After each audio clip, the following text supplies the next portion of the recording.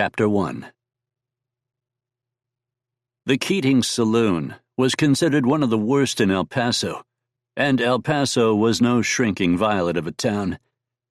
The border community boasted numerous drinking establishments, gambling parlors, and whorehouses. Men dying in the street was far from uncommon. The town stockyards were often filled with stolen Mexican herds preparing for the profitable drive north. It was not an atmosphere for the faint of heart. Keating Saloon fit right in, and its main claim to fame was cheaper than average alcohol. It was a place of brooding drunks, quick tempers, and low, back-shooting men. Its one and only claim to culture was Orville and Maddie. Orville had been kicked in the head by a mule as a small boy. It was widely agreed that this kick knocked out what few brains he had, crossed his eyes, and somehow made him a piano player par excellence. In addition to that talent, for 25 cents, Orville would bite the head off a living chicken, a considerably less artistic endeavor. Maddie was 250 pounds of robust soiled dove. She had a ham-fisted right hook that had put more than one aggressive customer ass over tea kettle. She held little compunction about using the straight razor or pepper-box derringer tucked into her garters, and this was as widely known as Orville's talent at the piano.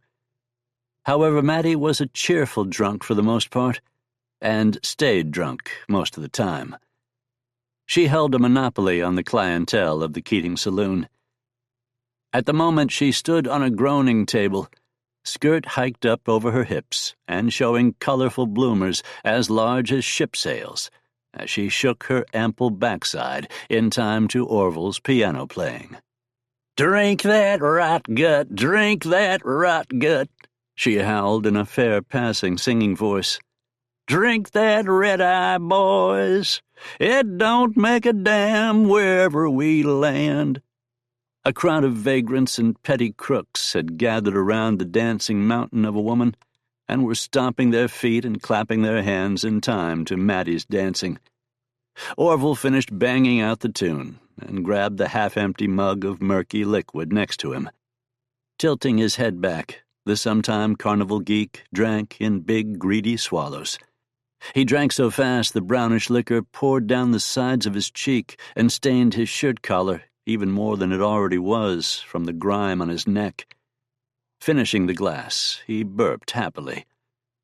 Besides piano playing and oral chicken decapitation, Orville had another job. He came to his feet, a short, scrawny man with greasy hair and a bum leg, and picked up a dirty pitcher from beside the piano and began searching the bar. Whenever he came upon the dregs of an unfinished drink, he would dump it into the pitcher.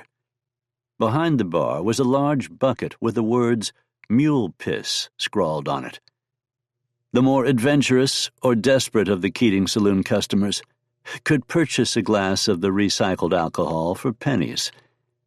Passing out at a table or the bar counted as finishing your drink, and Orville always found enough beer, rot gut, tequila, and sour mash to add to the mule piss barrel. As he worked, men loudly toasted Maddie as she continued to shake her bottom. They cheered louder when she turned and shook her overly ample bosom as well. Not every customer was entertained by Maddie. There were several serious drinkers in the place, men who sat down and steadily drank until they passed out. They went about it like a laborer going about his work, and some scowled at being distracted from their task. There was another kind of customer in the Keating as well. Men who were uncomfortable in more law-abiding or upscale establishments that, say, kept a good working relationship with the marshal. Two such men stood at one end of the bar, backs to the celebrating crowd cheering as Maddie produced one plump breast from her shirt.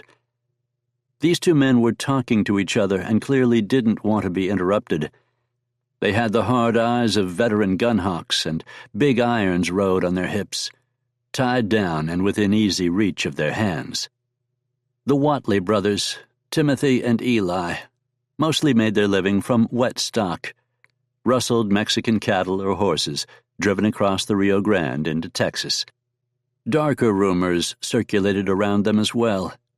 Whispers about stagecoach robberies where no witnesses were left behind. Back shootings of men who'd crossed them or beaten them too handily in cards.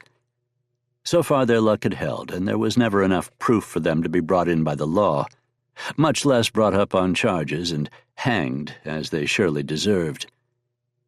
Tim Watley was a gangly skeleton of a man, with one wandering eye where his father had brained him with a piece of firewood as a boy.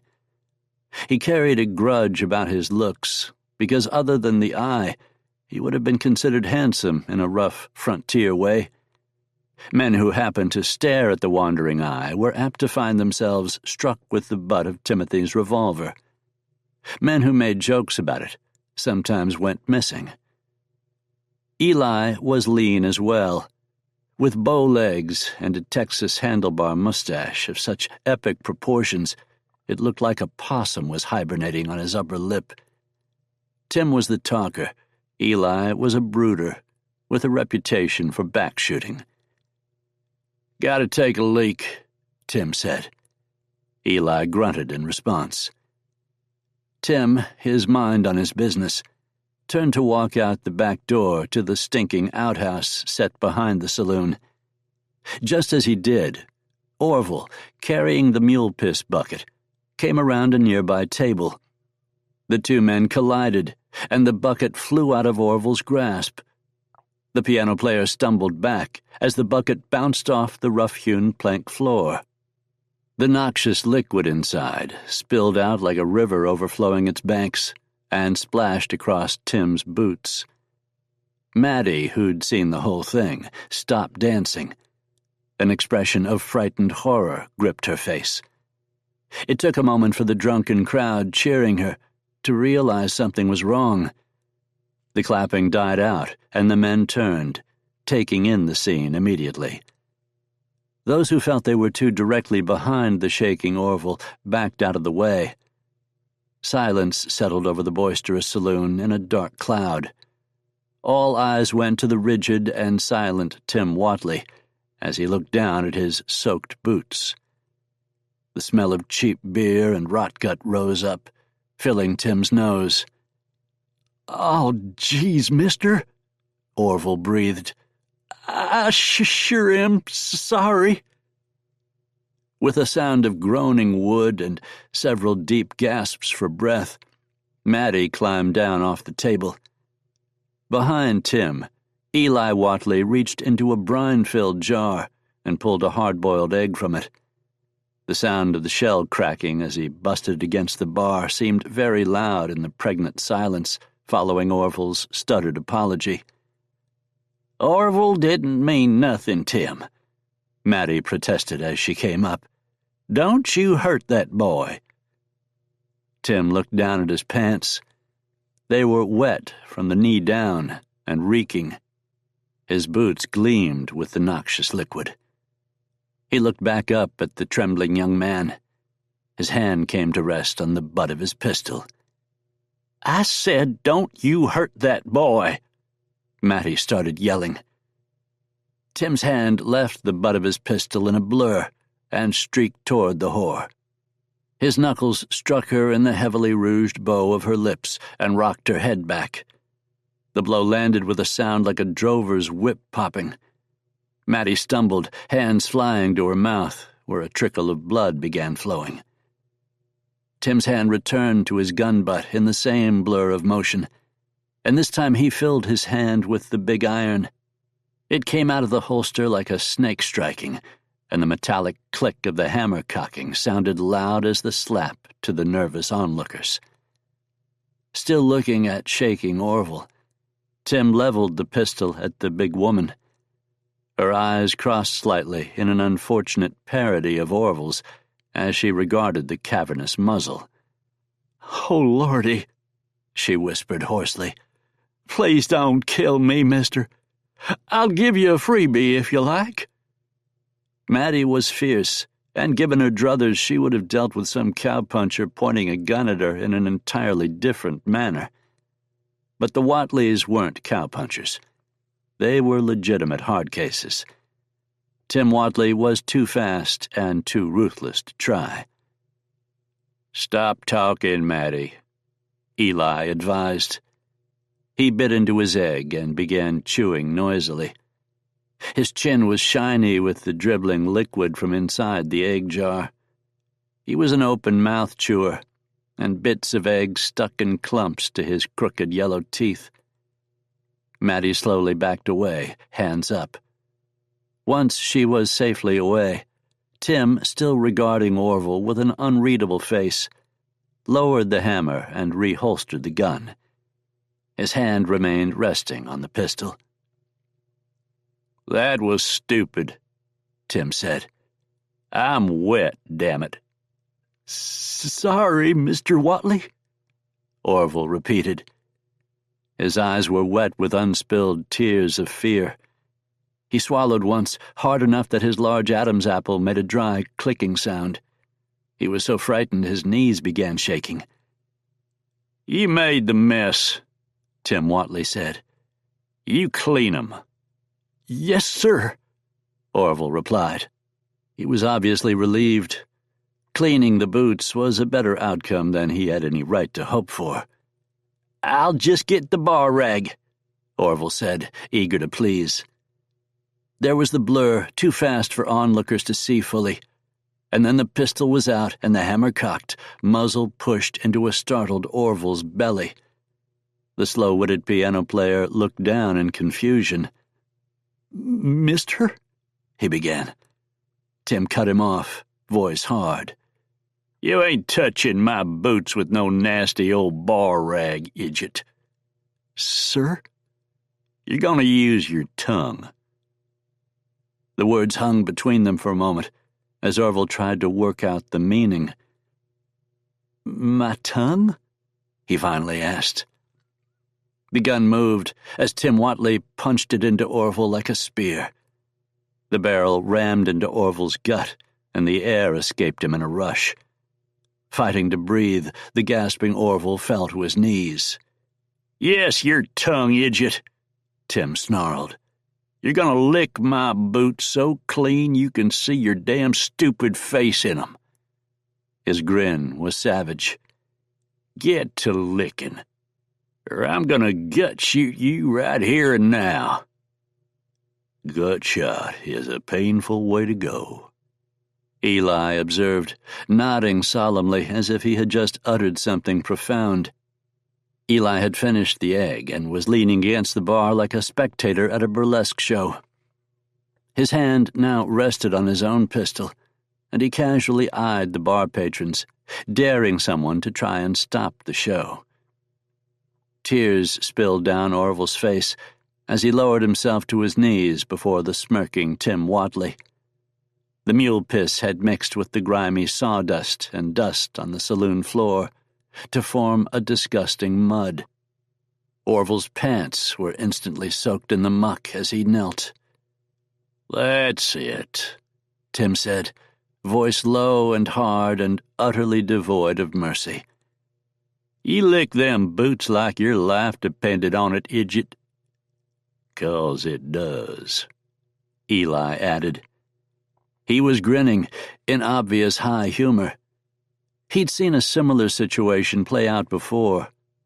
They'd swung down into Mexico looking for Apache scalps to sell in Ciudad, where the bounty was high, following some raids. Apaches had proven difficult to track and were known to be dangerous. To save themselves time and unnecessary peril, they found an isolated granja, or homestead, out in the flatlands. The family had been poor and armed with a muzzle-loaded rifle that proved unreliable. Tim had made each family member, father, mother, teenage sister, and young brother, lick their boots. They'd done it because they believed it would save their lives. The Whatley brothers had found this comically stupid of them. They tied the father to a fence post next to the goat pen and forced him to watch as they beat his wife and daughter repeatedly. When they were done, they shot each one in the chest, starting with the boy and working up to the sobbing father. Then they took their scalps, pulled them into the pitiful dwelling that served them as shelter, and lit the place on fire. When they tried selling the scalps to the Mexican authorities, the military officer in charge of the bounty program had instantly realized the scalps belonged to Mexican citizens and not wild Apache raiders. This had instigated a race for the border that they had just barely won.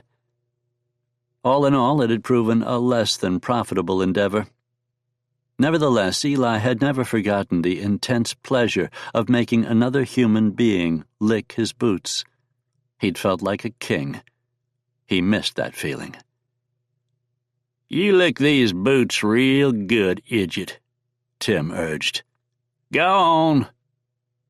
Trembling and crying, Orville leaned forward, head cocked to one side so he could locate Tim Whatley's boot with his crossed eyes, his tongue poking out like a strip of uncooked pork. Satisfied, Tim uncocked and reholstered his pistol. "That's about enough of that," a new voice said. The voice was unhurried, calm. It could have been commenting on the weather. As one, both brothers turned with incredulous looks at the man who just entered the saloon. The batwing still swung a little, slowly, behind him. Neither Whatley brother liked what he saw. The stranger was tall, with the lean build of a man built for endurance, and dressed all in black, although the layer of trail dust on his shirt and trousers gave them a gray cast. 2 gleaming Remington revolvers rode on his flat hips. He stood easily, casually even, thumbs hooked behind the buckle of his gun belt, Stetson cocked back on his head. With the light behind him, it was difficult to make out any details about his face. "I don't know who you are," Tim Whatley snarled, "but you picked the wrong saloon to stick your nose in."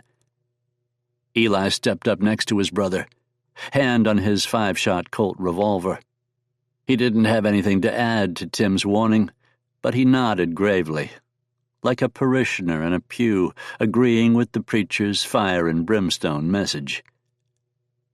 "Well," the stranger said softly, "I have you at an advantage then.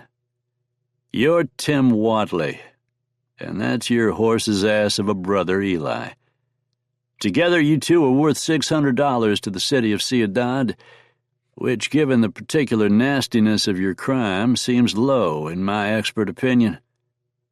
The man shrugged. "But Ciudad is right across the river, not too far to haul your stinking hides, and the pesos they pay off in will spend just fine." "Bounty killer," Eli spat just before the Keating saloon exploded into a frenzy of violence. The bystanders stared in stupid wonder as the gunfight erupted. The stranger's hands dipped and came up filled with the Remington .44 revolvers. His thumbs clicked back the hammers. Orville froze where he was, and Tim stumbled over him as he drew his own pistol.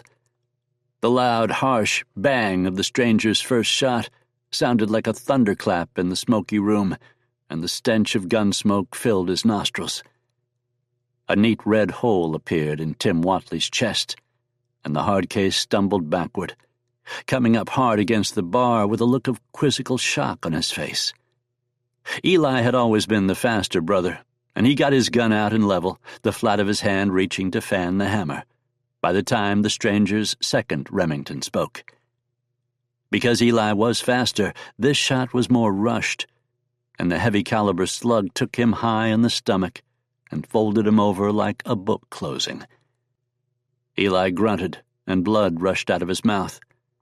He was a stubborn bastard, and his hand reached his hammer, pushing it back.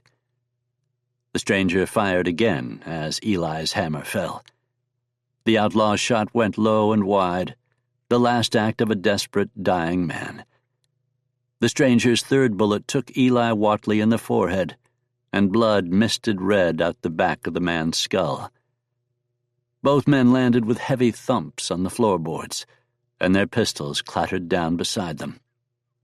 The stranger twisted at the hips, cocking back both hammers simultaneously, and covered the crowd in case the owl hoots had friends with big ideas. To a man, the startled onlookers, shocked into sobriety, held up their hands, showing they offered no offense. Slowly the stranger's temper cooled, and he lowered his pistols, uncocking the hammers as he did. When the big irons slid into their holsters, everyone in Keating's saloon gave a sigh of relief. Maddie, in a somewhat frightening rush, given her not inconsiderable girth, rushed toward the man. She didn't give him a chance to speak, but instead crushed him into a hug so fierce he was left slightly dizzy. "Thank you, mister. Thank you," she said. She looked at him and added, "Why, hello," because his somewhat craggy face, while not handsome, possessed a rugged power that many women found attractive. Orville came slowly forward, gratitude on his face. Some memory of how to express that gratitude must have stirred in his brain, because he stuck out his hand and said, I'm mighty obliged to you, sir." Most people in El Paso wouldn't have shaken the hand of someone like Orville. More than likely they would have drawn back in revulsion if he'd offered it. Not this stranger. He clasped Orville's hand, nodded, and said, "Don't mention it, son. Somebody would have gotten around to killing this worthless scum sooner or later. What's your name?" "I'm called Orville, sir." "Pleased to meet you, Orville," the stranger said. "My name is Jensen. Luke Jensen."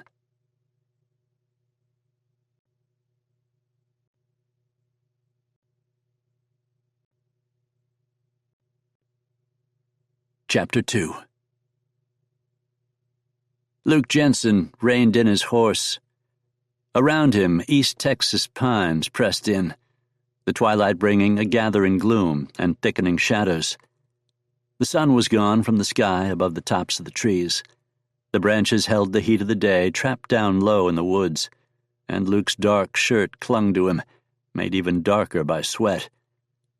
The air was thick with the astringent, gin-like smell of the pines. Removing his black hat, he swept his sleeve across his forehead, soaking up the perspiration clinging there. His hair was lank with sweat. The humidity here was far different from farther west, out on the frontier where the air was dry as an old skeleton. What it reminded him of most was Georgia during the war, back when the Yankees burned Atlanta. Luke didn't think much about the war these days. It had ended badly for him. But it had started him on the road to a new life. He drank from his canteen and eyed the sandy trail his horse stood on. Dried pine needles littered the ground in a soft carpet. He saw the track of another horse in the soft soil. He was getting closer. His job was hunting men, and this search was reaching its finish. He was glad, because it had been a long ride from El Paso, and the money he'd collected on the Watley brothers was just about gone. Jack Davies was wanted for the brutal treatment of a girl in Plano, up close to Dallas, and the murder of a gambler in Nacogdoches. He'd escaped the rope and disappeared back into the Pine Barrens his family called home. The Rangers were needed up in the Panhandle, chasing Comanche raiders, and south along the border, battling bandidos from the other side of the Rio Grande, leaving them stretched too thin to run down a lone rapist and murderer.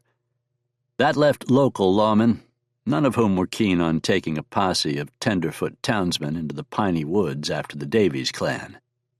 The bounty grew to $500, and that was enough money to put Luke on the trail. Luke studied the woods as he lowered the canteen. With the coming of evening, the birds had grown still. Squirrels and chipmunks no longer scurried through the underbrush. The silence grew oppressive.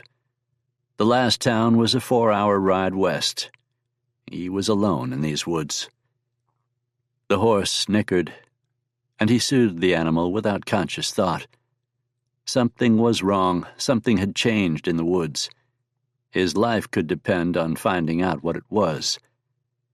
He stared through the branches, searching for the source of his unease.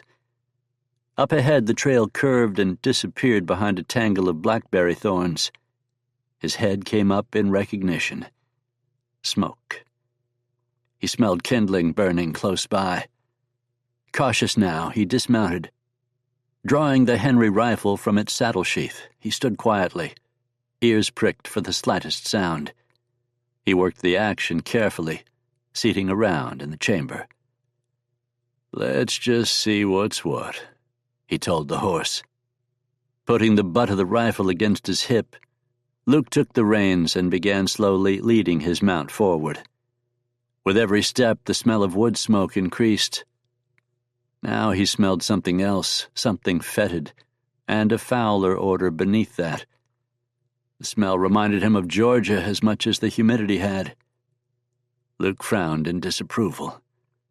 Someone had skunked a load of shine. Quality moonshiners cleaned their copper lines and drums.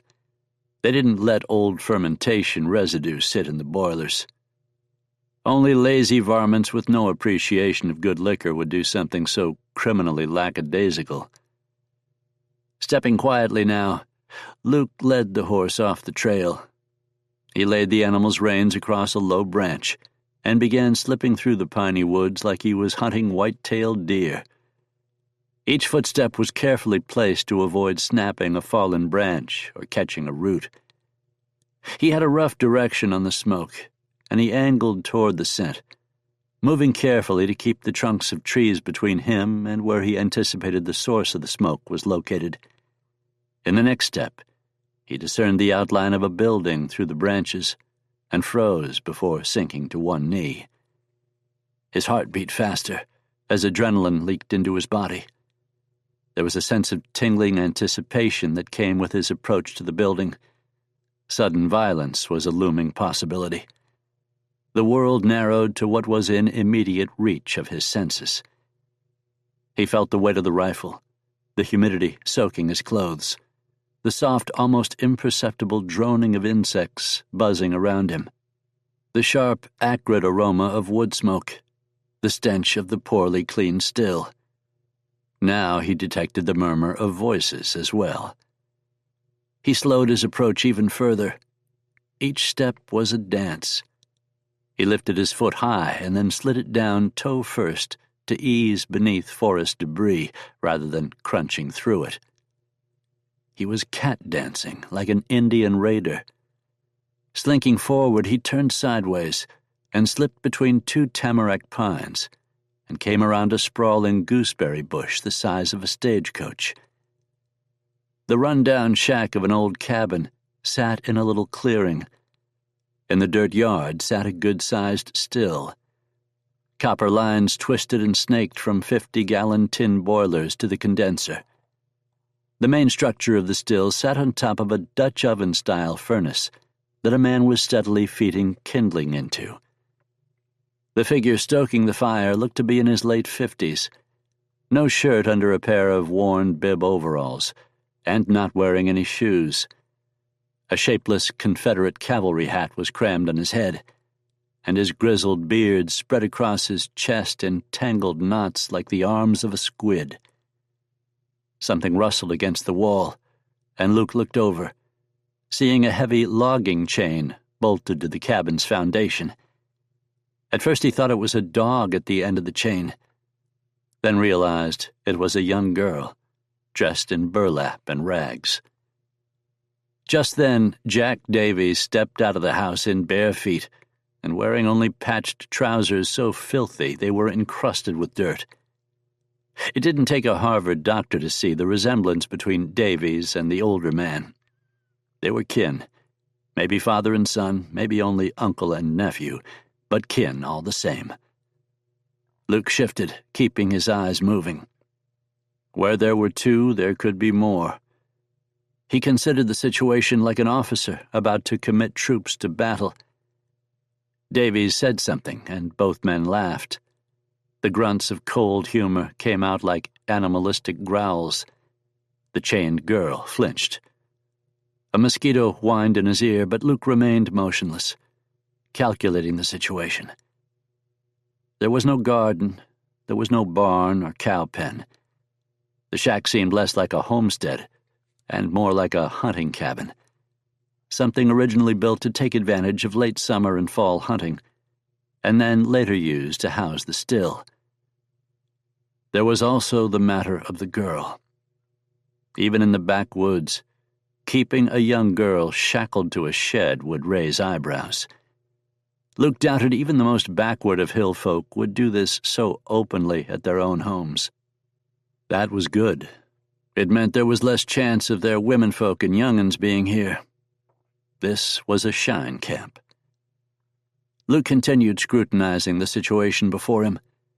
A few feet from the still, next to a double-bladed axe, a 10-gauge side-by-side shotgun leaned against an old stump.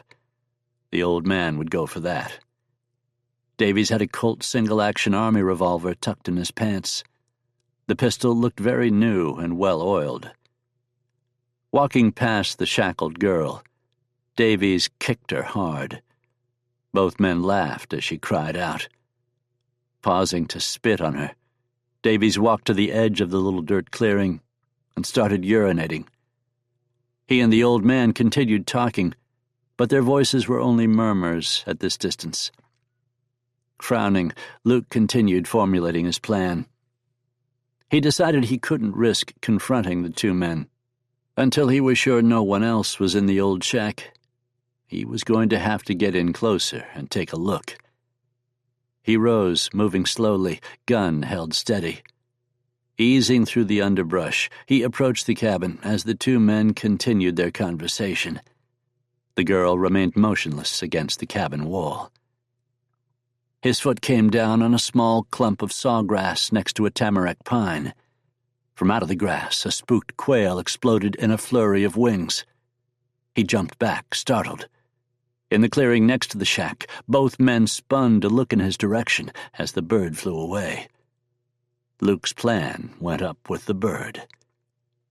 "Someone's out there," Davies shouted, drawing his pistol. The old man lunged for the 10-gauge shotgun, eyes wide, tobacco-stained spittle spilling down his beard. For an instant, Luke remembered his mama telling him, "If you want to make God laugh, tell him you have plans." Whatever he'd intended was now no longer an option. There was nothing left but letting the guns do their deadly work. Lifting the rifle, Luke stepped sideways to get a clear shot just as the old man reached the shotgun. Davies saw the flash of motion and leveled his pistol, thumbing the hammer back. Luke and Davies fired at the same time. A .45 caliber bullet sang past Luke's head and smacked into the tree next to him, throwing splinters of bark. His rifle went off at the same moment, the butt plate kicking back into his shoulder. Seeing Davies stagger, he realized he'd hit the outlaw, and quickly worked the lever action before swinging back toward the old man with the shotgun. By the time he turned, the old man had his firearm up and ready. Luke threw himself to one side as the man fired. The 10-gauge boomed like a cannon, and buckshot cut through the underbrush. Landing hard on his side, Luke rolled behind a twisted oak tree. A blast of buckshot pellets snapped branches and struck his arm. He began bleeding.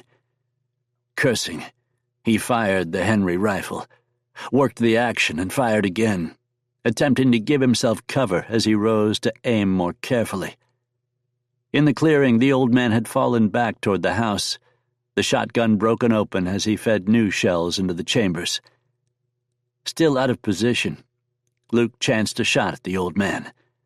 The round went wide and hit the house, and the old man ducked through the doorway and inside. Spinning, Luke worked the action again, counting the rounds left in the magazine. Bringing the muzzle up, he searched for Davies. The outlaw, holding one hand over a wound in his stomach, fired at Luke. Lead buzzed past him, forcibly reminding him of the Battle of Atlanta for one horrible moment. Davies staggered to one side, firing wildly. Glass shattered, and Luke saw the double barrels of the old man's 10-gauge break through a window. Dropping the Henry, he threw himself backward, filling his hands with the Remington .45s instead. The pistol in his left hand barked 3 times, and he drove the old man and his shotgun out of the window. The pistol in his right fired twice, and Davies screamed and stumbled as a bullet tore through his thigh. He fired at Luke, and the hard-packed ground next to the bounty hunter spewed dirt. Firing left-handed into the shack's window without looking, Luke straightened his right arm and aimed that Remington at the spinning Davies. The outlaw lifted his pistol and pulled the trigger. The hammer fell on a spent shell. Luke's pistol roared and bucked in his hand. Gunsmoke hung thick as fog in the little piney clearing. Through the haze, he saw his shot take the man in the chest, and blood spurted in a red lasso that splashed the East Texas dirt. Davies went limp as an old coat, and Luke turned from him. Rolling to his side, he thumbed back his hammers and pointed both pistols at the shack door. The old man, eyes burning with crazed intensity, emerged from the building, an old cavalry saber in his hands. He shrieked a rebel yell as he charged. Both of Luke's trigger fingers tightened. The pistols went off at the same time, and the reports trip-hammered across the top of each other. The bullet struck, tearing through the filthy overall bib to smack into flesh. The old man came to a stop, saber held above his head. Luke watched him, lost in the moment. He saw the shock and growing dismay spread across the old man's face. In the instant before he crumpled, Luke knew in that moment the old man understood he was dying. Then the man's eyes went gray as a worn pair of long-handle underwear, and he fell. Luke sat there for a moment, feeling the adrenaline leaking from his system. The man's dead eyes stared at him.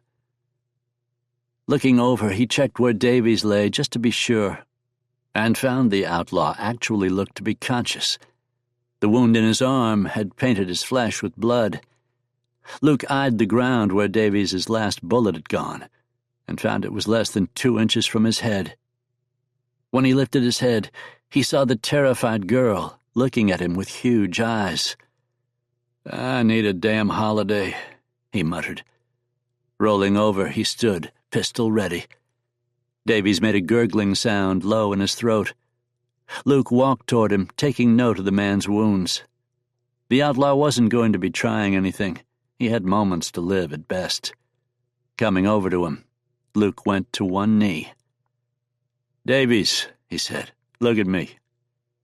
The outlaw rolled his eyes toward Luke. The bounty hunter saw nothing but hate in the man's gaze. Blood bubbled in the corners of his mouth. When he spoke, the man's words came out slow and slushy. "Go to hell." Luke smiled. "Yeah, I know, Davies.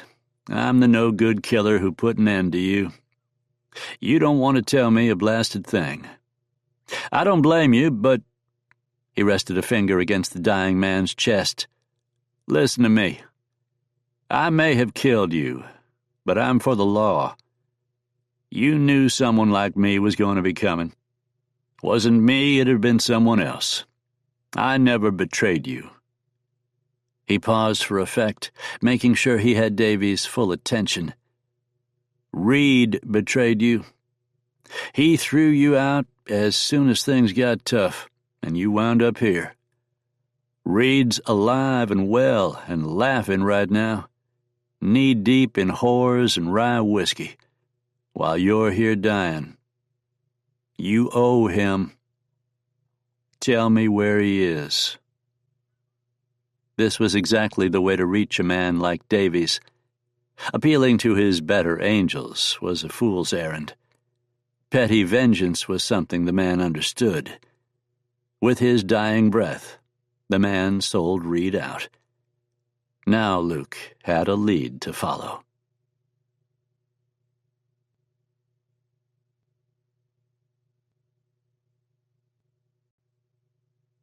Chapter 3. The line of riders crested the ridge and followed the old deer trail down into the desert valley. It was early morning, and the sun was a harsh yellow sliver behind them, casting their shadows out in front, so that the riders seemed like giants astride an endless landscape. They were hard men, well-armed and well-mounted. There were Mexicans in their ranks and several Apaches. One of them was a black man who'd started out as an escaped slave. He'd grown so used to killing to keep his freedom, he saw little reason to stop now. The white men were a motley crew, all of them on a one-way path to the gallows. Despite their different backgrounds, the men held three things in common. They didn't care for honest work.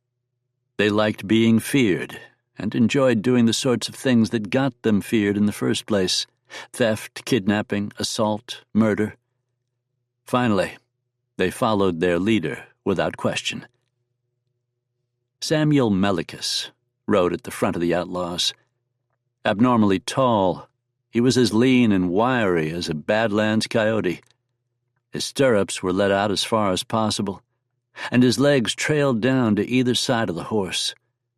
In the saddle, he sat a full head taller than the next man. Like the coyotes, he thrived by raiding on the outskirts of civilization. Half Ute, he didn't belong fully to either the white man or the Indian world. Yet because of his heritage, he found he could move in both. As such, he'd established a network within the various bands of the Apache along the Mexican border region that allowed him to sell slaves at will. South of the border, a stolen woman or child could fetch 3 times what a stolen horse paid north of the line. Children were easiest to transport over the hard terrain. They took women as well. The men needed entertainment, though the line between woman and girl seemed a thin one to them, and one crossed often enough. As for Melikus, he cared little for such things. He liked hiding gold and some of the finery he stole in a remote cave in the Mule Mountains. He liked gambling. He liked killing. Let the others waste their time on whiskey and screaming women. Unfortunately, he wasn't a lucky gambler, and he never won unless he cheated, and he refused to cheat because he felt it displeased Old Spider Woman. Once, after chewing peyote buttons with a Navajo witch, the goddess had come to him and told him it was wrong to cheat at white man's games. She hadn't said why, and she hadn't said if he should play those games or not, and he'd been so blasted out of his skull at the time he'd forgotten to ask. Despite taking both peyote and mescaline numerous times since that experience, Old Spider Woman had not spoken to him again. Still, he remembered. He did not cheat, and he did not win. So he raided. Coming out of the rising sun, they approached Affliction, Arizona. Affliction began life as a poor Mexican village, annexed into the growing United States. The soil was too rocky for many crops, and the villagers herded goats for the most part. But it had a natural spring and a well-built public fountain. Copper had been found in the foothills 2 months ago, starting a rush, and that fountain had proved pivotal in crossing the Sulphur Spring salt flats. Now the place was in full boom, and the original inhabitants of the hamlet left to survive on the margins. The nearby mountains were being raided for lumber, and buildings thrown up around the existing tent city. More people arrived every day. But there was no law yet, and it wasn't near as crowded as boom towns could get. Still, a lot of money and copper were flowing through the tent city. Melikus had gone in to look over the chances of hitting a fat mule train, and left thinking that the entire place could be taken. To do it, he'd convinced the White Antelope Band of the Mescalero Apache to provide him with 15 extra fighters. The grim-faced Apache warriors frightened many of his men, but Melikus only needed to keep them alive long enough to pull off the brutal raid. There were people up and about even this early. A boomtown didn't sleep. But Melikus determined the vast majority would be in bed, drunk, or sick with hangovers at this early hour. His men would strike fast and kill them in their beds. A brutal sneer tugged at the corner of his mouth as he anticipated the slaughter. Behind him he felt the men's tension grow as they neared the tent city, set up among the old adobe houses and Catholic church. They were hungry for their kills and for their women. They were hungry for their stolen copper. As the first of them passed the sign declaring this place Affliction, Arizona, a man stepped out of a tent. Shirtless, he pulled suspender straps up over his shoulders.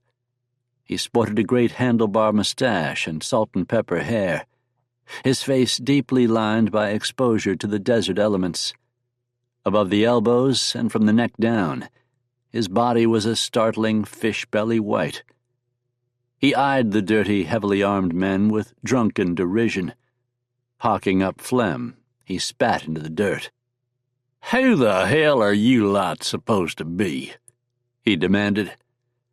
Melikus lifted the 8-gauge he carried just behind his saddle horn. The man's mouth fell open, and his eyes grew to comical proportions of surprise.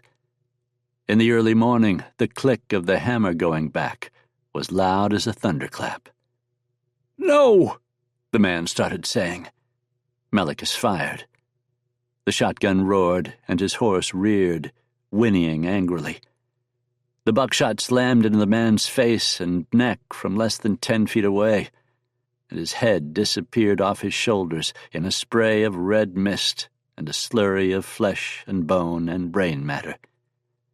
The dead man's still pounding heart began squirting blood from the ragged wound of a neck as the body fell. The raiders took this as the general signal to attack and galloped hard into the town. They threw themselves from their saddles or rode their horses straight through sleeping camps. A red-headed whore stumbled out of the tent the man had emerged from. When she saw the headless body, she began shrieking. Melikus rode forward and slapped her down with the heavy barrel of the shotgun. She collapsed in a heap, and he dismounted to tie her. Men stumbled drunk or nearly blind with hangovers from their beds. They were butchered. Half of Melikus's raiders remained mounted, charging in among the tents and buildings. Laughing, shouting men drove horses into tents and trampled the people sleeping inside them. Gunfire exploded in a terrible racket, chorusing with the frightened barking of dogs and screams of the victims. More figures stumbled from under the flaps of tents. One man leveled a double-barreled 12-gauge, and a white raider named Copperfield shot him in the back. The miner fell dead. A woman dressed only in stained bloomers ran screaming into the street. A Mexican bandit, laughing like a lunatic, shot her twice, and she fell. Seeing pure profit wasted, Melikus turned his murderous rage on the Mexican and fired the other barrel of his 8-gauge. His horse, already spooked by the first discharge, neighed loudly and sprang away as the second shot boomed. The tightly bunched buckshot struck the Mexican in the side and knocked him to the ground, where he didn't move. Leaving the hysterical woman bound behind him, Melikus began stalking through the chaos. The miners were well armed, but the shock of the ambush was complete. Disorganized and terrified, they put up only sporadic resistance. Several tents already burned, and black smoke began trailing up into the morning sky. His men, who were still mounted, rode through again, knocking more bewildered victims to the ground. The raiders didn't use just firearms. A great many wielded machetes and hatchets and long bowie knives. They attacked the wounded with vicious joy, and blood-smeared corpses began littering the ground. One of the Apaches began taking scalps, and a second came out of a burning tent holding a nearly newborn infant by one leg. Whooping, the warrior threw the squalling child under the hooves of racing horses. The child's mother, a dark-haired teenager in a ripped checkered dress, came screaming out of the tent in time to see her child die. Howling, she flung herself at the Apache, but he clubbed her over the head and quickly hog-tied her.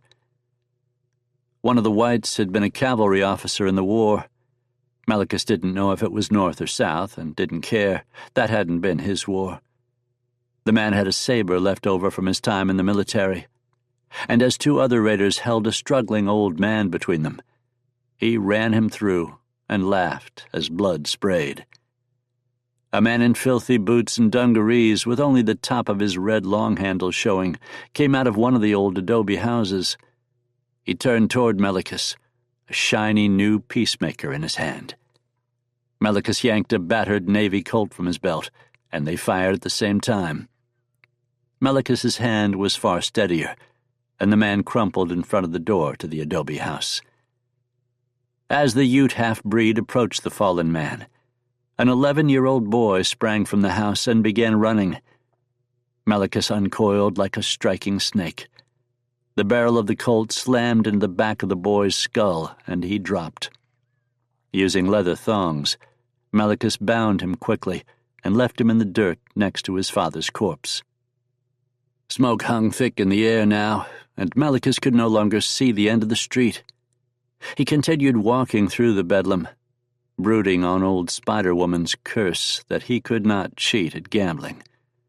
After a raid like this, the men liked to gamble their shares of the loot.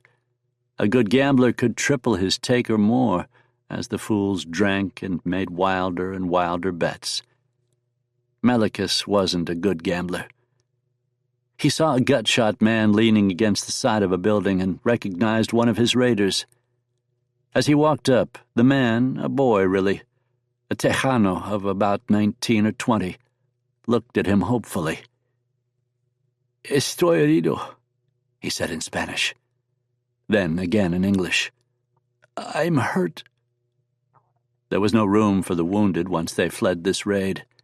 A man who could not ride, who could not help drive captives or stolen horses, was no good to anyone. Melikus didn't slow as he approached the boy. The light of hope died in the boy's eyes as he saw the outlaw leader's face. He made no attempt to save himself as Melikus shoved the barrel of the Navy Colt under his chin and pulled the trigger. The boy's head jerked as the round punched through his skull in a hammer blow. As the body dropped away, Melikus lost his hearing. Suddenly he felt very far away from himself, as if he were a ghost walking out from his own body. Everything around him receded. The screams, gunfire, angry shouts, burning buildings, howling dogs. Everything drew away from him, as if he were flying down a long, narrow canyon and leaving it all behind. A figure emerged from the smoke, and Melikus gaped in fear. The figure was Indian, shirtless, dressed in buckskin breeches and loincloth. On his feet there were deer-hide moccasins, adorned with the beadwork of a Navajo shaman. His bare torso was streaked with paint, and he carried a feathered stick in one hand. Coming to a halt, the figure turned toward Melikus and lifted his hand to point at the outlaw. The figure's face was covered in a buckskin mask under a plume of eagle feathers. The mask was blackened by sacred charcoal, save for several white markings, a full moon for a mouth, a crescent moon in the center of his forehead. And what Melikus knew, though not by that name, was the constellation of Pleiades on his left temple. The mask had no mouth opening inside the moon, and behind the eye-holes there was only darkness. "Hashche-Geni," Melikus whispered. Hashche-Geni, called Black God by the tribes and bands of the Southwest. Black God was the rival of old Spider-Woman. He was the god of fire and the deity of bad witches. Hashche-Geni could bequeath the vile gift of skinwalking upon a disciple. Some believed he enjoyed human suffering, others that he simply didn't care. Either way, he was not a benevolent god. As Melikus stood in the middle of the battle, Black God told him what he must do if he wanted to lift the curse of old Spider-Woman and be good at gambling again. He told Melikus how to dance with the dead and learn their secrets. He told him of dark ways that led to power. Turning, Black God walked into the smoke and disappeared. In a sudden rush of consciousness, Melikus was back to himself. He took the big horse pistol, lying next to the dead Tejano, and he turned toward the church. Before all else, he needed to kill the friar. Then he must build a great fire as an offering to Black God.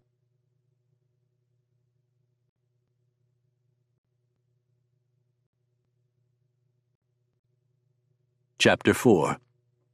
Mississippi River. Luke Jensen sat across from the woman.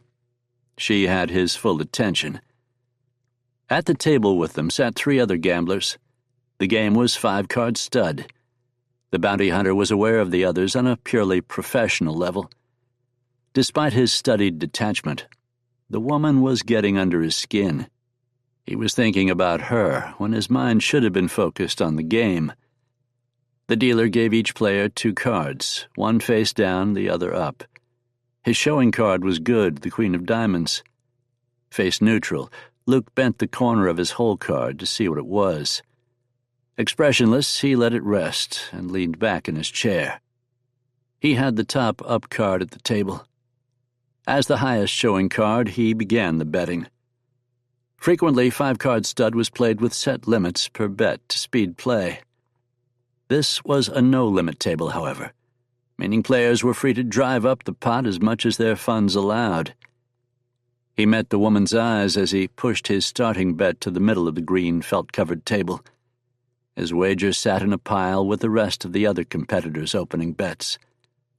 The redhead watched him, face beautiful and impassive. She smoked a cigarillo as she waited for everyone to finish placing their bets. A shot glass of good whiskey sat in front of her on the table, untouched for the last 5 hands. A gold locket hung from her graceful neck, and sat askew in the curves of her décolletage.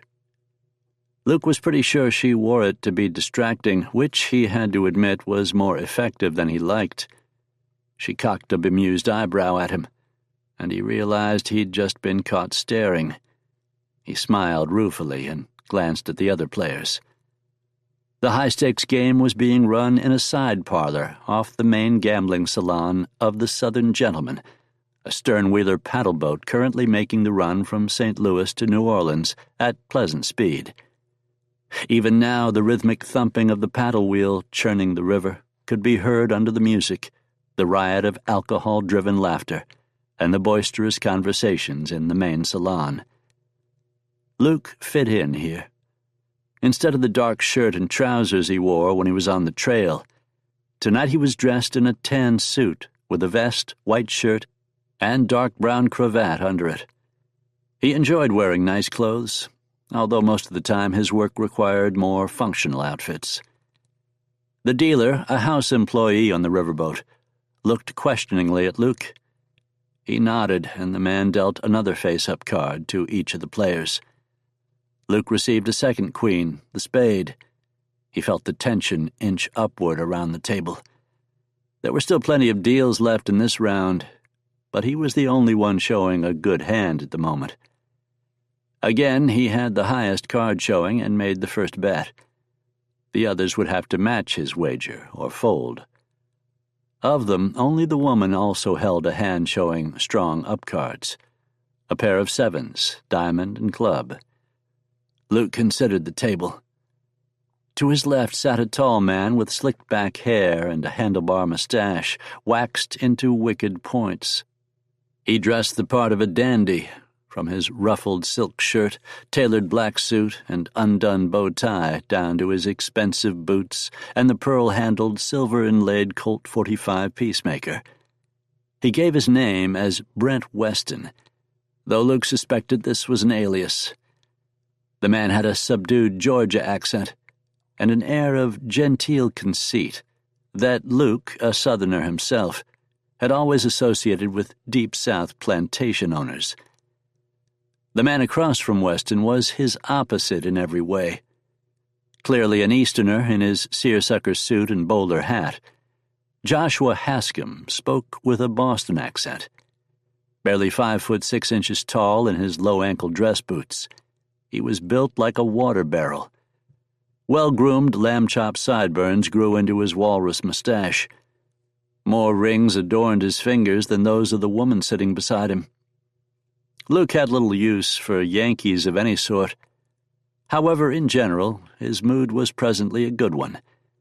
He'd been winning for the most part over the last several hours, and this made him inclined to overlook any shortcomings in the people whose money he was taking. Weston, on the other hand, had been fighting a losing streak. His drinking had increased on pace with his losses. Luke suspected that if this kept up, and Hascom said the wrong thing, Weston might decide to revisit the Battle of Appomattox. He found these sorts of tensions kept life interesting. The woman sat between Weston and the last player. She'd given her name as Vina Delacroix, almost certainly a nom de plume. Her accent was absolutely French, but Luke suspected it came by way of New Orleans. It didn't matter. Her reputation as a successful madam had proven sufficient to bypass the usual men-only policies held by Eastern gambling establishments. The frontier had pushed so far out after the war that Luke only nominally considered St. Louis as the proper West. Out west, saloon girls gambled or even ran faro and roulette tables. Successful madams could hold more power than the mayor, and frequently did exactly as they liked, until the encroachment of civilization pushed them farther west or back into socially acceptable habits. Luke had known more than his share of successful madams, enough for him to guess at how expensive Vina's dress, the same emerald green as her eyes, must have been. This was fine. A whore's money spent just as good as any other when it was in his pocket. Who was he to judge? Besides, her presence made the game more interesting, to say nothing of the fact she'd been one of the only players to give him a run for his money so far. He wouldn't underestimate her. Behind her, a burly, red-haired Irishman, whose name Luke had gathered was O'Toole, hovered. He leaned casually against the bulkhead, cleaning his nails with a pocket knife, but his eyes never remained at rest. With the broken nose and scarred knuckles of a prizefighter, he was built like a blacksmith, but dressed like an Eastern dandy. Frock coat, trousers, vest, and bow tie paired with dapper low-cut boots, and a derby as fine as Hascom's. There was a .44 caliber Colt Army revolver and a cross-draw holster on his waist. The big man wore it with practiced indifference. The other player threatening to overtake him was one of the men Luke was in St. Louis to find. His name was Jack Garth, and he rode with Frank Reed. Garth didn't know it yet, but Luke was here to claim the $5,000 bounty on Reed's head. The only reason he hadn't taken him into custody or killed him trying to resist was because he had several Confederates just like Garth, worth on average $400 apiece themselves. All told, he stood to make quite a bundle off Frank Reed's outlaw gang. In the meantime, he didn't mind taking some of the Owl Hoot's plunder through honest cards. It gave him as good an excuse as any to keep close to the man, until his boss showed himself. Only Garth wasn't completely accommodating in this. He and Delacroix and Luke had been essentially waging a three-sided battle to clean the others out. Garth, a transplanted Texan, dressed the part of a successful cowboy with expensive Stetson, bolo tie, and rattlesnake skin boots, paired with his gray trousers and frock coat. The man could afford nice clothes, Luke considered. With his share of the $30,000 in bureau funds Reed had tortured out of an Indian chief, responsible for overseeing government subsidy programs on an Arkansas reservation. The gang, on the run after the Arkansas job, had split up and intended to meet again in Baton Rouge before moving into Texas. Following Davies' instructions, he'd found Garth, who was now Luke's ticket to Reed. For now, Luke would bide his time until they reached Baton Rouge. Gambling was as good a way as any. He raised his first bet by $50 and pushed the chips to the middle of the table. He picked up his own whiskey glass and drank half. As it burned its way down his throat, he watched the other players for their reactions. Garth's jaw tightened. Delacroix bit her lip softly. Weston rubbed the silver signet ring on his middle finger with his thumb. Hascom stroked his mustache with one chubby finger. One by one, they matched his bet. The pile of chips grew larger. Despite being well past midnight, the main salon remained busy. Travelers playing for smaller stakes crowded that room. Their chatter and drunken laughter hummed in the background. A piano player banged out Buffalo Gals as three dancers in layers of petticoats kicked their legs, revealing their bloomers. Thick clouds of smoke clung above the revelers' heads. Servants in white linen outfits moved among the throng, dispensing cigars and drinks and rich meals. It was, Luke reflected, Babylon on water. As he watched, a floor boss led several men around to each table to secure the house winnings and transport them to the vault built into the bulwark at the back of the parlor. It looked like a lot of money. The croupier dealt the fourth card. Luke had a 7. He now showed 2 pair. Hascom didn't bother hiding his disgust. He threw his cards at the dealer and lit a fat cigar. "Fold," he said. No one looked happy, but with Weston that could be a bluff. Based on his 4 showing cards, if his whole card was a heart, then he was looking at a flush, a strong hand. Luke knew he'd be willing to match and raise any bet, either because he actually had a heart, or because he was riding a daring bluff. Garth had a pair of 8 showing. There was a small chance he was looking at 3 of a kind. He showed no signs of folding despite this. Luke wondered what he was playing at. There was little point throwing good money after bad in such a situation. Delacroix's situation was more intricate. She showed 3 of a kind, 3 8s and a 4. Her 3 of a kind beat his 2 pair as it stood now.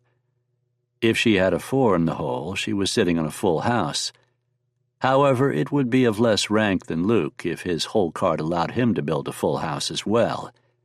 7s and queens beat 8s and 4s, if he had that proper card. On a more interesting note, if her card was an 8, then she'd obviously just won the table. He looked up and saw her watching him, trying to read him like some yellow print newspaper. Luke smiled. He held up his whiskey and quietly saluted her. She returned the gesture, and they drank. She may not have distracted him from poker, Luke realized, but she was still a very distracting woman. Luke pushed in his bet and casually surveyed the room again. He frowned. Jesse Stewart stood across the room. Stewart was a big, fleshy man, red-faced and sporting a paunch that hid the buckle on his gun belt. He had a schooner of beer in one big hand and was watching the house team secure the money from the tables. Jesse Stewart was Frank Reed's right-hand man. He was a walking $1,000 bounty on 2 legs and a known killer. But if Reed was on his way to Baton Rouge to rendezvous with his gang and ride to Texas, why was Jesse Stewart here also? Something was wrong. Luke scanned the gambling salon yet again. The sound of the dancing girls, merry piano playing, and raucous crowd faded away. There, to Stewart's right on the other side of a craps table, was Squint Harridan. The Tennessee Ridge Runner had learned his skills as a cavalry scout for General Longstreet and then Nathan Bedford Forrest. He lost an eye at Chancellorsville and now wore a black eye patch. Waking from the wound, he found himself in the Point Lookout prison. The degradation he suffered there at the hands of Union troops turned him even more murderous than he'd been before the war. Now he was a killer without compunction. Luke kept himself very still, tension burning through his body like sheets of lightning leaping through the clouds. He counted 2 more known members of the Reed gang. In doing so, he realized that he by no means knew all of the potential outlaws by sight or description. There could be a dozen more, or 50 more, and he might not know it. Things had escalated quickly. Reed used a revolving roster of wild Texas gun hands and Civil War veterans that shrank and expanded with the size of the job to be done and the amount of heat coming down on them. Luke thought knocking over a riverboat casino was a pretty damn big job. How many would you need to take this boat down? He wondered. Quite a few. Big job, big payout, though. 2 guards with double-barreled scatterguns watched the men putting the table winnings into metal lockboxes to be taken to the cage. A 3rd shotgun in the cage. 2 bouncers armed with 6 guns. The pit boss or floor manager would most likely have a holdout weapon, but he wasn't paid to fight and might or might not have courage. The captain and first mate were most likely armed, but one was in the pilot house and the other in his room. It'd take them a moment to respond, and they'd be expected and accounted for in the plan. Reed might have men waiting to take over the pilot house. That left the customers as the wild cards in the plan. Not everyone was armed. Luke guessed less than half. The Mississippi had a wild reputation, and knives still settled gambling disputes along its waterfronts in the shadier establishments. But this was no longer the wild frontier where men like Mike Fink had earned his reputation as a brawler and riverboat man. Still, there would be more guns against Reed's men than for. But only in numbers, Luke knew from long experience. Not every man carried a gun, and not every man who carried one had the disposition to use it. And of those willing, even fewer were capable. Still, he thought, this plan is foolhardy, which only made the situation more dangerous. "Sir?" the dealer said. Luke turned to him in surprise, bringing his thoughts back to the present. Everyone at the table was watching him expectantly. He cleared his throat and adjusted his jacket as he settled back in his chair. In adjusting his jacket, he made it easier to reach the handles of his Remingtons. "I'm sorry," he said with an easy smile. "Say again." "Your wager?" Suddenly, he spotted Frank Reed entering the salon. There was no mistaking the wanted man. He had pistols in his hands. Luke opened his mouth to speak, and everything went to hell.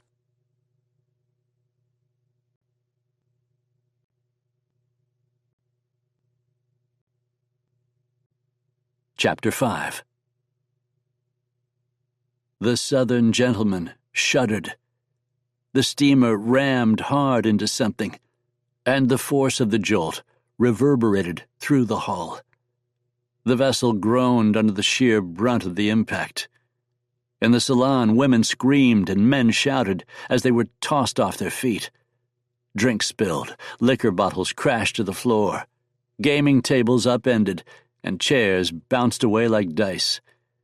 In the high-stakes parlor, Luke fell backward, arms windmilling. He'd been expecting something, but the riverboat running aground hadn't been it.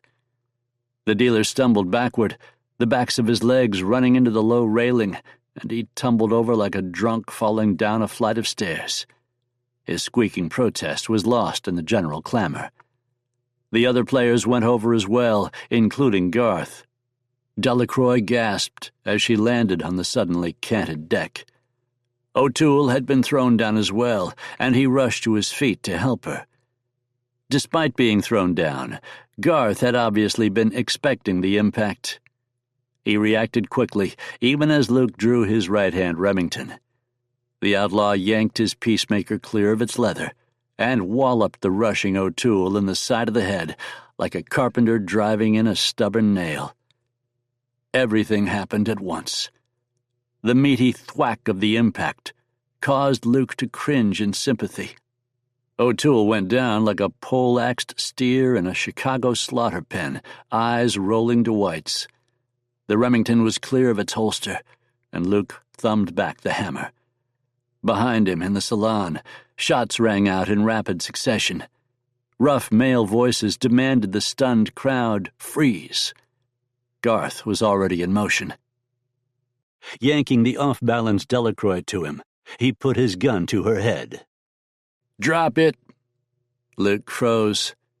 It had been ugly luck that had thrown the woman into the outlaw's lap. Behind him, Reed's gang was shouting orders, demanding cash, trying to ride herd in the crowd and get them under control. Garth grinned, face brutish and ugly. "I said drop it, Luke Jensen, Mr. Bounty Hunter. That's right, I know who you are." O'Toole groaned and staggered toward his feet. The action was complicated by the severe cant of the Southern gentleman. Grabbing the railing of the low wall separating the parlor from the salon, a groggy O'Toole tried dragging himself upright. "Not so fast, you big Mick," Garth hissed. He went to backhand the Irish bodyguard again, keeping Delacroix between himself and Luke. To Luke's amazement, Delacroix produced a pepperbox derringer from her waist sash. With his attention focused solely on the big Irishman, Garth didn't notice his hostage had suddenly armed herself. Delacroix shoved the derringer under her arm and fired all 4 barrels directly into Garth's side. The outlaw staggered in shock, surprise on his face to an almost comic extent. Then his pounding heart began pumping gouts of blood out in spurts that stained the money and cards scattered on the floor from the overturned table. Delacroix lunged forward, breaking free from his grip, and Luke fired as the already mortally wounded man turned toward the woman, trying to bring his pistol around. The Remington went off twice, barrel belching flame and gun smoke. Garth staggered as both rounds caught him high on the chest, just under his throat. The outlaw went over backward in a tangle of limbs, and a woman started screaming. Across the room, Reed's men began shouting furiously. A double-barreled shotgun went off, just as O'Toole grabbed Delacroix and put his big body over hers. Double-aught buckshot buzzed through the air above Luke's head and slammed into the woodwork of the gambling parlor. Luke rolled. His brain tried processing what was happening. The outlaws had arranged for the riverboat to run aground or strike something suitably large as the initiation of a robbery. Prior to the impact, they had fanned out around the main salon so they could keep the crowd under control, while a small cadre of their gang robbed the casino. The outlaws in charge of the crowd had to go first, and where the devil had Reed himself gone? "You good?" Luke yelled to Delacroix. "She's fine," O'Toole said. The Irishman's tone was half snarl. "Get Reed," Delacroix shouted. "I'm willing to split the reward, but we've got to be the ones to bring him down, or every man with a gun in this boat will try and snake their way in." "Good point," Luke said, not wasting any time at the moment over the revelation that Delacroix knew who Reed was and had her eye on the bounty too. He turned and brought the Remington up, scanning the chaos in the main salon. Just as he did, an outlaw, bandana up over his nose and mouth in a mask, stepped around an ornate pillar and cut loose with a sawed-off 12-gauge shotgun. The boom of the shotgun thundered in the room. A big-bellied man in a seersucker suit and 10-gallon hat went over backward. Luke had interacted with the man briefly, and knew he was a successful rancher from the Panhandle, who'd fought the Comanche in Kiowa. The buckshot tore the peacemaker from his hand and punched into his chest. As the rancher went down, blood splashed the people nearby. One of the dancing women who'd taken cover next to him screamed shrill and loud as the man's blood painted her face. The outlaw thumbed back the hammer on the second barrel and swept the room with his smoking weapon. Luke, O'Toole, and Delacroix fired. The woman had snatched up Garth's weapon, and her shot was half a heartbeat behind those of the men. The outlaw stumbled as the first 2 rounds struck him. Delacroix's bullet hit the owl hoot in the face as he staggered and he went down. Luke was in that state of mind that he'd first learned to enter during the war. He seemed to see everything all at once, and time slowed, while his own body became faster, more agile. Leaping the railing, he bounded out of the parlor. Some sixth sense made him drop and turn. Wood paneling cracked above his head as if by an axe blow. In front of him, another outlaw had just fired. Cursing, the man readjusted his aim and brought his smoking barrel around. Luke fired. His round caught the man high and to the left on his chest. He went over, limbs akimbo, a look of stupid animal surprise on his face. Luke was already moving. A large body, big as a barn door, suddenly appeared in front of him. Bouncing into the man, he heard O'Toole cursing in what he assumed was Gaelic. They both stumbled backward, jarred hard by the impact, and Delacroix knifed in between them with astonishing grace, given her ostentatious dress. The 2 men glowered at each other. "Get out of my way!" they both shouted at the same time. "You get out of my way!" they repeated in unison. An outlaw emerged from the casino cage, a leather valise in one hand, Colt dragoon in the other. He scanned the crowd of casino patrons, all lying face down, saw his dead compatriots, and leveled the big revolver. Delacroix was scanning the other half of the room, where an outlaw had just ducked through a door. "Read!" she yelled. All of this unfolded simultaneously. In her eagerness to locate and catch the gang leader, she hadn't noticed the outlaw armed with a big horse pistol. She fired Garth's pistol and missed Reed. The dragoon went off like a cannon. Even as the outlaw emerging from the casino cage was drawing a bead, Luke was up and throwing himself toward the woman. Already in motion, O'Toole came in from his left. Caught mid-step, Luke was thrown to one side as the Irishman bowled past him. Sweeping the woman into his arms, the 2 of them crashed through a card table.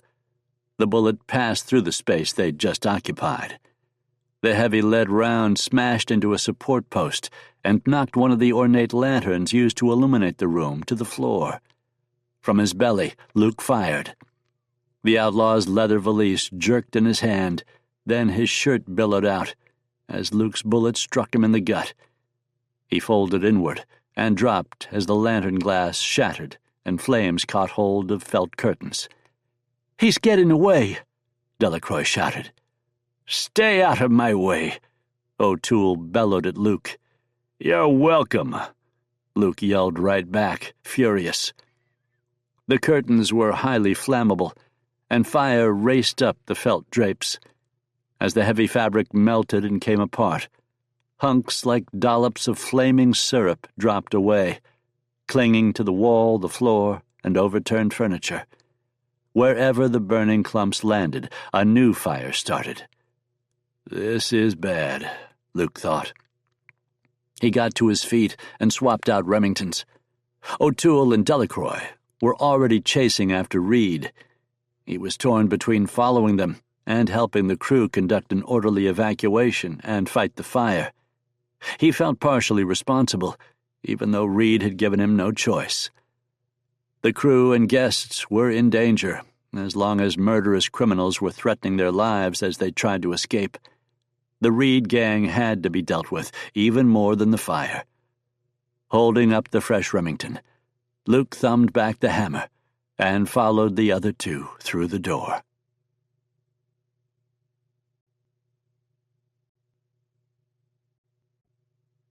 Chapter 6. Black smoke poured from several windows, hanging in the air and choking Luke. He was amazed by how fast the fire was spreading. People spilled out of doorways, up and down the deck. It was deep in the night, and beyond the pools of light generated by the Southern gentleman, it was pitch black. The sound of the paddle ripping loose from its moorings came with a splintered crash, loud as an earthquake. The boat, already canted at an acute angle by whatever it had run into, reverberated under his feet. The boat was coming apart. He saw the emerald flash of Delacroix's dress through the milling people and began fighting his way toward her. There was a substantial reward at stake. Out of the night came the sound of oars slapping water as a large rowboat slid into view. It was filled with gunmen. O'Toole began firing at them. "Blast it!" Luke shouted. The exclamation came out of him as he realized the Irishman, in his impetuous haste, had just made himself and Delacroix into targets.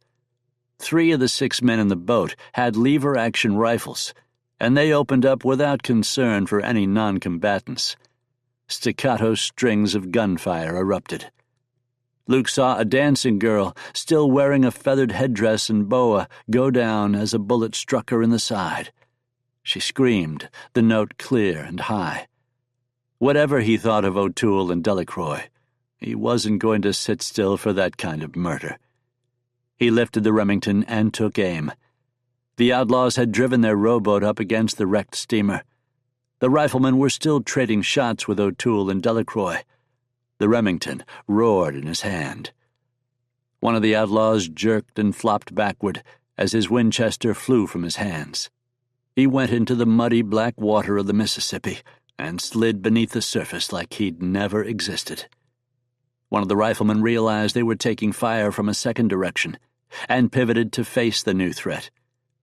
Luke's next bullet caught him in the forehead and split his skull like cordwood. The red mist of a bloody halo sprayed the face of the man next to him as the .44 caliber slug burst out the back of his skull. "Come on!" Delacroix shouted. O'Toole put 3 slugs into the last rifleman as 2 other outlaws clambered up the side of the boat. Luke turned toward the pair and saw Reed had made it up a flight of stairs to the pilot house on the top of the vessel. Luke had no clue what the outlaw was thinking. He ran toward the stairs, now just a little bit behind the burly Irishman. Just as he reached the first step, a gunman wearing a bandana as a face mask came out a side door. He had the leather valise from earlier. Seeing Luke with a drawn weapon, he turned, trying to bring his own pistol to bear. Luke twisted and fired across his body. He rushed the shot, and his bullet struck the wall, inches from the outlaw. Rattled by the close call, the outlaw's aim was thrown off, and the material on the sleeve of Luke's jacket plucked up as the round skimmed across the flesh of his arm like a hot poker. He finished spinning, dropping to one knee, left hand down for balance on the canted deck. The outlaw was trying to adjust his aim, fear in his eyes. A cold rock formed in Luke's stomach as he realized how close it was going to be. They thumbed their hammers back simultaneously. They were so close, Luke saw the man's hand shaking as they pulled their triggers. His own was solid as stone. The Remington blasted, and he felt the recoil rock his wrist. The outlaw's bullet hissed past his face. He saw the man convulse as his own .44 caliber round struck home. The bullet busted the man's sternum and cored through his heart. Blood like clotted cream flew through the air, and the man grunted at the impact. He slumped against the door jamb as his knees buckled and his heavy pistol dropped to the deck. At the moment of conflict, time had seemed too slow for Luke. It stretched like taffy, each second inflating, until the blink of an eye or the beat of a heart lasted forever. Now it snapped back into place. He suddenly heard the cacophony swirling around him again. Reed, he thought. Remembering how Delacroix had armed herself, Luke decided to mimic her tactic. The chase was on, and there was no time to reload. The 4 bullets in the outlaw's gun were free shots, and that left the lesser amount in his own pistols as backups. At the range this gunfight was occurring, an unfamiliar weapon wasn't going to make any kind of difference at all. Scooping up the fallen .44, Luke turned and leapt up the stairs. At the very top, he saw O'Toole disappear through a doorway.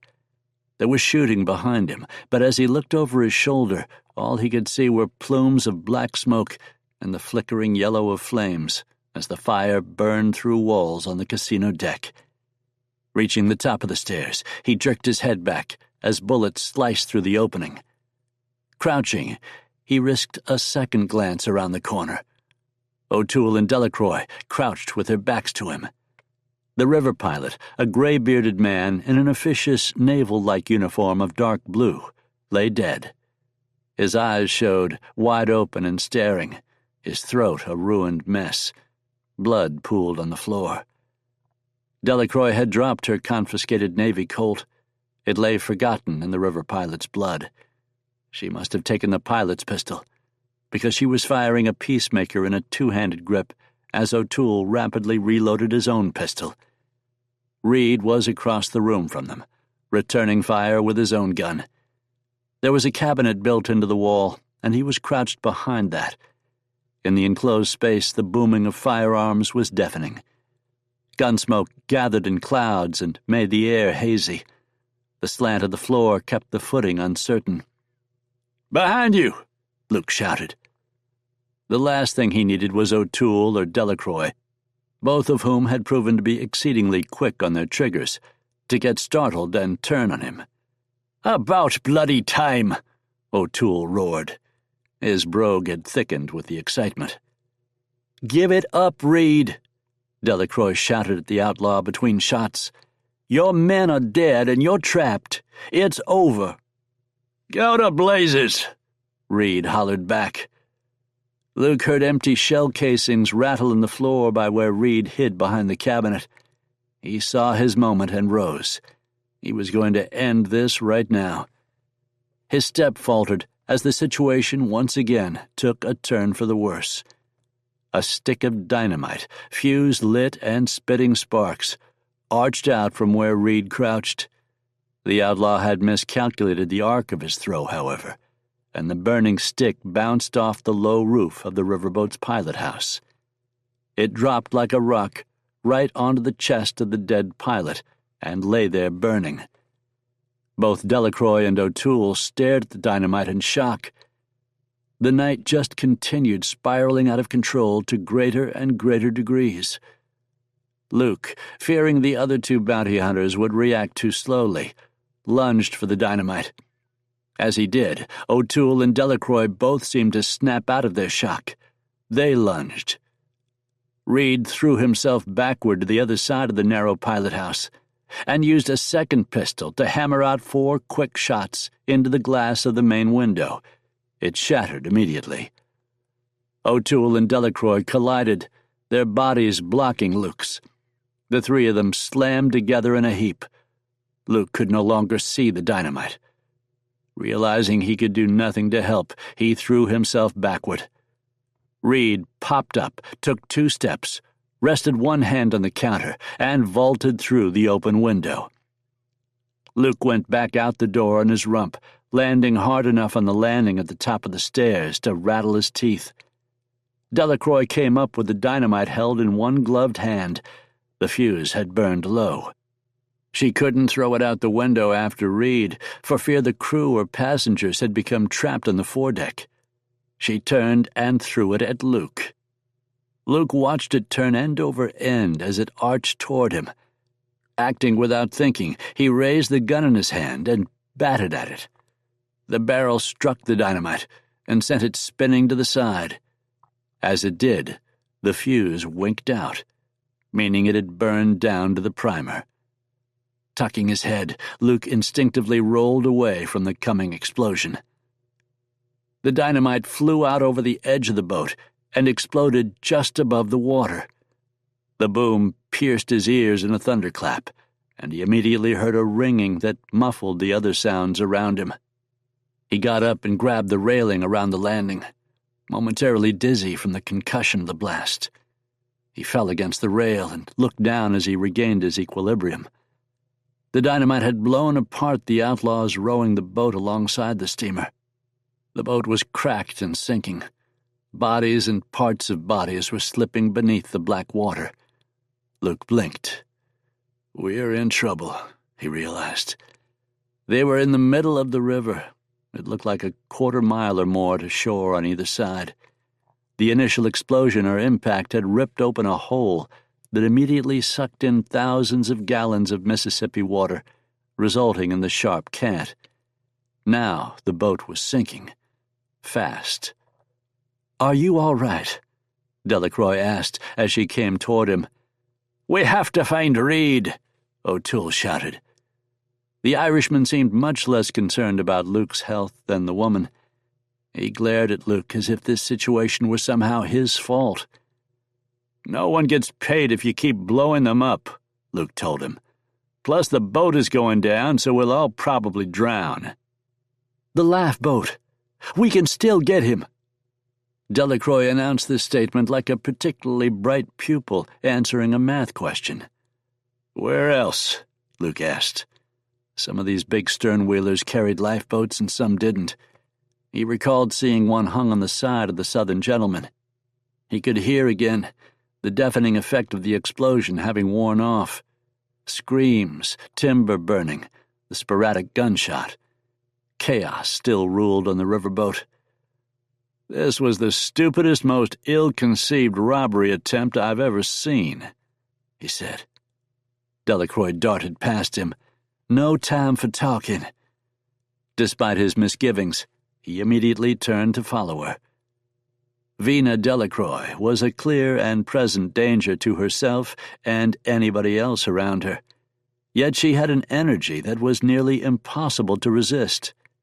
He knocked shoulders with the bullish O'Toole once again. This time he'd been ready, and he dipped slightly as he struck the big Irishman, catching the other man off balance.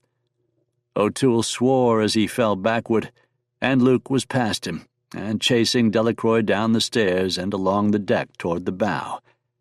Luke reloaded in the move, fingers working automatically, the way they had done hundreds, perhaps thousands of times in the past. The moves were instinctive to the point of mechanical. First one pistol, then the next. He caught up to where Delacroix stood at a railing, looking down at the bow. He could tell now that the initial dynamite bomb had been placed in the stern by the paddle wheel, and that was where the river water was rushing in. As a result, the bow jutted up at its sharpest angle here. "When this boat finally goes under, there'll be some desperate people clinging to it right there," he thought. Already passengers were flocking to the high point, while another crowd milled in panic around the lone lifeboat. The long rowboat had been most frequently used to ferry passengers from locations with shallower docks and piers. It had been a good number of years since river pirates or hostile Indians had sunk a boat in the Mississippi. Now the Reed gang was doing just that. Luke came up to the railing, steadying himself with a hand as he stood next to Delacroix. The woman ignored him, scanning the knots of people milling below in panic. Funnels of black smoke rose behind them, and the light of the fire reflected off the water. Luke turned from searching for Reed and looked toward the shores. If there were settlements nearby, perhaps they'd see the fire and send boats to help the survivors. He saw nothing but dark countryside. "There!" Delacroix shouted. Cursing loudly, O'Toole came up behind them. Luke turned and looked in the direction the female bounty hunter was pointing. Reed had pulled down his mask and moved among the frightened crew and passengers as one of them. "We have to get down there," Delacroix said. "There are stairs on the port side. We can use those if the fire's not too bad," O'Toole said. Below them, Reed reached the manual hand crane being used to lower the lifeboat. The outlaw seemed intent on making his escape. He also must have thought himself safe because he never once checked behind him. "Forget about that," Luke said. though Reed couldn't hear him. "You people aren't safe to be around." Holstering the Remington, he went over the railing.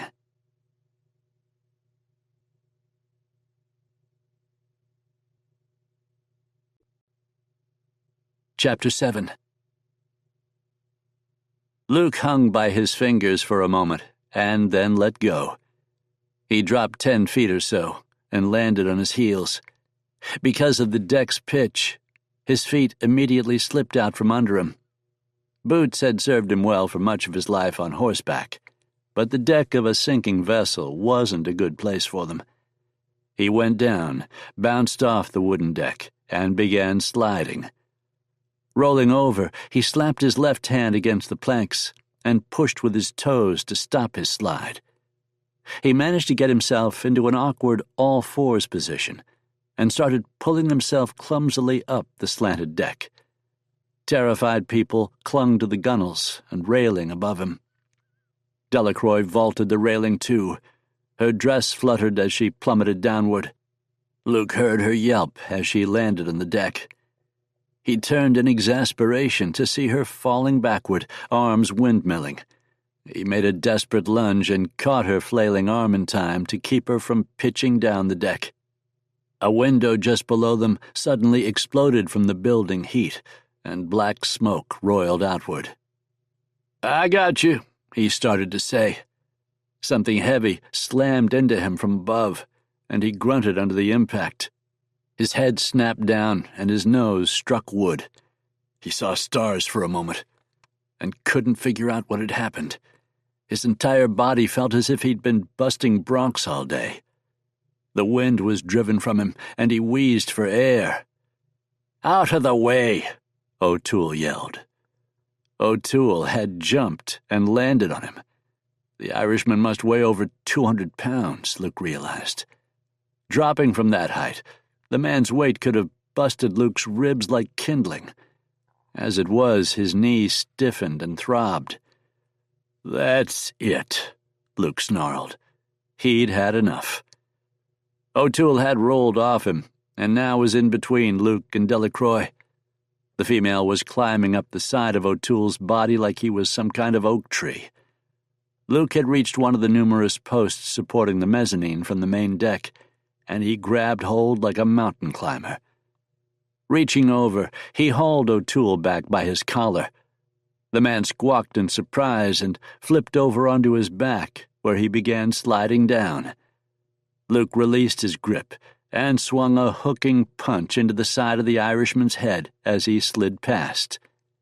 The man's head snapped like a ball on a tether, and Luke felt the grim satisfaction of the solid reverberation up through his arm, signifying a truly solid punch. O'Toole slid away, eyes rolled up and showing only whites. Luke rolled over and pulled himself up to the post by both hands. Smoke filled the air around them, and he felt the heat of the fire growing from below him. He went to scramble up and found Delacroix pointing her confiscated pistol directly at his face. "He'll die," she said. "Go get him." Luke knew she was talking about O'Toole. "To blazes with him." She slapped the pistol at the fingers of his left hand, where they held on to the post. Luke jerked his hand away just in time. "Hey!" He thought about drawing one of the Remingtons. He was fast. He knew that, but she had the drop on him, and after the reckless violence he'd seen from the two of them, he wasn't willing to risk his life betting she wouldn't shoot. "Go get him." For the moment, Luke didn't have a choice. Scowling, he let go and began sliding and clambering down the deck. The smoke had grown thick as fabled London fog, and orange licks of flame danced in the swirling black clouds. He'd seen where O'Toole had rolled down, and he aimed for that spot, though it was now obscured in the haze. Smoke burned his eyes until they teared, and his lungs protested breathing it. He felt blindly and found the big Irishman's arm. "Come on, you big galoot, up!" Groggy, confused, O'Toole tried freeing his arm and angrily shaking Luke's grip loose. Luke held on, The fire was bad, getting worse by the second. He'd been so angry he hadn't given a second thought to the Irish bounty hunter's plight after he punched him. Still, the man didn't deserve to die in a fire. Not yet, anyway. "Knock it off, O'Toole," Luke yelled. "You've got to get out of the smoke." As if to prove his point, the smoke burned his lungs and he began coughing. He suddenly felt lightheaded, and nausea twisted his stomach. "Here!" Delacroix shouted from above. "Catch!" Luke couldn't see clearly in the smoke. He looked blindly upward. Suddenly, a life ring appeared. He managed to close his eyes right before it struck him in the face. He knocked it away, seething at how badly his night had turned. 10 minutes earlier, he'd been winning at cards. Now look at him. It was definitely getting hotter. The life ring was attached to a length of white rope, and Luke guided O'Toole's hands to it. He shoved him upward. "Climb!" The Irishman began doing so, but he was slow and clumsy. Grabbing the rope, Luke started scrambling up behind him. Both men were racked by hacking coughs, and their eyes streamed from the irritating effects of the smoke. The fire had engaged so much of the deck around them that Luke could no longer hear people shouting, only the sound of wood combusting at a faster and faster rate. The deck grew more vertical by the minute, as dark water continued pouring into the stern. It would have remained possible to scramble up by themselves, but the rope definitely made it easier. O'Toole was moving faster now, his head clearing. They were above the flames, and the smoke thinned a bit. The Irishman clambered onto the post where Delacroix had perched just a moment before. Feeling fairly certain O'Toole was less of a grateful good sport type, and more of a petty, vengeful jackass type, Luke planted his feet, rose out of his crouch slightly, and drew a pistol, while holding onto the rope with his other hand. "Just keep moving," he said. O'Toole looked murderous. His face was blackened by streaks of soot that had channels smeared in them from his tears. The effect did little to soften his rage. "I'm gonna have to kill him," Luke thought. He thumbed back the hammer on the Remington. That didn't seem to calm the Irishman any. He drew a straight razor from where it had been tucked behind his belt buckle. "Enough, Liam!" Delacroix shouted. "Let him up! I need your help!" O'Toole glowered at Luke. "Later." "Whatever you say, you big dumb potato-eating ox." O'Toole scowled, but put away his straight razor, and began following the life ring rope to the bow railing where Delacroix waited. 1 second the man had been in enough of a rage to attack a pointed gun head-on with only a razor. The next moment, he'd cooled off enough to return to the task at hand. Delacroix had a firm grip on the man, Luke realized. Holstering the Remington, he followed O'Toole up the rope. He reached the railing just as some of the deckhands released the ropes holding the skiff. It was already overcrowded with frightened people, including Reed, and it hit the water hard. People were screaming for the boat to wait, but the men manning the oars immediately began pulling. Coming up to the railing, Luke stopped beside Delacroix, keeping one eye on the unhappy Irishman. The three of them watched as a smirking Reed rowed away. The outlaw was surrounded by bystanders, and there was no way to chance a shot. "I can hit him," O'Toole declared. "No, you can't, and I'll knock you on down if you try," Luke warned him. O'Toole started to reply, hand on his gun. Delacroix laid her palm on his arm, and he stopped. "Jensen is correct," she said. "It's too risky. We have to try and find the bodies of at least some of the outlaws we killed. I refuse to leave this catastrophe empty-handed." Luke stared at her, not sure he'd heard her correctly. "You're insane," he said. "This thing is on fire and sinking. The bodies not being burned to a crisp are already in the water and floating away. And, oh yeah, we're still stuck on this blasted paddle boat." Around them, men were leaping into the Mississippi to escape the flames. Luke didn't give them good chances of reaching the shore. This part of the river was wide, and the current strong. He doubted most of the people fleeing the boat were good enough swimmers to make it. There had been an element of absurdity to the way everything had unfolded, but this was shaping up to be one of the worst Mississippi disasters in a long while, Luke realized. His desire to run down Reed only grew as he realized there wasn't a thing he could do to help these people. "We've got to swim," he told Delacroix. "It's more than 200 yards in a strong current," she protested. "I go in with this dress, and I'm dead. You think you can make it that far in boots, loaded down with those hog-leg Remingtons of yours?" He cursed. She was right. He looked around, desperate for any idea, no matter how unlikely to get him out of this jam. He coughed, hacking up the taste of smoke. Flames were crawling up the deck toward them. He looked out in the river and saw items bobbing. He blinked in surprise. He'd just assumed the dynamite would have ruined any of the dry goods supplies stored in the aft hold. This wasn't entirely true, as it turned out. He saw beer kegs floating past. They must have only been partially filled, but that actually made them more buoyant. He didn't need a personalized invitation. "The barrels!"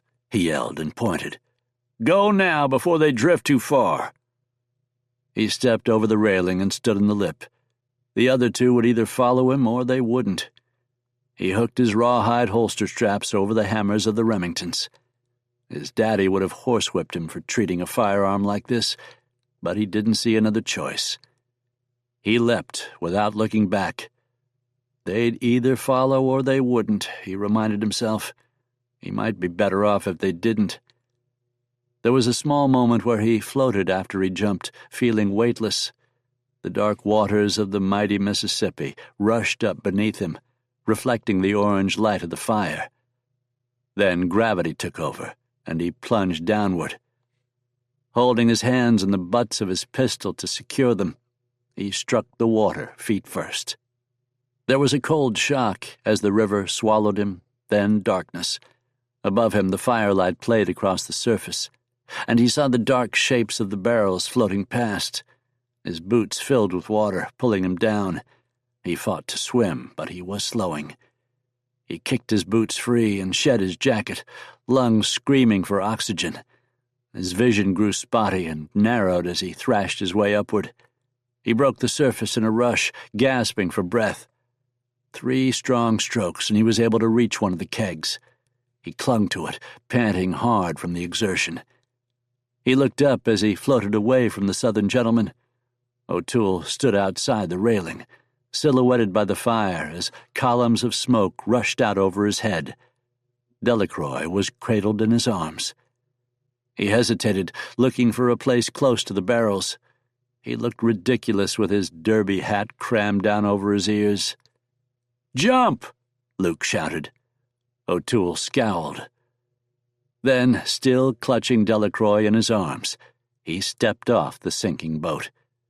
She screamed all the way down. They fell quickly and hit the water with a loud splash. Luke saw another keg and lunged for it with one hand. He grabbed it and held on, waiting.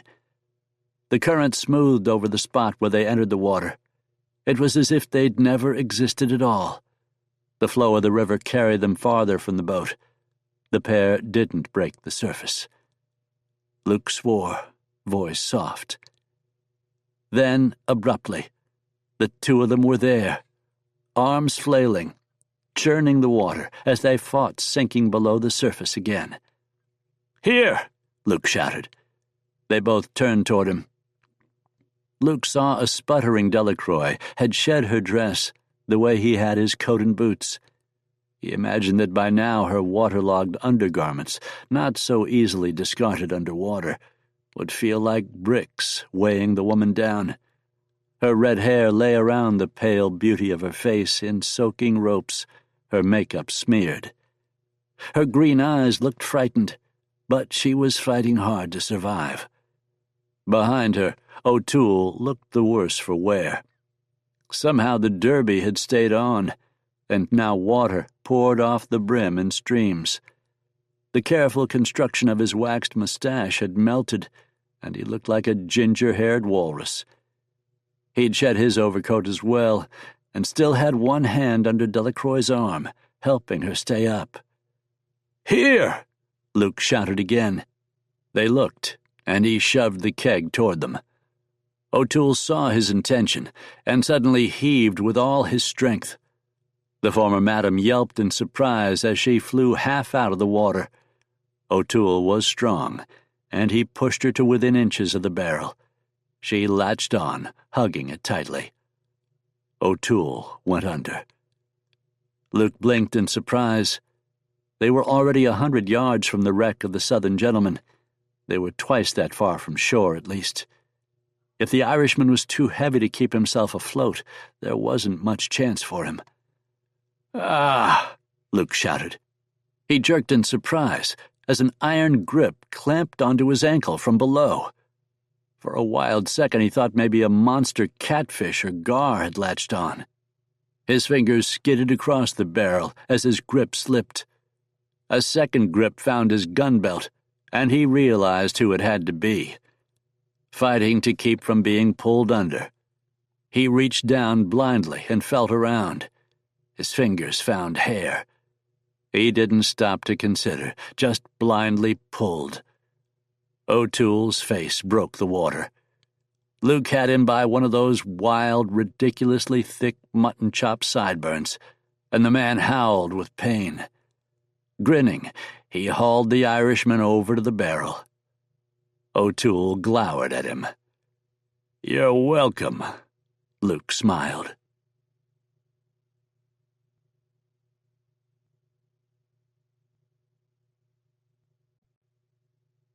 Chapter 8.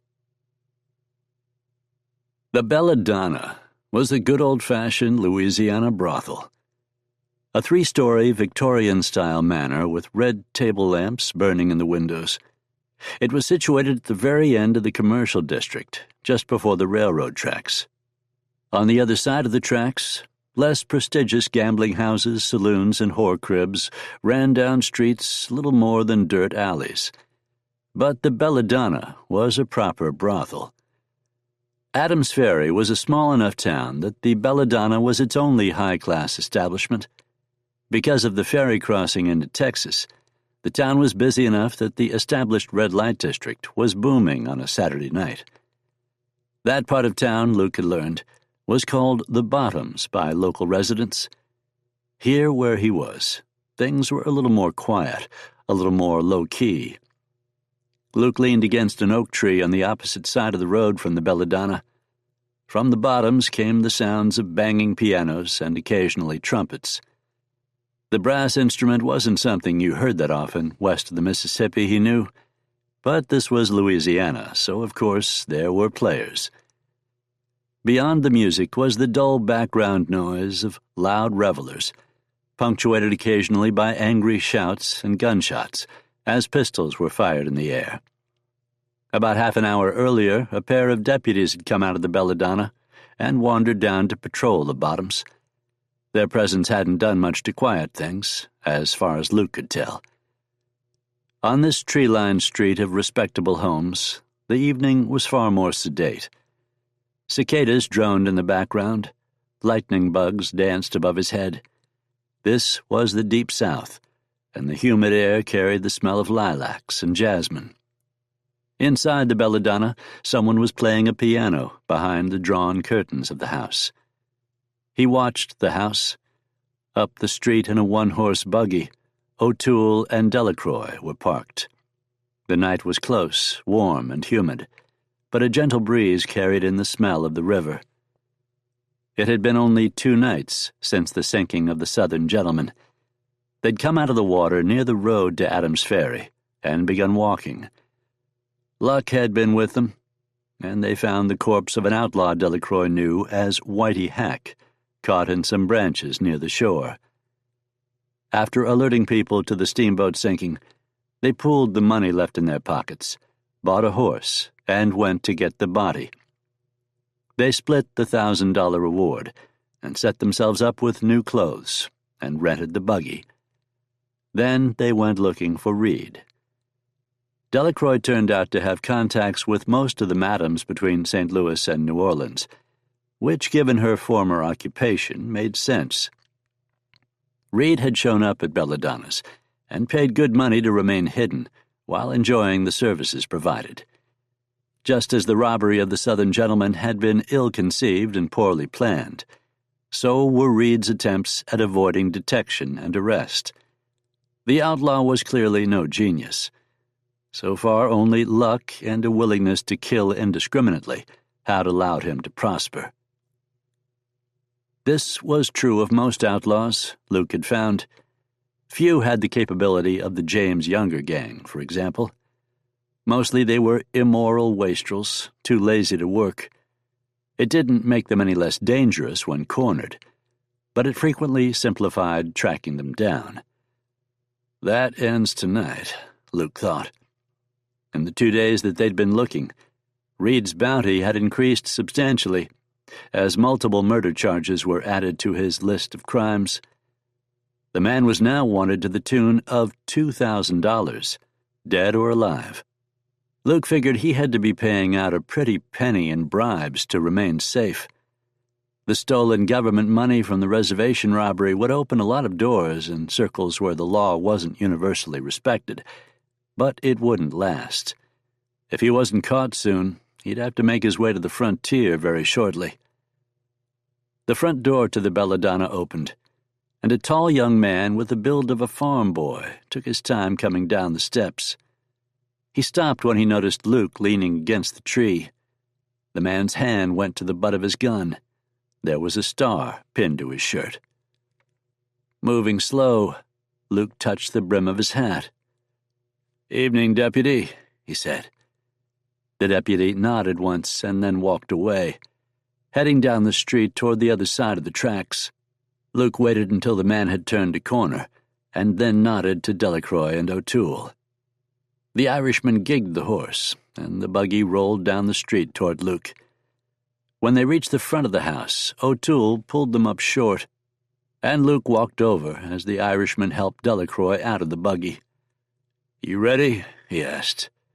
"You don't have to worry about us," O'Toole said. "You just make sure you do what you're supposed to, cowboy." Luke ignored the surly tone. O'Toole had been moderately better behaved since Luke pulled him from the river, but the man simply had the personality of a porcupine. Both bounty hunters had already proven their willingness to engage in indiscriminate gunfire. By virtue of sheer unpredictability, Delacroix was possibly the more dangerous of the pair, though she at least could behave civilly. "The sooner I'm done with these demented fools, the better," Luke thought. "We'll go in and talk to the madam," Delacroix said. "You come in through the back, as we discussed." Luke nodded and started walking toward the back of the house. The plan called for Delacroix and O'Toole to enter from the front, O'Toole serving as a bodyguard, while Delacroix attempted to get the madam, whom she knew, to help them. Failing that, she was to create a scene and flush Reed out. Luke was to enter quietly, seal off the rear exit, and provide a surprise attack if things went wrong. The best thing would be to find Reed pants down in a whore's room, Luke knew. He'd surprised more than one outlaw that way, though he'd also had it go bad a time or two. Hunting bounties was not a business of sure outcomes, as their recent adventure on the Southern Gentleman had proven. Coming up to the back door, Luke gently tried the handle and found it unlocked. This made sense. Often a town's more prominent citizens preferred more circumspect entrances into even top-shelf brothels. Carefully twisting the handle, he eased into the house and caught a glimpse of the back hallway. A handcrafted board supporting a line of pegs for visitors' hats ran at eye level down the wall. There was a large coat rack. The floors were polished hardwood, and a dim yellow light burned in a wall sconce. What really caught his attention, though, were the cavernous barrels of a sawed-off 10-gauge directly in front of him. Instinctively, Luke reached for one of his pistols. The sound of the hammer's cocking froze him before he could wrap his fingers around the Remington's grips. "Hello," the man holding the shotgun said. "Don't move. Don't even blink." Luke kept his eyes open.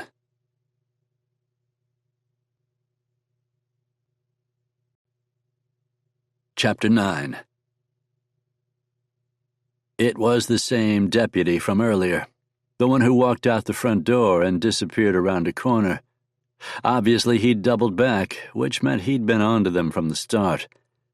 What Luke didn't know for sure was if he was doing this because he was in cahoots with Reed, or for some other reason.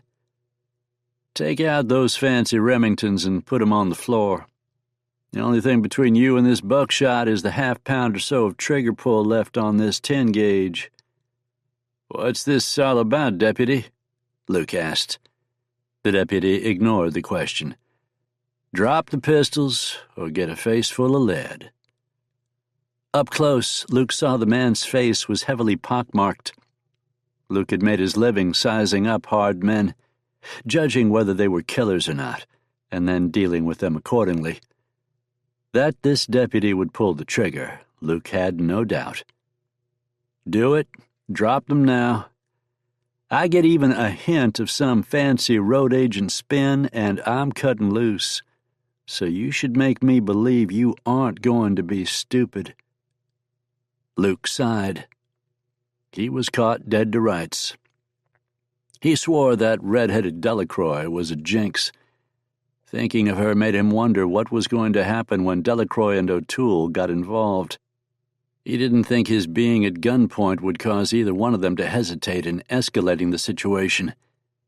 If they hadn't been so heavily involved in the Southern Gentleman incident, he would have already been putting as many miles as possible between himself and the pair. But like it or not, the Reed bounty had brought them together. "Watch this," the deputy said. Luke watched him as he laid his thumb over the hammers and then pulled the trigger back and held it there. Only the grip of his thumb kept the hammer from falling forward. "I slip, you die. I get shot by you or anyone else, you die. I trip walking down this hallway, you die." "That's a lot of dying for just one man." The deputy lowered the sawed-off shotgun to his waist. "Save the funny talk and start walking, Mr. Bounty Hunter." Faced with little choice, Luke, hands held up, began walking down the hallway. The deputy followed a few steps behind. Luke felt the weight of knowing those barrels were trained squarely on his back. He remembered the fiasco on the Southern Gentleman.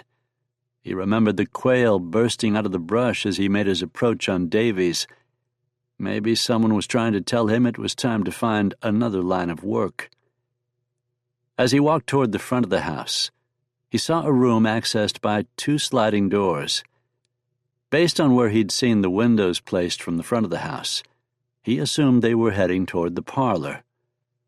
On the left-hand side of the hall, a staircase ran up the wall toward the 2nd and 3rd floors. As they passed it, he looked up, wondering where Reed was. He got his answer soon enough. As they neared the parlor, people started arguing in loud voices. The loudest voice belonged to Vina Delacroix. "Susan Annie Jones," Delacroix scolded. "You'd sell out one of your oldest friends for a few dollars? Shame on you." "I go by Julia Fontaine now," a woman's voice snapped. "Which you damn well know. And don't you sashay in here talking about morals after the way you threw yourself at Wyatt." "Please," Delacroix fired back. "I hardly needed to throw myself at him. He came all on his own free will. I guess he was tired of rolling in the gutter." As the deputy pushed him forward, he heard a loud sound somewhere between a punch and an axe handle slapping a burlap bag of grain. He stepped inside, just as Delacroix fell, her face bloody where a woman he presumed was Julia Fontaine had struck her with the barrel of a pistol. O'Toole stepped forward, and Luke had zero doubt he would have smashed Julia Fontaine's face without a second thought. In the same instant, Luke spotted Reed, the man they'd all come to see. "I guess that tells me what's going on with the deputy," he thought. As this realization ran through his head, Reed was already in motion. The outlaw lowered the bottle of whiskey he was guzzling and quickly drew his pistol. He stepped behind O'Toole as the Irishman lunged toward Fontaine. The big Colt dragoon smashed into the back of the Irishman's skull with a sickening crunch. O'Toole dropped face first on the floor. The hair at the back of his head was matted with blood. Reed kicked him in the face, hard. Despite sincerely hating the rival bounty hunter, Luke winced in sympathy. Delacroix looked more aghast at O'Toole's injuries than the blood that had made a scarlet mask across the bottom half of her face. Luke turned his head over his shoulder, speaking back to the deputy. "Pistol whipping a woman and ambushing a man from behind. You'll probably get the key to the town for courageous work like that, deputy." Bounty hunting was Luke's profession. When surprise attacks were called for, he was the first one to set up an ambush. The frontier was a pragmatic place, and he wasn't changing his views on that because he found himself on the eastern bank of the Mississippi for a change. But he had a code. It wasn't just about the law. It was about what was right, about what it meant to be a man. There were things he'd never do, lines he'd never cross. Apparently, the deputy, despite his tin star, felt differently. Luke assumed a good amount of the haul from whatever Reed had salvaged from the casino job had found its way into the man's pockets. So he pushed. He was trying to see if the lawman felt any shame in his choices, seeing if being challenged caused him to get ornery. But when the man spoke, his voice was so calm, it was more threatening than if he'd yelled. "The sound of your stupid voice is making my thumb tired." So much for that angle, Luke thought. Reed kicked the unconscious O'Toole a second time. The Irishman shifted slightly, but barely moved under the impact. Delacroix hissed like a wet cat and threw herself across O'Toole. Laughing deep belly guffaws, Reed reached down and snatched the frenzied woman by the hair. She squalled in outrage as he bent her head back and hauled her toward him. Holstering his horse pistol, Reed slapped Delacroix across the face. Instinctively, Luke stepped forward, but the deputy met the motion with the 10-gauge barrels, and Luke stepped back. "Move again, and I'll kill you," the man said. "I'd have done it already because you don't listen too well. But we need that map, don't we?" Luke blinked. Map? He mulled his response over for half a second, and then played along with the idea, whatever it was. "I suppose you do," he agreed. "But next time you move, I take a chance and blow your legs off. You don't need your legs to tell us where the map is, do you, bounty hunter?" Luke said nothing. In the middle of the room, in front of the cold fireplace, Reed backhanded Delacroix, snapping her head back a second time. The beautiful woman was looking the worse for wear at the moment. Dark bruises circled her eyes. Her nose and lips were swollen and bleeding. She stared hatred at Reed through narrowed eyes. "I might just take this one upstairs," Reed told Fontaine. "Interrogate the spitfire out of her." "Do what you want," Fontaine snapped, "but get that map." She stuck the Navy Colt in the pocket of her dress and sneered down at Delacroix. "Well, little miss, my drawers don't smell. I guess Reed here is going to learn you a lesson, isn't he?" Delacroix glared at the madam and sneered right back. Wyatt said riding you was like riding a swayback mule, and you smelled like a barnyard in summer. Fontaine screeched and lunged at Delacroix. You lying whore! She grabbed Delacroix around the neck and began throttling her. Choking, the female bounty hunter snatched hold of the furious madam's hair and began ripping. Reed boomed more laughter. He was having a great time. Throwing back his head, he howled in good humor as the women writhed on the floor, screaming. They rolled toward him, and still laughing, he stepped back. Mid-step, the heel of his boot caught O'Toole's limp body. The drunken Reed tottered, arms swinging wildly. He fell backward, the whiskey bottle flying from his hand. The bottle smashed against the brick fireplace, spilling almost a full pint of hard-grain alcohol on the floor. Luke sidestepped the floundering outlaw as he tumbled backward, just managing to keep his feet. Reed stumbled, the horse pistol still clenched in his fist, and Luke stepped behind him. The deputy snarled and tried stepping to the side, lifting the sawed-off shotgun. Reed fell and fired into the ceiling. The big round went off like a bomb. As the outlaw fell clear, Luke picked up the shrieking Fontaine and shoved her toward the deputy. He came away with the Navy Colt from her dress. The deputy stepped to one side, and Luke fired just as he let go of the hammers. One barrel of buckshot blew half of the madam's face away. Blood and bits of skull slapped Luke's face like gravel flung in a gust of rain. Bits of brain sprayed the wall and decorated the liquor bottles on the shelf. The second blast sailed past her and struck an ornate candle holder on the mantel. It flew off, wrenched into a twisted lump of metal.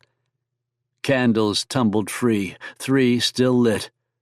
One landed on the thick carpet and smoldered. The other 2 landed in Reed's spilled whiskey.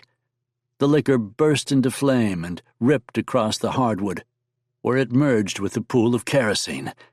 The kerosene went up like a brush fire in summer, and in the next moment the curtains were blazing. Some of the flaming liquid and still burning ashes from the curtains splashed Reed and ignited.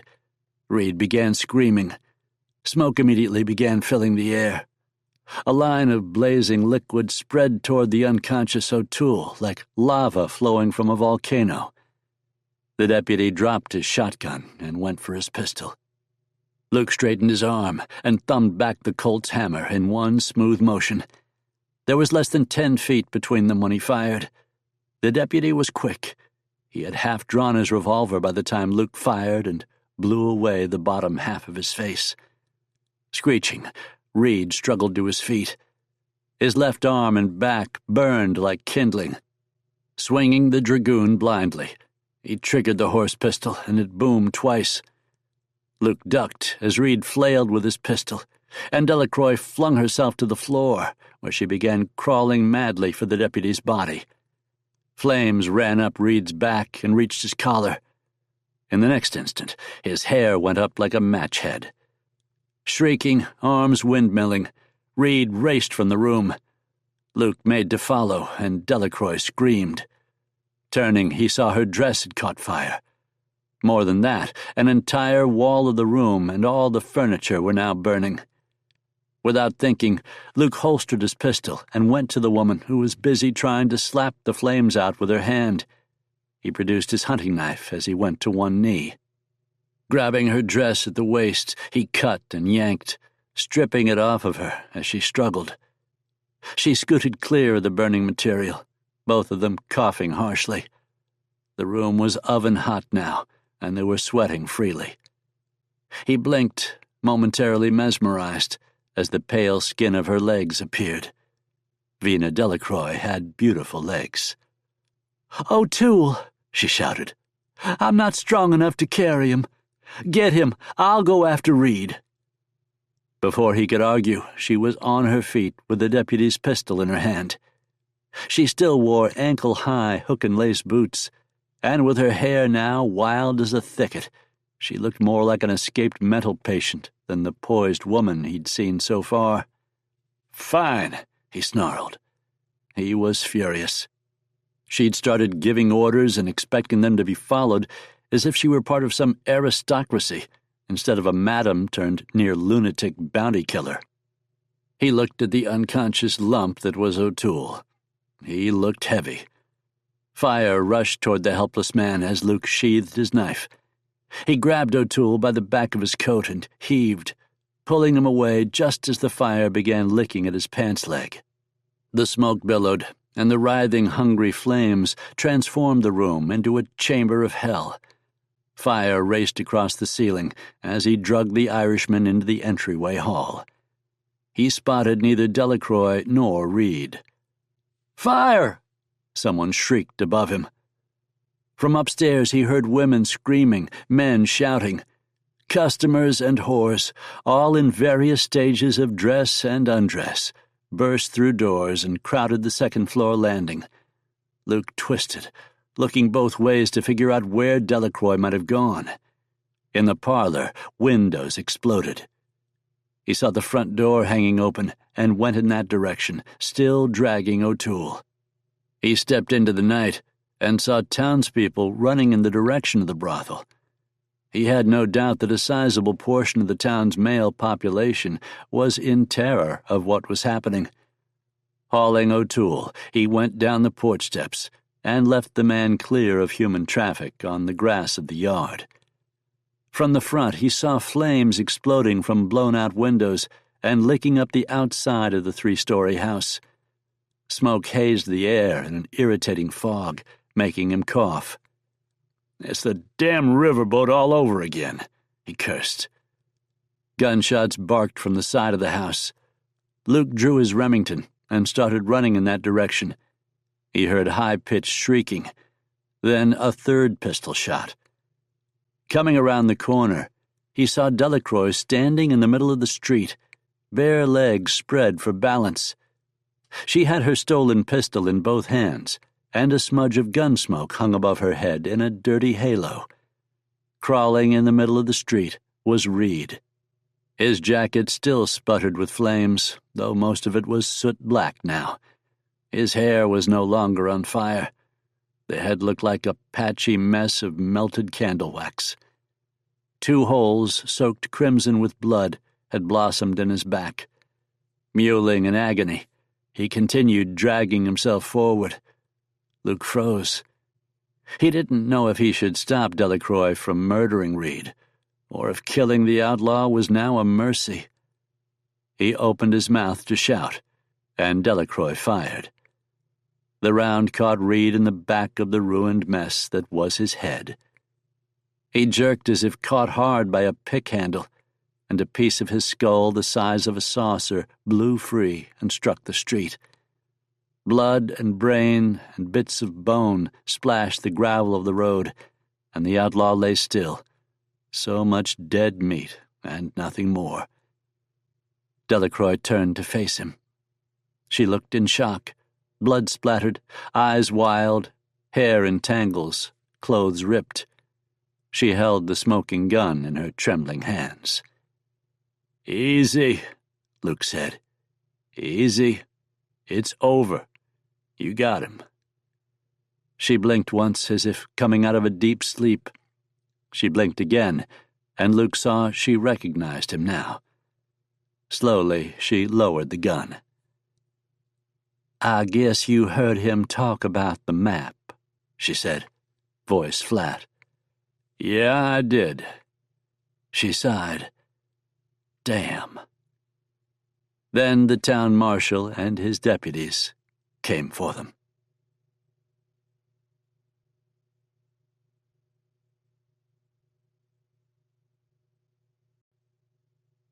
Chapter 10. They looked back to the burning bordello. Once again it reminded Luke of the Southern gentleman's end. They seemed to have a knack for setting things on fire, he thought. The 2-story structure was fully engulfed. As the building collapsed into a riot of flames, It began looking more like a giant slash-pile fire at the end of some farmer's orchard. The inferno roared and crackled. The heat of it washed over them almost a block away. The fire's glare illuminated the night into day, and smoke hung thick in the air, stinging eyes and lungs. "Well," Delacroix said, "gosh darn." Coughing, Luke turned to look. "Yeah," he muttered. "Gosh darn." A bucket brigade had started up to help the town's volunteer firemen. Out of a knot of concerned citizens came a group of men. This crew wasn't concerned with the fire, Luke saw. Most of them carried rifles or shotguns as they approached. Two of them peeled off and yanked an obviously woozy O'Toole to his feet. The Irishman was still in a bad way from the blow to his head. He couldn't stand on his own, and was only kept on his feet by the strength of the men holding his arms. The bounty hunter turned his head and puked on the grass. The rest of the group approached Luke and Delacroix. Firelight glinted off their badges and made shadow masks of their faces. The man leading them was a bulldog. Short, deep-chested, stubby legs and sagging cheeks. Unlike the rest of his posse, he didn't carry a long gun. His pistol, a Remington like Luke's, was still holstered. The town marshal walked up and stopped. The deputies fanned out in a half-circle to either side of him. The muzzles of their weapons weren't exactly pointed at Delacroix and Luke, but they were held up and ready. No one looked friendly. The bulldog marshal stood with shoulders squared and hands on hips. In addition to a toothpick tucked into one corner of his mouth, he had a wad of chaw in his cheek, and he spit a stream of brown juice into the dirt by Luke's boots. The top of his hat came up to Luke's nose. Luke sighed. This wasn't going to go smoothly. "Marshal," he began, "what in tarnation happened here?" The marshal interrupted. "As I was saying," Delacroix talked over Luke, "this here is the Frank Reed, the villain responsible for the sinking of the Southern Gentleman. We're turning him in for the reward." The marshal squinted at her. He moved his toothpick from one side of his mouth to the other, still studying the disheveled, half-naked woman holding a Navy Colt. He spit a second stream of juice onto the road. "That's so." "It is." Luke crossed his arms in front of his chest and waited. He can see what was building, and knew he had no influence over how it turned out. Delacroix and the marshal stared at each other like two bulls in a field. He suspected Delacroix was more stubborn, but he also knew the marshal had sharper horns. In the background, O'Toole had finally regained his senses. Finding himself separated from Delacroix and in handcuffs had soured his mood. The two deputies struggled to keep hold of him. Luke didn't think O'Toole should fight. One more blow to the head, and the Irishman might not ever wake up. It was unlikely he'd fully recovered from Garth's blow before Reed had laid him out. The man likely needed a good long rest, unless he wanted to end up dribbling permanently out of one side of his mouth. So far, the local law enforcement seemed exactly the sort to hit you over the head for resisting. The marshal took his toothpick out and jabbed it at Reed's corpse. Without looking, he called out to one of the posse members, "Jake, check that there dead body. Tell me if it matches the wanted poster we got on Reed." "That's my man your deputies are abusing," Delacroix seethed through tight lips. "I must insist you release him at once. He's done nothing wrong." "That a fact?" "It is." "Maybe this isn't the time for you to be insisting on anything, Miss Vina Delacroix." "Yes, well, as I was saying, maybe this isn't the time for you to be insisting on anything, Miss Delacroix." It is usually best to speak to dullards as forthrightly as possible, lest there be no mistakes." "Good Lord," Luke muttered. He opened his mouth to intervene, but the marshal talked over him. "And maybe what you're needin' is a good spanking, Missy Delacroix." "Do you know how many men offer to spank me in a week? Please." She arched an eyebrow. "If and when I decide to get spanked, I can assure you it won't be by a sawed-off tin star and his pack of smelly apes." "Maybe," Luke said, "Miss Delacroix, you could possibly shut up." "Marshal," the deputy named Jake said. He stood by the burned and caved-in head of Reed. He was the youngest man here, maybe not out of his teens, Luke realized. A scattering of bright red pimples sprinkled his neck. He dropped the ruined head and wiped his hands clean on his vest. "Yeah, Jake." "Maybe this is Reed, maybe it's not. The whole darn head is burnt worse than the inside of a chimney, and the face is missing from the eyes up." He swallowed, looking green. This man's own mother wouldn't recognize him. "So what we have is a potential homicide." "Reckon so." Luke stepped forward, cutting off Delacroix, who looked ready to spring at the man's eyes with her nails. "Marshal, I think we got off on the wrong foot.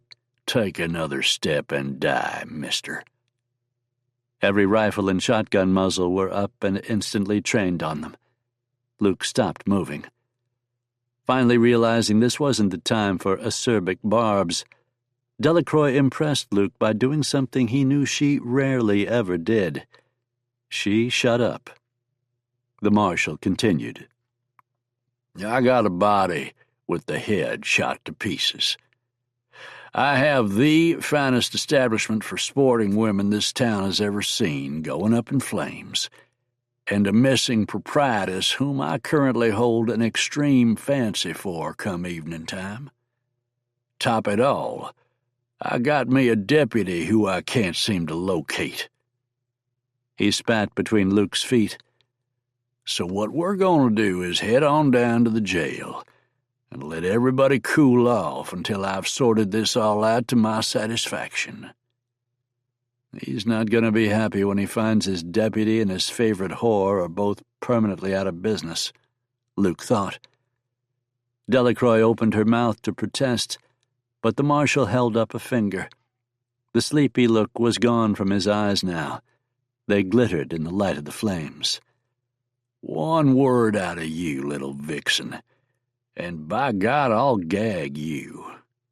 He spat in her direction.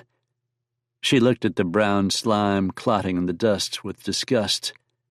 "You just try me and see if I don't." "We'll work this out, Vina," Luke said. "Just be patient." She looked at him for a long moment, face impassive. Finally, she opened her hand and let the Colt fall to the ground. She purposely dropped it in the scummy mud formed by the marshal's tobacco juice. Whoever had to pick it up would get a handful of spit. "You are a grade A hellion, you know that, lady?" one of the deputies muttered, looking at the spit-slimed handgun. Delacroix smiled. "She knows," Luke told him. "Believe me, she knows."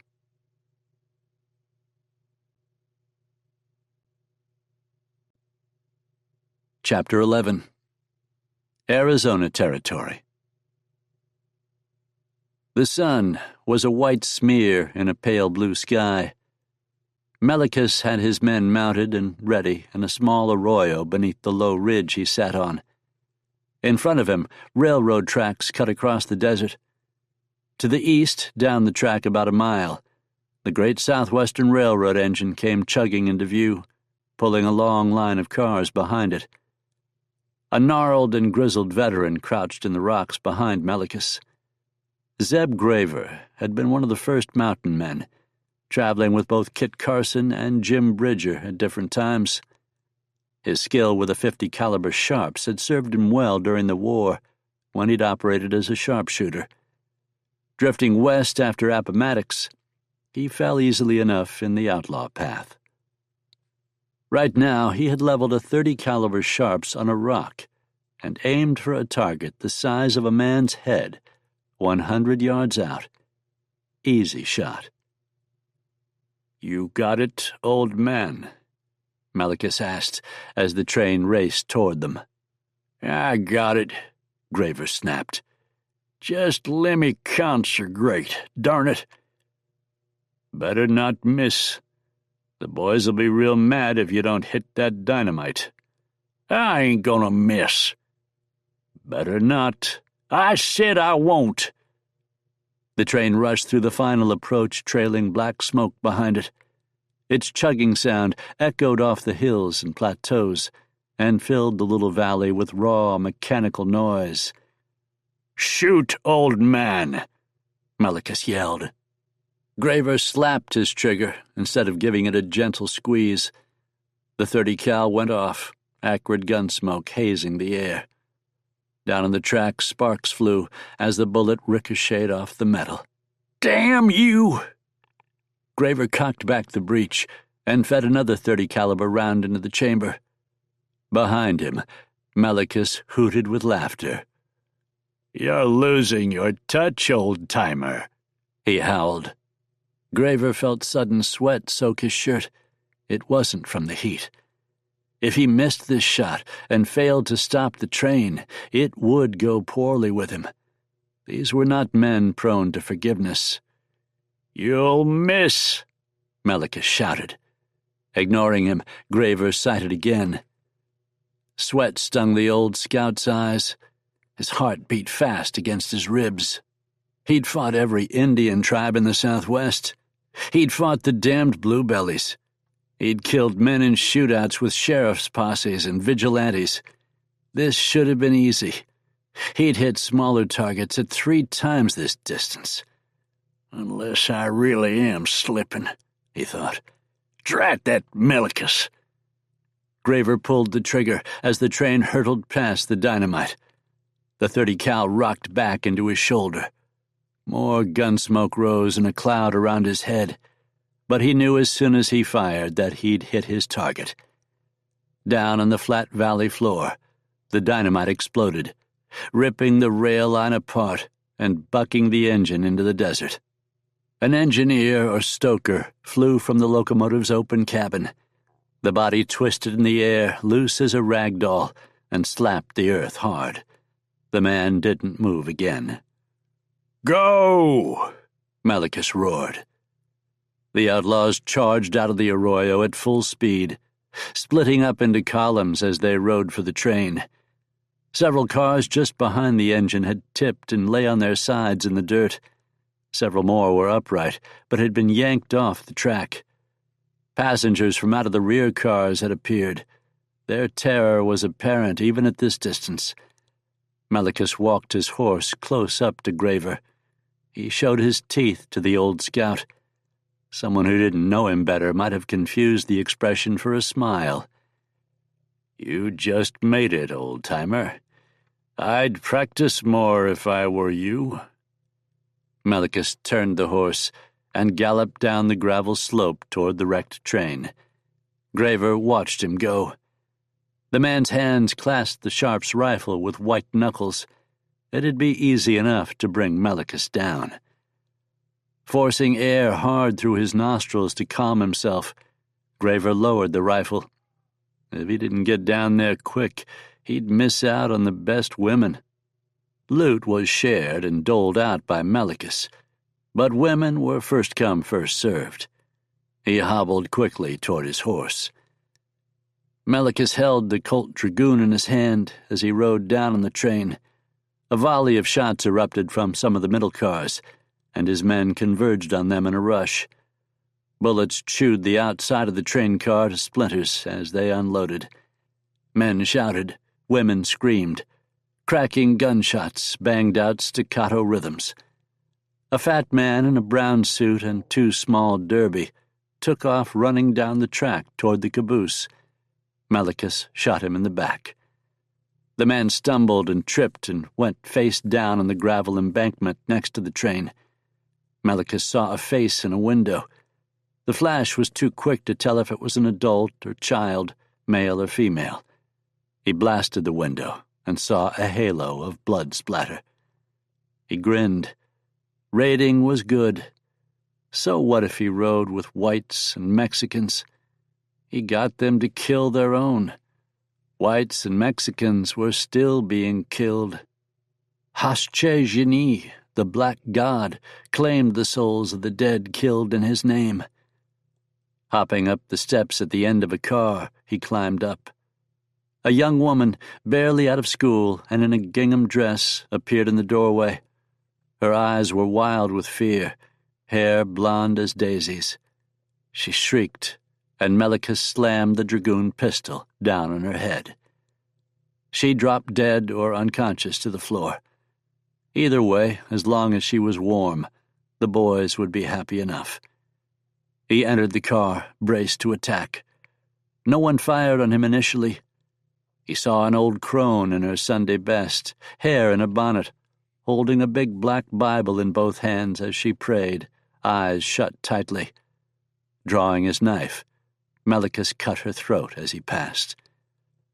A conductor, unarmed, cowered in the corner. His terror disgusted Melikus. He didn't waste a bullet on him either. The knife went in and out. The conductor gurgled more than he screamed as he died. Coming out the other door, Melikus saw a man standing with his back to him. The train passenger was wielding a Winchester lever action and trading shots with the outlaws. Extending his arm, Melikus killed him with a shot to the back of his head from less than a foot away. The man dropped, skull cracked open. Holstering the dragoon, Melikus took the 30-30 for himself. He worked the action, satisfied by the metallic click-clack of a round seating. He jumped to the other coach and climbed the metal ladder to the top of the railroad car. He was exposed but felt no fear. The Black God danced with him, so bullets could not find him. The battle and chaos swirled to either side. From his elevated position, he shot 3 passengers, 2 men, one of whom was actually fighting, and a woman. Quick and fast. These were the laws of raiding. Melikus had chosen a payroll train heading to the mining camps in the foothills to the west. The loads of silver and copper coming back down would be more valuable, but far heavier. He just needed to find the express car. The shooting was already petering out. The surprise and violence of the blast had taken a lot of the fight from the passengers, most of whom had never been gun hands of any sort to begin with. Now the men looted the dead and tried to assault as many women as possible before they had to flee. Melikus hopped to another car and traveled down it. Usually the express car was in the first 3 or 4 coaches behind the engine. Those had all been upended and spilled across the Arizona desert like playing cards on the floor of a saloon. One of the men, a half-Mex, half-Apache slaver named Ortega, climbed on top of a freight car. The door was still shut. Melikus saw it was the express car, just as they had figured during their reconnaissance in El Paso. 2 more of his men climbed on top of the train, and the 3 of them began working the door with a long crowbar they'd taken during an ambush of a miners' camp in the White Hills, along with several good mules. Melikus heard muffled pistol reports from inside the car, and his men jumped back as bullets cracked through the door. The raider grinned.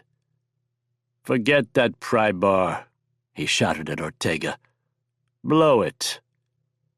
Ortega snarled at one of the men standing near him, and the man immediately clambered down and went racing toward a group of outlaws, eyeing an old woman dressed in the dark dress and bonnet of a Quaker. From up and down the length of the train, the screaming had mostly stopped. Women and children could be heard crying, but it was a hopeless sobbing now, not shrieks of terror. The fighting and running were over. The passengers still left alive understood this. Melikus had seen it many times before. The captives had given up hope. Occasionally, a pistol shot rang out, marking another random execution.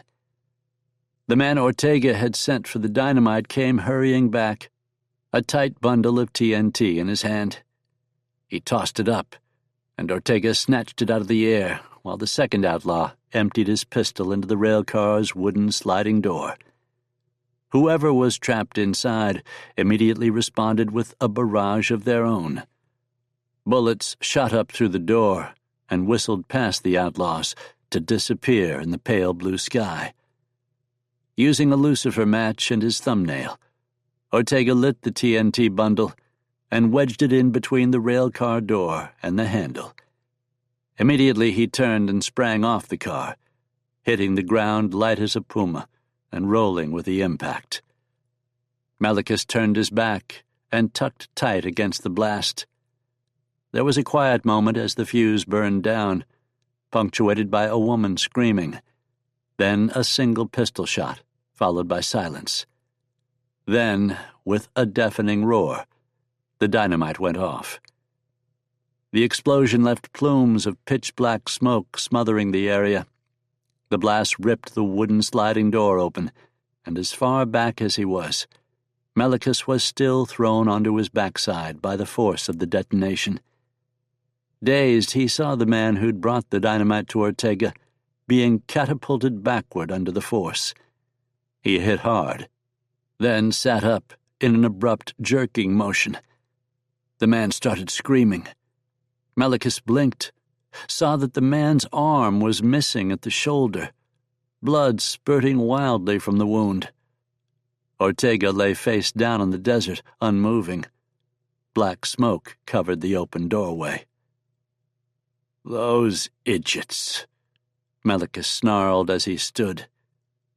His men came running from all directions and formed a loose circle around the maimed man. Furious, Melikus drew the horse pistol. The man screamed.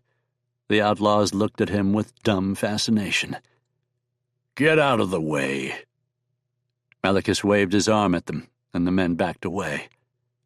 The injured man realized what was happening even in his agony, and wildly clutched at the legs of the men backing away from him. He tried to articulate words, but it was impossible. Melikus thumbed back the hammer and aimed. The man looked up at him in terror and managed to get out a word around his cries. "Please."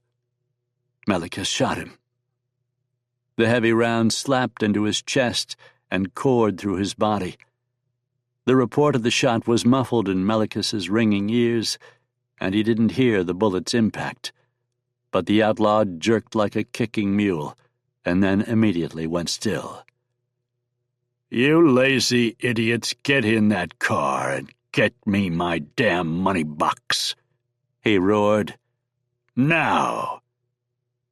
The outlaws sprang to obey. Melikus watched with satisfaction as the men clambered up the overturned railcar, waving the hanging clouds of smoke away as they did. Ortega had gotten up and was stumbling toward the rest of them, clearly unsteady on his feet. Melikus resisted the urge to shoot the Indian. The man was too good a tracker. Plus, he had connections for moving slaves with both the Apache and Mexicans that were too good to squander. The outlaws shouted down into the smoke-filled car, yelling for whoever was in there to give themselves up. No one answered. There were two Johns in the gang, Tall John and Dirty John. Dirty John was on the coach now, and leaning over, he fired twice into the smoking opening. The bullets ricocheted wildly and zipped back out. Satisfied, Dirty John and a Mexican vaquero named Juan, who'd turned outlaw after killing his mistress's husband, jumped down into the coach. Melikus climbed down off his rail car and walked up to join the men, waiting to see what Juan and Dirty John found. The captive's screams were entirely done now. No one but his men moved in the desert around the wrecked train. The last of his men were finishing up their assaults. The victims had been reduced past tears to shell-shocked silence at this point. Surveying the passengers' vacant eyes and hopeless expressions, Melikus slapped a big outlaw called Texas on the shoulder. The man looked more like an Oregon Territory logger than he did a Texas cowhand, with thick black hair and a wild, bristling beard on a husky, big-boned frame. "We ain't taking slaves," Melikus told him. "Get a couple of the boys and finish off the captives." Texas grinned, revealing a blackened, dead tooth.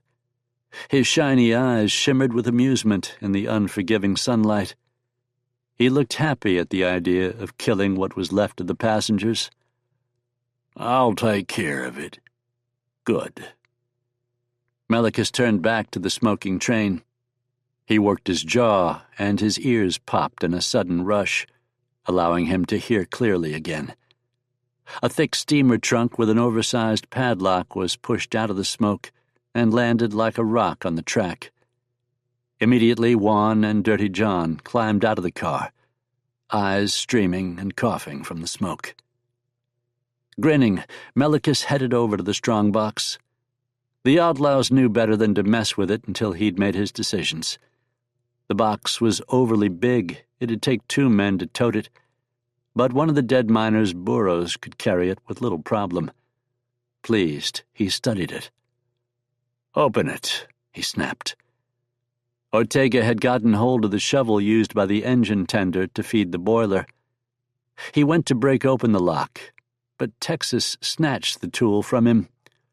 "A skinny little runt like you ain't gonna break that lock," he taunted. "That's a man-sized lock. Gonna take a man to knock it open." Ortega spat like a mountain lion and cursed in Apache. A foot-long bowie knife appeared in his hand. Texas spat tobacco juice at him and held the shovel up like an axe. "You want to try and cut me? Come ahead, then."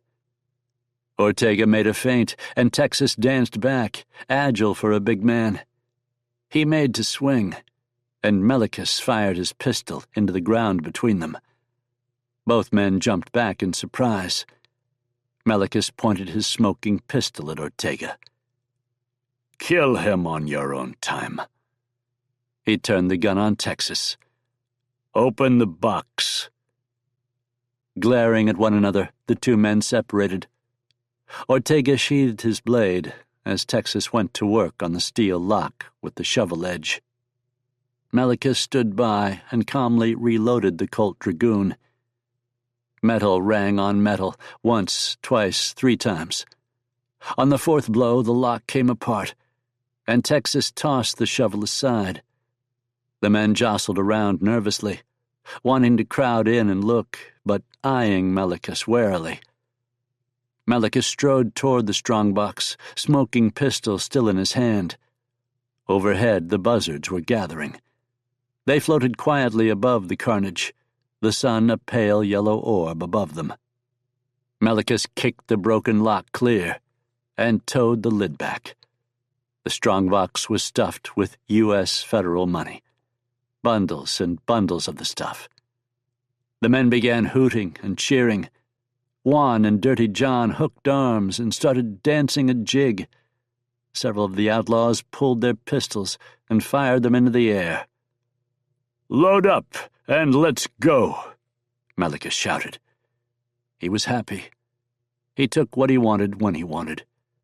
This had paid off well. Texas and Ortega were going down the line of prisoners, cutting throats like butchers in a slaughterhouse. Women and children died crying and begging and praying.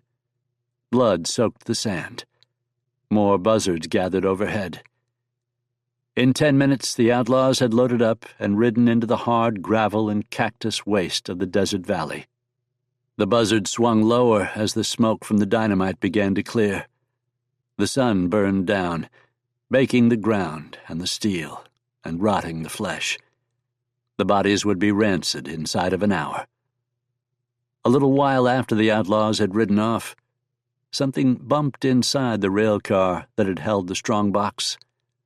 A pair of long, very thin arms appeared out of the hole, and a young man in his 20s with buck teeth and carrot-orange hair, cautiously pulled himself free. The man's clothes were blood-splashed. He'd been shot at least twice that he knew of, but in the smoke he'd escaped further notice, though he'd almost asphyxiated. His name was Jamie McGreevy, and he was a Tennessee boy. Too young to have fought in the war, he'd gone west at 14 to escape the life of a tobacco sharecropper. He stood for a moment, watching the buzzards begin landing just outside the killing ground. Lip trembling, he slowly lowered himself down and hugged his knees. He saw a woman lying dead with her skirts thrown up over her head and her body exposed. She still clasped the hand of the dead little boy lying by her side. McGreevy buried his head and sobbed into his arms.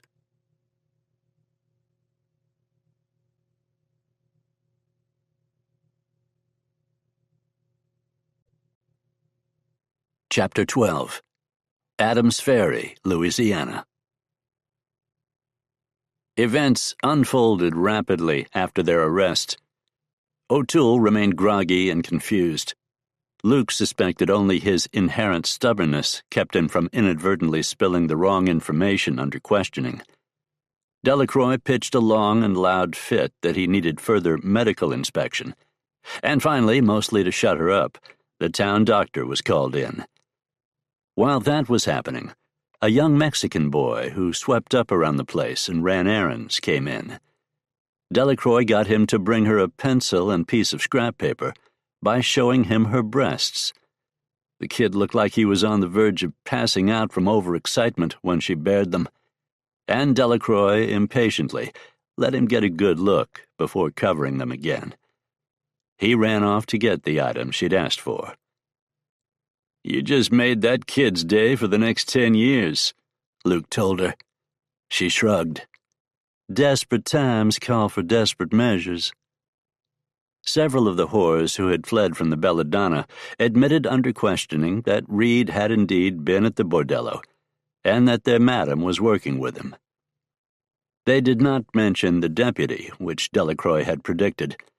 So when interrogated, both Luke and she remained firm that the deputy had stumbled in at the wrong moment and been killed by Reed. Though curious about why Delacroix had needed to write a note, and to whom, Luke knew better than to ask. Delacroix enjoyed her secrets, and he was tired and in little mood to get the rough side of her tongue. Deputies came back to the cell block and checked on them intermittently, giving them dark scowls before wandering off. Those men had to know the deceased deputy had been crooked, but it served everyone's interest to pretend otherwise. The Mexican kid returned, and Delacroix pulled one of the relatively new-to-the-nation $20 denomination bills from under the neckline of her dress. The boy's eyes grew almost as wide as when they'd beheld her naked breasts. Today had turned into a matter of lifelong memory for the youngster. "What's your name?" Delacroix asked. "Jose," the kid answered. He looked at her chest, mesmerized by the seeming possibility that her breasts could magically reappear. Delacroix snapped her fingers, drawing his gaze up to her eyes. "Here, Jose, pay attention. Take this to the telegraph office and give it to the operator. Pay the bill out of this $20 and then keep the change. There will be plenty of change. But you bring me the receipt to prove you sent it, and I'll let you take another gander at my sweet honeydew melons. You comprende, honeydew's boy?" "Si," the boy replied in a very solemn voice. "Chichis." He pantomimed breasts by holding his hands helpfully in front of his chest to show he understood. Sneaking a peek at Delacroix again, he moved his hands out, making his imaginary breasts bigger. Under different circumstances, Luke thought he might have laughed until he cried. "You like Chi-Chi's boy?" Delacroix asked. "Si," Jose nodded. "Then send the telegram. Vamonos." Luke blinked, and the boy was gone. He regarded the former madam with curiosity. "Is O'Toole playing up that head injury? Did you two work this out in advance just in case something happened?" "Yes and no," she replied. "Whenever we find ourselves being entertained by some podunk local yokel, one of us tries to draw attention so the other can find a way to get a telegram out to our employers." "O'Toole flashes his chest to errand boys and keeps $20 paper money in his bosom?" She laughed. It was a genuine laugh, and to his surprise, he found he liked the sound of it. "Something like that," she said. "They take your makings." "Sorry, I don't smoke, except for the occasional cigar, and I don't have any on me. I haven't replaced the ones ruined by that dunking in the Mississippi. Darn, I could really use a smoke. I was hoping you had some that didn't go up in that inferno. I'm noticing that things have a tendency to meet their fiery demise when you and that Irishman are around." She shrugged. "It's like the Frenchman explained. You can't make an omelet without breaking some eggs." Something she'd said suddenly fully registered with Luke. "Employers?" he asked. "You're working for someone? Who in the world would hire a pair of trigger-happy gun-hawks like these two?" Settling back on the bunk in her cell, she arched an eyebrow at him. "Indeed we are," she acknowledged. She had been given someone's hand-me-down dress to cover her legs, and her skin was still soot-stained and her hair wild. They met eyes for a moment. "Who might that be?" he asked, referring to her employers. "Well," she drew out her answer, "we're more like what you'd call independent contractors. But most of the time we work for the Pinkertons." Luke blinked. A Chicago outfit. The Pinkertons were the largest detective agency in the country, and their agents roamed the West, providing security, hunting outlaws, and collecting bounties. Whatever he'd thought Delacroix was going to tell him, this wasn't it. The Pinkertons carried with them a veneer of respectability he didn't associate with the odd, murderous pair. Then again, the Pinkerton agency's reputation also had a dark side that spoke to an almost militant ruthlessness. Now, ruthless, on the other hand, was something Luke associated very strongly with the red-headed madam and her lug of a Mick. "That's who you sent the message to? The Pinkertons in Chicago?" "To the regional office in St. Louis, but yes, to them. Very soon that sawed-off lunkhead of a marshal is going to receive a telegram informing him that legal representation is on its way. That's usually enough to scare them into releasing us." "I take it you've done this before." Delacroix grinned. "Indeed we have, my handsome friend. Indeed we have." Sighing, Luke sat down in his bunk and shook his head. He leaned back and put his hat over his eyes. There was nothing to do now but wait. And briefly mull over the fact that Vina Delacroix had just called him handsome. The boy returned with his Western Union receipt and got his peek at Delacroix's feminine charms. Not long after that, the marshal got a telegram as she'd predicted. When he came to release them, his face burned dark from his glowering. "I'm releasing you on your own recognizance," he announced, as if the idea had sprung fully formed from within his own head.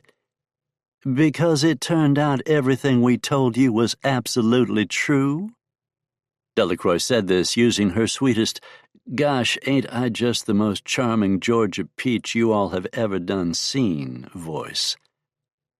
Luke saw the marshal grinding his teeth in fury, which told him exactly how much influence and political pain Pinkerton detectives could wield. "Just don't leave town any time soon," the marshal ground out. Good luck on that, Luke thought. "Yes, Marshal," he said. "Why, of course not, Marshal," Delacroix said coyly. She somehow made the word marshal sound absolutely filthy, while maintaining an innocent expression on her face. Luke hid a laugh as he watched the man's ears turn red and then choke on his dip as he accidentally swallowed it.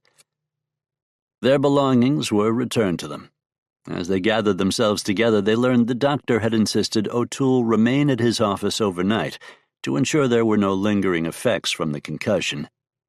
"That shouldn't be a problem since you're not going anywhere, right?" The marshal snickered. Luke knew Delacroix and O'Toole would stick around exactly long enough to collect their money, and not 1 minute longer.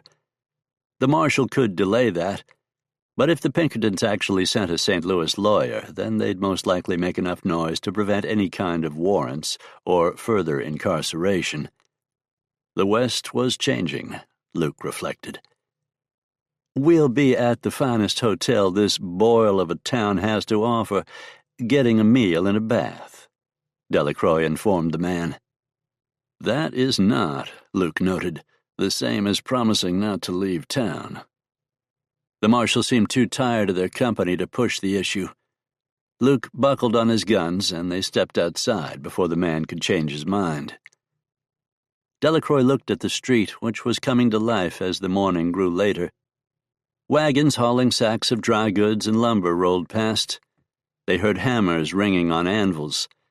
Every man strolling by on their way to some labor or business deal did a double-take when they saw Delacroix. Standing next to her, Luke felt a little too scrutinized. No wonder O'Toole is surly all the time, he thought. "I believe you and I were having a discussion before we were so rudely interrupted," he said. Delacroix put her hand on his arm, letting it linger there as she spoke. "I have to check on O'Toole," she answered. "Let me do that, and I'll meet you at the hotel and I'll tell you whatever you want to hear." That's a lie, he thought. He was positive Vina Delacroix never told anyone the complete truth, let alone whatever they wanted to hear, unless it served her interest to do so. "And how exactly do I know you'll show up?" He wasn't sure why he even cared, but there was more to this woman than met the eye, that much was for sure. Delacroix gave him a small, playful smile. "Because," she said, "there's no way I'm leaving you to collect all the money on Reed's bounty." "That I can believe." "See you soon, Jensen." She turned and walked toward where they'd been told the doctor's office was located. Luke watched her go, smirking at the men rubbernecking and the good ladies of the town scowling with disapproval. Whatever this business with the map is, he thought, I'm not sure it's worth it. But try telling that to his curiosity.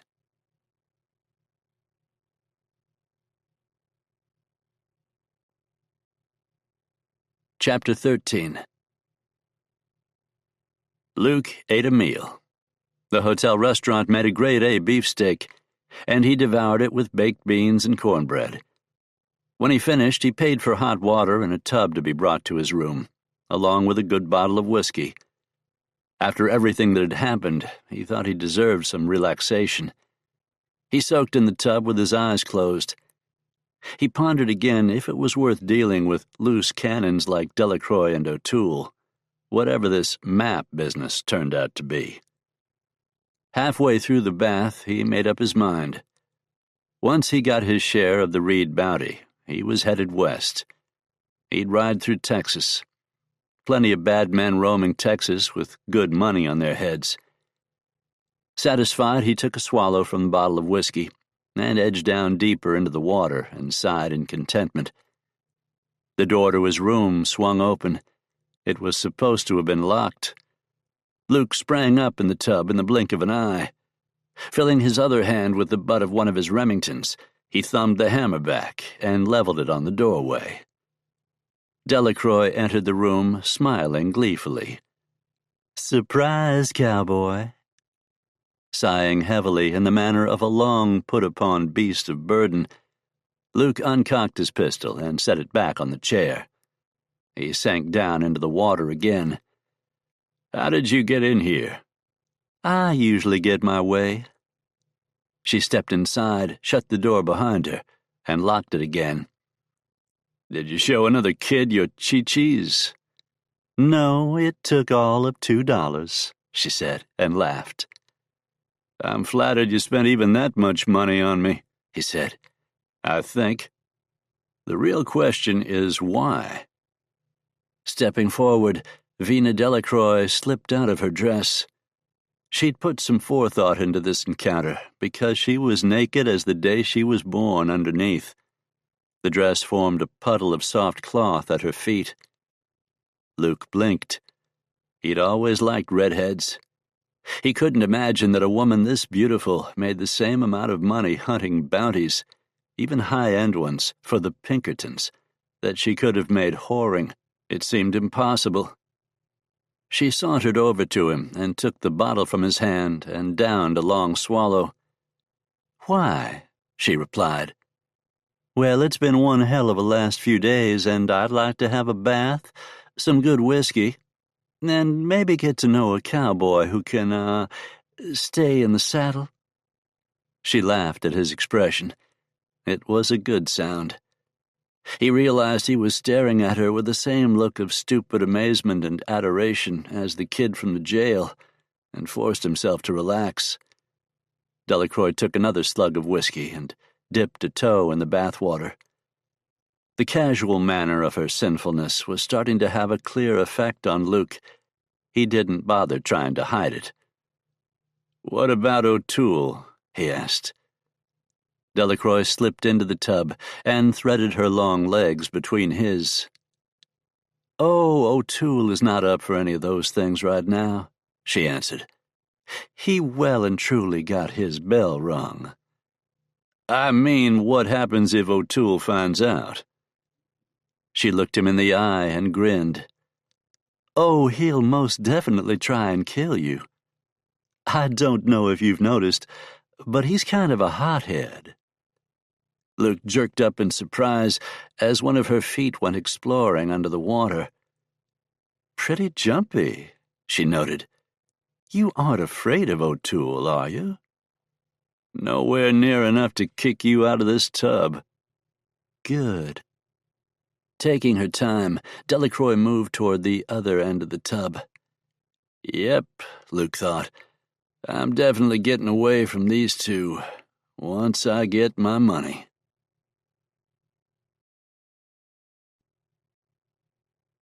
Chapter 14. Arizona Territory. The train sped along, driving deeper into the furnace-hot Badlands, and leaving tattered banners of black smoke trailing along behind it as it went. Luke Jensen sat with his hat over his eyes. The rhythmic sway of the locomotive and the unrelenting boredom made him sleepy. Unless he planned to start drinking in the middle of the afternoon, taking a nap was his best option. He was headed to Copper Butte, Arizona Territory. A band of border raiders, led by a Ute half-breed named Melikus, was carrying out bloody raids, and the bounty on his evil hide had grown to well past $500. Throw in the rest of the gang, and bringing them to justice would result in a mighty nice payday. According to what Luke had learned, Melikus managed to parley his mixed ancestry to form a mixed gang of Apache renegades, Mexican bandidos, and white outlaws. They had set the southeastern part of the territory ablaze with slaughter, assaulting women, and looting. Luke figured their biggest mistake was robbing and derailing the trains of the Great Southwestern Railroad Company. The GSRC had deep pockets, and with the reward money coming from their coffers, every bounty hunter and gun hand in the West was heading to Arizona to try their luck. Most of them wouldn't be worth a damn. The few with skillful reputations would undoubtedly try to form large posses because of Melikus's numbers. "Good luck tracking Apaches through the desert," he thought. "They'll see you coming for days in a large group." There were calls for the U.S. Army to deal with the problem, but they were stretched thin across the frontier, and recent tensions with Mexico had maintained their focus away from common outlaws, no matter how successful those desperados might be. Luke figured if he rode out by himself, he'd have a much better chance of tracking the outlaws without being seen. He'd figure out the rest once he cut their trail. He always had. "Tickets!" a drunken voice shouted. "Tickets, please!" Luke sighed and pushed the brim of his Stetson up. At the far end of the carriage, the conductor had entered. The man was tall, cadaverously thin, with the flushed cheeks and swollen nose of an alcoholic. He wore a great walrus mustache that grew into thick lamb-chop sideburns that framed his face. His neck looked like it'd be better suited to a goose, in Luke's opinion. Luke took the opportunity to survey his fellow passengers. The train car was fairly crowded, and currently the only passengers riding were men. It was hot as a frying pan, and the carriage had begun stinking of unwashed bodies. Most of the rough crowd looked like hopeful miners looking to cash in on the Arizona copper boom. He saw a lot of wild beards, sturdy boots, and guns. Two of the passengers stood out. They both wore derby hats and brown suits with string ties, along with brand-new cowboy boots. They were not the sort of boots worn by poor cowboys or struggling miners. Everything about their demeanor and appearance shouted greenhorn and dude. One of them was an old-timer sporting long blonde hair. The skin of his hatchet blade of a face burned brown. His suit looked almost painfully new, even though it was obviously travel-worn at this point. He had a fighter's hands, with gnarled and scarred knuckles. His partner was nearly a full head taller than himself, even sitting down. Whipped thin, he looked exceedingly dapper in his suit. There was an expensive leather rifle case leaning against the train window next to him. As Luke watched, the older man, who sat facing him, removed a silver flask from his coat pocket. He held it aloft for a moment, toasting Luke when their eyes met. Luke nodded in recognition. Upon meeting those pale blue eyes, Luke modified his first impression. Despite the suit, this was no dude. Maybe green to the west, but not a man to cross lightly. The conductor stumbled up to the two men, eyes bloodshot. Up close, Luke saw the man's front teeth were false, overly large dime store dentures. He had a disturbing habit of clicking them in and out of place as he concentrated on punching the offered tickets. The thin man regarded the swaying conductor with a bemused demeanor. The older man had a look of disgusted annoyance on his face, so severe, Luke idly wondered if he was going to hop up and give the drunk a thrashing. Oblivious, the conductor belched and gave them back their tickets. He was preceded by the smell of whiskey and stale cigars as he approached Luke. Click, click, went the false teeth. His uniform was heavily wrinkled and looked like it hadn't been washed in a fortnight or longer. "Ticket, please," the man said as he burped. Luke offered up his ticket as raw alcohol vapor washed over him. He wrinkled his nose in disgust. It made him long to be on his horse, which rode in a stable car, and out in the open air. The heat notwithstanding, he was glad to be on the frontier again. The train lurched hard, metal wheels screaming on steel rails. The carriage shuddered as if caught in an earthquake.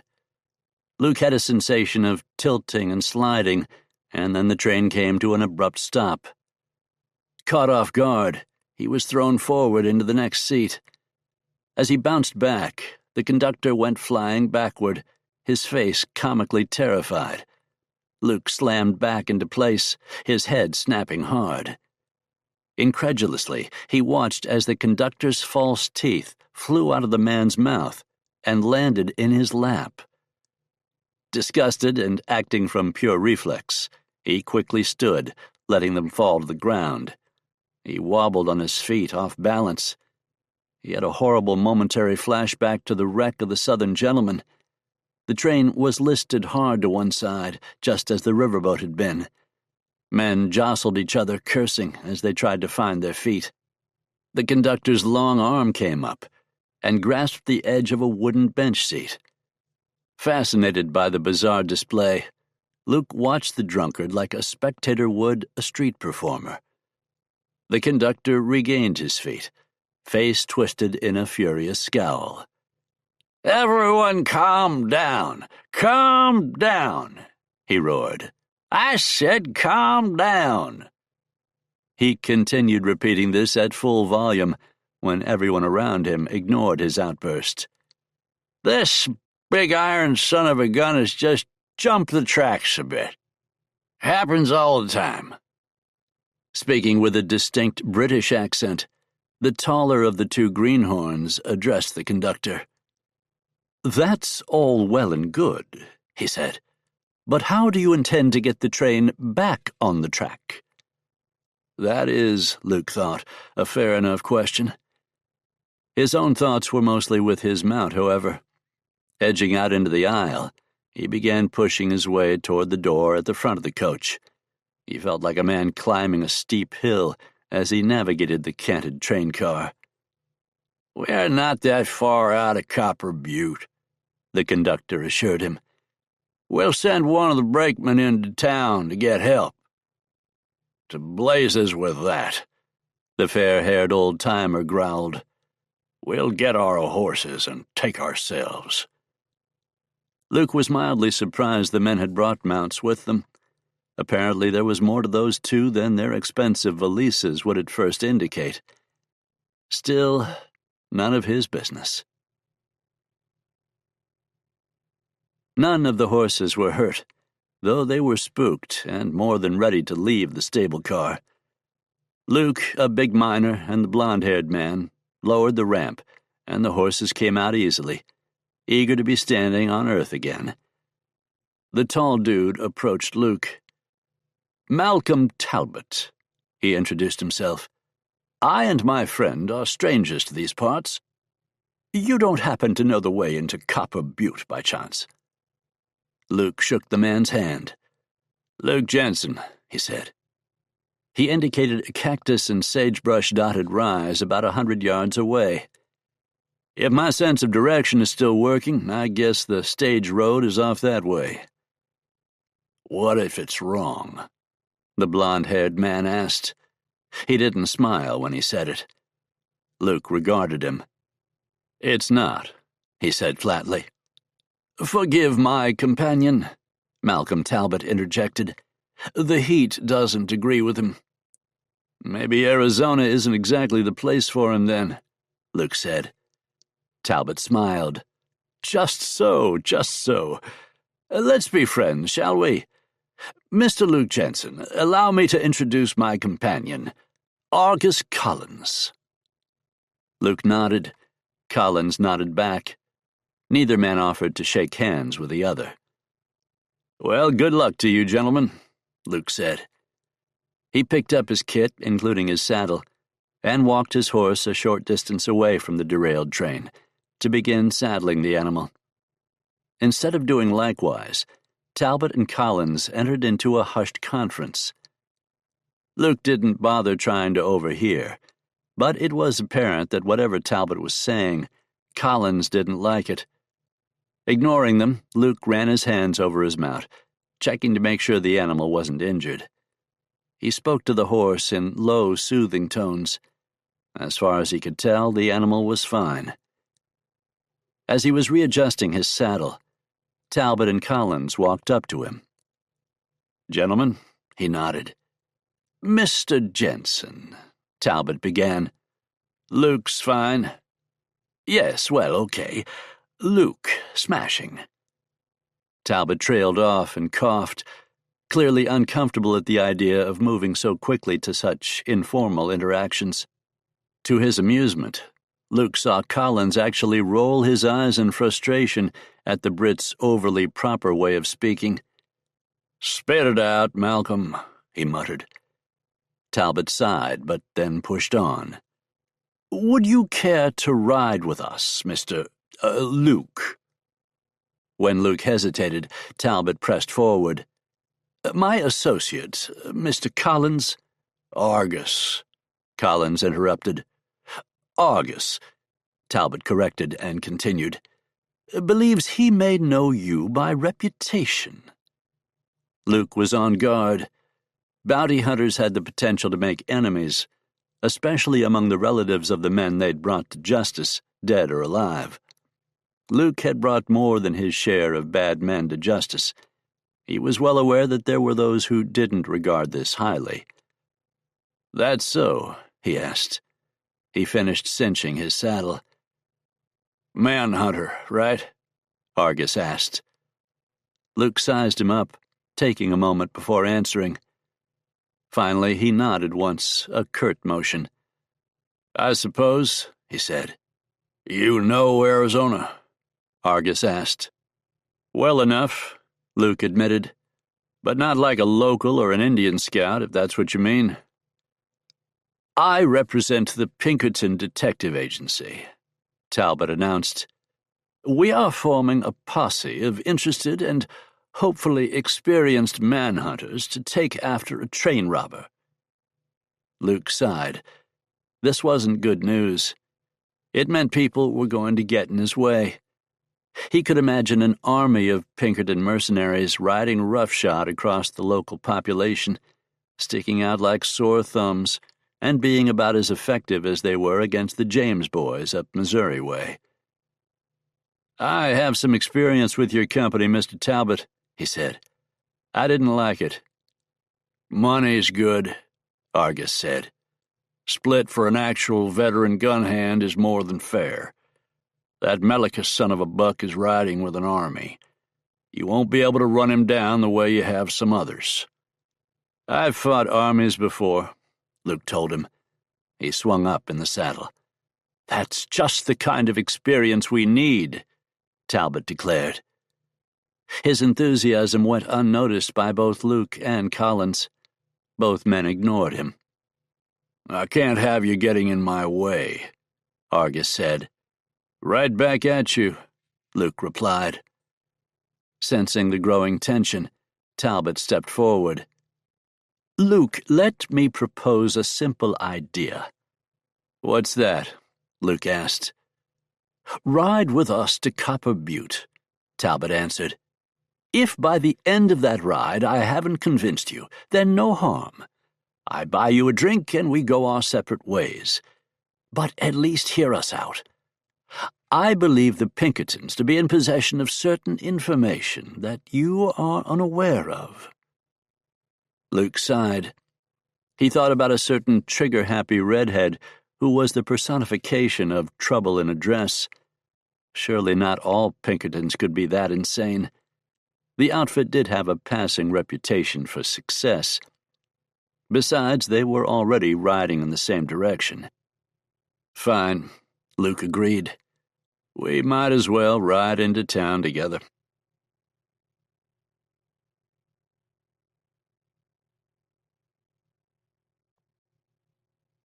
Chapter 15. A few hours later, riding down through a stretch of ponderosa pines, they found the wagons.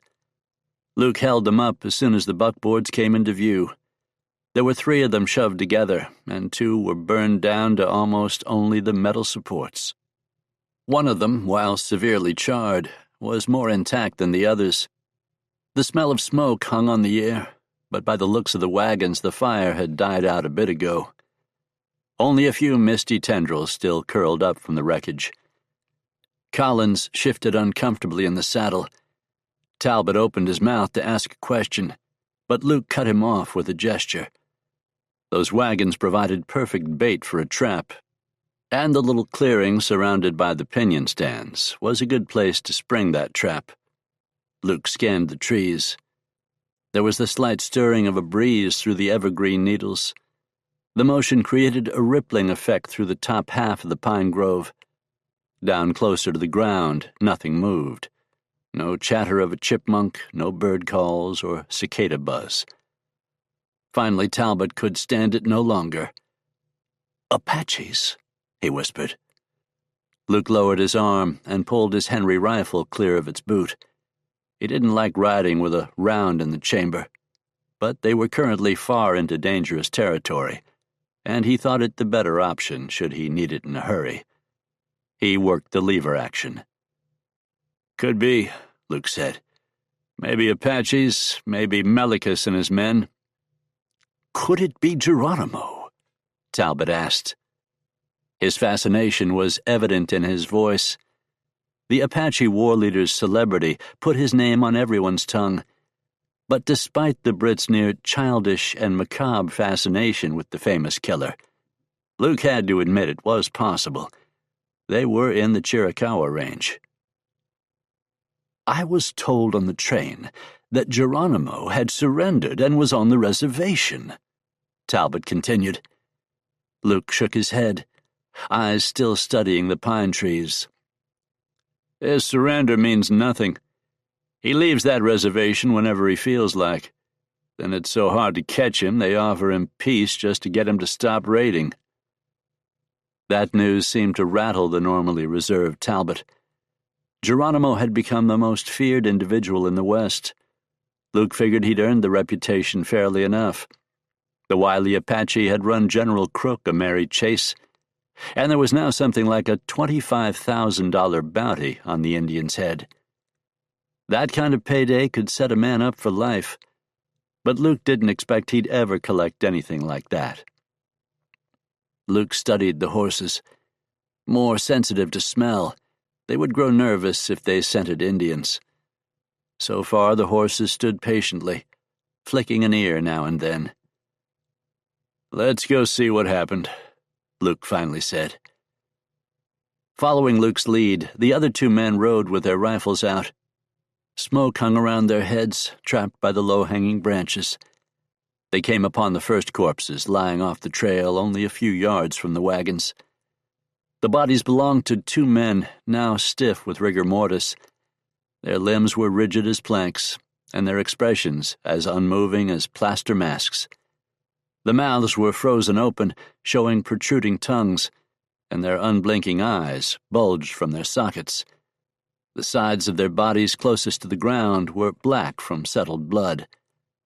The horrific wounds they had suffered were easy to see. Luke swung down from the saddle, holding his Henry ready. Collins dismounted as well, and without being told began scanning the trees, providing cover as Luke investigated the dead bodies. Talbot drew a handkerchief and pressed it against his nose. The stench of death was considerable. The droning buzz of flies was nearly deafening this close to the bodies. Luke rose from his crouch and began advancing, scanning the area for more corpses. He found the woman and girl after a few minutes. What had happened to them was ugly. It filled him with a cold, heavy rage that left him seething.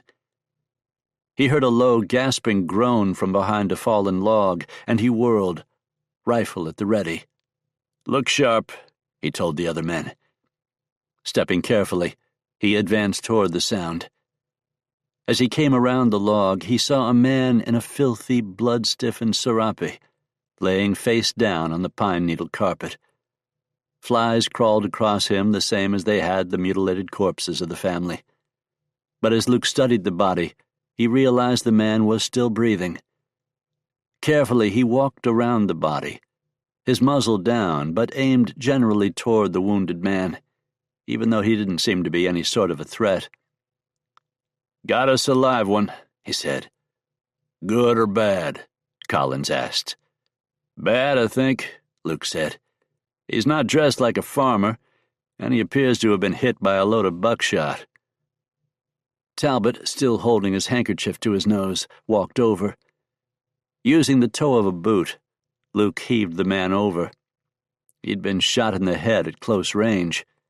His flesh was peppered with gunpowder burns, and the side of his head furrowed deeply where the ear had been blown off. His face on that side was a mask of bruising and dried blood. Flies had laid eggs in the gruesome wound, and now maggots squirmed there. "Someone tried to blow his brains out once he was down," Luke decided. "That is Fernando Juarez," Talbot announced. "Bounty worth $200, and a known associate of Melikus." Luke looked up at him. It seemed impossible that Talbot could have known that. Even if the rendering on Juarez's wanted poster had been perfect, the man's face was horribly deformed by the point-blank round he'd taken. Still, Talbot had said it in such a matter-of-fact tone that Luke felt inclined to believe him. "You seem pretty sure of yourself, Talbot," he said, "given the circumstances." As he spoke, the bandit gurgled wetly in his throat and opened his eyes. The bullet must have struck at an improbable angle and glanced along his skull. It was a minor miracle he was still alive, though it was obvious he wouldn't survive. "It is my job to recognize bad men," Talbot said. "So I do." Again the man said it with such flat-voiced assuredness that Luke was inclined to believe him. He turned to the gasping bandit. "Well then, Fernando," Luke said. The situation reminded him of his exchange with Davies back in the piney woods of East Texas. "You're a dead man, and even if I were inclined to try and save you, which I'm not, you'd just wind up swinging from a rope anyway." Fernando Juarez began blinking rapidly and trying to form words. Fresh blood spilled out of his mouth. Luke shook his head at the attempt to talk. He made a sharp cutting gesture with the edge of his hand. "Enough. Here's the deal, and from where I'm sitting it's pretty generous. So, mi amigo," he leaned in, "I have a bottle of laudanum in my saddlebags. I can ease your pain. Hell, take the whole damn bottle, I don't care. Just tell me where Melikus is going." The man seemed to be struggling with a decision, and Luke placed a single finger on his heaving chest for emphasis. "He left you to die. You going to just let that go?" The man ceased his struggling. Finally, he laid a hand on Luke's arm, pulling him closer. He whispered something, and Luke nodded. "What did he say?" Talbot asked. "Affliction," Luke answered.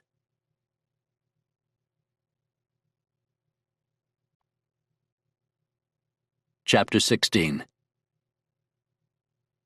Following smudges of smoke on the horizon, Luke rode up over a rise and saw the town laid out in the harsh glare of the sun.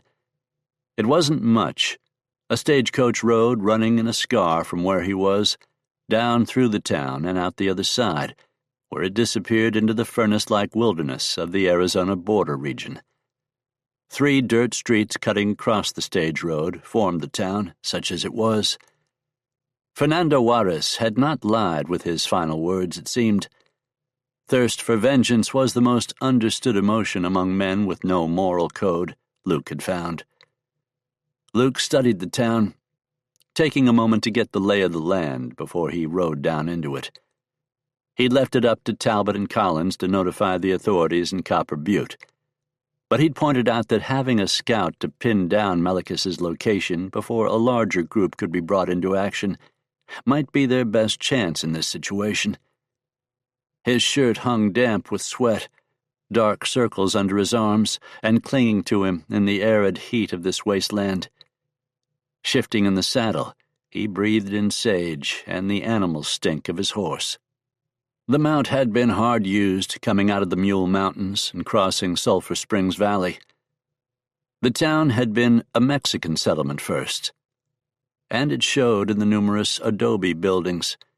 There was a church with a square bell tower and a little cemetery behind it. Crumbling houses lined the side streets.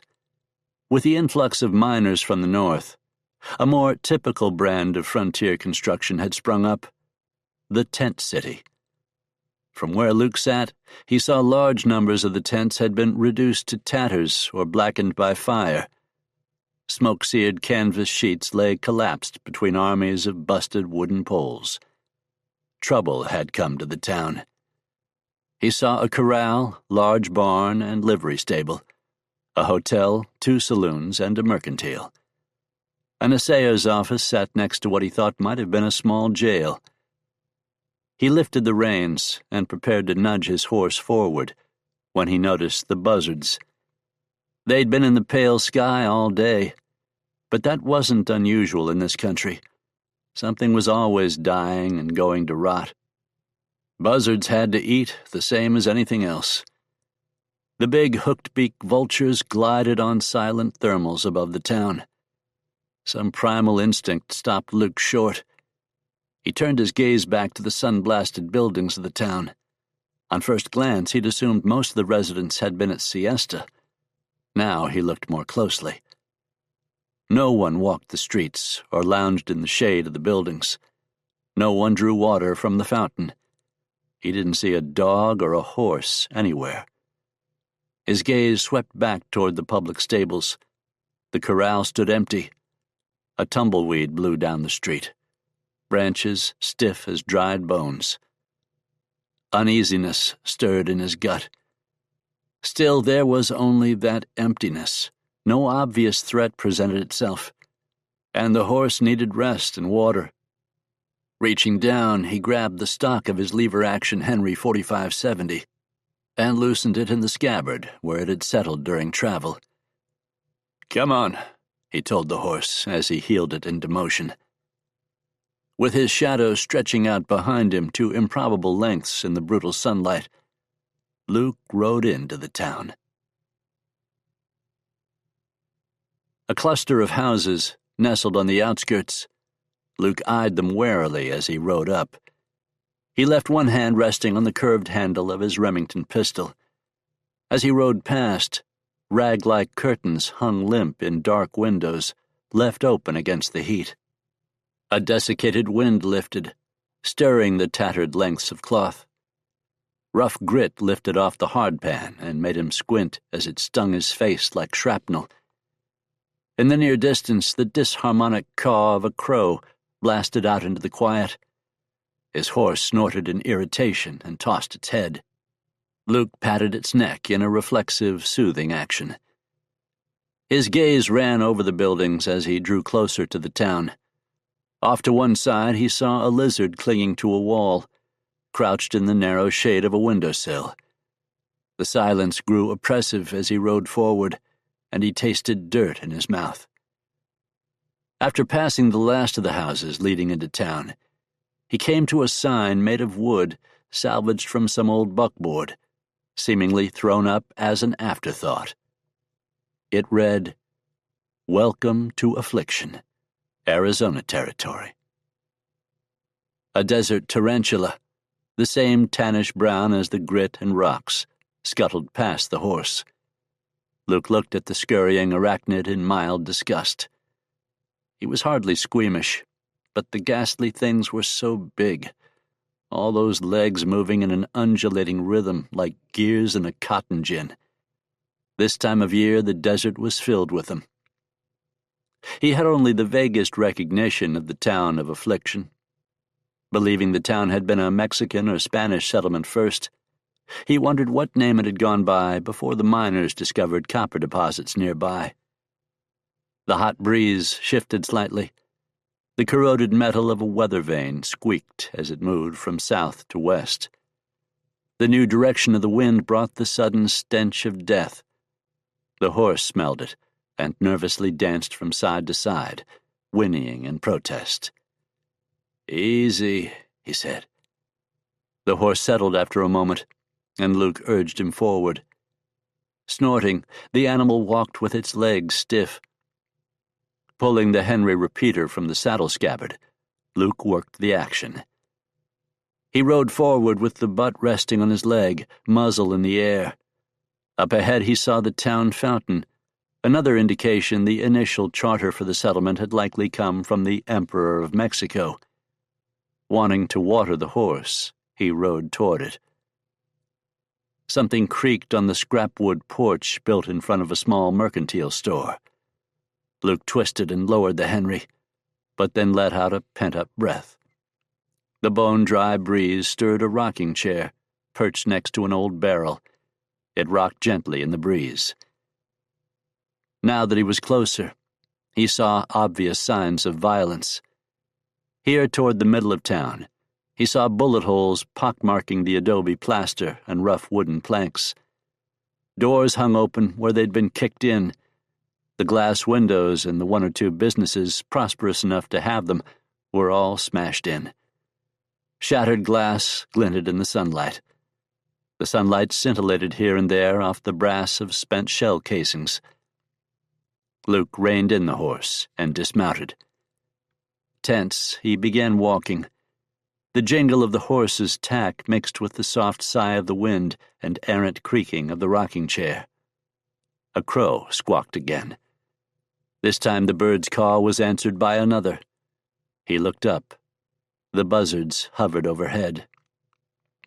Every rooftop, every gaping door or shattered window became a source of potential attack.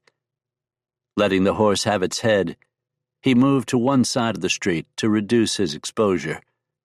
His hands gripped the rifle, and his sweat stained the wood dark. He walked slowly past the storefronts, stopping at the saloon.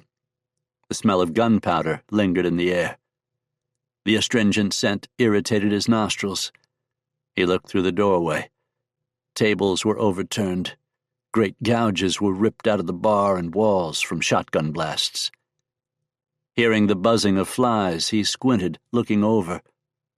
On the floor, and splashed across the legs of overturned chairs and upended tables, he saw dark stains. Blood. The flies buzzed around the maroon blemishes, their droning filling the ruined room. The blood was fresh, but had congealed into a film as it soaked into the wood. From experience, Luke guessed it was a day old at the very most. The whole town, he wondered. Everyone here slaughtered. It didn't seem possible. Yet he'd seen many horrors in his long career pursuing outlaws, from one end of the West to the other. Certainly the men he tracked were capable of it.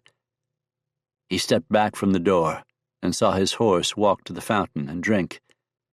Luke ran his tongue across his own parched and cracked lips. He'd been rationing his water for the last 2 days, and his throat was raw. Sweat stung his eyes as he started walking again. Beyond the fountain where his horse drank stood the town's church. The building was constructed from white adobe. The church was the center of the community. A sick suspicion drew him there. Stepping out into the sunlight, he'd begun walking toward the building when his horse suddenly screamed. He spun, bringing the Henry rifle around. His horse, throwing its head wildly as it neighed, collapsed. It lay in the dust, belly heaving, tongue lolling. He didn't hear a gunshot or see some Apache arrow sticking from the animal. Vomit ran out of its mouth and stained the ground. White foam lathered its muzzle. Crossing quickly to the fountain, he scooped a handful of water and sniffed it. Something was there, but the smell was far from overpowering. He touched a little with the tip of his tongue. Immediately he spat it back out and flung the dregs away. Poison. His horse, 2 days without more than sips of water, had plunged its head into the fountain and gulped huge draughts. In this heat, even with pure water, that was dangerous and could lead to paralyzing cramps. But in that thirsty state, the animal might well have ingested gallons of the tainted liquid. The horse's eyes rolled in agony. Its stomach heaved in and out as its body tried expelling the poison. Anger searing a white-hot knot in his chest. Luke drew one of the Remingtons and put a single round through the horse's head. He was unmounted now, unless the stable had a horse tucked away in one of its stalls. Luke strongly doubted that. This was not a good turn of events. He holstered the .44. Some cold-blooded snake had poisoned the public fountain. It didn't get a lot lower than that. He turned his attention back to the church. He was sure whoever was responsible for the doom that had come to affliction was long gone, but he still approached the building warily. He heard the flies as he came closer. The breeze had died, and the smell of smoke hung thick on the languid desert air, heavy with afternoon heat. and almost overpowered the miasma of death. Almost. The double doors of the church hung limply, scarred by fire. The droning of flies was approaching a cacophony, and the death stink made him gag. He put his bandana up over his nose and stepped up to the entrance. What he saw turned his stomach. He had no idea how many people were in the pile. More than 24, less than 100, maybe. They were heaped in a mound, and the wooden pews had been used as kindling. The sides of the walls and ceiling were black with soot. The adobe construction had turned the building into a sort of Dutch oven, and the bodies had melted into each other. He'd smelled burnt flesh before, and in the confined space the familiar, sickly sweet smell overpowered him. Gagging, he stepped back out. Fighting the urge to vomit, he pulled his bandana into place over his nose and mouth. Once he'd collected himself, he stepped back inside. He studied the room, ignoring the stench and the deafening drone coming from the clouds of black flies crawling over the charred corpses. It was a horrendous sight. Blackened facial flesh pulled back from grimacing teeth. Eye sockets peered emptily where the eyeballs had melted. Arms locked in rigor mortis, stretched out, forever frozen in time. Clothes and hair had been burned away. Ears and noses were shapeless lumps like hardened wax on the sides of a candle. He saw signs of violence. Skulls and rib cages splintered where bullets had smashed into them like clubs. Teeth lay scattered across the floor like dice. Here and there limbs were no longer attached. In his mind, it was easy to reconstruct the scene. The attackers had herded their victims into the place, and then poured a continuous fusillade of bullets into the tightly packed crowd. Luke reckoned it must have felt like it had gone on forever. Then the raiders had walked among the dead, busting the pews into kindling and throwing the pieces across the bodies.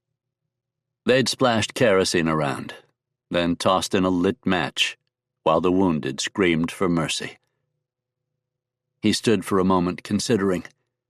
His mind played over the horrid scene he'd just surveyed.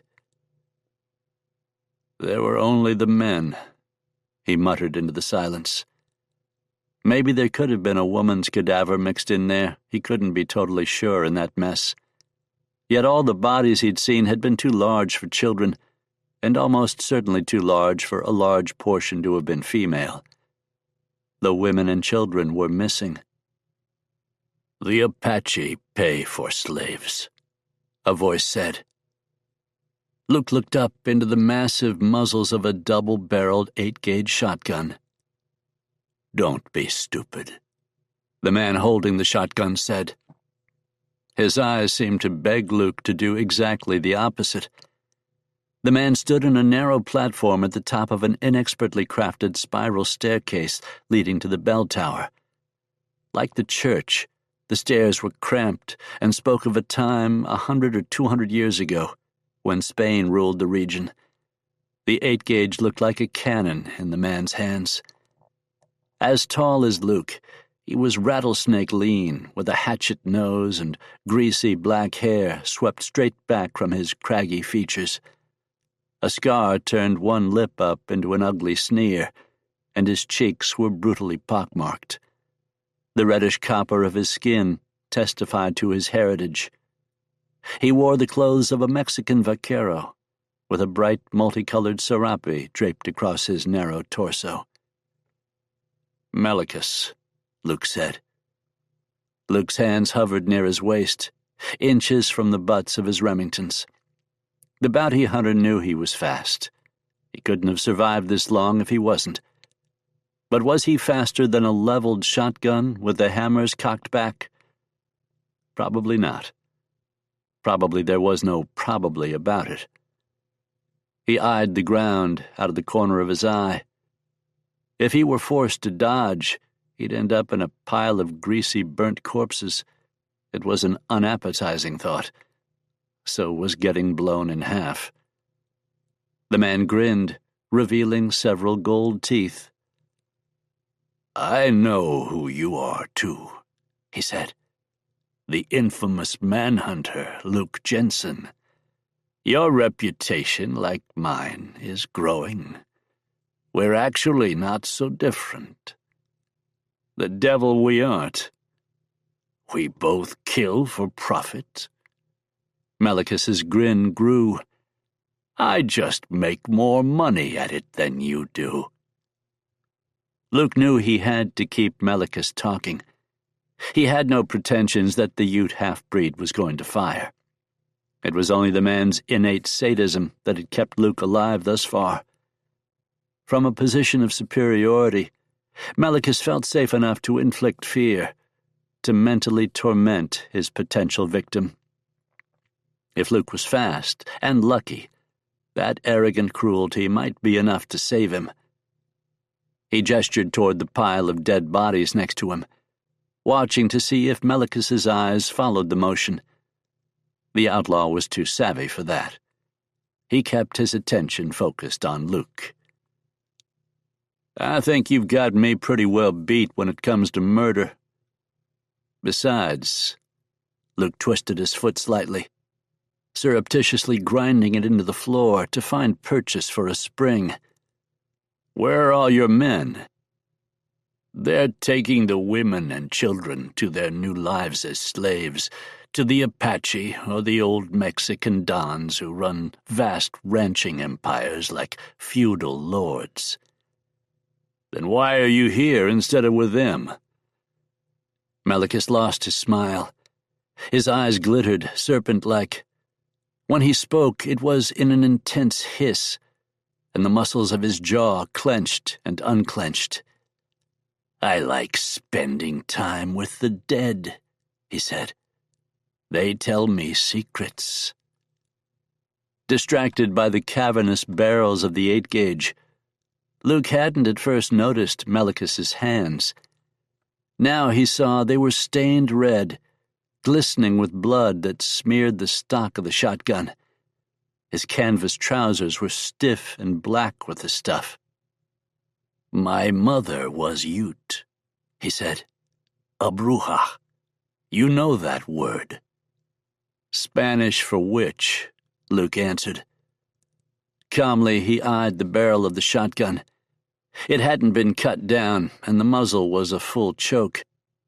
Full choke tightened shot spread, improving the range and increasing accuracy at a distance.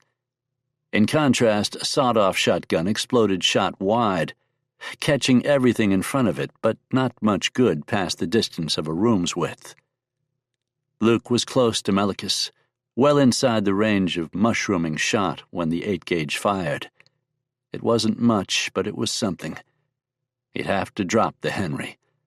This was going to be pistol work. "She taught me many secrets," the kill-crazed outlaw went on. "How to become a wolf by wearing the skin of my kills. How to fly and become invisible. This is why no one can catch me. Not the white men, not the Mexican army." He flashed the ugly grin again. "And not you." Even as Melikus was shouting, Luke was in motion. Dropping the lever-action Henry, he threw himself to the left, pulling the right-hand Remington clear of leather as he did. Searing pain flashed across the right side of his body and peppered his biceps so sharply he barely kept hold of the pistol. The 8-gauge's boom was deafening inside the close confines of the church. Luke hit the spongy corpses on one shoulder and felt the skin of one seared corpse split apart under his weight. Hot juices soaked his shirt, and ashy skin clung in ratty strips as he rolled forward. The Remington came up as Melikus shifted, swinging the long barrels of the shotgun toward Luke. Luke fired. 3 fast rounds banged out of the handgun. But the angle was wrong, and the shots were rushed. One flew wide, Another cracked the banister of the spiral staircase and exploded it into splinters. That bullet ricocheted at the impact, and the shirt at Melikus's right shoulder puffed up, instantly stained with blood. The outlaw swore in shock and stumbled. The third round slammed home into the shotgun. Sparks flew, and the buttstock came apart in the outlaw's hands. Melikus threw the useless firearm from him and raced for the top of the stairs. Luke rolled, trying to come to his feet in time. His side was on fire, and his own hot blood ran slick down his side. The stench of burned corpses overwhelmed him in a poisonous miasma, and he stumbled, gagging. Pushing off with his left hand, he choked on bile as his fingers plunged through the skin of a dead body. He fought his way to his knees, firing 2 more rounds after the fleeing Melikus, to lay down cover as he tried to stand. As he came to his feet, he snatched up the Henry and pointed the muzzle at the top of the stairs. A trapdoor leading into the bell tower stood open. Though the 8-gauge lay on the floor in pieces, Luke knew the outlaw had to be well armed besides the shotgun. Going up those stairs after him was suicide. Keeping his muzzle on the opening, Luke shuffled to the door. He bled freely, and his clothes were smeared and stained with pieces of dead bodies and fire-charred skin. Gore caked the hand he had used to lever himself upright. He heard a muted scuffling and suddenly realized Melikus had no intention of holding the high ground where his field of fire was so limited. Luke sprinted for the door. He burst out into the blinding sunlight and spun, sweeping the Henry toward the roof. Melikus didn't appear, but Luke heard boots shuffling on the red tiles. Running wide around the side of the church, Luke broke out into the desert from the border of buildings enclosing the town square. He ran.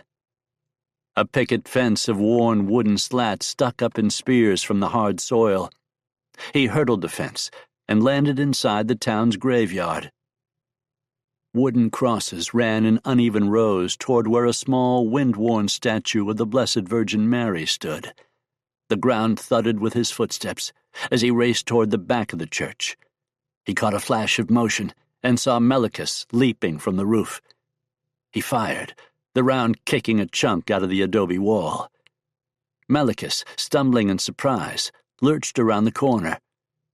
Panting in the unforgiving heat, Luke vaulted the cemetery fence on the other side of the graveyard. A snarl of pain ripped from him as cactus stabbed at his leg when he landed.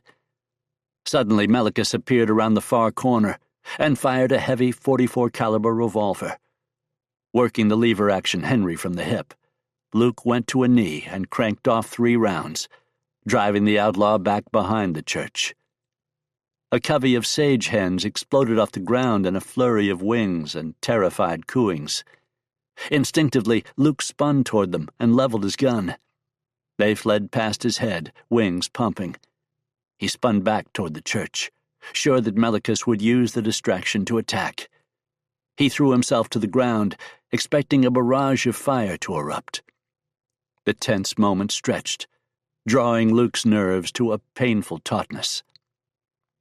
His ears still rang from the gunfire inside the church, and he was acutely aware of the sun beating down on him. Sweat ran freely and pooled in the small of his back. Blood seeped from his wounds into the sandy earth beneath him. As his panting slowed, the smell of raw desert sage filled his nostrils. Stalks of yellow cheatgrass rippled stiffly in the hot breeze. Staying low, he scooted sideways, trying to see past the corner of the building without exposing himself. It was an impossible task, and his stomach twisted with anticipation as he hurriedly cleared his line of fire. He didn't see Melikus. Using the church as cover, he raced forward and took a position at the corner of the building. The sun was a blinding glare in his right eye. Quickly, he ducked around the corner. He caught a flash of movement down the street as Melikus disappeared between 2 buildings. Dripping in his own sweat and blood, Luke ran forward. He crossed the street in a dead sprint and threw himself up against the side of the building to stop his momentum. Panting, he risked a look. A bullet whined by, blasting splinters from the structure, inches from his face. He jerked his head back and ran to the other side of the building. A narrow passage cut between that and the next buildings.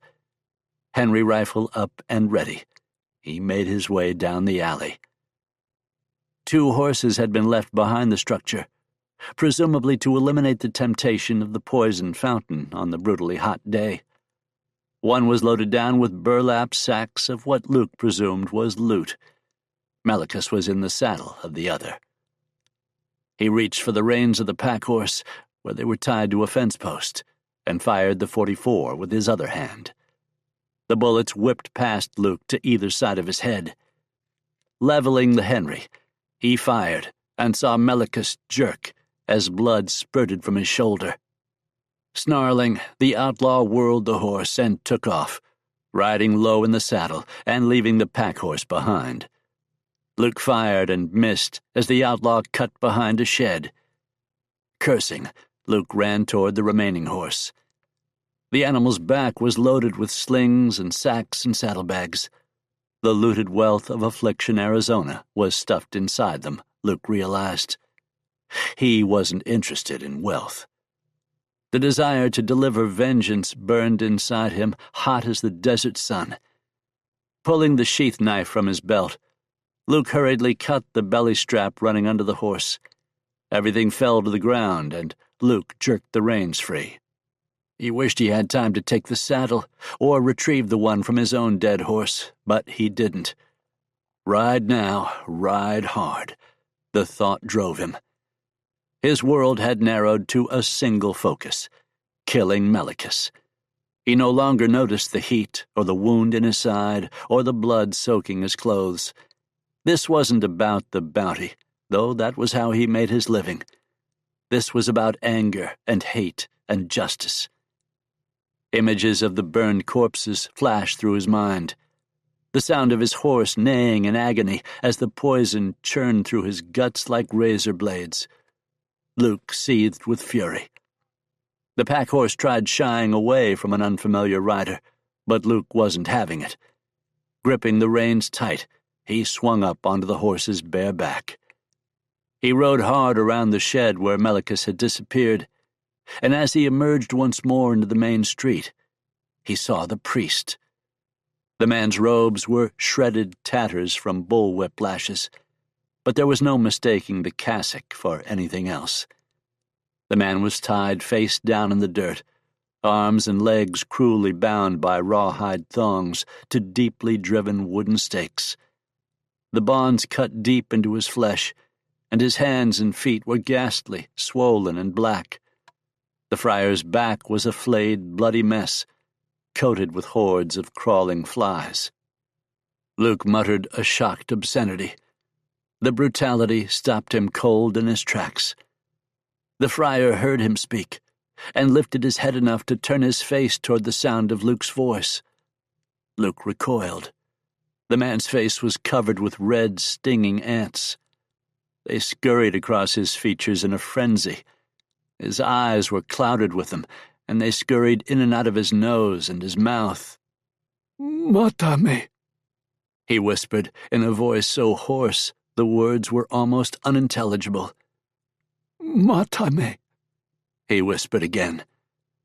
Luke was hardly a master of the Spanish language, but he knew quite a few words and phrases the way anyone who spent any time along the border would pick them up. He understood what the friar was saying, what the friar was begging for. "Kill me." The man struggled to speak again, but could manage only a gargled moan. Luke looked toward the desert where he knew Melikus was fleeing even now. He swore in frustration and dismounted. Moving quickly to the man's side, he used his knife to cut him free and remove the cruelly twisted bonds. Working furiously, Luke put his hands under the friar's armpits and hauled him bodily away from the madly swarming ants. Steeling himself, Luke rolled the groaning man over. and saw that the priest's captors had smeared his face with syrup or molasses to attract the insects. He noticed the line of ants trailing off into the brush. Hurriedly, Luke began wiping them from the man's face, digging them out of his eyes and nose, slapping them clear of his cheeks and hair. As the flesh on the man's face was revealed, it showed lumpy and red from the thousands of bites, swollen to the point of gruesome distortion. Hurrying back to the pile of goods he had cut off the second horse, Luke found the water skin he'd noticed. He snatched it up, went back to the friar, and began rinsing the rest of the stinging ants from him. The man had lain helpless so long that he'd soiled himself, and he stank horribly. Luke didn't know if he could save the Mexican priest, but he had to try. Melikus would have to wait.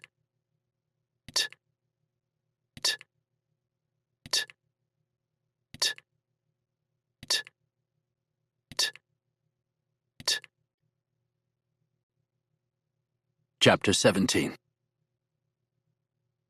There was an adobe house nearby, and Luke took the padre there to get him out of the sun. The place had been ransacked and looted, but the raiders hadn't spent much time in such an obviously impoverished home. A rope bed with a straw mattress remained, and Luke got the priest onto it. The man was delirious from agony and exposure, and Luke barely understood half the things he said. It sounded mostly like he was praying and wondering where the Chiquitos were. Beyond that, Luke had little way of knowing. He knew the man had to be cleaned and his wounds tended to. Most of all, if he were to live, he'd need water. Luke searched the town, taking time to bring Melikus's horse to the corral where the raiders had overlooked the water in the trough. He tasted it, and beyond being brackish, he detected nothing wrong with it. He found no medical supplies. Whatever had been there had been taken, but he found enough clean linen and clothes to make bandages from. By being persistent and methodical, he was actually able to acquire a fair amount of potable water that had been overlooked in the buildings. Luke remained torn. Melikus had captives, and their fate was assuredly bad. Yet the friar was on the verge of dying without help, and the man was right in front of him. But every moment he delayed played on his nerves, winding him tighter and tighter until he thought he might explode from the tension. He wondered why no one from some outlying homestead or ranch had come into town. But he realized that in a community this small, it could be days, possibly weeks, before outside people came through. During this time, the priest remained unconscious, breathing shallowly in a ragged and labored rhythm. The only time he gave any sign of life was when Luke used whiskey to disinfect the open, oozing wounds on his back where the whip had flailed him. Despite that pain, he did not regain consciousness, only shifted slightly and moaned. After cleaning the man's wounds and bandaging him, Luke took a look at his own injuries. Buckshot had peppered his side and right bicep. He shuddered as he thought about how close the charge must have come. The bulk of it had passed between his body and arm as he leapt away. In a career full of close calls, he'd just had another, he realized. He tended to his own injuries as best he could, and felt reasonably confident that he would avoid any infection. He gritted his teeth as he poured whiskey over the gunshot wounds. The pain was agonizing enough that he began fearing for the friar even more because of the way the man barely stirred when Luke had done the same to him. Leaving the priest to sleep, he went to check on the horse. After giving it some grain from the bin in the stable, he took his saddle and bedroll from his dead mount and carried it back to the building. The sun was sliding down in a bloody red disk behind him as he went in, casting a long shadow before him. The air hadn't yet begun to cool off, and he was still sweating freely. He'd begun talking to the tortured man, even though the friar still couldn't respond, but he'd heard speaking to them was good for unconscious patients. "Hey, Padre," he said. "Sun's going down. It should be getting cooler soon." He didn't expect an answer, but suddenly he noticed how quiet the man lying on the bed had become. There was an unnatural stillness to his body. "No," Luke said, his voice dull. He hurried to the priest's side and checked for signs of life. "No, no, no." The man was dead. He'd let Melikus gain half a day's ride, with no chance to follow him now until morning. He'd given the murderous raider almost a full day, and the padre was dead anyway. Stomach clenching with frustration, Luke pulled the blanket over the man's face and went to see if there was any whiskey left. As he walked back toward the saloon, he scanned the desert. The horizon was lit up as the last bit of the sun slipped away. He would get Melikus. What had started out as an impersonal business matter now felt like a steaming boiler inside him, driving him toward their confrontation.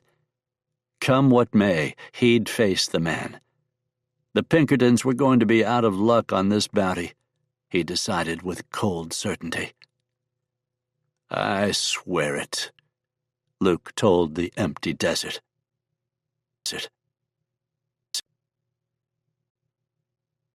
Chapter 18.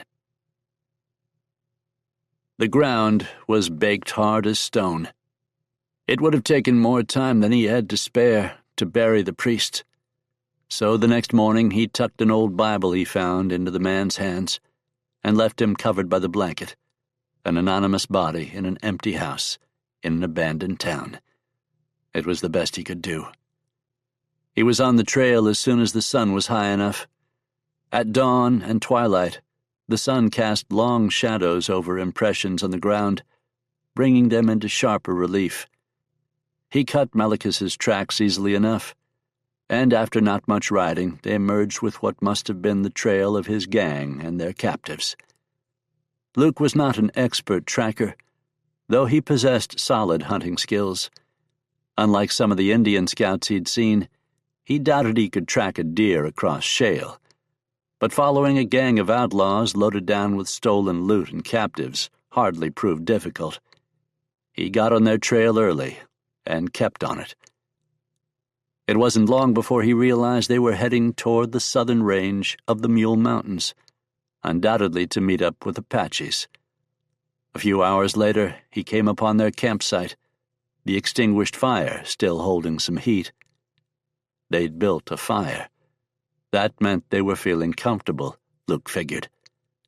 What he didn't know was how close a natural water source might be. Men like Melikus and those he rode with had little compunction about riding a horse to death. Despite their value, horses were considered an expendable resource. They would kill one mount, take one from their remuda of stolen horses, and ride it to death as well, if it gave them a lead on any pursuing posse. The only thing he had going for him in this chase was the captives. The gang simply couldn't move as quickly, pushing women and children along. The Sonoran Desert lifted up out of the valley, and he saw Chihuahua Hill rising out of the badland like a fist. He entered a maze of chaparral and rode through as the plants grew larger, until the bushes were high as houses, and their sage perfume hung rank in his nose. He used the distant peak of Mount Ballard as a rough guide and pushed carefully through. He found plenty of signs in the powder-soft dust between the brush, and after a little while, a deer trail cut his path, and he saw that the raiders had taken it. Luke rode the narrow trail at a slow pace. He felt closer now than he had before, though it was only a feeling. He paused and pulled his canteen free. The water was unpleasantly warm as he drank sparingly, but it was enough to knock the dust from his throat. He lifted his hat and rubbed one arm across his forehead, eyes searching the brush. The chaparral pushed in on the sides of the trail and clawed at him. Luke made a mental note to check himself thoroughly for ticks when he finally stopped. He followed the trail as the foothills grew steeper. Now he was in a land of deep coulees and shale rock ledges. Wiry sagebrush clung to cracks in the stone. Above him a hunting hawk circled. Craning back his head, Luke squinted into the sun. He was near the top of a mesa, and the last little bit of path was more goat trail than anything else. A nearly sheer drop plunged away to one side, while to the other a jagged cliff face rose in a wall. It was as tactically untenable a position as one could find in these hills, Luke knew. He needed to push through quickly. The horse jerked beneath him, and in the medium distance a rifle cracked. His mount went to its knees, and Luke threw himself from the saddle. Hitting the ground awkwardly, he rolled into a sprawling prone position. The spike-like needles of a beaver-tail cactus patch speared into him, and he cried out in surprise. The horse went over and lay still, blood gushing from its neck. Suddenly the ground beneath him gave way in a waterfall of gravel. He shouted in surprise as he began sliding down the hill. His foot caught on a root, and his momentum jerked him over his own legs so that he was sliding head first. His hand searched for purchase but could find none. The sky spun above his head, and abruptly there was no ground beneath him. Arms windmilling, he fell through the air. Striking the ground, he bounced hard and began rolling. He lunged for a bush as he catapulted past, but missed it. Again there was the sensation of nothingness, followed by the bone-jarring impact of landing after a fall. He felt as battered as a losing boxer. He managed to get to his back and was able to grab hold of a bush just as he rushed toward another lip. Gasping, he held on tight. Flat on his belly, Luke looked wildly around. He needed to find cover, but he now had little idea of where he was in relation to Melikus. The branch broke and came away in his hand. He began slipping, and he fought to stop his slide, but could find no purchase. He shot over the edge of the ridge like water flowing out of a culvert. Arms and legs flailing, he plunged downward. Landing with a bone-jarring thud, he gasped as the air was driven from his body. Wheezing, he fought to breathe, dust clogging his nose. His body ached, but was too numb for him to tell if he'd broken anything. He struggled onto his knees, then fought to stand. Chest heaving with the strain of breathing, he looked around. He'd fallen a long way, he realized. In short enough bounces that he wasn't dead, but... The body of his horse came thundering down the side of the mesa. Throwing himself against the rock wall, Luke barely missed being struck by the 1,000-pound animal body. The horse hit the ledge and bashed through it to continue rolling down the precipitously steep slope. The sandstone cracked and then crumbled directly under Luke's feet. He scratched at the rock in front of him, but couldn't grip anything as the ground gave way fully, and he fell again. He plunged downward. Twice he slammed into rocky protrusions that bounced him around. The skin along his arms and body was scraped clean by the jagged gravel, and his wounds began bleeding again. He was thrown backward as he struck the ground, and he came up against the carcass of the horse. His body screamed from the abuse he had taken, and dimly he realized he'd lost a boot somewhere along the way. Head to toe, he felt as if a crew of burly miners had taken axe handles to him. The sun blinded him, and he slowly put a hand up to fight off the glare. He thought that despite the pain, he would be able to move. Slowly, he rolled over. Dirt kicked up near him, followed almost instantly by a rifle report. Luke threw himself sideways and scrambled behind the body of his horse for cover. 2 more rounds struck the dead animal, and the shots echoed out over the foothills. Instinctively, Luke drew one of his Remingtons, both of which had somehow made it through the mad tumble without falling out of the holsters. Another shot hammered through the stillness, and Luke cursed as he saw the round strike his canteen where its strap had wrapped the horn of his saddle. The container jumped 3 feet into the air and began bleeding as water. Just looking at the precious liquid draining into the dust made him thirsty. "Bounty hunter!" Melikus shouted. The outlaw's voice echoed, seeming to come from every direction at once, the sound so disembodied it could have come from the desert itself. The sun beat down hard against Luke's back. "Bounty hunter, you have come here to die." "In a pig's eye," Luke muttered. He didn't sound entirely confident to his own ears. He needed to worry about Melikus's men circling in on him. He had to assume the outlaw wasn't alone. Just below him, a line of gravel lay spread out in an arroyo, where rain runoff had carved a channel in the earth. If he could make that, he might be able to belly crawl out of the area and regroup. He looked for his rifle, but the Henry was gone. He cursed. Blood from some scalp laceration dribbled into his eye, blinding him. He shoved dust against the side of his head to get it to clot. He couldn't wait. He had to seize this chance to escape. His body was stiffening from the multiple brutal impacts. If he didn't act soon, it was unlikely he'd be able to move quickly enough to survive anyway. Gritting his teeth, he threw himself backward and began rolling. The ground thudded with the impact of heavy caliber rounds, and the rifle reports boomed down the mountainside. Dirt shot up in spumes like geysers, and he rolled off the lip of the coulee. Grunting, he fell 2 feet and landed among the stones. Then he began crawling, and crawling, and crawling. Chapter 19. Luke knew he'd escaped, mostly because the outlaws hadn't pursued him that hard. They had captives and horses to move south of the border, and didn't want to waste time on one man afoot in the Sulphur Springs Valley. Let the desert kill him. That was what they'd think. Forcing himself to his feet, he struggled forward. He'd have preferred to hole up during the heat of the day and travel at night, but there was no cover to be found. If he were going to bake in the sun, he might as well be walking toward help if he could find it. Once he used a stick to rip open a barrel cactus and drink what was inside. It was unappetizing, but wet. Wet was good enough.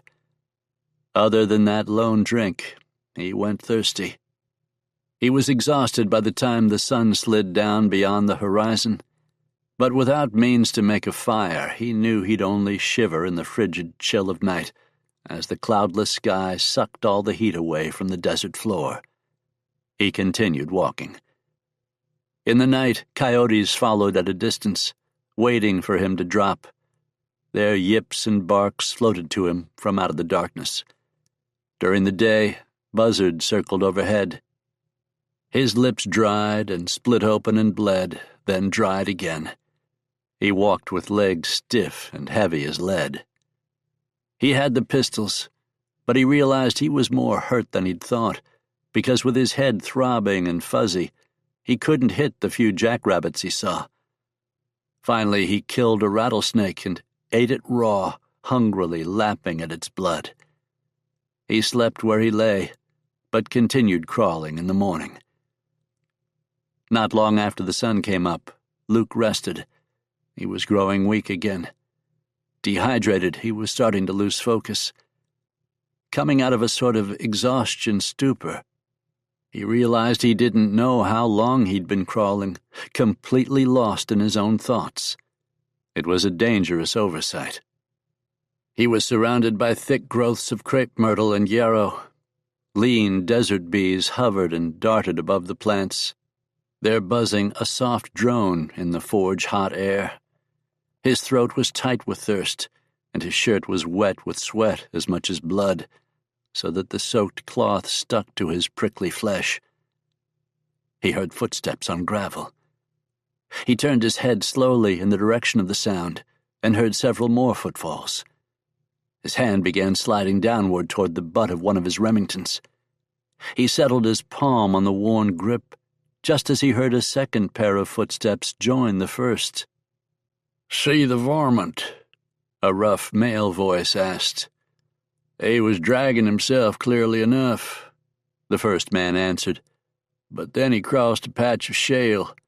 I'll cut the trace again soon enough. He was bleeding like a stuck pig. He ought to be easy enough to find." Luke silently cursed. The voices were coming from only a few yards away. He realized that to see him, the hunters would be looking into the sun, and it was only that glare that had kept him undiscovered, nestled under the desert plants. He needed to strike fast, because his luck couldn't hold for very much longer. "Here," the second voice called out. "I found more blood."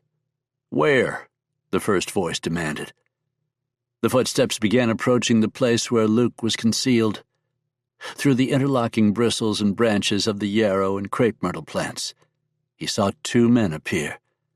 Their faces were furrowed in concentration as they intently studied the ground. Both were white men. One wore a shapeless Confederate cavalry hat, and the other a rain-warped Stetson. The Johnny Reb had a tangle of white, puckered scar tissue on one cheek that Luke guessed came from taking a 4-shot Pepperbock Derringer blast to the face.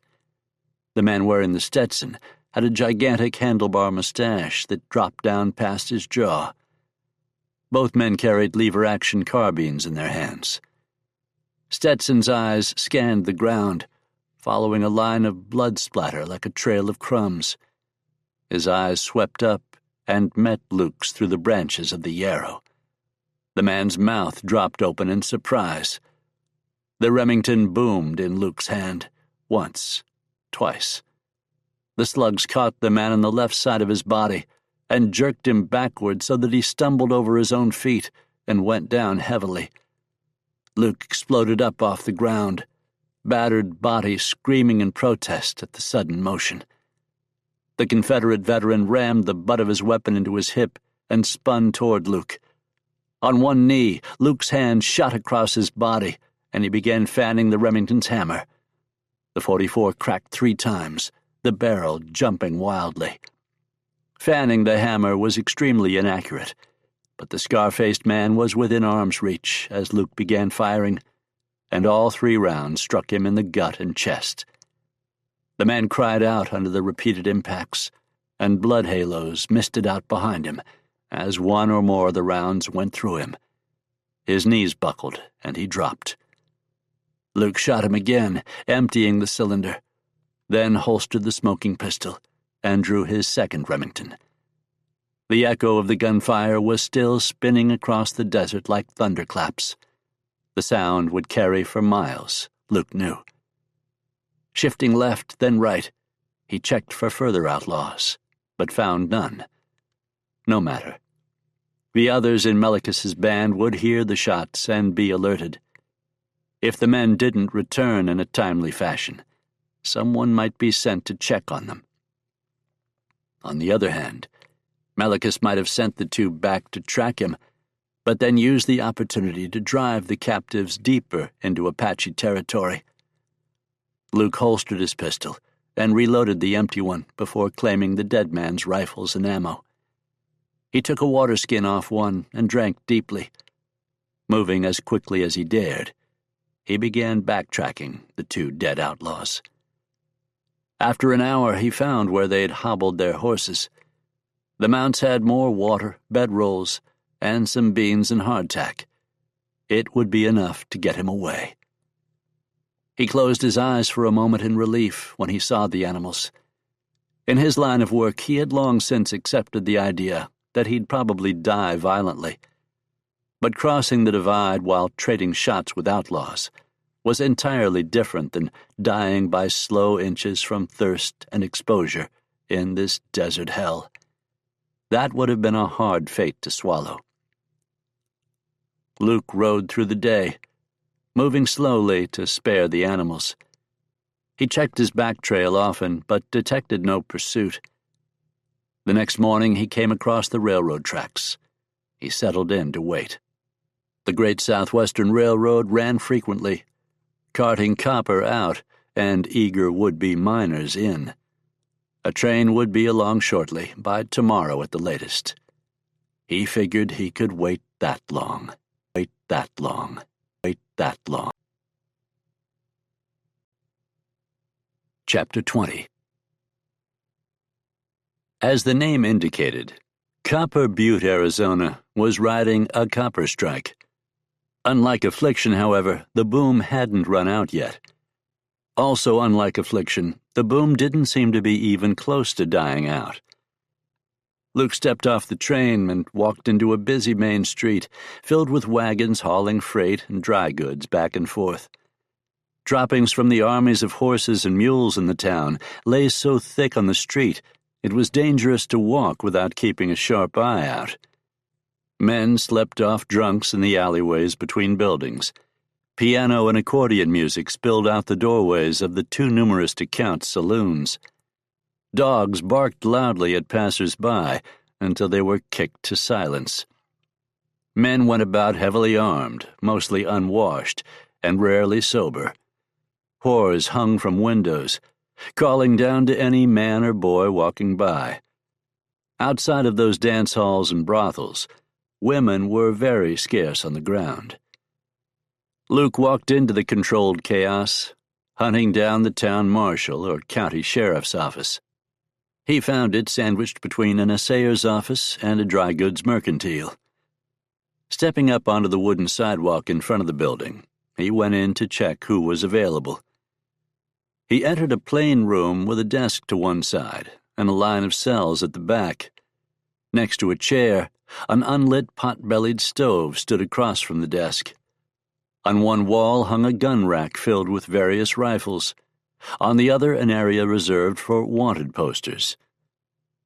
Despite the tumult and the frenzied celebrations outside, it was still fairly early in the morning. Coupled with the higher elevation, the temperature was comfortable for the moment. After the hard pan and the hellish heat of Affliction, Luke appreciated being able to enter a building without feeling like he was stepping into an oven. Normally, Luke would have been keenly interested in those wanted posters. They were his bread and butter. Not this time.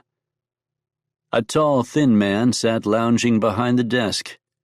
He wore a beard, and a sheriff's badge was pinned to his chest. His boots were up on his desk, and he studiously cleaned his nails with a paring knife, as Malcolm Talbot pleaded with him about something. At Luke's entrance, the Englishman looked up, then stopped in mid-sentence. "Luke!" The sincerity of relief in the man's voice surprised Luke. He nodded at Talbot. "You made it here all right, I see," Luke said. "This the fella you were so worried about?" the sheriff asked. Talbot beamed. "It is." He frowned slightly as he took Luke in. "Though he's perhaps a tad worse for wear." Luke lifted a corner of his mouth in a small, rueful smile of acknowledgement. "Yeah, I got rode hard and put away wet," he admitted. He turned to the lawman. "Sheriff, you've got a slaughter up Affliction Way. I've been in town. There's nothing left but dead men and animals. I figure Melikus took 25 captives, women and children, ran them off toward the Mule Mountains." "You know where Melikus is?" Talbot's eyes shone bright with interest.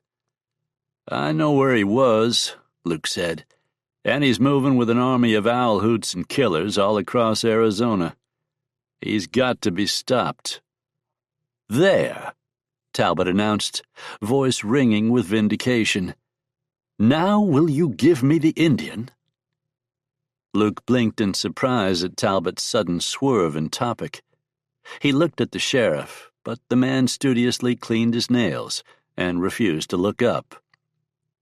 "If what this hombre says is true," the sheriff drawled, "then this isn't a matter for a posse. This is a matter for the Army. The Army is relocating the Jicarias up to Fort Defiance along the New Mexico line. The Red Varmints is being a mite uncooperative. I've already tried telegraphing for assistance and been turned down." He looked up from his knife. "Twice." Talbot inhaled sharply, visibly frustrated but containing himself. "So my cohort is the last best option. But in order to be our most effective, we need a tracker. Apparently this Cowboy you have, Walks the Horizon, is the best." "You're going to track an Indian is usually best," the sheriff agreed.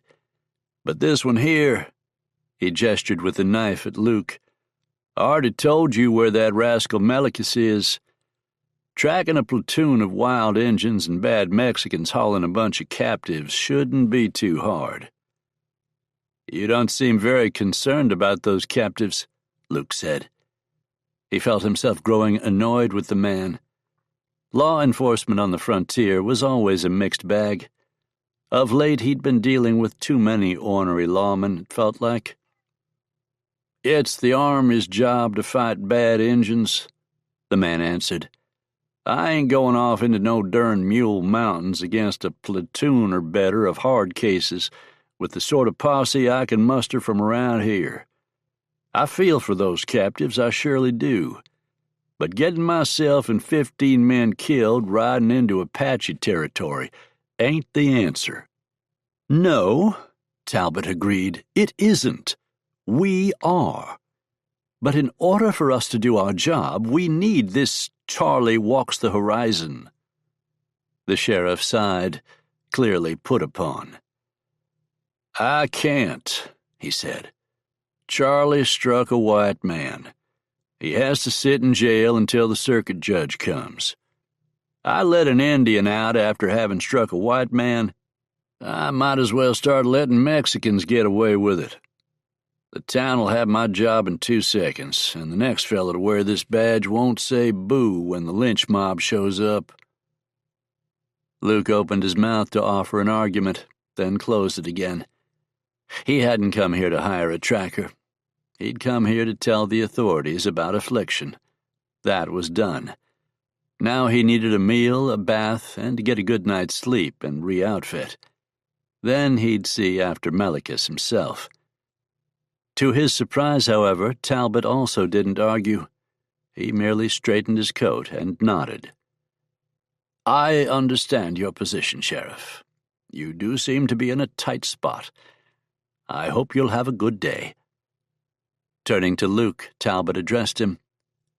"Luke, I think we're most likely sharing a hotel. So why don't you let me buy you a drink?" Luke nodded, sensing the Englishman held some ulterior motive. He nodded to the lawman. "Sheriff," he said, with a lot more respect in his tone than he actually felt.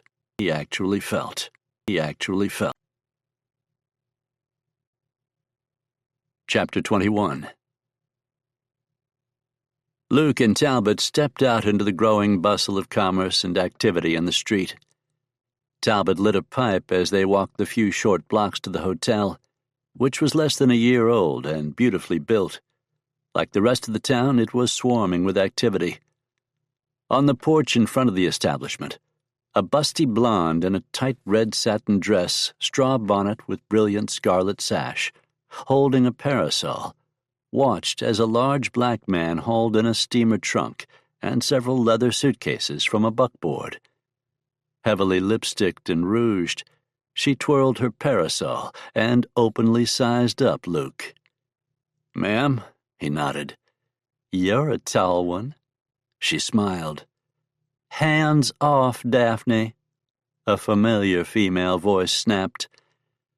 Luke barely managed to conceal his surprise as a strong feminine arm slipped around his and pulled him close, so that his triceps was nestled firmly against the pleasant swell of a not inconsiderable breast.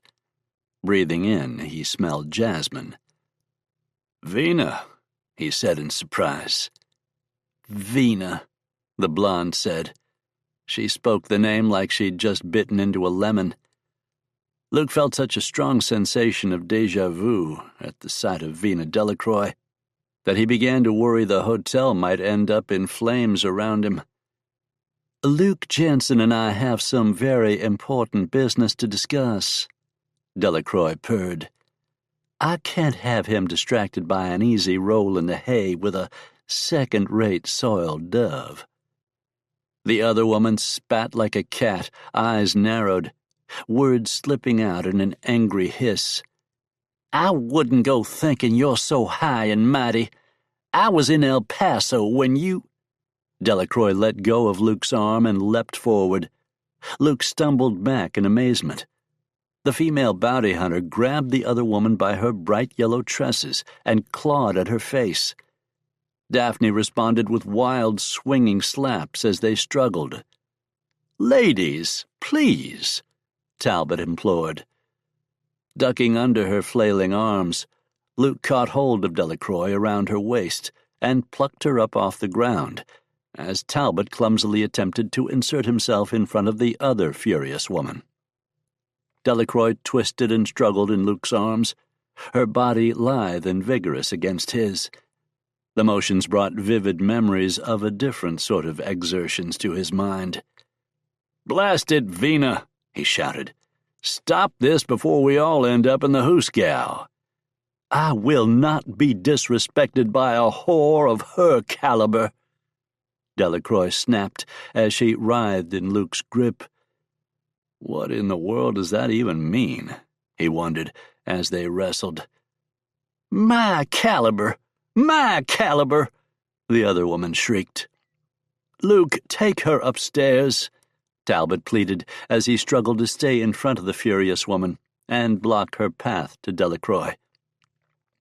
Shouldering the redhead like a sack of potatoes, an extremely soft and shapely sack of potatoes, he corrected, Luke carried Delacroix through the open doors, across the lobby, and began climbing the stairs.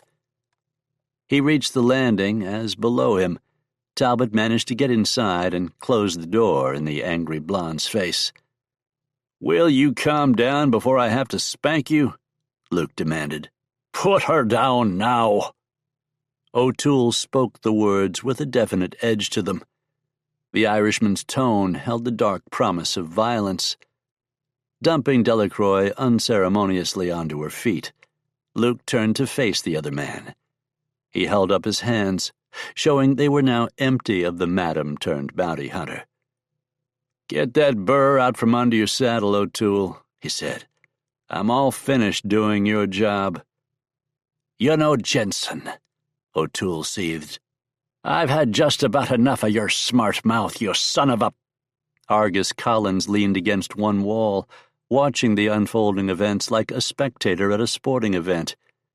He shook his head in bemused disbelief. Like two bulls in a field, the men came toward each other. Delacroix, suddenly the voice of reason, threw herself between them, shoving hard against each man's chest in an effort to hold them back. "Stop it, you pig-headed mules!" she shouted. "I'm sending for the sheriff," the desk clerk shouted from the bottom of the stairs. "Talbot!" Delacroix shouted again. O'Toole scowled at Luke, not quite willing to physically move his partner in crime out of the way. Seeing the man's restraint, minuscule as it was, helped Luke accustom himself to the reality of the situation. He muttered to himself more than to anyone else. "I don't know what in tarnation you're even doing here." Hair still wild from her own scuffle, Delacroix beamed up at him. "Getting rich, Luke. Getting rich. Getting rich." Chapter 22. "I'm leaving," Luke muttered.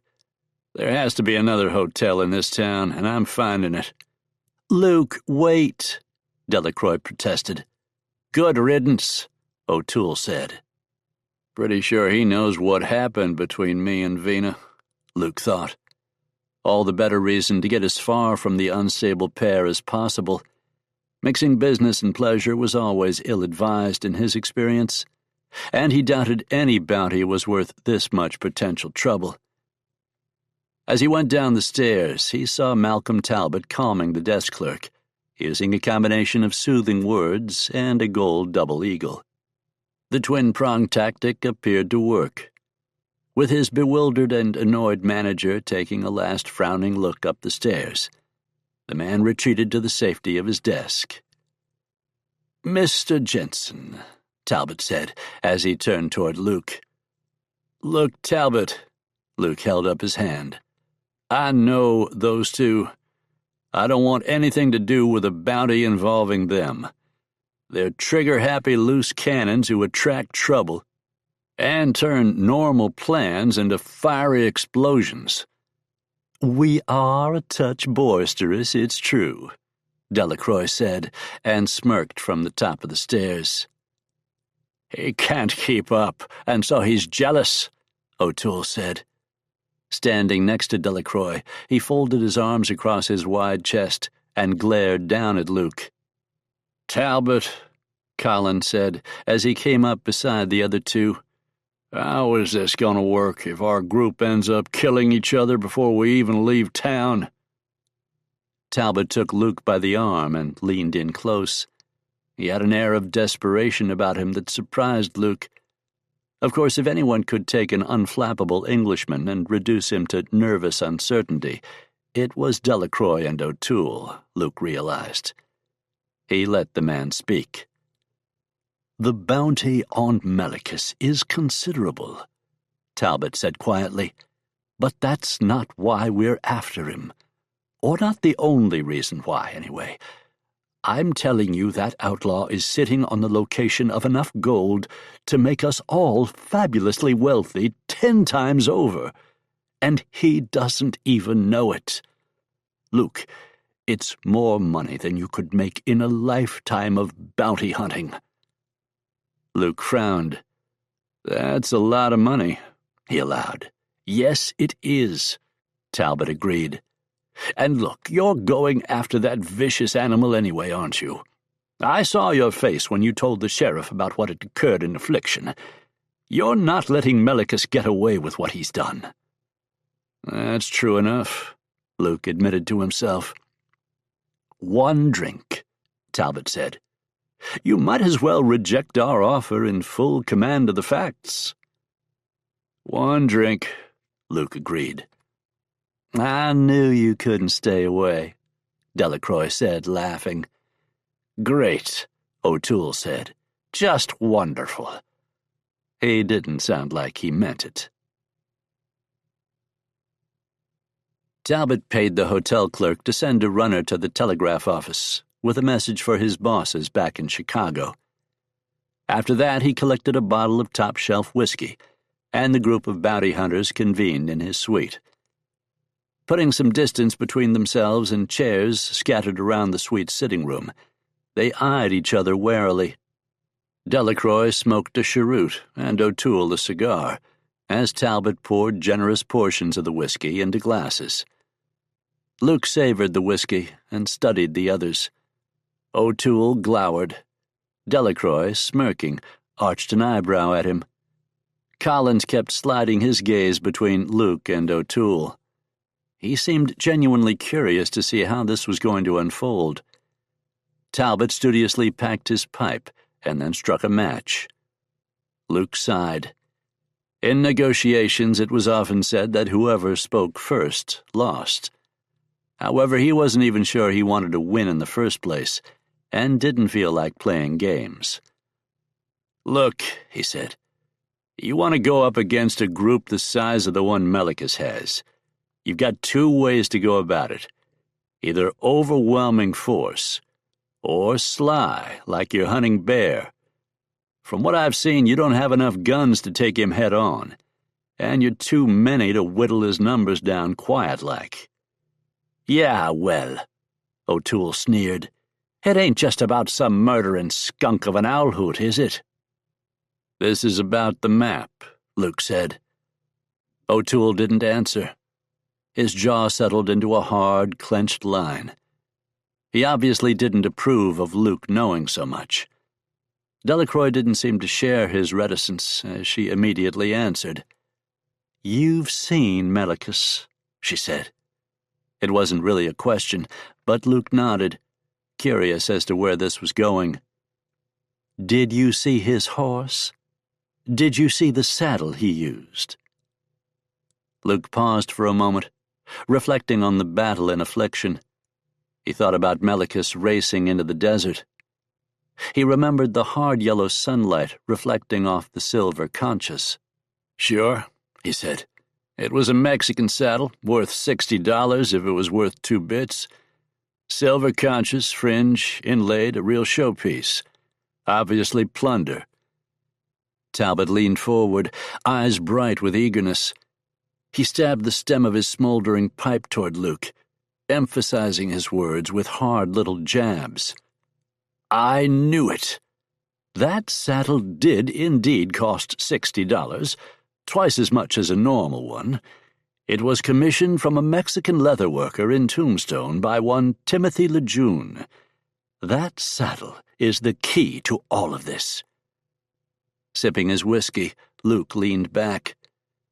Through the window, he heard the sounds of the bustling town. Men shouting, the clatter of wagons going down the street, doors opening and closing, the distant music of a piano in some saloon, and the ringing of a hammer on an anvil. Normal, regular life was unfolding out there. It was a life built on personal grit and hard work, a life he well understood. Maybe he wasn't one to become a farmer or try his hand at ranching. He preferred his nomadic existence and the challenges of a frontier life. But he respected the people who were building this country. He liked to think he was doing his part as a defender of those people, a guardian. Sure, he worked for money. Lawmen worked for money, a man had to eat. But he chose a life dedicated to running down the gun wolves who only took and never gave, who only destroyed and never built. He wasn't sure where treasure hunting fit into all of that. Yet he could tell by the palpably rising excitement in the room that this wasn't some old wives' tale. Whether or not there was gold at the end of this rainbow, he didn't know. What he did know was that the people sitting in front of him believed there was. He sighed, made his decision, and asked the question. Explain what's so important about this saddle. If it's got a map carved into it, how come Melikus hasn't snatched up the gold already? Delacroix clapped her hands together and made a small sound of satisfied mirth. This brought to mind the other sound she made when satisfied. Luke firmly pushed that distraction out of his head. He looked at Talbot, scrutinizing the man. Hand-tooled into that saddle, starting at the gullet and spreading across the flap panel, is a map. Lejeune had it put there. Ignoring the questionable logic behind that, Luke said, where exactly does this map supposedly lead? When Juarez was defeated by Diaz, and Napoleon III began pulling his military and colonial infrastructure out of Mexico, they also made sure to collect as much wealth as possible. Talbot explained. Luke nodded. He had a cursory understanding of Mexican politics, same as any American who earned a living on or near the border. Juarez was left running the government of Mexico when the U.S. used diplomatic pressure to ensure the French pulled out from the country in 1867. Juarez had sought to solidify executive power and had proven very unpopular with the working classes. Diaz seized control in 77. However, the French withdrawal had been neither orderly nor without violence, especially in areas west of Mexico City proper. He nodded to show Talbot he understood the broad strokes, and the Pinkerton continued. Lejeune was an infantry officer, he explained. He served as a captain to a company of French Foreign Legion, tasked with bringing an enormous payroll of gold out of Sonora. Define enormous, Luke said. According to the ledger kept by the Legionnaire quartermaster, Talbot answered, approximately 8 million francs. That's over $1.5 million in U.S. dollars, Delacroix interrupted. "Just sitting in a cave in a canyon in the Sonoran Desert." Luke frowned. "Where in the Sonoran Desert?" The Sonoran Desert was mighty big. It stretched from north of Tucson southward to below Sonoita. Crossing it was not done lightly. Evidently Talbot didn't have an answer to Luke's question, because he just cleared his throat and looked down at the glass of whiskey in his hand. "The Mexicans aren't going to be happy with American treasure hunters trying to claim their gold," Luke went on. Talbot nodded vigorously. "Too right, old man, too right. We shall have to avoid the Mexican army patrols at all costs." "While hiding from the Apaches," Luke added, his voice dry. Talbot nodded a little too cheerfully, Luke thought, given the risk they were discussing. "What's the matter, Jensen?" O'Toole asked. "Are you losing your nerve?" "Any man who thinks he's got nerve because he isn't afraid of Apaches is someone who'll be scalped before morning," Collins said in rebuttal. O'Toole glowered at Luke as if he'd made the comment instead of Collins. Luke ignored the Irishman. Still regarding Talbot, he continued, "And we're supposed to find all this gold while running down one of the most elusive and meanest outlaws the territory's ever seen." "Don't make it sound impossible," Delacroix pouted. It was her best sultry voice, and it sent shivers down Luke's back. "And how big is the Pinkerton group going to be?" At this, Talbot actually looked abashed. "Yes, well, this isn't exactly a Pinkerton-sanctioned endeavor." Luke was mildly surprised to hear this. He'd had Talbot pegged as a company man through and through. "So allow me to sum up," he said.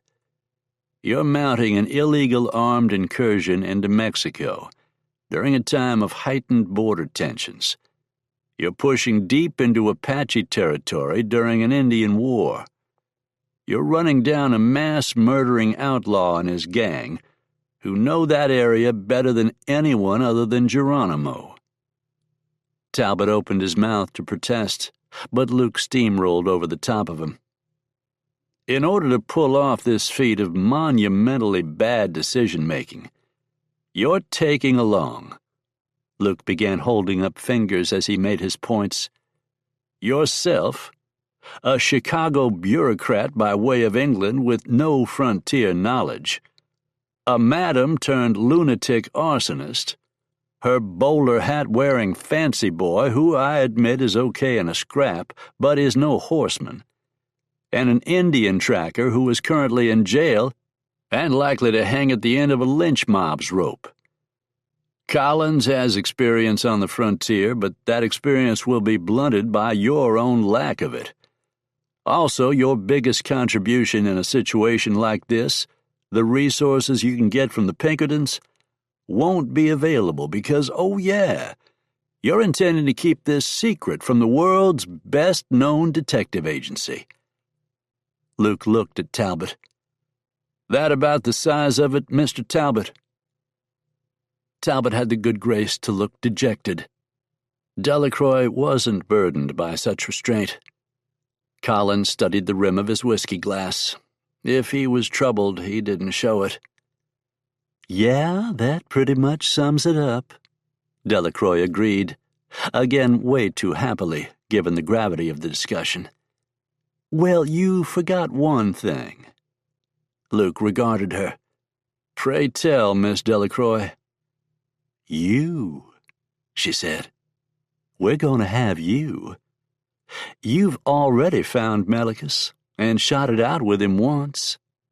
And he, as you rightly point out, knows this territory better than anyone short of Geronimo. You live to talk about it, and you plan on going back out after him anyway. Also," Talbot had found his voice, "while you are correct in suggesting that my employers are not fully abreast of the entire situation, they are fully supportive of our first major hurdle, running down and exterminating the outlaw Melikus.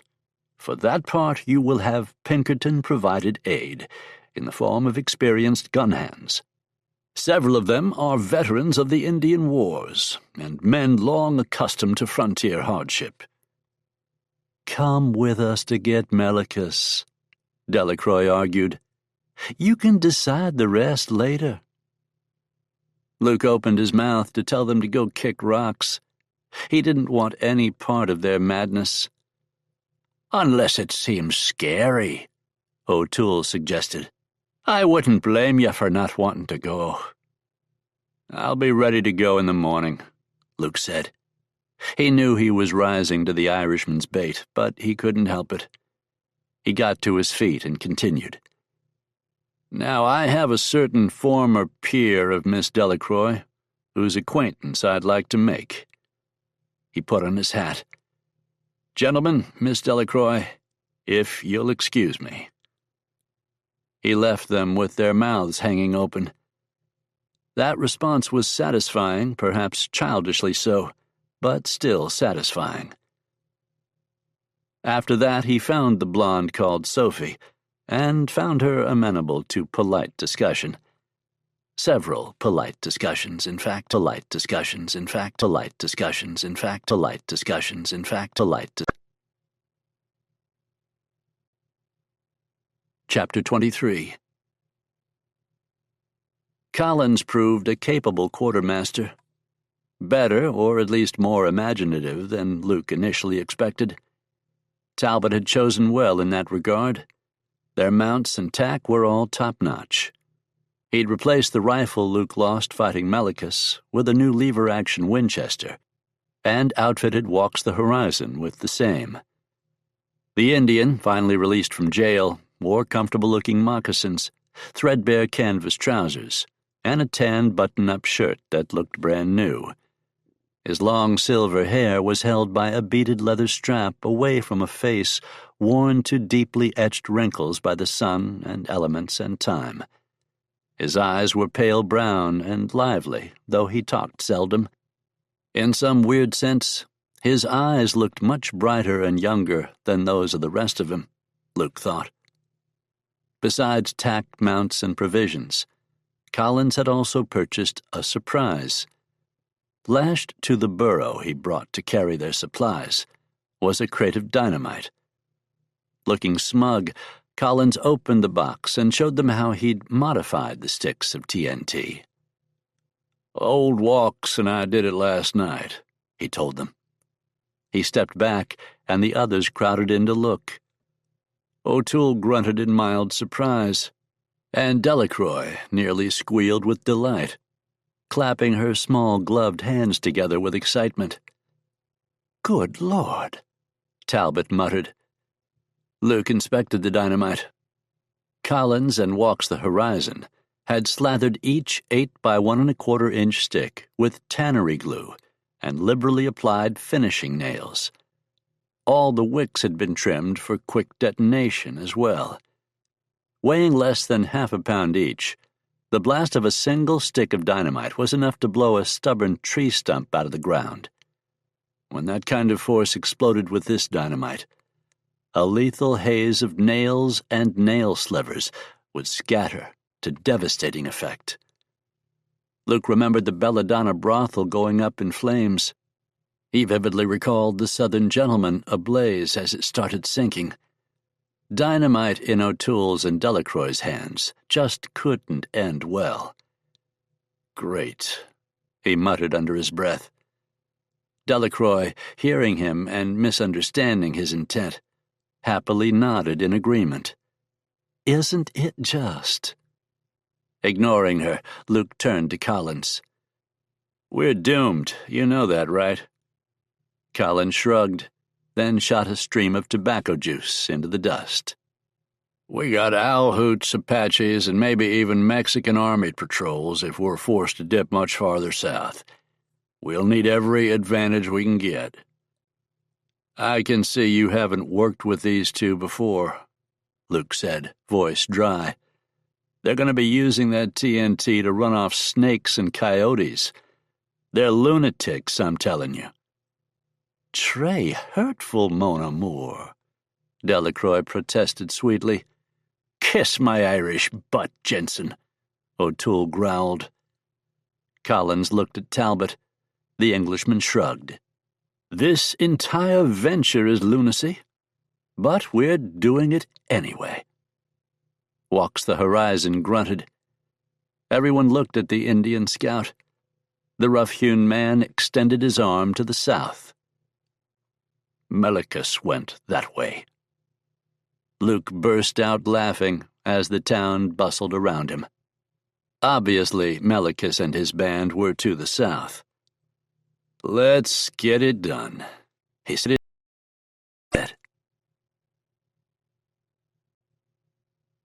Chapter 24. They rode south through the sage and chaparral. They rode under a blistering white sun through strands of cheatgrass, yellow as summer wheat. Their shirts clung to them, soaked with sweat from the frying-pan heat, and the dust of the ancient road, like chalk, billowed up and coated them until they seemed pale as apparitions. Walks the Horizon ranged ahead from the start. They spent the night on a mesa in the protection of a saguaro cactus forest. When they looked toward Mexico, they saw the flickering flames, large as match strikes in the far distance, of other campfires out in the waste. When the sun came up in the morning, they rode down into the desert, past cliffs of sandstone, the colors of coral and marmalade. They rode until their water turned brackish, cooked just short of boiling inside their canteens. The chalk clinging to their clothes turned to grime when their sweat dampened it, and then it dried again, hard as shale, in the noon heat. Walks the Horizon would appear throughout the day, sitting astride his horse above some arroyo. Tarantulas and Gila lizards darted between prickly pear and beryl cactus as the hooves of the mounts hammered gravel and the branches of creosote brush whipped the riders' chaps. The arid wind lifted grit off the hard pan and flung it in their faces, so that they rode with their heads down, brims of their hats turned low, and bandanas hiding their noses and mouths. They wanted to make time, so on the second day, Walks the Horizon led them off the stage road and through narrow ravines where rattlesnakes sunned themselves on flat piles of tabletop boulders. They rode without water for 12 hours and made a cold camp in a dry creek bed where slinking coyotes watched them from the safety of the darkness, eyes yellow. Their yips and howls went on all night, and no one slept well. By the next day, Talbot, Delacroix, and O'Toole were hurting. The Sonoran Desert was unforgiving, and the part Walks the Horizon had chosen to reduce travel time was brutal. They were entering Yuma County and moving toward the Pajarito Mountains, in the heart of Melikus's territory. They had run out of water the previous night and faced another 18 hours in the unforgiving heat without it before they would reach the Gila River. That long without water for both humans and horses was a grueling ordeal that would test their endurance. As before, Walks the Horizon ranged ahead, but not as far as earlier in the journey. They were nearing the mountain range, and just beyond that, the border. When, in the late afternoon, the scout rode up and told them he'd found a spring in an arroyo in the foothills, everyone was relieved. What he told them next was decidedly less reassuring. "Apache sign," he said. "I make it 6, maybe 8 warriors." "This far off the reservation," Collins said, his voice grim, "can only mean bad news." "Is it this Victorio?" Talbot asked, referring to a well-known Apache. Walks the Horizon shook his head. "I do not believe so. I do not feel his power. I think it is young raiders looking for horses." "Fantastic," Delacroix said. "Still dangerous as hell," Luke said. "Stinking savages die the same as Mexicans," O'Toole muttered. "Same as anyone. The big Irishman spoke in a confident tone, but he was scanning the rocky rim of the arroyo and the open desert as he did, Luke noticed. "You see any sign of homesteaders?" he asked the Indian scout. Walks the Horizon nodded. "I think miners. There were heavy wagon tracks going south. Deep ruts like the trail had been used, coming and going for a while." Luke studied the sky, looking for vultures. He didn't see any. His mouth felt as dry and gritty as the sandy gravel covering the ground. A thick layer of the white chalk-like dust covered his dark clothes, turning them gray. "Apaches or no," he said, "we need water." That settled that. Walks the Horizon led them into the spring as twilight began deepening across the desert. It took a supreme effort of willpower not to simply throw themselves at the pool of fresh water. They needed to stay sharp to ensure that the thirsty horses didn't become colic from drinking too much, too fast. Eventually, they settled in for the night. Luke remained vigilant and saw that Collins did as well. An oasis like this was a known location. The likelihood of unwelcome visitors seemed a very real possibility. Luke kept his rifle close to hand. Desert cicadas trilled from out of the darkness.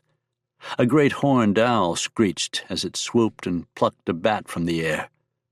From farther off, a desert lobo howled, calling for its pack. Nothing answered the plaintive cry. The beast was alone.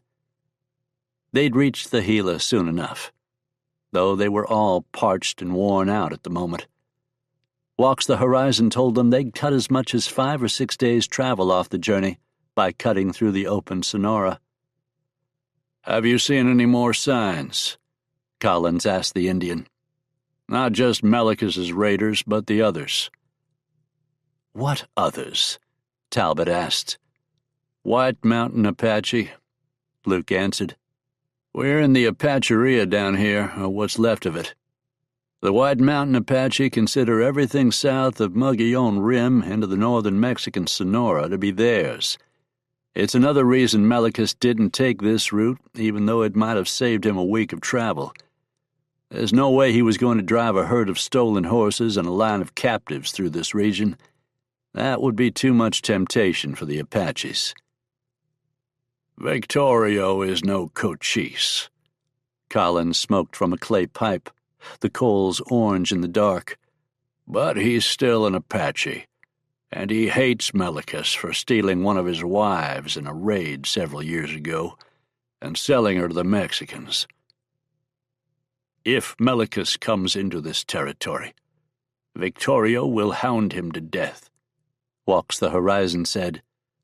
"But if Melikus can get into the Gilas from the east, he ought to be all right, because when Victorio was a boy, he was told by a medicine woman, a bruja, that his spirit will wander blind forever if he's killed in the Gila range." "Why?" Delacroix asked. Walks the Horizon shrugged. "Who knows why witches say anything? But still, best not to cross them if you can help it." "You think Melikus came through here from the east?" Luke asked. "No." Walks the Horizon's reply was flat and confident. Luke believed him. He doubted even a novice tracker would miss the sign of a group that large coming through. Certainly not an expert tracker like Walks the Horizon. "He entered the hills 10 miles east of here, but did not come this far," Walks the Horizon continued. "He's going for one of the river canyons before he pushes further south in Mexico." "How close are we to the border?" "Few miles, no more. The way the pajaritos run, it can be hard to tell," Collins answered. "If the Apaches are raiding," Luke pointed out, "that could mean we'll have to deal with the Mexican army. They're no fans of American bounty hunters in the best of times. Now, with the tension between their country and ours..." Collins trailed off. I was led to believe that, depending on the officer in charge, we could expect arrest," Talbot said. "Followed by a long walk in heavy chains to Chihuahua for a date with a short rope," Collins muttered. "We do not want to cross paths with the Mexicans. No matter how an encounter like that turns out, our endeavor will effectively be over." "What in blazes is that?" Delacroix spoke up. All of them except for Walks the Horizon turned to look. In the late twilight, an orange glow showed above the sawtoothed top of the canyon. A column of black smoke lifted to the sky like an unfurling flag. "It's the young raiders," Walks the Horizon informed them. They found whites." Chapter 25. No one wanted to rush to their own death, so they crested the lip of the little canyon carefully to avoid silhouetting themselves in the light of the skull-white half-moon rising in the sky behind them. Once over the ridge, they saw flames engulfing a series of lodgepole and tamarack pine cabins inside the crumbling adobe walls of an ancient presidio. Walks the Horizon pointed, carbine in hand. "The Spanish built it," he said. "First soldiers, then monks. The Spanish left, and Comancheros moved in to trade slaves with the Apache. The Mexican army drove them out, and miners moved in." Luke grunted as he surveyed the scene, garishly lit by the light of the leaping flames. This land was wilderness, but people had been here for a long, long time. Indians forever, the Spanish for centuries. Now white struck with the fever for silver. The land was wild, the land was bloody, but the land was not empty. Squinting, he looked across several brush-choked gullies to the bottom of an escarpment on some minor tributary of the Camotain River. Nothing moved down there. He saw no horses or men. There were no war cries or gunfire, just the bonfires of collapsing buildings. Talbot, apparently forgetting he was the one nominally in charge, looked to Collins and Luke. "Are we going down there?" he asked. "We better see if there are any survivors," Collins said. He didn't sound optimistic. "Besides, maybe we get lucky, and the yahoos who did this are actually linked to Melikus's larger group somehow." "You want to go traipsing down through those gullies in the night with a war party sneaking around?" O'Toole sounded incredulous. "Are you crazy?" "Scared?" Luke asked. "We have to see," Delacroix said quietly. "If someone is alive, we can't just leave them." "Besides," Collins added, "we may have one thing in our favor." "What's that?" Luke asked. "You know of any group of miners who doesn't travel with plenty of whiskey?" Luke nodded. It was likely. "You think the savages will be drunk?" Talbot asked. He seemed horrified and amused in equal measures. "Sure," Collins nodded. "Redskins can't pass up the firewater. Right, Charlie?" Luke glanced at Walks the Horizon, seeing how he was taking the casual disrespect. He hadn't made up his mind about whether to trust the tracker yet, but so far he'd been as good as his word. He didn't see how insulting the man to his face could help. The Indian's expression remained impassive. Turning from the group, he looked down on the burning buildings again. "If the raiders are young, yes, you are right," he said after a moment. "If they have a good leader, an experienced leader, then no, they will not be drunk." "There's enough moonlight to travel by," Collins said, talking directly to Luke. Luke nodded. "Let's go see what we see." It took the better part of 3 hours to break camp and navigate the terrain. Getting in a hurry in a situation such as this would be plumb foolish.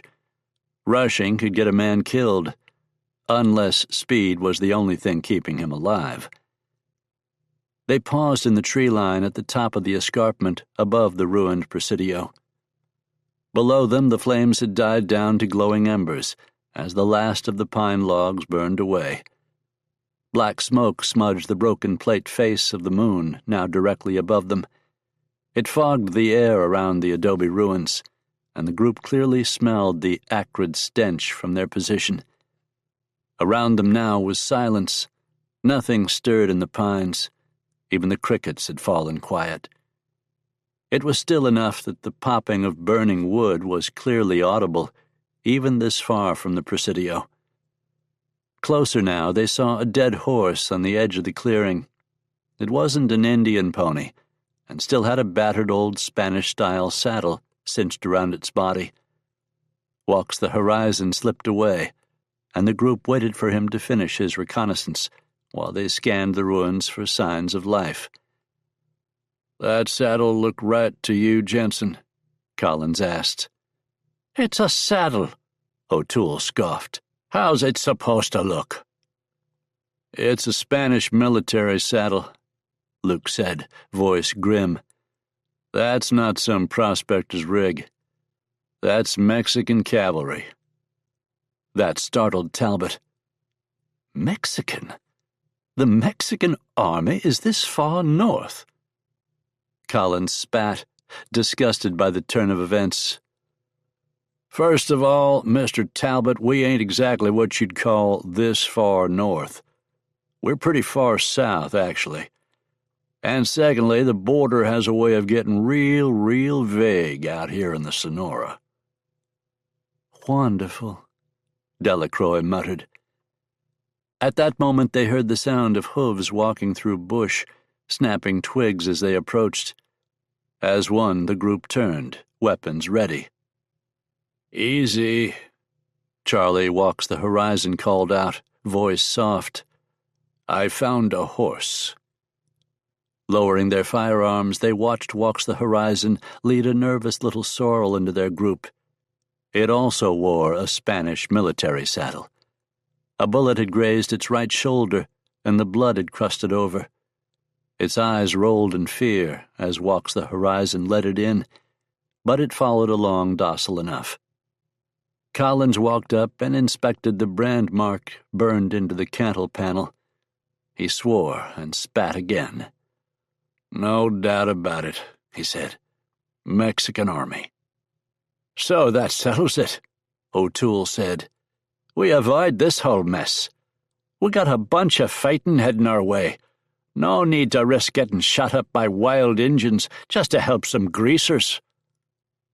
"However indelicately put," Talbot said, "Mr. O'Toole may have a point." "That still doesn't explain where everyone is," Luke pointed out. Chapter 26. They worked their way down the butte carefully, weapons ready. The air turned bitter from the acrid smoke, and leaping shadows played across the gravel as they drew closer to the burning structures. "Wait here," Collins told Talbot and Delacroix. Before either of them could protest, he held up his hand. "We need you to stay sharp," he said. "The Apache are still in the area, and maybe even Mexican cavalry." He turned to the others. "Let's fan out and move once through the ruins. Sound good?" He stopped talking and frowned. "Where in blue blazes is Charlie?" The group looked around. The expression of confusion on everyone's faces would have been amusing in a different context, Luke realized. At the moment, there was nothing funny about it at all. The raiders didn't shout as they struck from ambush. One moment they were not there, and the next they were. The group shouted in anger and surprise and fear as the Apaches hurtled through them. Bodies swung around each other, gunfire exploded, and the momentum carried the bounty hunters apart like flotsam on the surf. Luke stumbled back as a silent, black-eyed warrior fired a bolt-action rifle at him from the hip.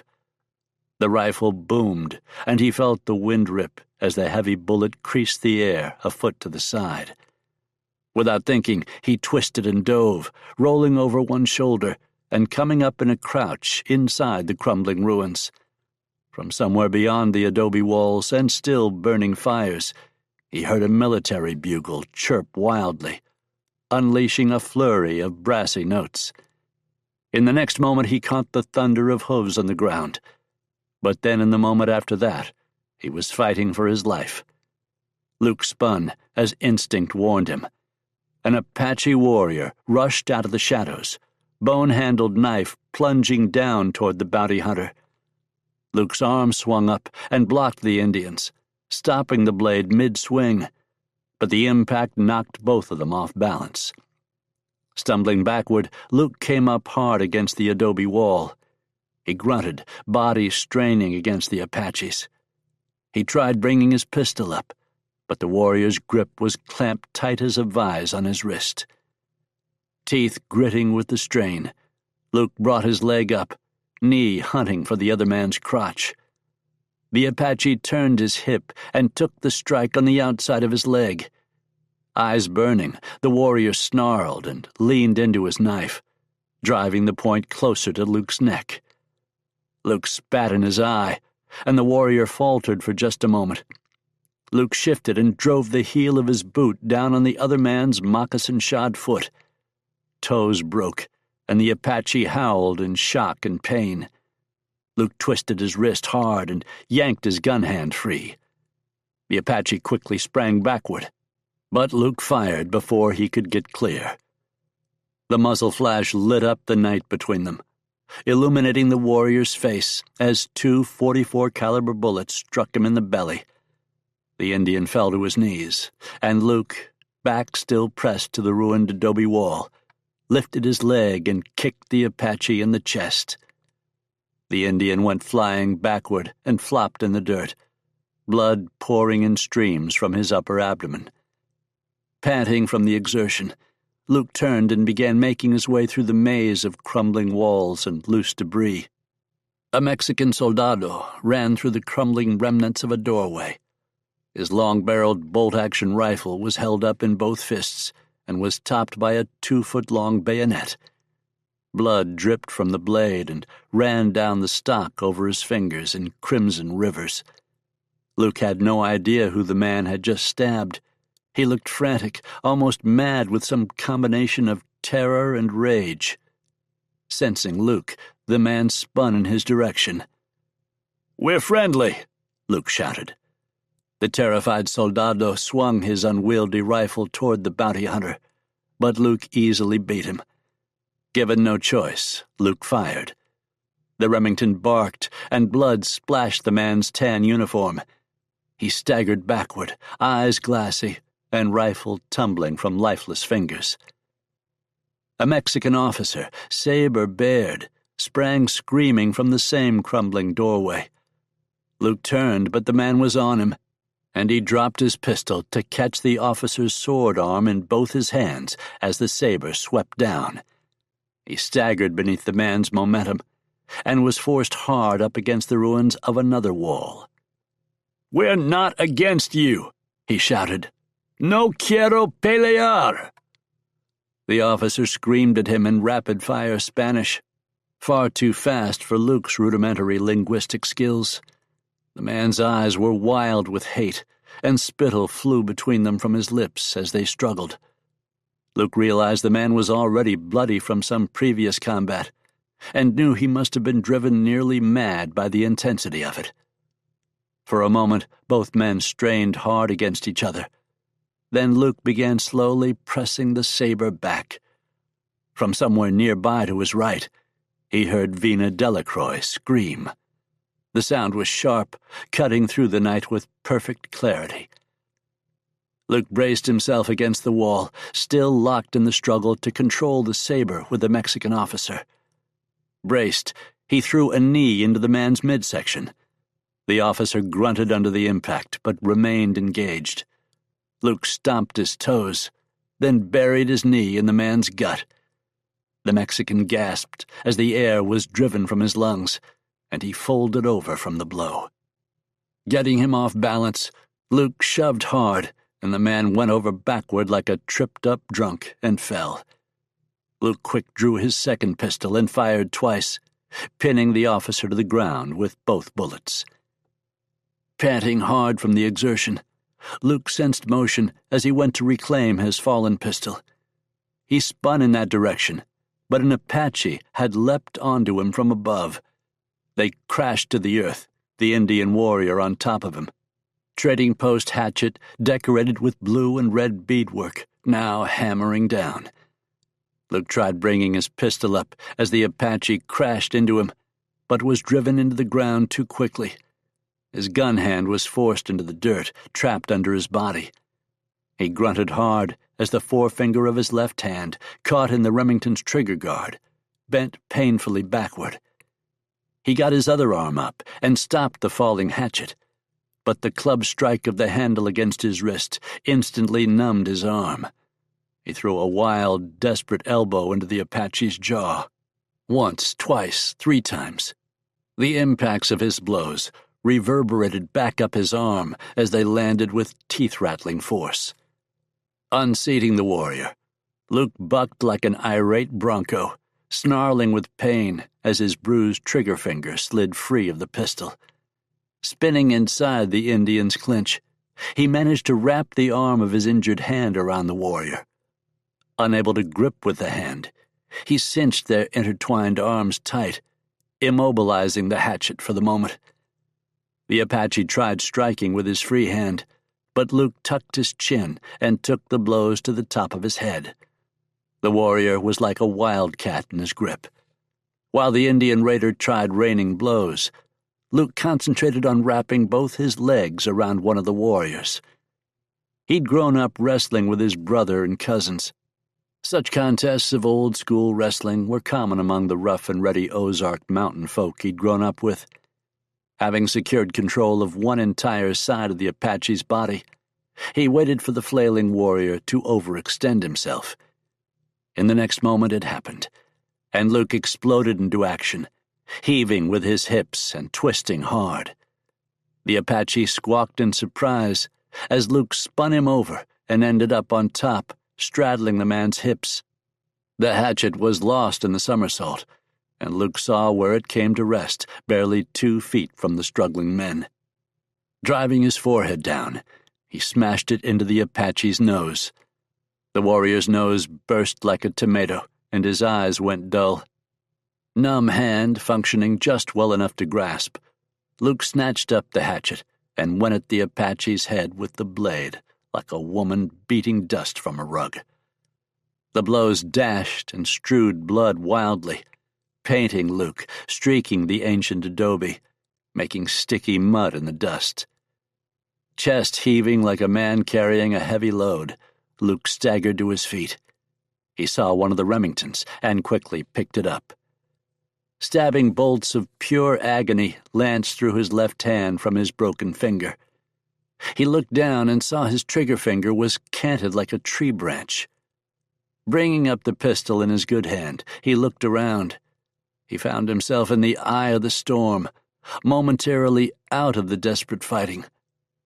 Remembering Delacroix's scream, he hurriedly attempted to find some solution to deal with his injured finger. Seeing buckskin fringe on the Apache's breeches, he used the edge of the bloody hatchet to slice several free.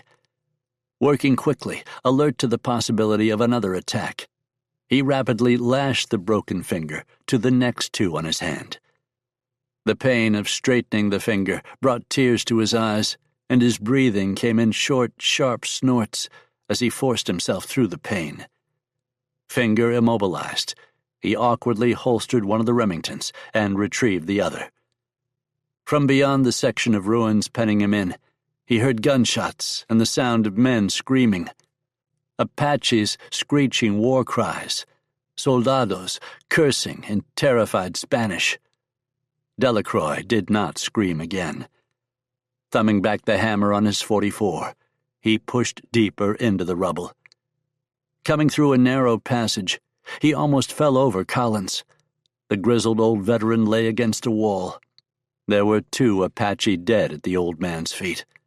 Blood had poured down around his face from a head wound, turning his features into a scarlet mask. Just beyond him, a wall had crumbled away, and Luke saw open desert. Talbot and O'Toole stood back to back, Delacroix between them. Both men had dead Mexican soldiers in front of them. An Apache lay a few feet away, bloody knife still clutched in his dead fist. Delacroix bled heavily from a wound in her arm. "This is crazy," Collins shouted. Despite the gore covering his face, he wasn't dead. "The Apaches were drawing in the Mexicans, and now the Mexicans think we were with them." "We've got to get out of here," Talbot yelled. 2 Mexicans came around the corner of the ruins, Springfield rifles held at port arms, long bayonets gleaming. As a single organism, all 4 of the Americans turned and fired. A buzzing hornet swarm of lead smashed into the soldiers with merciless accuracy and lethal force. The men jerked like marionettes falling free of their strings. Blood burst from their wounds in streaming rivers. The soldiers stumbled backward and fell, their cries lost in the echoing pistol reports. Suddenly, Walks the Horizon was with them, running fast. Talbot went to shoot the Indian, but O'Toole slapped his arm, shouting, "No!" "Run!" Charlie Walks the Horizon yelled. "They've taken the horses. Run!" It was the most Luke had ever heard the man speak at once. He turned back toward the adobe ruins and saw more rurales. "To hell with that," he thought. "Go!" he shouted. The others were already running, even Collins, and as a group, they hit the tree line. Chapter 27. The woods grew heavy with hawthorn and pine, twisting oak, and time-worn alder. Birds called from far back among the gnarled, twisting trunks. Shadows hung thick, split at odd intervals by bars of hard sunlight swirling with dust motes. Small animals scurried through the tangled brush. Silence bled through like a stain. The path was ancient, marked by deep ruts driven into the mud by heavy cart wheels, flattened in the middle by the steps of human, horses, oxen. The trail seemed to wind through the past as much as forest. In the uncertain light of false dawn, Luke crept forward.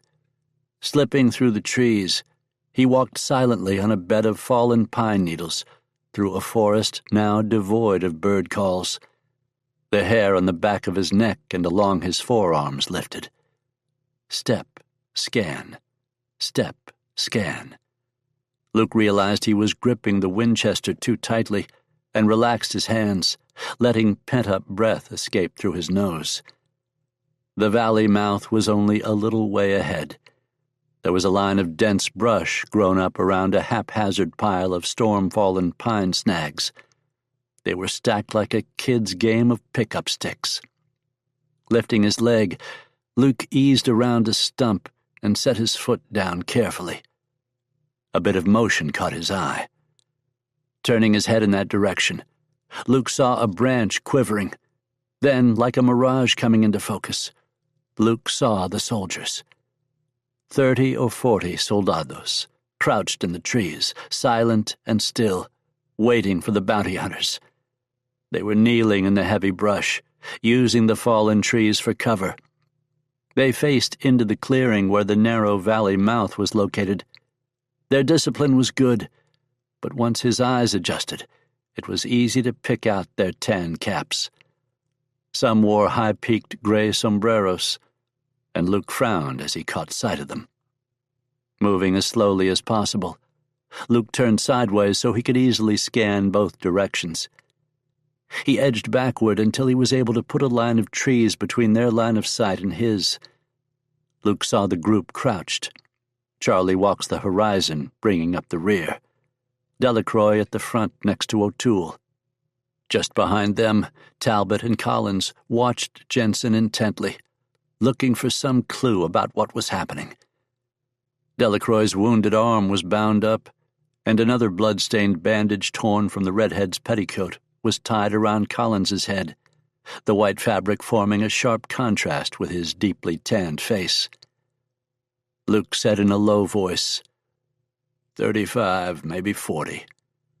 Mexican army, then? Collins asked. Yes, Luke confirmed. Delacroix swore under her breath. Luke went on, voice grim. Standard rifles, but I saw their uniforms. There are two kinds of troops along the border. Activo, which are militia, less well-armed, less trained. Then there is the Permanente, regular army. Better equipped, better led. Let me guess, O'Toole said. These are Permanente. Luke nodded. Worse than that. Some are rurales. President Diaz recruited bandits to police the interior. They're better armed and paid than the regular units, and even more ruthless. They have Henry repeating rifles instead of Spencer breech-loaders. He paused. It also means they could have a mule team hauling a Gatling gun. The U.S. companies running Mexican mining and railroads gifted them on a case-by-case basis to help coordinate fighting the Southern Apache and to put down labor disputes. We've got to be ghosts, or we're not making it out of here. Luke nodded toward Walks the Horizon. They set up on our escape route. We need a new plan. The Indian nodded. We need to leapfrog them, he said. Go further down the ridge. There's an antelope trail, rough but passable. Luke looked at Delacroix and the rest of the group to see if they had anything to add. They didn't. This was what it was. Let's go, Luke said. Arrowhead formation. Vina in the center, me to the front. O'Toole and Collins on the wings. He looked at Charlie. I need you walking drag. Moving slowly, they took 15 minutes to backtrack and swing wide around the ambush. They had to go wide enough to avoid any pickets the Mexican lieutenant might have set out. As tired and worn out as they already were, it was a grueling diversion in the unrelenting heat. But if they wanted to live, they didn't. They didn't have a choice. Chapter 28. Luke stopped the group with an upraised hand. The path had come to the intersection of a stream that forked off into two separate branches. Under different circumstances, it would have seemed idyllic. The brooks were damn near babbling. A mule deer, hide a ruddy, rusty brown, lifted its head from where it drank, displaying a rack of antlers large as a chandelier. Nose quivering, it sniffed, scenting the wind. In a flash it was gone, waving branches and stalks of grass, the only thing left to mark its passage. One fork of the stream cut away from them and wound into the pine forest. The other ran up toward the opening of a small valley between low ridges. Charlie appeared next to him, on the silent feet of an accomplished woodsman, which he was. When he spoke, he was close enough that his breath was warm in Luke's ear. Luke's stomach twisted. The only reason Walks the Horizon would have spoken so closely was if he thought Mexicans were very close. The valley, he whispered. Luke nodded, indicated the route to the rest of the group, and they moved out. Putting the fork at his back, Luke followed the main branch of the stream back about 8 yards before deciding it was a good place to cross. One by one, they crossed under the watchful eyes of the others. Once across, they began moving back toward a saddle in the hills at the valley mouth. Luke had lost sight of Charlie Walks the Horizon. The tracker had swung out to cover their rear and was out of sight. The group pressed on. Thinking he saw something, Luke ventured off the deer trail a little ways to look closer. A bugle call broke the stillness. The harmonic blast echoed out in piercing, undulating waves. Luke froze. Looking back, he saw the rest of the group had frozen in place as well. Luke also realized that he'd become separated from the others by about 25 yards. They were all on one knee, as if someone had called a halt while Luke was still on his feet. He realized someone must have called a stop, because they'd seen something he hadn't. Delacroix was halfway between the group and himself, next to an ancient alder tree. Both of them were at the opening to the valley, Luke a little farther in. The world turned upside down. The earth came up and slammed him hard. His hearing suddenly was replaced by a strange, far-away ringing. Explosion, Luke thought numbly. Dynamite? A cannon? Dirt rained down around him, and Luke realized he was sprawled on the ground, body aching. He saw Delacroix pushing herself up out of the grass, already checking for her weapons. His ears popped, and sound returned in a rush. Forest debris, dirt, rocks, leaves, branches, all fell to the earth. Luke looked for the rest of the group. All he saw was black smoke. A billowing cloud of it covered the ground and rose into the sky. A breeze made little swirling eddies of it. His hands found a grip on his rifle. A figure staggered out of the cloud, stumbling toward him. It was O'Toole. He was in a bad, bad way. The explosion had ripped his jaw off his face. The bone dangled down in a grotesque parody of a human face. Smoke poured from his back, and all of his equipment had been ripped away, clothing shredded. His left arm dangled far lower than his right. He stumbled, and Luke saw the limb was barely attached by just a single rope of twisted skin and sinew. Luke patted his own body for injuries, and miraculously found none. Luke looked at Delacroix. She also seemed uninjured, though struggling to gain her internal equilibrium. She held her weapon in a death grip. She turned, and Luke realized that, like O'Toole, her clothes and gear belts had been split open in the back. Luke thought the alder, now smoking, had protected her from much of the blast.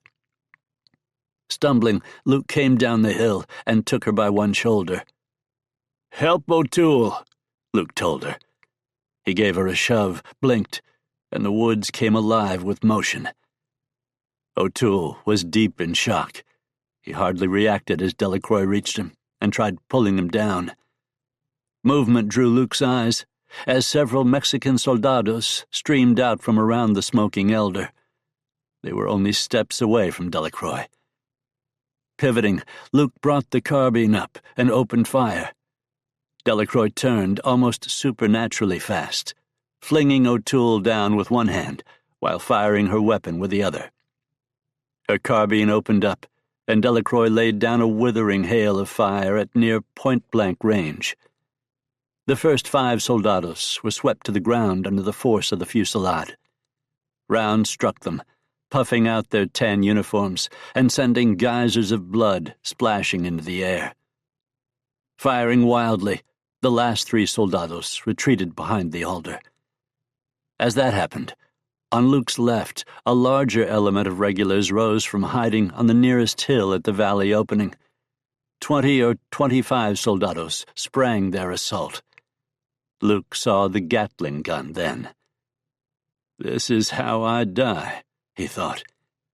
Luke dropped his rifle and snatched up O'Toole's without conscious thought.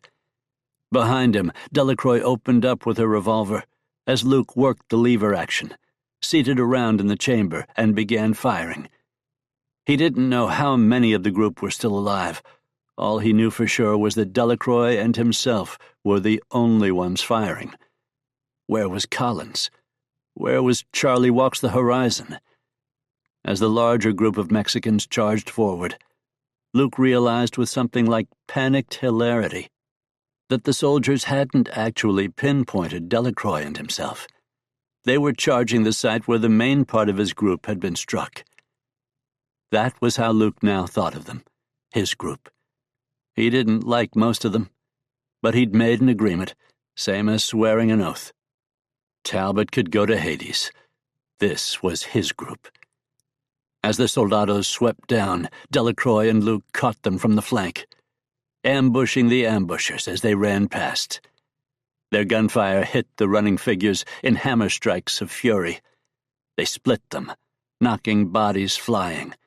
At such close range, the bullet struck the Mexicans like high-speed meat cleavers. Luke felt a tight grin split his face as he heard their screams. Those few mad seconds were a complete slaughter. Luke led a leaping regular with a pistol in each hand, then triggered a string of rounds. The man ran into the bullets and went spinning off as his skull came apart. Not every soldado hit was killed. The wounded dropped into the tall cheatgrass and vegetation. What was important was that they'd broken the attack momentum. Luke turned and saw Delacroix firing 2 rounds, hitting a soldado drawing a bead with his rifle. Luke dumped the lever-action rifle and grabbed up another. It took several long moments for the soldados to realize where the gunfire killing them was actually coming from. One of the soldiers screamed a warning to his brethren before Luke shot him. The group turned and began firing. But Luke and Delacroix's counter-ambush had divided them, shredding their cohesion so that they were an uncoordinated mob. The ones farthest from them were firing through their own people. Finally, a sergeant or officer took charge, and they withdrew en masse. The initial haze from the explosion had begun dissipating. The Mexicans had overrun the other's position, he saw. Delacroix and Luke hurried down to the group. There were enemy dead mixed in with the bodies of his people. Luke shot 2 wounded as they tried crawling away. Delacroix killed 3 more. "Holy Mother of God," Delacroix said. Luke had nothing to add to that. The ambush site was an abattoir. O'Toole clung to life, his eyes rolled, but with his jaw gone, he could only moan and grunt. Collins's shirt had been blown off his body. He was lean, each muscle etched against a near albino white skin, except for his arms below the elbow, which were burned deep red. Covered in his own blood, he had maybe a dozen bleeding wounds on his body. Despite the damage, he may have been in the best shape of anyone else. He was actually trying to stand. Talbot and Walks the Horizon were in far worse shape. Luke could actually see Talbot's intestines, glistening in the hideous wound that almost separated his body in half. Charlie had a dent in his skull that was shockingly deep. Luke didn't understand how he still breathed. "Delacroix," Luke said, "the Mexicans are pulling back." Good. Maybe a minute had passed since the Mexicans had withdrawn into the tree line. As soon as the officer got a handle in the situation, they'd return. The Mexican soldiers had the numbers clearly. Luke did not think they could survive another assault.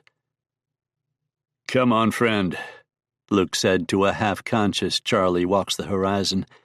"Let's get you out of here." Luke got his arm around his neck and stood the man up. He hissed in pain, but did not cry out.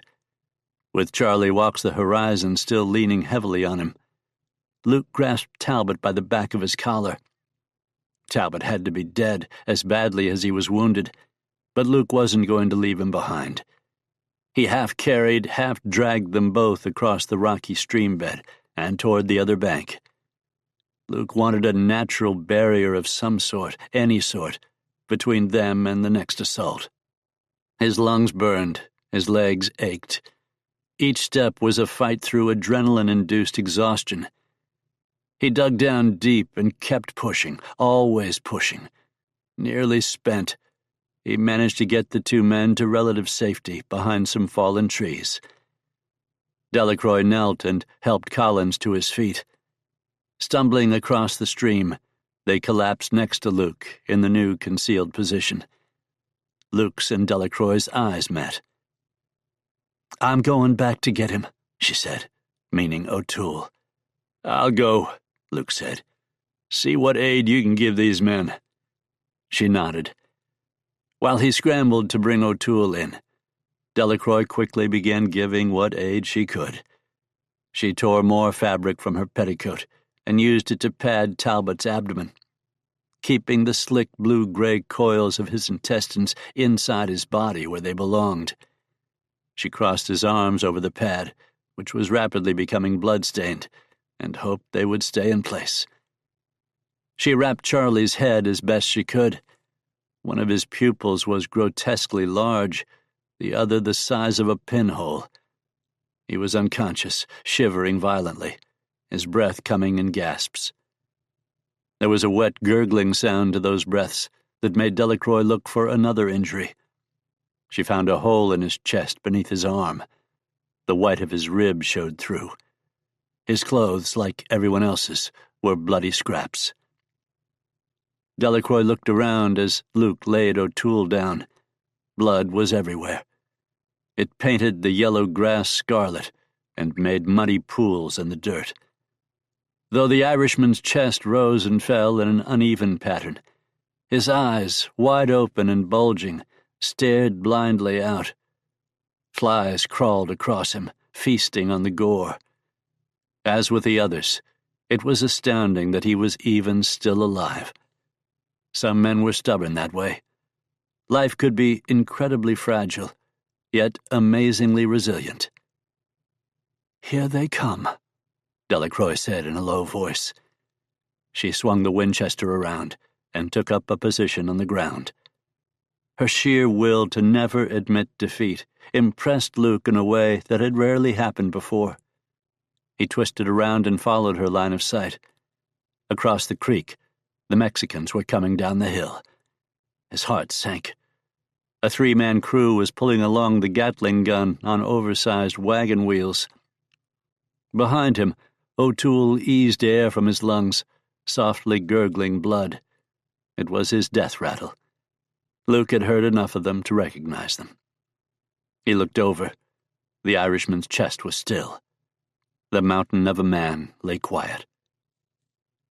"Be at peace, brother," Luke said softly. "We should get to the top of this hill behind us," Delacroix suggested, voice ragged. "They need high ground."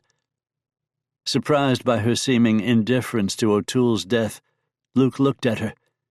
Her face was deathly pale, and tears streamed from her eyes in unbroken rivers. But her expression, though grim, was determined. This was not the time for mourning.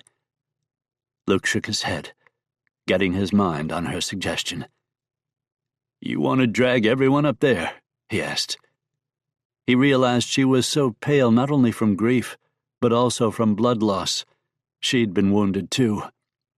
"No choice," she said. "We can't stay here." Luke nodded. Just then the underbrush above them began shaking, and they heard a large group coming down the slope toward them. Soldados appeared between the trees, spreading out and moving fast.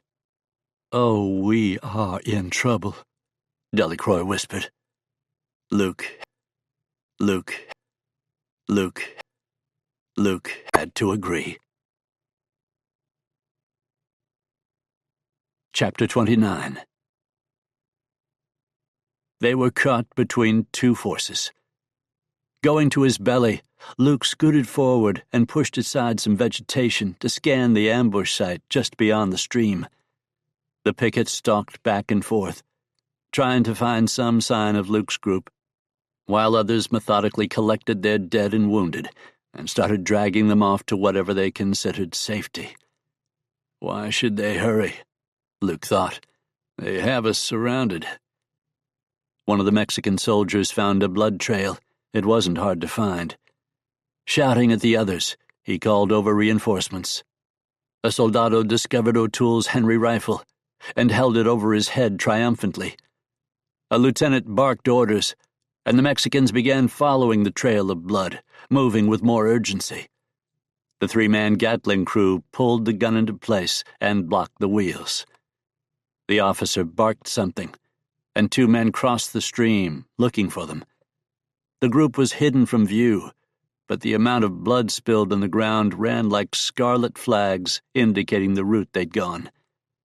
As Luke watched, one of the scouts stopped, face to the breeze, eyes darting. He suddenly moved to the left and vanished behind some tall grass growing on top of a short, sharp rise in the ground. Luke looked back, found the other scout. The Mexican squatted, frozen, attention focused off to his left flank. The officer had wandered down to the bank of the stream. He was looking at the blood-splattered gravel. Luke realized it was the precise place Delacroix and Luke had carried the group across. The man crossed the bank, a carbine held ready in his hands. His line of travel would take him directly toward where the group was hiding, Luke realized. Silently cursing, Luke eased up and slid back from the line of bushes. He needed to keep everyone in sight. The scout Luke had lost track of suddenly reappeared.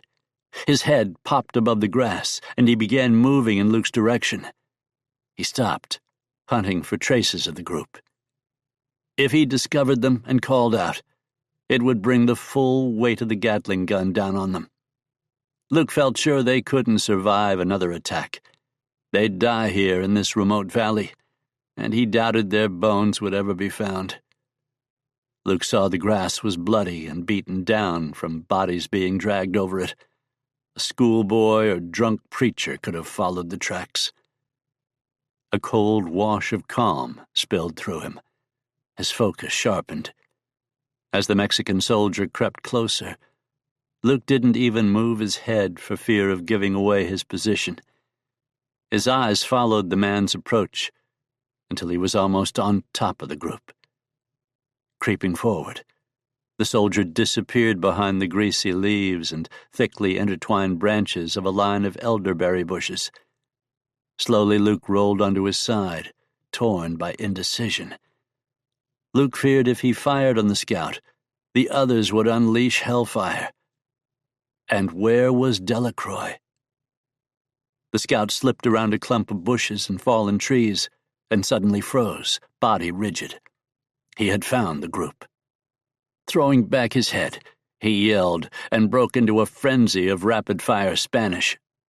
Luke bolted up and snapped off 2 shots. Both rounds hammered into the man and flung him to the ground.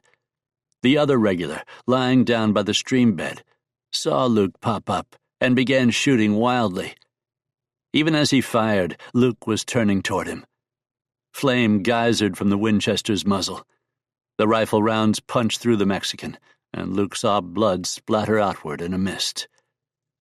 Startled, the Mexican army officer turned and began firing his pistol in Luke's direction. Bullets burned through the air around him, and Luke hugged the ground. The rounds made a series of hiss-spat sounds as they cut the air inches from his head. Luke pushed so deeply into the ground he was breathing dirt. That was the cue.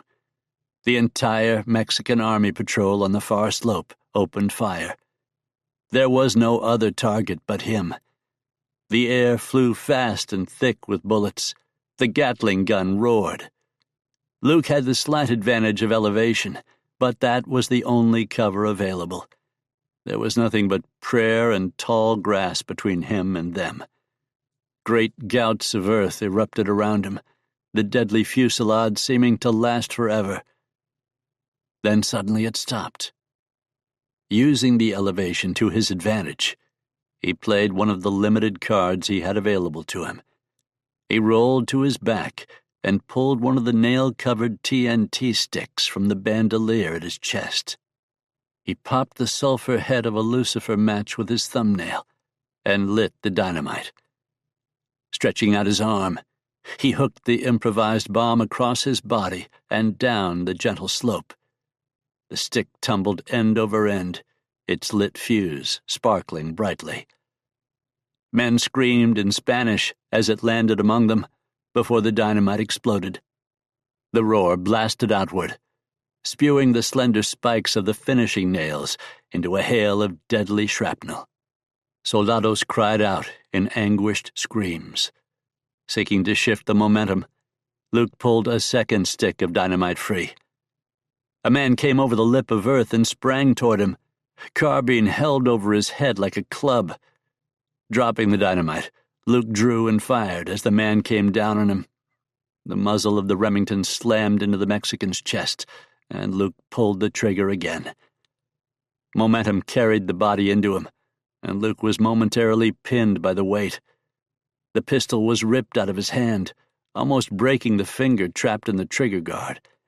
That would have been a disgusting development, unable to fire a gun with either hand. Grunting under the impact, Luke's free hand was already at his knife. Even with 3 fingers lashed together, Luke snatched the buoy free and began wildly stabbing at the man. Luke hit him 6 or 7 times, spilling hot blood over himself before he realized the man had gone limp in death. Panting, he shoved the corpse away from him and sat up, reaching across his body to draw his second revolver, as he looked for where the first Remington had fallen. Finding it in the blood-splattered cheatgrass, he quickly holstered it, thumbing back the hammer on the pistol in his other hand. Still cursing, Luke looked toward the ambush site. He saw a hellscape. A grass fire burned, gaining momentum, pushed up the slope by the wind. Thick, caustic smoke spread out across half an acre of land. Shadowy figures moved in the smoke, rushing back and forth. The firing had tapered off. Bodies lay strewn on the ground like forgotten children's toys. Damn Delacroix, he thought. Fire wherever she goes. It almost made him want to laugh. Delacroix, Luke called. Here!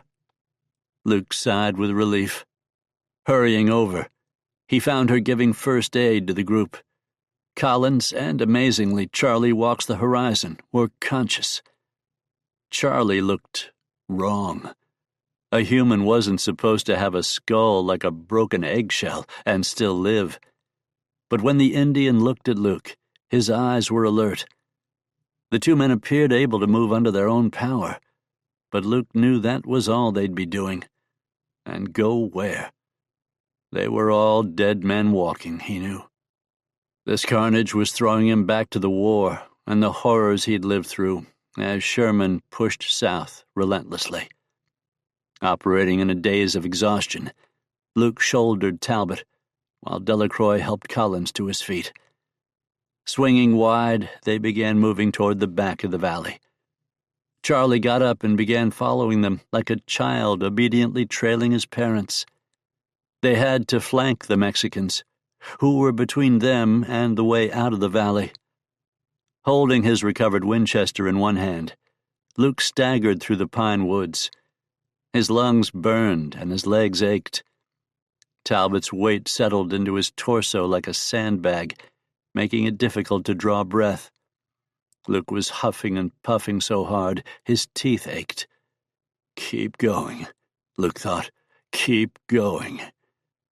The wounds left by the clash stung and wept blood, sapping his strength. His clothes were stiff with all of it. Luke thought of his brother. Smoke Jensen never gave up, no matter what the odds against him. One time he had gone into an abandoned town where 19 killers were holed up, and had gunned down each and every one of them to gain the revenge he sought. No normal man would have even attempted that. He thought about his sons as well, the sons he hadn't known he had until a few years earlier. Ace and Chance had found themselves in plenty of bad scrapes, and somehow they had come through those dangers. His blood ran in the veins of those Jensen boys, Luke reminded himself.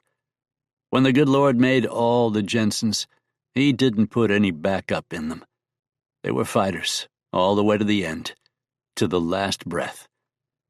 And all that mattered was here, was now, one foot in front of the other, until the time came when he could strike back against his enemies. And that's how you survive, Luke told himself. One step at a time. His boots squished with blood on every step. He felt it oozing between his toes. "Luke, we need to stop," Delacroix told him. "Collins's tourniquet has come loose. He'll bleed out." "Okay," Luke said immediately. He realized he hadn't even known how close Delacroix was to him. That was frightening. He was too exhausted. His thoughts were cloudy. Going to one knee, Luke laid the Englishman out gently and checked to make sure he was still breathing. Somehow, despite the hideous wound to his midsection, he was. Charlie walks the horizon, moving as if in a fog, stumbled and sank to the ground nearby. Luke knelt and drew in several deep breaths. He just needed a moment to collect his thoughts, he told himself. Then he would be all right. He didn't get that moment. A wall of bullets ripped out of the trees to their left. They cut through the air and buzzed past Luke. A round nicked his shoulder. He stumbled in surprise. Tripping over Talbot as he tried to get up, he lost his balance and fell. As he rolled over onto his back, he lifted the Winchester in both hands and fired out from between his legs. The booms came like thunderclaps. Delacroix spun around from where she'd been tightening Collins's bandages. She brought her Winchester up and cut loose, sending a flurry of return fire into the tree line. Luke saw several soldados drop, drilled by the slug spraying among them. The rifle ran empty. Luke tossed it aside and drew the right-hand Remington from its holster. A lot of lead was flying. He was shooting by instinct at movement among the pine branches and trunks. He couldn't be sure he was hitting most or even any of his targets, but they couldn't afford not to return fire for risk of being pinned down. 3 bullets flew in and struck Delacroix. Her body arched as if struck by lightning, and she screamed. She dropped to the dirt. Her blood gushed into the grass. Luke was up and moving. As he reached her, he snatched the carbine off the ground beside her. Turning, he lit up the tree line, firing from the hip. A Mexican soldier broke from cover and bounded toward him. Luke lifted the rifle butt and jammed it into the pocket of his shoulder. Leaning his head down against the stock, he sighted down the barrel. He breathed out and squeezed the trigger. Worked the action, fired again. The man collapsed nose first into the uneven ground. Dropping the rifle, Luke pulled one of Collins's fragmentation dynamite sticks from the bandolier, lit and hurled it. The dynamite bounced off the splintered trunk of a tree and landed in the middle of the scrambling squad of soldiers. It detonated. Razor-sharp shrapnel tore through the woods as smoke from the explosion hung in a pocket. Gunfire ceased, and Luke saw 2 soldados running away through the trees. Neither carried rifles, and one of the men was missing an arm below the elbow. Luke lay still for a moment, catching his breath, before drawing Delacroix's Winchester back to him. He heard Mexican officers screaming orders and crashing through the brush in the middle distance. He still didn't know where that Gatling gun had gone. That frightened him most of all. Panting, he rolled over to look at Delacroix. She was one of the strongest people he knew, Luke realized, the most indomitable. She lay without moving, leaking blood from her wounds. Her face was relaxed, as if she was asleep. Luke could see the little girl she'd been once reflected in her calm features. Luke inched toward her. He reached out to touch her neck. His fingers shook as he pressed them into her skin. There was a pulse. It fluttered weakly beneath his touch, but it was there. "You stubborn fool," Luke laughed. Luke squeezed his eyes shut with relief. But when he opened them again, he realized how little hope they had. Collins could walk, but that was it. Charlie Walks the Horizon had his head down, mumbling to himself. The tracker's features were caked with blood. Talbot's chest rose and fell in shallow pants, but that was the only sign of life left in the man. By all rights, he should have been dead a long time ago. Luke looked around. They were not in a good defensive position. "Collins," Luke said. The man looked at him. He was breathing in shallow pants, mouth hanging open. His face was a mask of blood and gravel. Delacroix had put dressings on his open wounds, but they were soaked through with blood. He was the only one who could help. "Help me try and conceal everyone," Luke told him. "I know you're weak, but even a little cover might buy us some time. We've got to find better ground." Collins nodded. He showed his teeth. At first Luke thought he was snarling, but then realized he was trying to smile, to let him know he'd do his best.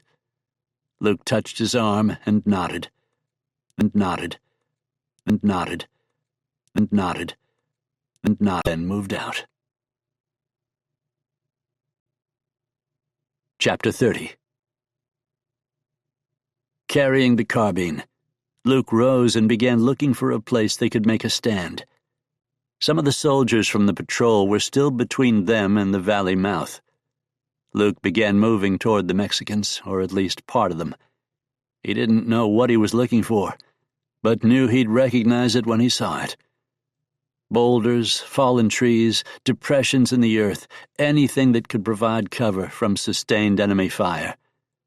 As Collins moved up the slope toward the valley, Luke scanned behind him, checking potential avenues of approach and fields of fire. Luke was lucid, but pain and exhaustion and blood loss had given everything a hallucinatory feel. Collins was stumbling in among the trees now. He could hear him breaking brush, but Luke was momentarily alone. Checking his wounds, he realized he'd bled through his makeshift bandages. He stumbled onto a little cliff face with several boulders and windfall trees knocked down around it. He turned and looked behind him. He had good views toward the places he considered likely avenues of approach. He sank to his knees, catching his breath. He began automatically reloading his weapons without conscious thought. He thought he should tighten his bandages before returning to the others. Inhaling deeply through his nose, Luke scanned the woods. A lone soldado emerged from behind a tree, rifle in his hands. Luke lifted the carbine, but held his fire. In the next moment, 5 more soldados followed. The last one wasn't carrying a rifle. He had a 10-gauge shotgun with barrels that looked as large as cannon muzzles. He wore crossed bandoliers across his torso, and shotgun shells glittered in the loops, hanging from his stocky frame. The group obviously thought they weren't close to Luke's people, because they were moving too fast. Luke shifted his aim to the shotgun man. "Surprise," Luke snarled silently. He opened up. His first round struck the man's chest and spun him off his feet. Luke shifted his fire left to right and killed 2 more. The rest dove for cover and began returning fire. Again, the air around him was alive with the wind rip of near misses. It was like his head was stuck in a swarm of lead hornets. Luke ducked low, and the rounds slammed into the dead wood and rocks around him. Through a gap in 2 rotting logs, Luke spied one of the remaining soldiers. Luke trained his sights on him, squeezed the trigger, and shot him. As the man fell, Luke sensed motion to his right. 2 soldados sprinted toward his position, bayonet-mounted rifles in their hands. Operating on pure instinct, Luke swept up the carbine and shot them. Crack, crack, thump, thump. They fell. Gunsmoke hung in a haze now, and his shoulder was sore with the recoil of the fighting. The merciless Arizona sun beat down. Dragging himself up, Luke staggered back down the hill, wounds still leaking blood.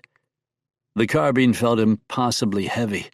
His limbs were made of wet sand, and he couldn't catch his breath.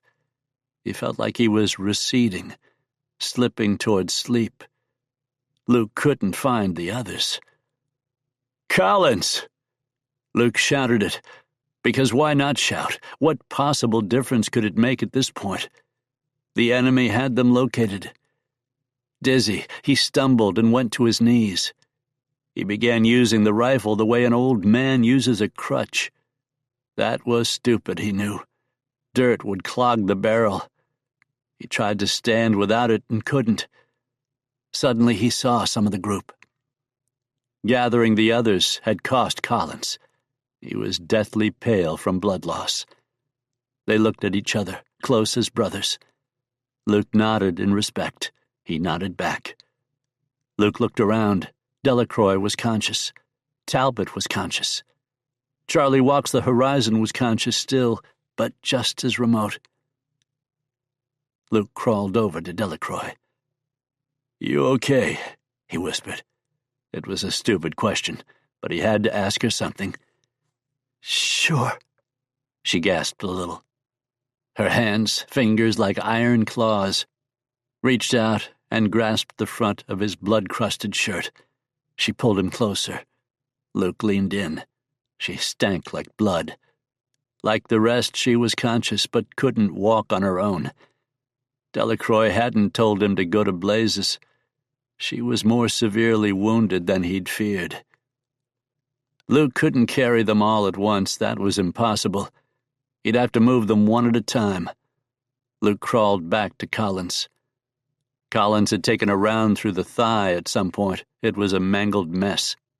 He'd tied it off himself, but there was no way it'd support weight. Luke grabbed his shoulder. "I found a place we can defend from," Luke told him. "But I'm going to have to drag everyone there. I can only do it one at a time, shot up like this. Understand?"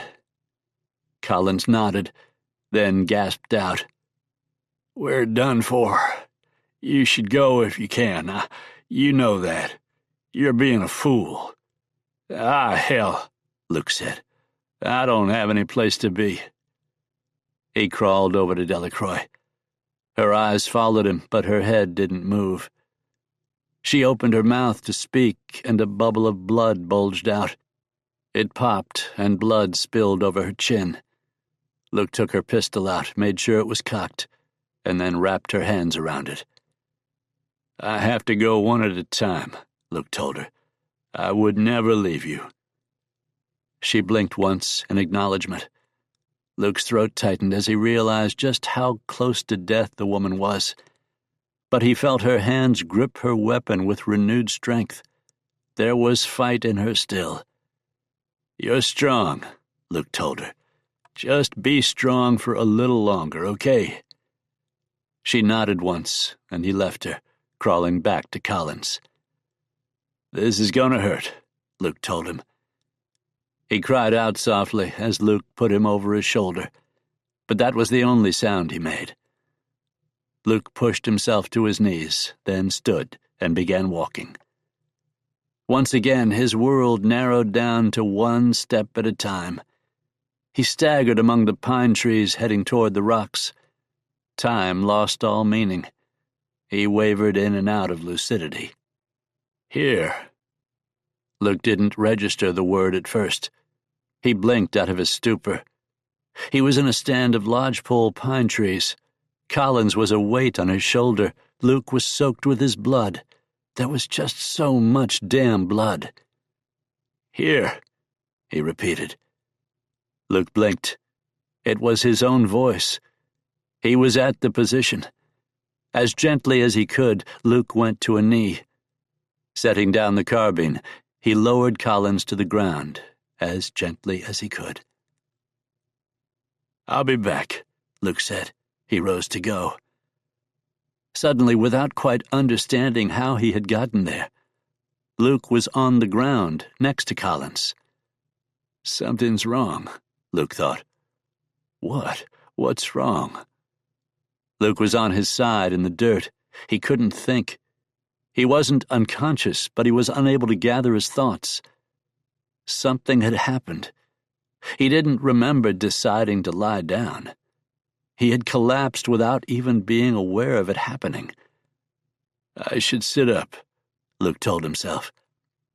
Using one arm, he pushed himself into a sitting position.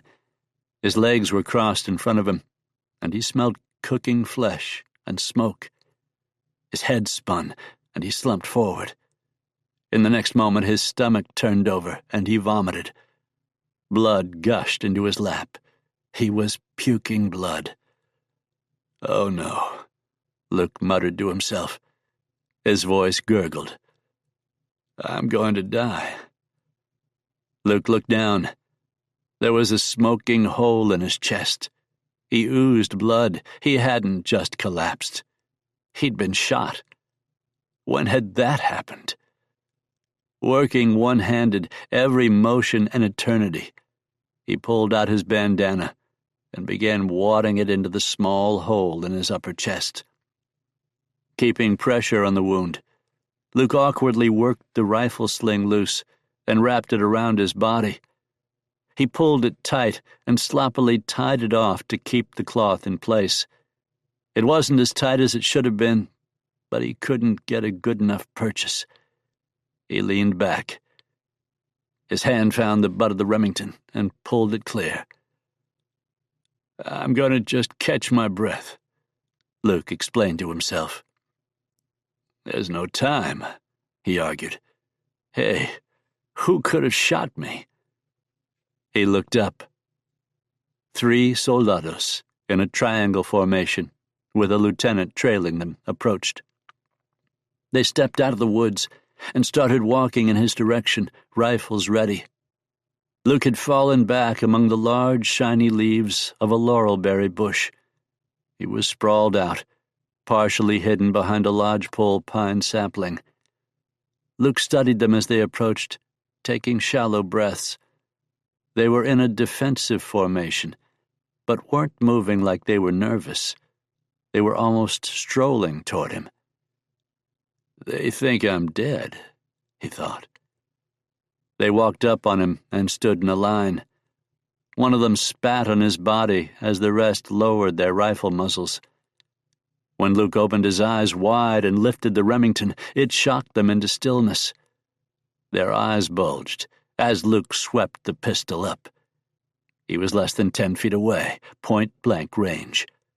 The .44 caliber round left the barrel, and the booms of his firing penetrated the fog choking his brain, and Luke snapped back fully to reality. 2 of them dropped, one of them almost decapitated by the bullet that had caught him in the neck. The third turned to run, and Luke put 2 in his back. He swung his pistol around to fire on the trailing lieutenant, but the officer was gone. Luke caught a flash of his uniform among the trees as he disappeared. Luke remembered Collins. He looked over. Collins lay very still, with his eyes closed. Luke couldn't tell if he was breathing or not. Didn't matter. Luke had made a plan. He was sticking to the plan. Using a branch to drag himself up, Luke staggered forward, each footstep jolting his wound. It was hard to breathe. The pistol felt heavy in his hand like an anchor dragging him down. Luke stumbled in and out of the trees like a drunk. He wasn't moving stealthily. He was just moving, blundering through brush, tripping over roots and branches. As he continued bleeding, he experienced his consciousness as if it were floating above his body at the end of a kite string. He stopped. He didn't know why. Blinking, Luke looked around stupidly.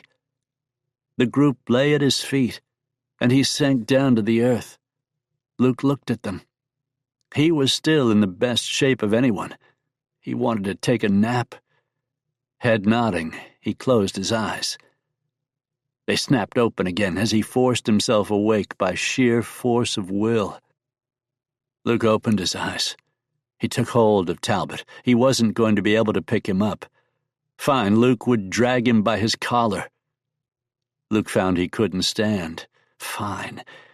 In a sort of fever dream, Luke dragged the Englishman while crawling. Exhaustion caused him to blink long and slow, and when he opened his eyes, he was suddenly at the hiding place in the trees. He couldn't remember making the trip. When Luke laid Talbot down next to Collins, he nearly collapsed.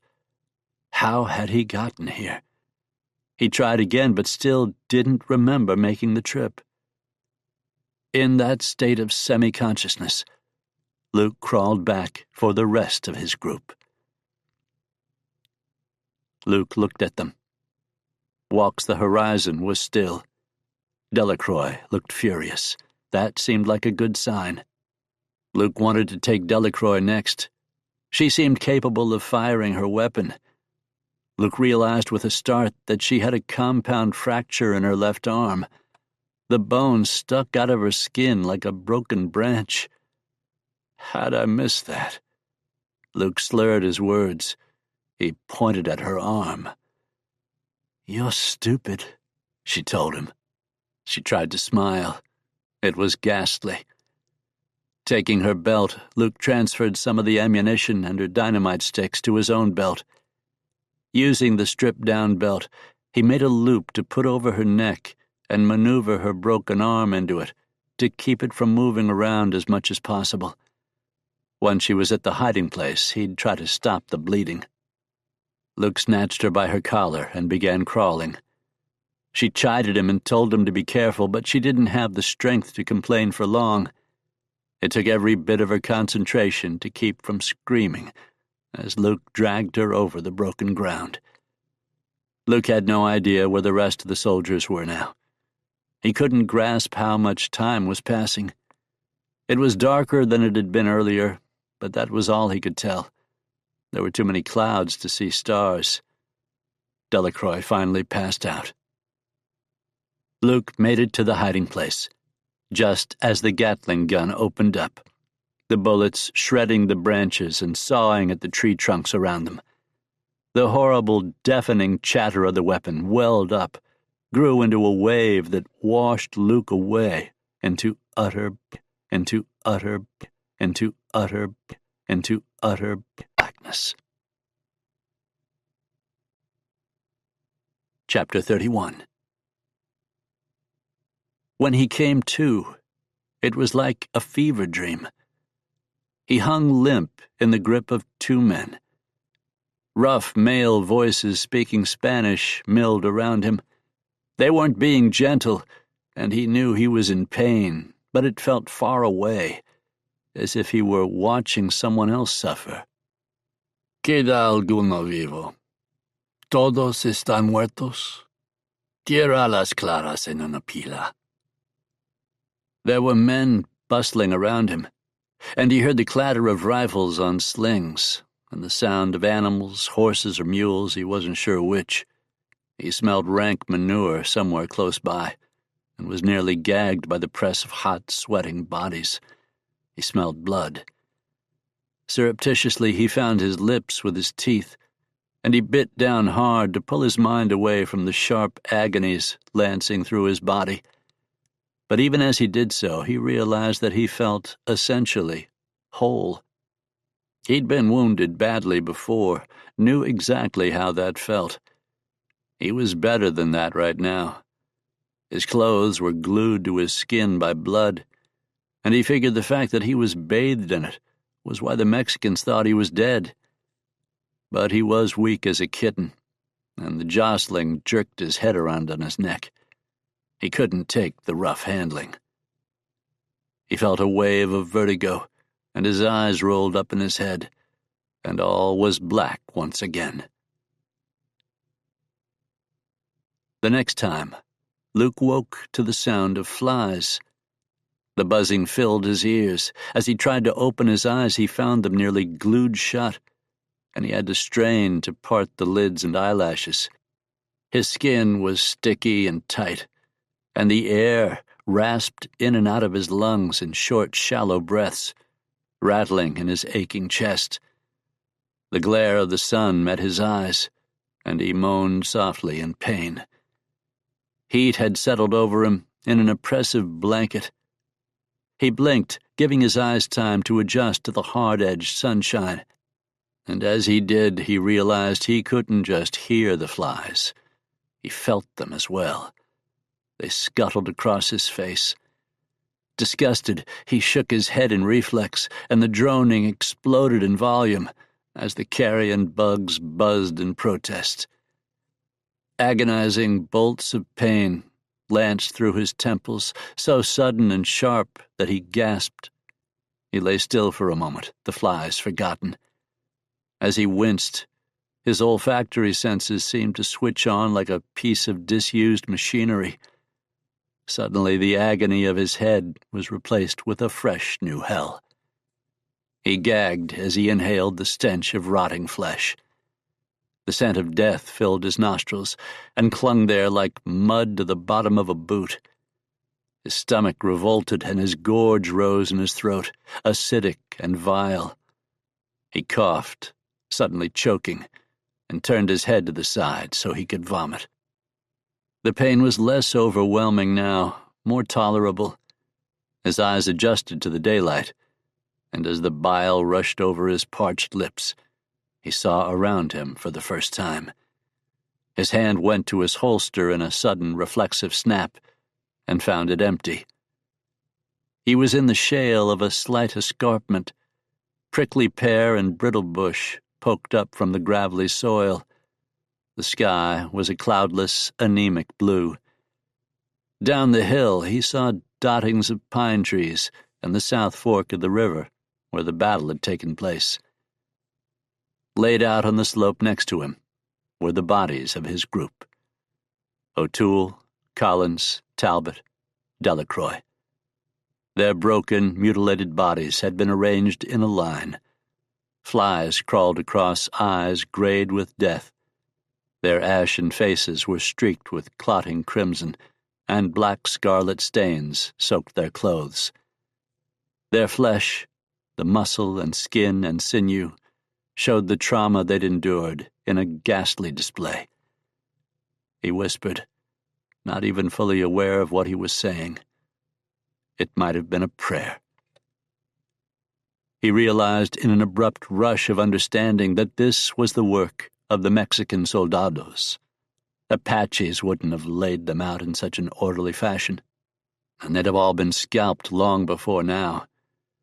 He also realized the soldiers must have thought he was dead as well, or surely he'd be in chains, tied behind a mule for a long walk to the nearest town, where, with little pomp and circumstance, he would have been propped against a wall to serve as target practice for a firing squad. He heard the crunch of gravel and reacted out of pure instinct. He dropped back into the position he'd awakened in and closed his eyes. Calling upon his courage and mental discipline, he slowly exhaled and made his body limp. Flies settled on him like a living shroud. Dios mío! Apesta, compañero! Footsteps came closer, kicking loose scree down the incline in little avalanches of pebbles and jagged shale. Luke carefully moved the fingers on his left hand, just enough to check the holster on that side. Just as he'd assumed, that Remington was gone too. He flexed his calf. The boot knife was still there. He could feel it. Likely the soldiers in charge of dragging him up here had been exhausted from the battle and unfocused after so much fear and rage and adrenaline. They'd missed the knife. A knife wasn't much good against guns, and he didn't have a clue yet how close the rest of the Mexicans were. Still, it was better than nothing. It was, in fact, a start. The footsteps stopped just down the slope from him, the men arguing in Spanish. He opened his eyes a fraction, looking out from behind the screen of his eyelashes.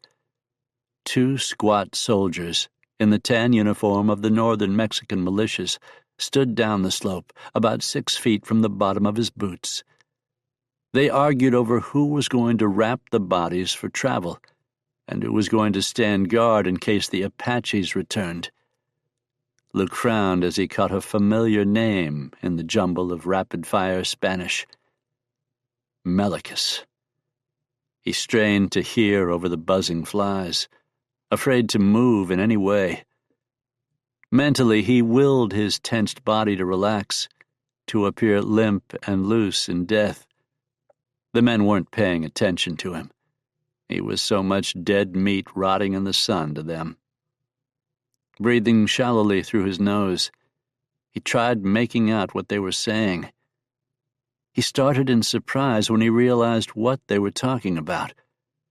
Quickly he relaxed again, hoping they hadn't noticed the reaction. One of the men looked over at him. The man's eyes, muddy brown and squinted against the desert sun, ran across Luke's limp form. Flies crawled across Luke's face as he lay there. They scurried over his eyes and lips, exploring the recesses of his nostrils. Every fiber of his being revolted at the disgusting, feather-light scurrying. His brain screamed for him to sit up and dislodge the disease-carrying bugs from his face. But to do so would mean death. Luke lay still and suffered. After a moment, the Mexican soldier hacked up some dust and spat on Luke's pants before turning back to his compadre. He grunted his consent to something the other man said that Luke didn't understand, and the two of them began walking down the escarpment toward where Luke now saw a burro loaded down with supplies. The animal stood tied to a clump of chaparral.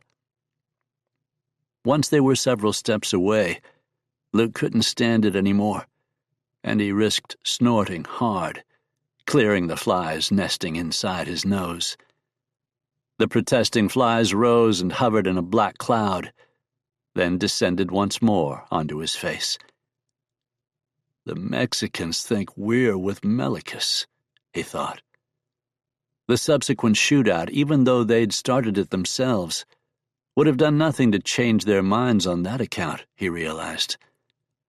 They butchered 4 people on a wild assumption, he thought angrily. It's by sheer damn luck I survived. And if they learn that fact, they won't waste any time dealing with me like any other outlaw. His choices were stark. Give himself up and be executed, or fight his way clear. If he wanted to live, there really wasn't a choice. The Mexicans had brought this upon themselves, because there was one thing Luke knew for certain. Melikus was still out there, driving those captives to a life of slavery. Moving slowly, Luke began to twist and inch his hand toward the knife in his boot. Chapter 32. One of the soldiers came up the hill. His name was Pedro Juarez, and he'd been born and raised in the Sonora. A rifle was slung over his shoulder and slapped the back of his thigh as he walked. The weapon was a .50-70 U.S. Springfield, a souvenir of the war between the states, part of the arms shipments that flowed south across the border now that the French had pulled out of the country. He stopped down at the line of corpses and regarded them thoughtfully. He cocked his head as he mentally made his way along the line. His eyes stopped when they got to Delacroix. He grinned, a big, toothy smile that showed the greenish tint to his teeth and the black rot around the gums. He walked closer and looked at the woman. She'd been torn apart by bullets, but he could still see the swell of her breasts through her bloody shirt.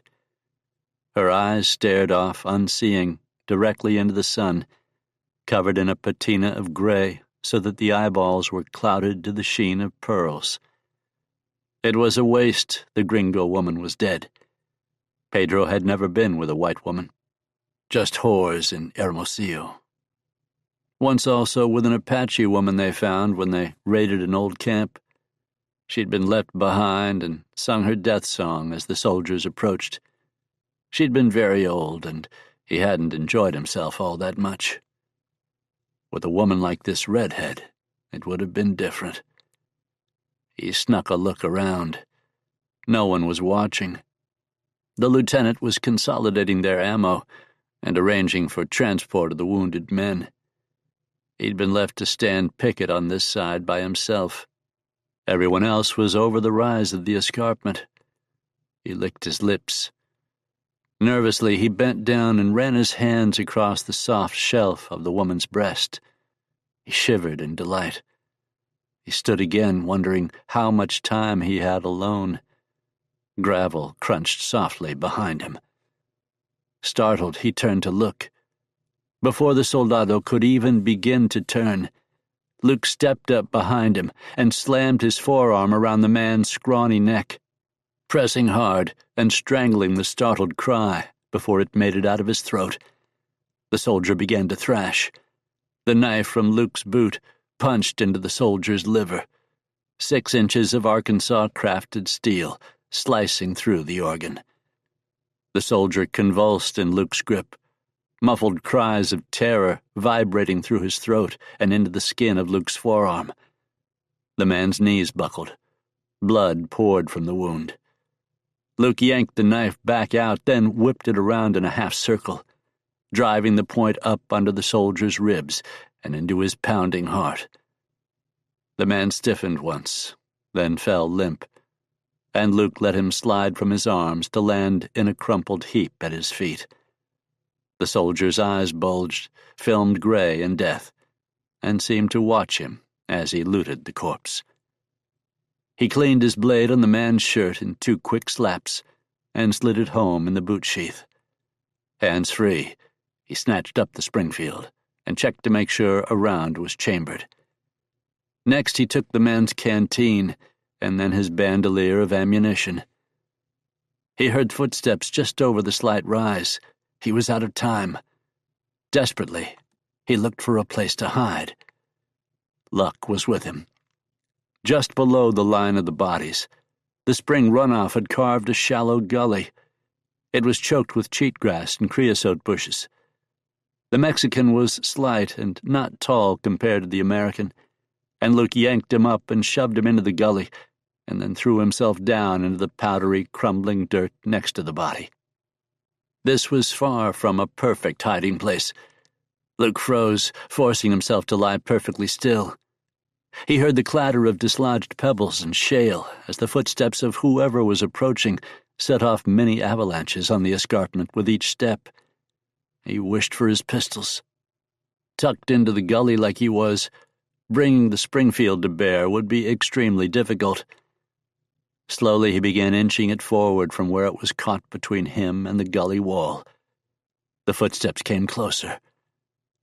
The rattle came in a hard, angry buzzing. It was a sound everyone in the West knew without question. Rattlesnake. Rattlers were rarely aggressive by temperament, but if they felt threatened or aggrieved, say by the bodies of 2 full-grown men being dumped on them, then they would strike. Frantic, Luke's gaze darted around, searching for the threat. The furious rattle buzzed again, and it sounded like it was coming from under his damn nose. Cold adrenaline gushed through his system, and his heart began pounding in response. There was a motion to his left, and eyes darted there. The agitated snake twisted in on itself, head still low, tail up and trembling. Its forked tongue slipped in and out of its mouth as it tasted the air. It was a Sonoran sidewinder, quick as lightning, and potentially deadly this far from help. Luke froze, one hand wrapped around the Springfield's front stock. The footsteps came up to the line of bodies. The person walking went still, and Luke knew the man had heard the sidewinder as well. He would be scanning his surroundings, trying to find the snake. In the gully, the snake lifted its blunt, diamond-shaped head. Operating on instinct, Luke reacted, using the barrel of the Springfield the way a matador uses a red cape. The snake immediately became fixated on the barrel, waving close to it, and turned its attention from the nearly motionless Luke farther down. The head rose, and the serpent hissed as it revealed long, curved fangs. Luke knew his timing had to be perfect. He jiggled the barrel slightly.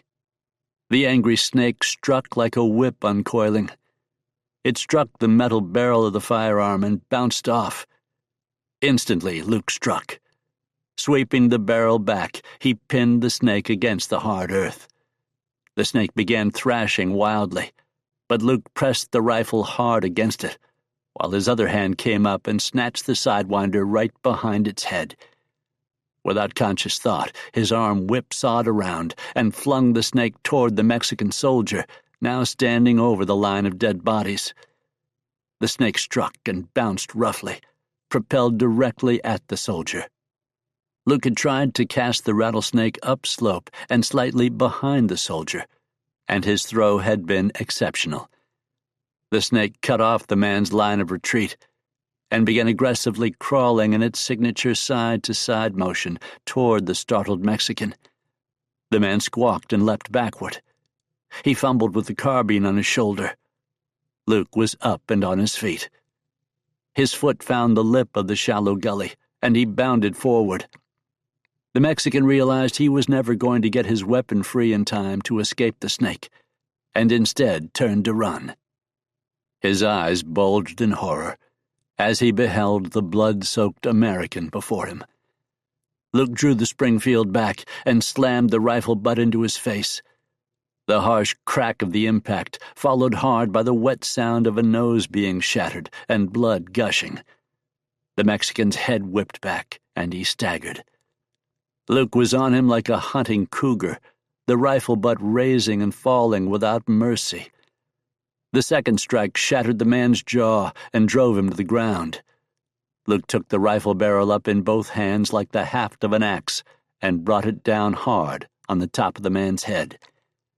Behind them, the sidewinder, locked in a sort of blood frenzy, struck. The man didn't even respond when the snake fangs punched through the soiled and sweat-stained material of his uniform to bury themselves to the hilt in his back muscles. His brains were already leaking from a cracked-open skull.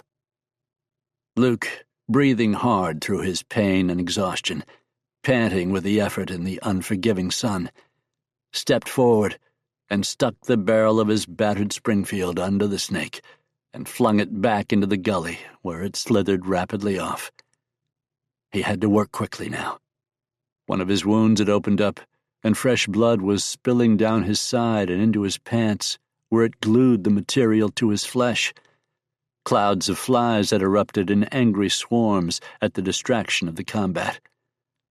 Moving sideways, still clutching the Springfield by its bloody stock, he made for the place at the bottom of the escarpment where the soldiers had tied their mounts and pack animals. He had already killed their guard, so there was little to do but run. Every moment was precious. He had to scatter those animals after taking the best for himself. If he could strand the Mexicans on foot, they'd have no choice but discontinue the chase. Even as he hurried, sliding down little avalanches of shale chips and sharp gravel, his heart twisted in loathing at the idea of leaving Delacroix and the others behind. They wouldn't be buried, and the thought of the redhead rotting in the sun until the vultures and bush rats and coyotes came to scavenge was almost more than he could bear. But it was run or die. So he ran.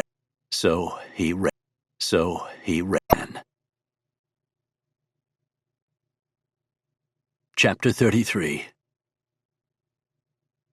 He managed to get mounted and secure a moderately loaded mule before scattering the rest of the Mexican horses. He headed out, relying more on speed than stealth at this point. He drove the horse north, back toward the mountains, where he knew there was water, and where he hoped the soldiers had suffered too many casualties to want to risk meeting more Apaches.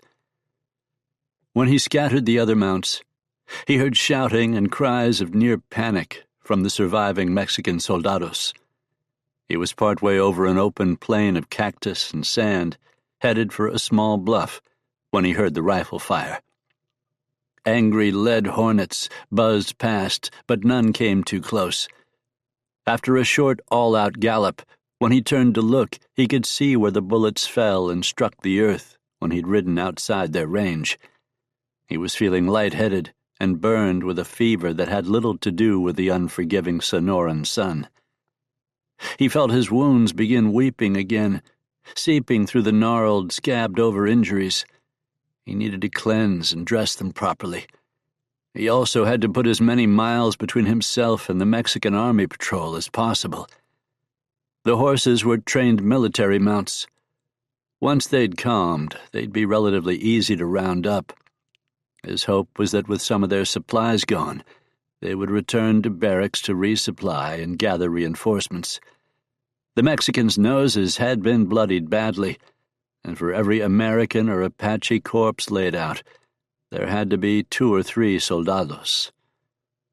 4 hours later, he reached the top of a mesa and looked out over his back trail. His lips were parched and cracked. He carefully drank from a canteen off the gear of the stolen mule. Despite his thirst, he slowly lowered the canteen. Out on the landscape spread out like a tabletop below him, Luke saw 3 dots break the horizon. "You stubborn pendejos," he coughed out of his dry throat. He had the high ground, but they wouldn't be in range until after dark. He couldn't hit what he couldn't see. Besides, the Springfield had been used to batter more than one man. The impacts were bound to have knocked the sights off. He could try and adjust it, but without firing rounds, he wouldn't know if he'd fixed it or not. He couldn't afford to waste the ammunition, and he didn't want to alert the 3 men hunting him of where exactly on the mesa he was.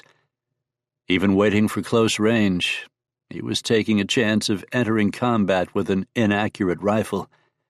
Better not to fight. Plus, there was the situation of the lost Remingtons. He knew the Capitan would have claimed the pistols for himself. They were too nice to waste on a peon lucky to be armed with a muzzle-loader. No, his revolvers were prime pieces of weaponry. The officer would keep them. Rank had its privileges. He gave the horse water. It pained him to have to give so much up. But now that he knew horsemen were following him, he had to keep the animal in as prime a condition as possible. He needed to get to that water in the mountains. Resigned, exhausted, leaking blood, he hauled himself back up into the saddle and rode on. At the foot of the mountains, his vision began to darken and he swooned. He stayed in the saddle for another few miles on willpower alone. When he angled out of a stand of ponderosa pine and into the sun near the opening of a narrow arroyo, his eyes rolled up into his head, and he fell forward like a man shot by a rifle. The ground swept up and struck him with hammer force, and he moaned. Somewhere on his body, one of his crusted-over wounds broke open, and hot, sticky blood trickled out to make crimson mud in the dust. He moaned. His heart beat hard in his chest as he struggled to push himself up. Dust clogged his nostrils as he inhaled under the strain. His limbs felt leadened and numb. "Get up," he ordered himself. Arms trembling, he pushed hard against the ground, bunching the muscles in his arms under the strain. He barely lifted his chest free of the dirt before fatigue made him settle back down. He smelled the astringent odor of pine as his nose came to rest in a nest of old brown needles. "Get up," he told himself again. His body had to be reasonable.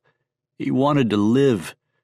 To have any chance of living, he needed to get back in the saddle. To get back in the saddle, he had to rise.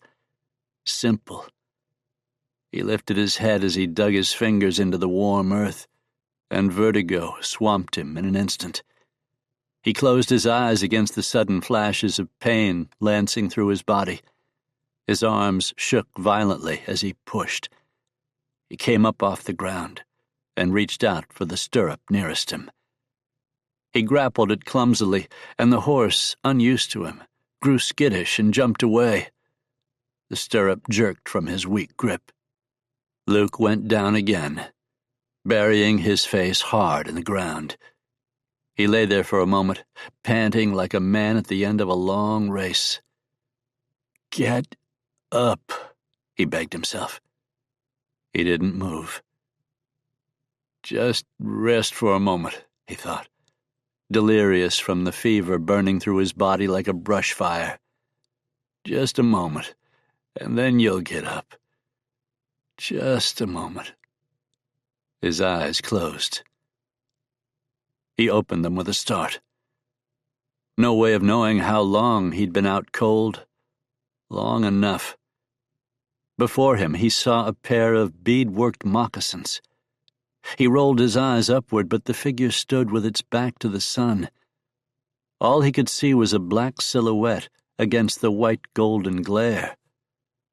"Apache," he thought. "I am dead."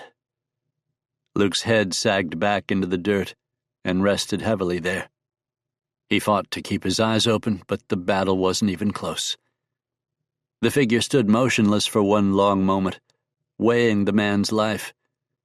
It held the reins of the horse loosely in one hand. The mule had not wandered far. Turning from the unconscious Luke, the figure went over and picked up the Springfield. The rifle was in good shape. Rifle, horse, mule, trade goods. All these items added up to a nice chunk of wealth to any scavenger. The figure considered its haul, then sighed. Mumbling in disgust, it began searching for branches long enough to create a travois with.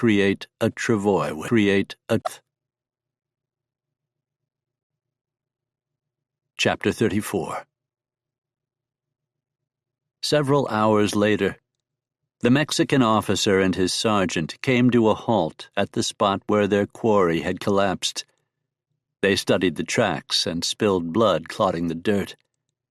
"He's still badly injured," the sergeant pointed out. "He will die soon." "That is not good enough," the captain raged. "My honor has been insulted by this common brigand." The two sergeants looked at each other. The captain's honor had been insulted by these white bandits who rode with Apaches and brought a whore along with them who turned out to be a savage fighter.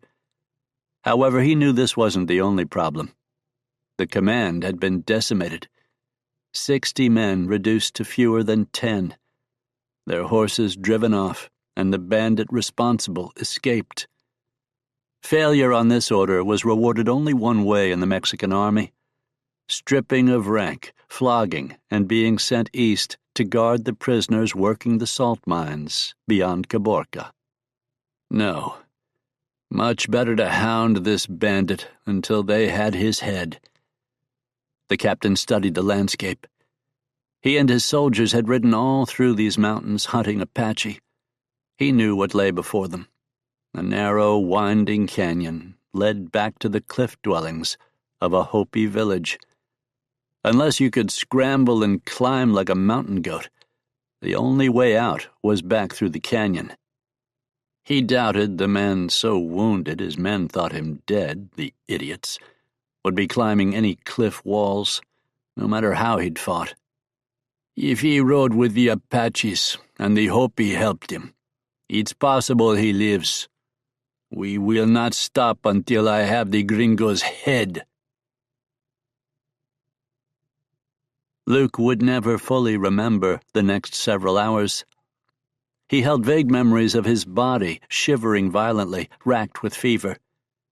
He realized at some point that the figure that had taken him was an old woman, and that she made him drink bitter concoctions that seemed to make him feel better enough to sleep. He spoke once, mumbling, "Apache, Apache." He recalled the old woman telling him in Spanish, "No Apache, Hopi. Estás en la casa de los Hopi." Then, more firmly, "No Apache." "Men are coming," he babbled. "Hombres, mexicanos, soldados." But then he was back in Georgia at the end of the war, talking to another woman, this one young and beautiful, who had nursed him back to health once upon a time. Another time he had been left for dead by his enemies. This cycle of lucidity and fever dreams played itself out repeatedly. He woke once to pain in his torso, and found he had been tied down to stakes driven deep into the earthen floor. The old woman was sewing his wounds closed. When he started to cry out, she gave him a thick cloth soaked in whiskey to bite down on. He struggled briefly, but was still too exhausted to fight. All he could do was lie there and suffer through it. Finally, she finished, and he was able to sink into a deep slumber from which he did not stir for many hours. When he woke, he found himself in a city of the dying. The old woman brought him beans and corn and medicine, though he never figured out why she helped him. In broken Spanish and crude trade language, she told him the story of this pueblo. "Once the Hopi flourished here," she said, "safe in their hidden valley and high in their pueblo houses. They grew maize and hunted antelope and traded their blankets and bowls with the Navajo, and hid when the wretched once the Apache came. But even with the Apache they traded. Then came the Spanish, and when they left, the Comancheros. But with the tobacco and iron tools, the Comancheros also brought the plague, influenza. Within 2 weeks, all who were going to die, which was nearly everyone, did die. The old woman, Sihi, had been a new bride and mother then, she explained, as they shared harsh tobacco out of an ancient Zuni clay pipe. In less time than it took for the moon to pass from new to full, she was a widow, and without her 2 little boys. Now the dozen or so survivors had grown old, and would die here among their forgotten people. Luke was quick to heal under Sihi's ministrations. His wounds scarred over, and his strength returned as the days passed and became a week. As best he could tell, the woman helped him out of some combination of boredom and loneliness. It was just a guess, however, and he couldn't say for sure what her motivation truly was. Once the fever broke and he'd grown strong enough to climb up and down the lodgepole pine ladder, he began moving around, fetching his own water, relieving himself outdoors, bathing in the river that meandered through the valley. There were other Hopi here, a dozen or so. They watched him with indifferent eyes. They offered him no harm, but he knew, unlike Sihi, they would have left him to die. He saw no young people, only elders, and he wondered if the reason the Apache had left them alone was because they were so obviously poor. On the second morning after he was able to walk, he woke up feeling strong. His mind had already turned to Melikus and the captives. He worried at the problem, and was just about to ask Sihi if she knew anything about the outlaw, when Makya, an ancient fossil of a man, appeared at the square opening in the roof of Sihi's house. He spoke in a voice like gravel. Luke had no idea what the old man was saying, only that partway through his animated spiel, he heard the Spanish word soldados, and grew instantly alert. Done speaking, the old man regarded Luke with a sour expression, before Sihi shooed him away. For some reason, possibly no more hard to understand than a reduction of his pain, Luke noticed, truly noticed, her buckskin dress for the first time. It had been rendered bone white by some process he was unfamiliar with. She was a medicine woman of some considerable capability, he realized. "What did that old coot want?" he asked, speaking Spanish. "Other than to give me the skunk eye, I mean. I heard him say, soldado. Are men coming?" "Si," she answered. "While you healed, the 2-gun captain waited at the valley mouth. Today, more men have come. I think he was only waiting for them to come and get you." 2 guns, 2 pistols. See, he nodded. He described the Remingtons, and she nodded again. He'd thought them lost, and now it seemed Providence was returning them to him once again, if he survived. How many men total? 9. I need a gun. I need a gun. I need a gun, he said. Chapter 35. Outside the valley, Captain Yamosa looked over his men. None of them appeared particularly professional or enthused to be here. The ride across the Sonora from Caborca had obviously been rough. They looked tired and burned by the sun, and unhappy about going into a box canyon after a man who'd almost wiped out an entire platoon of their comrades in arms. It is, he thought, too damn bad. If he returned to Garrison without the outlaw, he might as well turn in his saber and return to his family in Mexico City in dishonor. This wouldn't be like the incident with the Cantina Puta back in the capital. Such failure as this would not be swept under the rug. He was going to get this bandido. Besides, who knew? From what Yamosa had seen, the man rode with Apaches and whites, and was now cared for by other savages. Perhaps this was the feared Melikus himself. If he brought the man's head on the end of a cavalry lance, he'd be hailed as a hero, no matter how many enlisted men he got killed in the process. The territorial governor would likely put him in for a medal. Juan Yamosa liked the idea of being adorned with a medal much more than he did the idea of returning home in disgrace. His sergeant major rode up. The man had been with him for several years, since Yamosa had been a brand-new lieutenant, fresh to the west and the northern border. Sergeant Major Jesus Sanchez was the iron fist inside Yamosa's aristocratic glove. He gave the orders, and Sanchez was the bulldog who made sure those orders were carried out. He was a squat, hatchet-nosed figure of a man with ham-hock fists and a permanent squint, who spoke little when he wasn't repeating Yamosa's orders. "Get the men ready," Yamosa said without preamble. "We have the bastardo cornered, and we're going in." Sanchez grunted his acquiescence, then asked, "The Indians?" "As usual. Kill them and collect scalps. The governor appreciates being provided with Apache scalps to display." Again Sanchez nodded. If he knew the Hopi in the cliff-dwelling valley before him weren't actually Apaches, it didn't matter overly much to him. Turning his horse, he began barking orders for Yamosa, Sanchez, and the other 7 men to line up for inspection. The unit was in bad shape.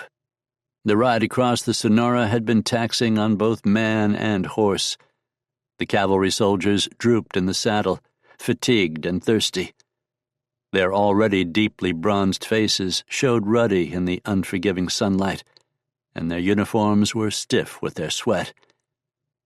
These were men long used to taking orders, so when Sanchez gave the command to form up, they fell in despite any discomfort or weariness they felt. With Yamosa looking on, Sanchez put them through their paces. Sabers loosened, pistols loaded and at half-cock, carbines primed and hammers set. Spurs jangled as the troop took a stirrup and swung up into their saddles. First in the rank was Gomez, a gleeful little killer from the Baja Peninsula. He loved saber work and had mastered the art of racing even with a fleeing infantryman, and dispatching him with a single backhand swing in just the Napoleonic manner he'd been trained when the French ruled Mexico. Next to him sat Miguel Alvarez Curiel, who was colloquially and exclusively known as gafas, or spectacles, because of his oversized glasses. With the exception of Yamosa, Curiel was the only man in the troop who could read and write. The brothers Esteban and Carlos were native to the Sonoran Desert, coming from a hamlet just south of Yuma, Arizona Territory. Though they joined the army to escape crushing poverty, they would have fought the Apache on their own if no one had offered to pay them. Apaches had wiped out most of the men in their village and stolen the children, including their sister, as slaves. Both their mother and father had been killed in the slaughter. Just boys, they'd only survived by hiding in the tall bushes down by the trickle of a stream that bordered their village. They did not bother distinguishing between hostile and non-hostile Indians. Red skin was enough to mark them for death in the eyes of Esteban and Carlos. Lined up beyond them was Domingo, the marksman. The oldest man in the troop, he was also the best shot.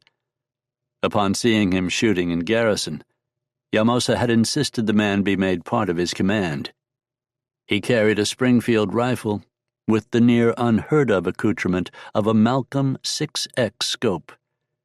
Domingo proved so lethal with the scope, he managed to keep the troop fed by hunting the highly elusive mountain goats. Once during a raid, Llamosa had spotted 2 Apache children running for safety more than half a mile away.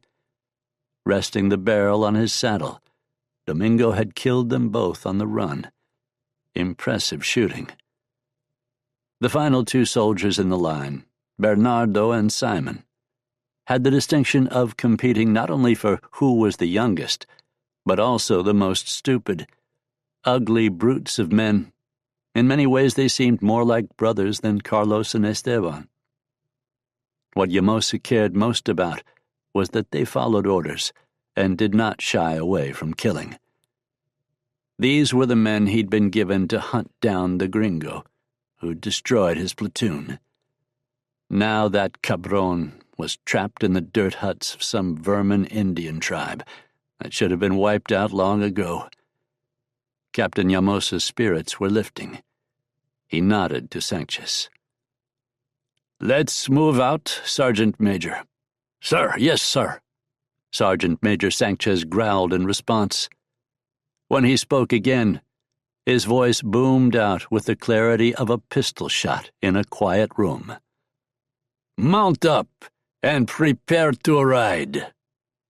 Unhurried, the troop entered the canyon.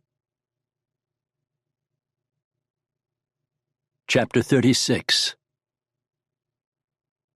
The line of cavalry troops entered the canyon and came to a stop before the cliff dwellings. On the ground, an old man worked at tanning a bobcat hide, scraping it with long, careful strokes with a stone awl. He watched the Mexicans with hooded eyes, face impassive.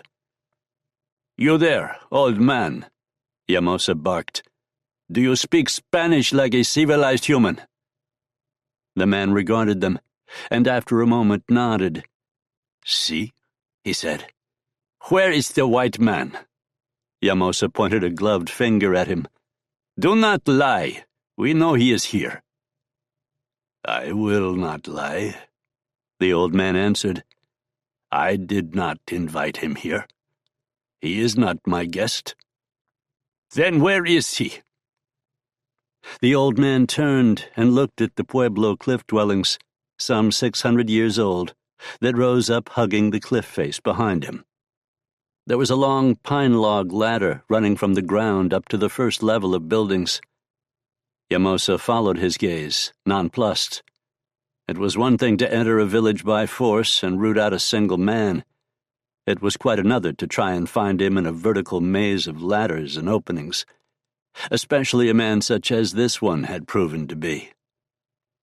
No matter, Llamosa told himself. Honor demands it. He turned to Sanchez. "Prepare to search." Sanchez turned to the men. "You heard the captain. Off those horses and up the damn ladder, you miserable dogs." Luke assembled the Springfield in a hurried but practiced manner. He'd taken the rifle apart and put it back together several times to familiarize himself with the weapon and ensure there was not even the smallest amount of grit present. There had been no gun oil in the supplies he'd managed to steal before fleeing. The second time he'd done so, Sihi had appeared and given him some oil. "Gun oil?" he asked, confused how she'd come into possession of it. She shook her head no.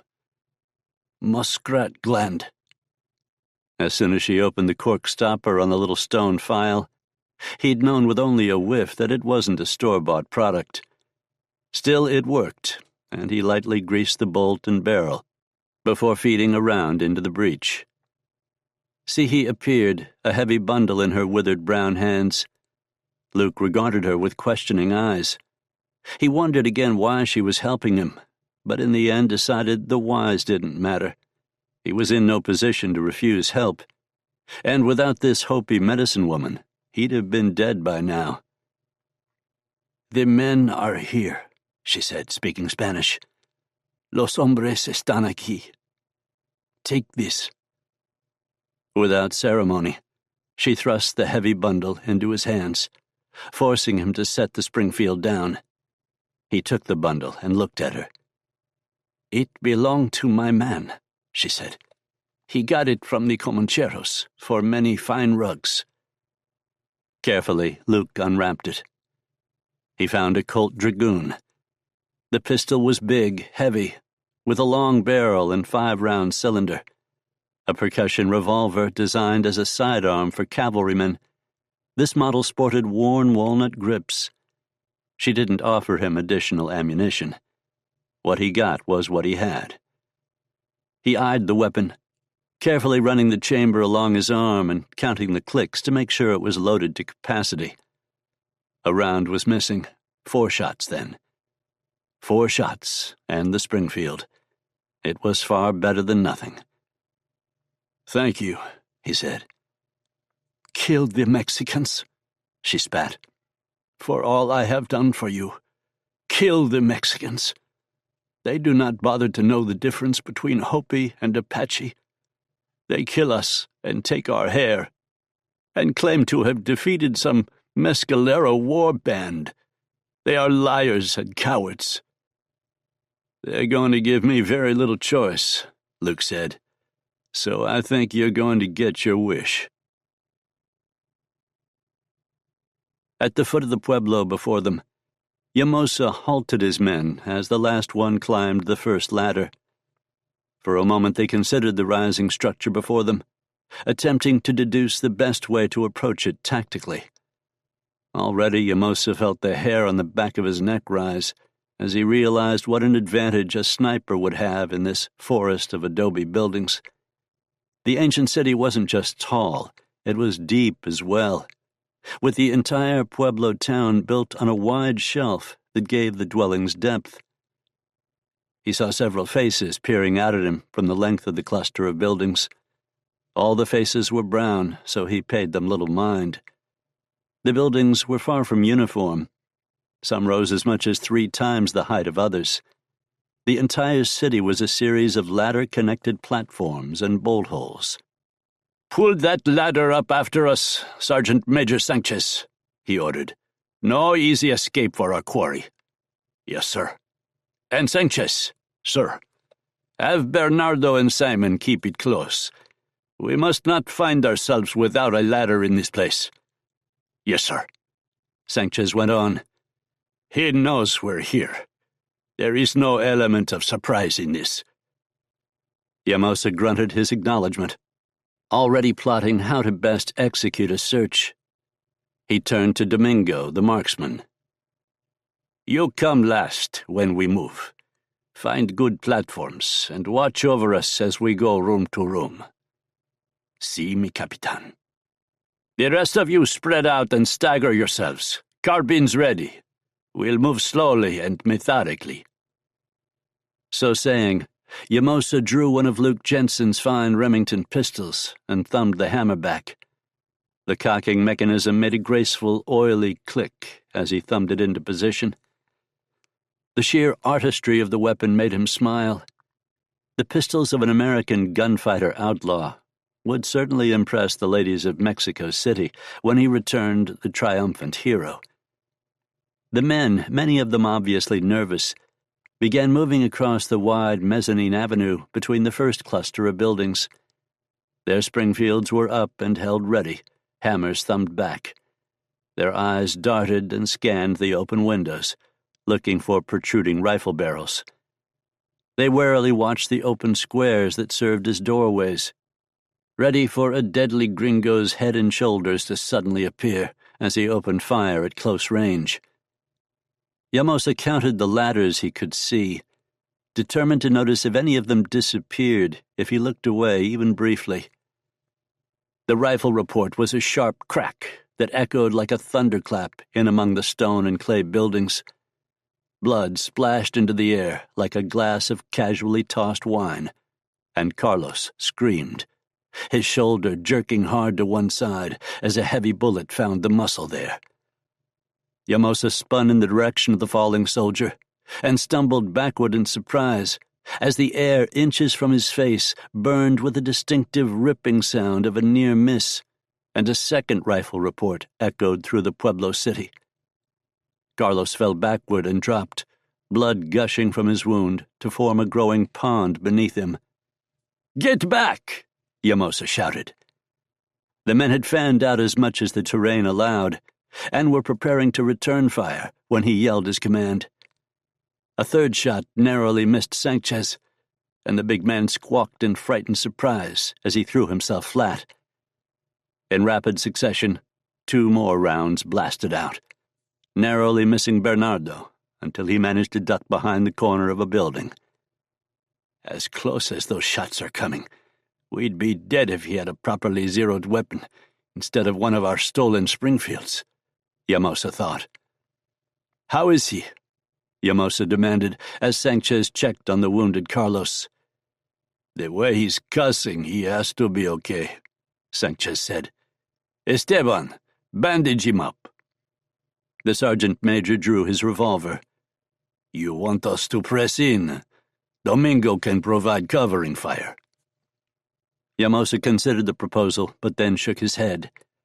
"No, he's got nowhere to go, and it's getting dark. We've got time. We'll do this methodically." He paused for a moment, mind working hard as he scanned the tall pueblo where he believed Luke was hidden. The American had the advantage of terrain here. They needed to drive him out into the open, like animals fleeing a forest. Yamosa smiled. "Fire," he said.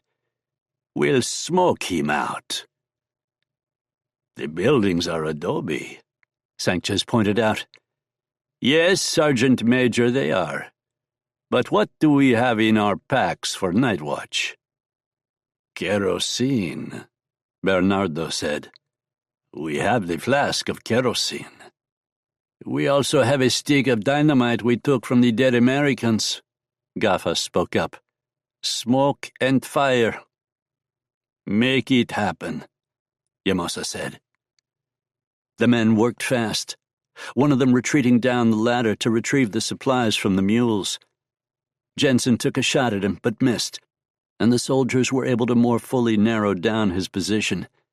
They stuck to the shadow of several buildings as they prepared their missiles. "We throw the dynamite at the bottom. Try to weaken the building," Yamosa instructed. "Then when the explosion goes off, and we know his head is down, move forward and throw the lanterns." Domingo took a kerosene tin and, leaving it open, stepped to the edge of the narrow one-story pueblo, hiding the army unit from Luke. "Ready," he said. Esteban lit his stick of confiscated dynamite. Immediately the rest of them unloaded their weapons in Luke's general direction in a firestorm of lead. In the midst of the fusillade, Esteban swung around the corner and threw the stick. He ducked quickly back around the corner, the signal for the rest of the men to take cover. The burning stick of dynamite tumbled end over burning end in a high arc through the air. Striking the adobe wall of the pueblo, it bounced back a few feet and dropped to the base of the building. It rolled to a stop against the adobe wall, fuse sizzling, sparks showering the hard-packed clay around it. The dynamite went off like a cannon blast, shaking the ground under the soldiers' feet. Black smoke billowed up from the side of the explosion. Domingo pitched the can of kerosene underhand, and it sailed into the cloud of smoke. A shot rang out, marring the wall inches from the Mexican soldier's head. "Now the lantern!" Yamosa cried, eager as a hound on the scent. Domingo lit the brass lantern and took it by the handle. He nodded, and once again the rest of the soldiers opened fire. Stepping around the corner, he hurtled the lit lantern after the spilling kerosene tin. The throw was perfect, and there was a whoosh as the lantern broke apart and the flammable liquid ignited. Domingo went to step back and staggered as a single shot rang out. He fell over backward, nothing more than a sack of loose meat. And Yamosa saw that most of his face was gone, where Luke Jensen had placed a single round between his eyes. The soldier hit the ground heavily and lay very still, a pool of blood spilling out to form a pond around his motionless corpse. "Dios míos!" Simon cried out. "Add another mark against the American," Yamosa snarled. "With Carlos wounded, we're down to 7, Sanchez said. As always, the man spoke in a calm, near monotone voice. If the loss of his men or the precariousness of the situation bothered him, it did not show. His seeming indifference had a calming effect on the men, though it also reminded them how expendable he and the captain viewed them all. Yamosa looked at the building where Jensen was making his last stand. He frowned. The dynamite had opened a hole about the size of a wagon wheel in the adobe and sent cracks halfway up the structure. But the smoke put out by the burning kerosene was minimal and not drifting in the correct direction. "We wait for night," he said. "Then we rush him." Luke Jensen stood back from the window and surveyed the warren of rooftops and narrow alleys running between the adobe houses spread out below him. Nothing moved, and the man he'd shot in the head lay where he'd fallen. "I think they've given up on smoking me out," he told Sihi. "Though I hadn't realized we had any dynamite left." He was speaking to the old Hopi medicine woman, but mostly he was thinking out loud, putting himself in the soldier's place and deciding what he'd do if he were them.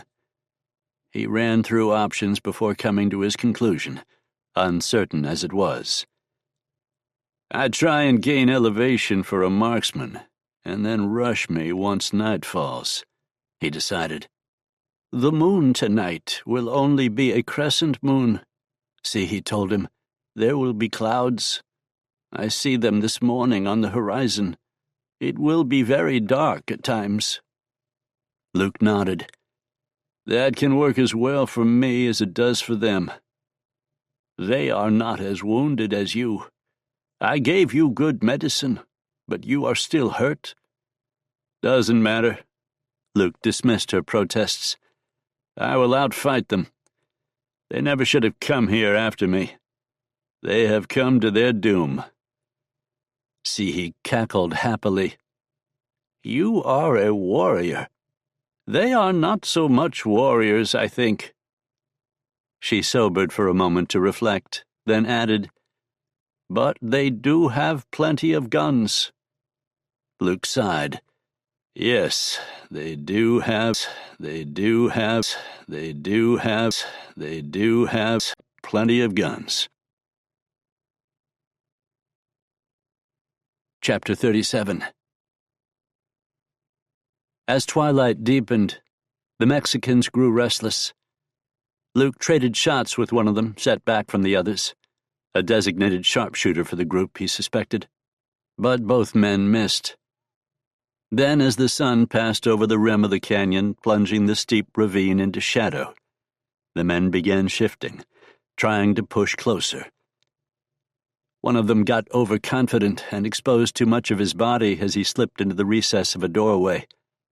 Luke stepped out to one side of the window and quickly lined up his shot. He pulled the trigger and his hammer fell. Nothing happened. Misfire. Curse it. He moved to pull back and unseat the round, when the sharpshooter took his shot during Luke's small moment of surprise.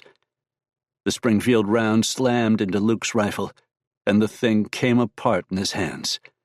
The impact knocked him flat, and a piece of the shattered rifle opened a cut above his eyebrow. "Lo tengo! Lo tengo!" I got him, rang out in Spanish. Below him, he heard the Mexican officer rallying his people, and he knew they were coming now. All his plans went out the window. He had time only to survive. "Vámonos!" he shouted at the old woman. He staggered to his feet, blinded by his own blood from the cut on his forehead. If they got into the building below him, they could hold it long enough to try smoking him out again. He had to avoid being cornered at all costs, even if he held the high ground. He wiped at the blood streaming down his face, rubbing it from his eyes until he could see again. He had to stop the bleeding, or he could be blinded again at any moment. On his feet, he stumbled forward, crossing the room toward the hole in the floor, where there was an inside ladder. A shot rang out, and another heavy slug burned into the room. It smacked into the adobe wall above Luke's shoulder, and blasted out a crater the size of a man's head, before traveling all the way through and out the other side. Luke stumbled away from the shot, ducking low and pulling the Colt Dragoon clear.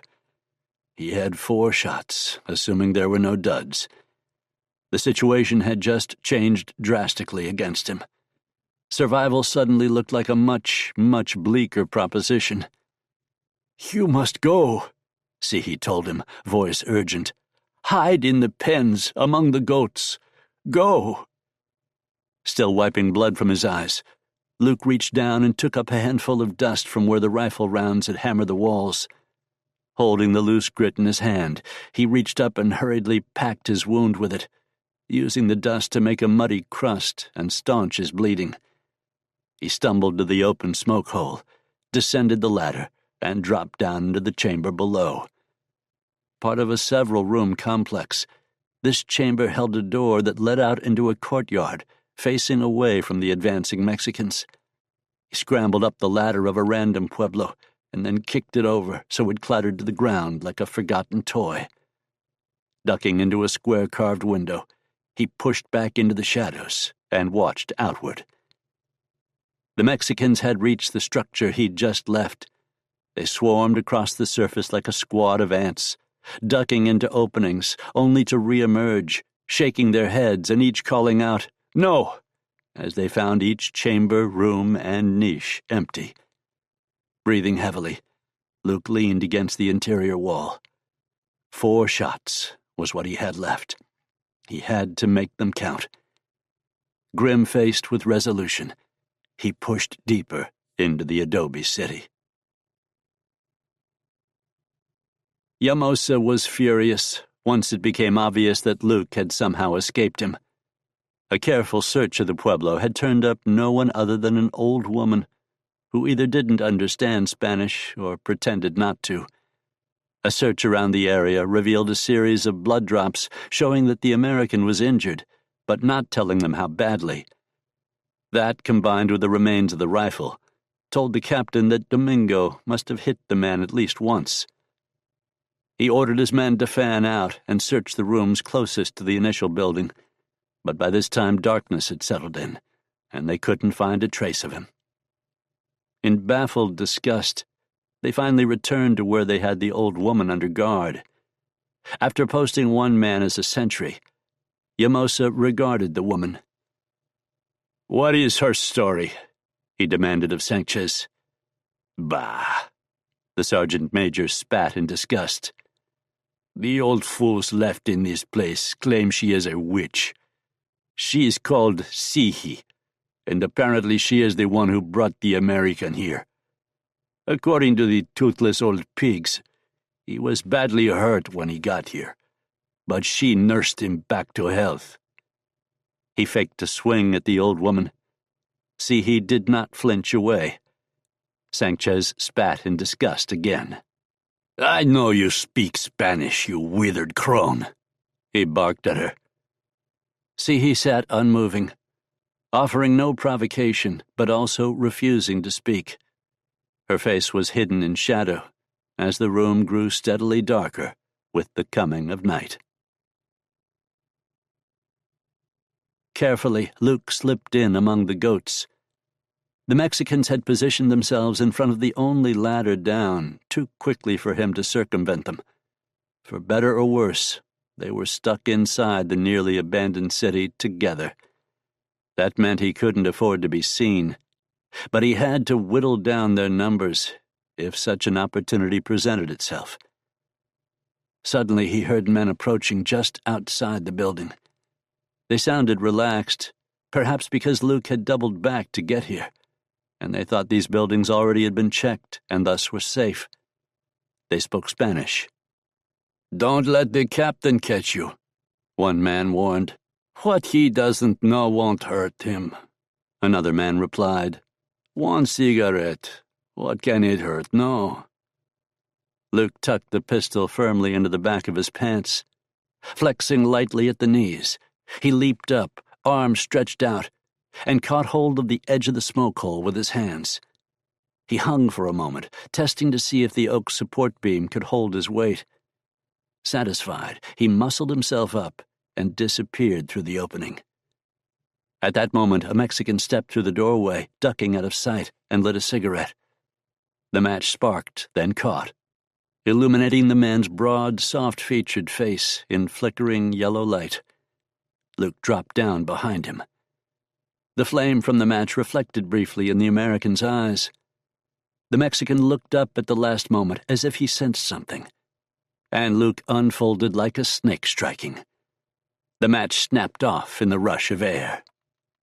Grabbing the Mexican by his broad forehead, Luke snapped the soldier's neck back, exposing the big blood vessels of his throat and windpipe.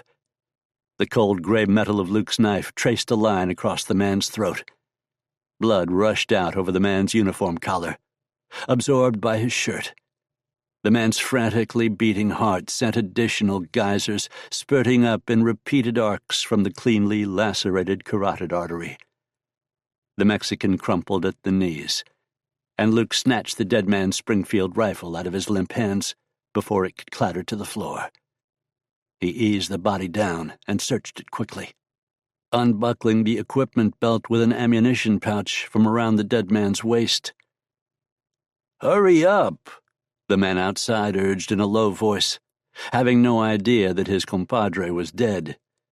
"Sanchez could come by at any moment." Luke grunted in reply. The man seemed frustrated by the response. Footsteps came close. Luke drew himself up against the inside wall. The goat seemed unfazed by the violence or spilling blood, something Luke hadn't anticipated.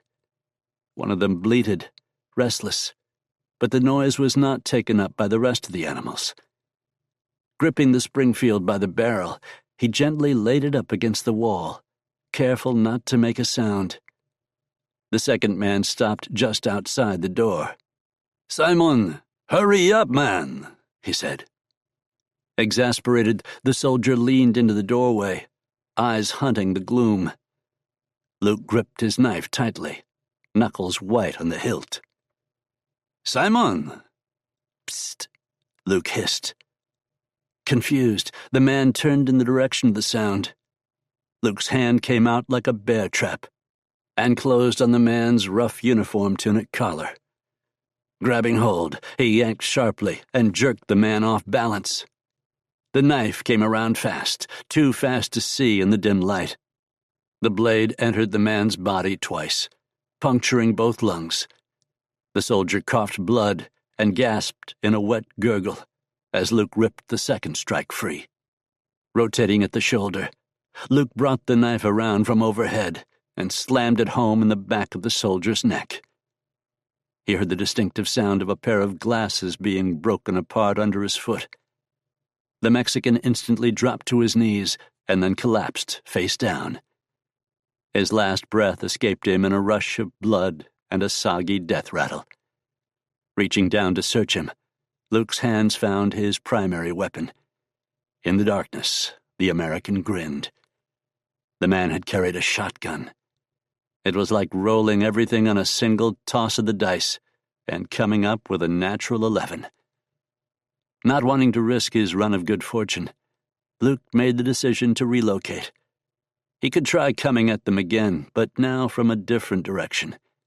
He'd been lucky enough to score 2 quiet kills, but he doubted he would continue to enjoy the same good fortune, for long. Chapter 38. Watching as his men pulled the bodies of Gafas and Simon from the goat pen, Yamosa fumed with impotent rage. He looked out across the multiple levels of terraced pueblo houses, and the orchard of smoke holes, air vents, windows, and doors. Any of the dark patches could be holding the gringo. "Let's make the old woman talk," Sanchez suggested. "That crone has to know something." "She'd only resist," Yamosa argued. "For whatever reason. She's loyal to that son of a whore. Go and grab the old man. He hates the gringo as much as he hates us. If these savages know where he's gone to hide, then he'll tell us before she does." Sanchez grunted in obedience. Truth be told, he'd been hoping the old woman would try to resist the questioning. He didn't like how this manhunt was turning out at all. Exercising some of the frustration he felt at finding 2 more of his men dead had seemed a good proposition. No matter. The captain had spoken, and in the wilderness, the captain's word was law. "Go!" He jerked his head at 2 of the men, while Bernardo kept watch from the highest terrace roof above them. The 2 men sprang to obey, and returned in minutes with the withered old Hopi man in tow. "The only way we leave," he told him, "is when we've killed the gringo. That means a house-to-house search. The sooner he's dead, the sooner you're free of us." Yamosa waited for the old man to acknowledge the truth of his words. After a moment, the Hopi gave a grudging nod to show he understood. Satisfied, the officer continued. "So I want you to get your people together and help us search. We'll initiate a systematic sweep of the town until we uncover the gringo's location." "This is your fight," the old man replied in halting Spanish. "See, he brought this to our doorstep because her dream visions told her the white man was important. So be it. But the rest of us want nothing to do with your war." The Hopi elder made his statement in a flat, declarative voice. For him, the matter was settled. Let the outsiders kill each other. Yamosa found the old man's unflappability in the face of the death of his soldiers enraging. Snatching the elder up by his buckskin shirt, he shoved the barrel of one of the Remingtons under his chin and cocked the hammer. "You pathetic insects are taking longer to die than anyone has a right to." He said the words with such force that spittle flew from his mouth and sprayed the Hopi elder's face. "You can go back to your pathetic little animal lives as soon as we finish with the gringo. Until the moment that he is dead before me, I demand you and your people give me full cooperation." He threw the old man back and lowered the hammer on his pistol. "Demand as you will," the Hopi elder replied. His voice remained unconcerned, though he did rub his jaw where the muzzle of Yamosa's pistol had dug into it. Even that gesture seemed like a lazy afterthought. Yamosa stepped back farther, seething with a cold, black anger. "Sergeant Major Sanchez." "Sir." "Take this man outside where the rest of these pathetic beast lovers can see, and encourage him to help us." Soon the meaty thwacks of fists and boots and rifle butts on flesh were clearly heard. The Hopi elder grunted under each blow, but steadfastly refused to cry out. As they beat the old man in the relative safety of the lee of the covered goat pen, Yamosa considered his next steps by trying to predict the American's next moves. He didn't think the man would want to engage in another sniper exchange. That had proven too costly, though in the end he might have no other choice. As soon as he fired, if he was unable to move, then he would risk being pinned down by the Mexican soldiers' return fire. That left maneuvering through the warren of rooms and alleys and terraces that made up the ancient Pueblo city. One man could move more covertly than many men, but a single man could be driven like a jaguar before hunters until cornered. Cornered was where a jaguar was at their most dangerous, but it was also necessary to finish them. Come what may, Captain Yamosa was consumed with the idea of finishing the American once and for all. After a much shorter time than Yamosa had anticipated, Sanchez returned to report that the old man was dead. Yamosa sighed. He thought the villagers would have come out and offered to help to save the old man. "Tell the men to form up. We go to corner the jaguar." The sergeant major looked slightly puzzled, but nodded his agreement. Once the group, depressingly smaller than before, was assembled, Yamosa addressed them directly, foregoing his usual habit of having Sanchez reiterate his orders. "The gringo is a wily fox," Yamosa told them. "He survived a battle that slaughtered his compatriots. He escaped from the platoon charged with taking care of the dead. We tracked him here, and he's drawn first blood." Suddenly Yamosa's voice changed in pitch and volume as he became more agitated. "That ends now. He is one man. We split up into 2 groups of 3, and we search pueblo by pueblo until we corner him. Once he's cornered, we'll come together and flush him altogether." His voice lowered into a low, ominous tone. "No one leaves here until the gringo is dead." He pointed a finger at them. "First man that falters, I will kill him myself." Chapter 39. Luke watched the 3 soldiers as they passed below him. He hesitated to strike. 3 could become 6 quickly enough, and if they managed to flank him in even a rudimentary pincer movement, he could find his position untenable, even with his confiscated weaponry and ammunition. Better to be safe and wait for a more promising opportunity. He moved quietly, pacing his hunters, sliding in and out of smoke holes and square-cut windows, a shadow among shadows as he cut across terraces and clambered up and down ladders, ghosting through the searching Mexican soldiers.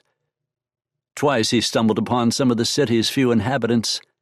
They stared at him with wooden-faced indifference, averting their eyes as if he were simply a ghost that would dissipate on his own, if only they didn't acknowledge him. He tried avoiding them as much as possible, so as not to bring attention down upon them. He'd heard the soldiers beating on the old man, and had started in that direction, determined to put a stop to it no matter the cost, when the infrequent cries had fallen off, and he assumed the soldiers had given up. It was easier moving along the alleys and avenues formed between the buildings and the areas where the terraced roofs ran in undulating patterns of high and low. However, it was also easier for his hunters to move through these areas in the same fashion, and he had no wish to find himself unexpectedly trapped in some cul-de-sac or handmade adobe cavern. He heard a scuttling, rustling scrape behind him and whirled. The shotgun swept around, and he brought the hammers back with his thumbs until they clicked into position, and his fingers took up the slack in the smooth metal curves of his triggers. Tensed, he hunted for a target. A long green lizard scurried across the uneven wall, running away for several steps. Sighing, Luke eased up on his triggers and uncocked the hammers. He heard a murmur of conversation and turned away from the lizard. Down the street, he saw soldiers approaching his position. Nestled in tight against the cornice of a terrace, he watched through a chink in the adobe as the three halted before the structure and looked it over. The sergeant major he'd heard referred to as Sanchez held his Springfield cocked and ready while he stood back, alertly watching their surroundings. His eyes scanned the pueblo rising in front of him for the slightest sign of movement. Pistols drawn, the two soldiers entered the house ahead of him. Once they called out that it was empty, Sanchez followed them inside. Ear pressed to a narrow vent, Luke heard an occasional faint crash from within as they carried out the tedious business of examining each room of the building. Luke frowned as he considered his height advantage. He was going to have to take a risk at some point. A heavy jug bowl used for water had been left on the terrace, forgotten and now covered in dust. Taking out his knife, Luke began prying at the stones left around the outdoor hearth next to the jug. Working quickly, he worried the knife point into the crumbling adobe and prized the heavy river stones free. Quietly, he transferred the loose stones into the jug, making it even heavier. The sound of voices reached the street again, and Luke sheathed his knife. Rising to his feet, he tried peering over the edge to see when the men stepped out into the street. Luck remained with him, in that they had chosen not to emerge onto the rooftop themselves, presumably to avoid suffering sniper fire at his hands. The grumbling voices grew clearer as they emerged. Time to roll the dice. If his timing was off, this could prove catastrophic.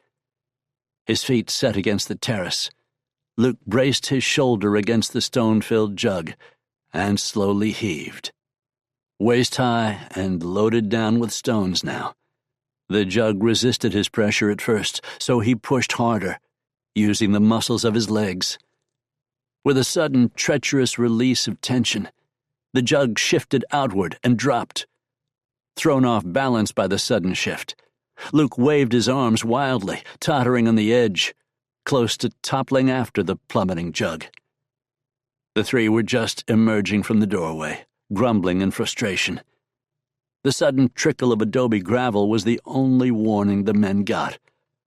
One of them leapt to one side, rolling clear, as Sanchez ducked back through the doorway.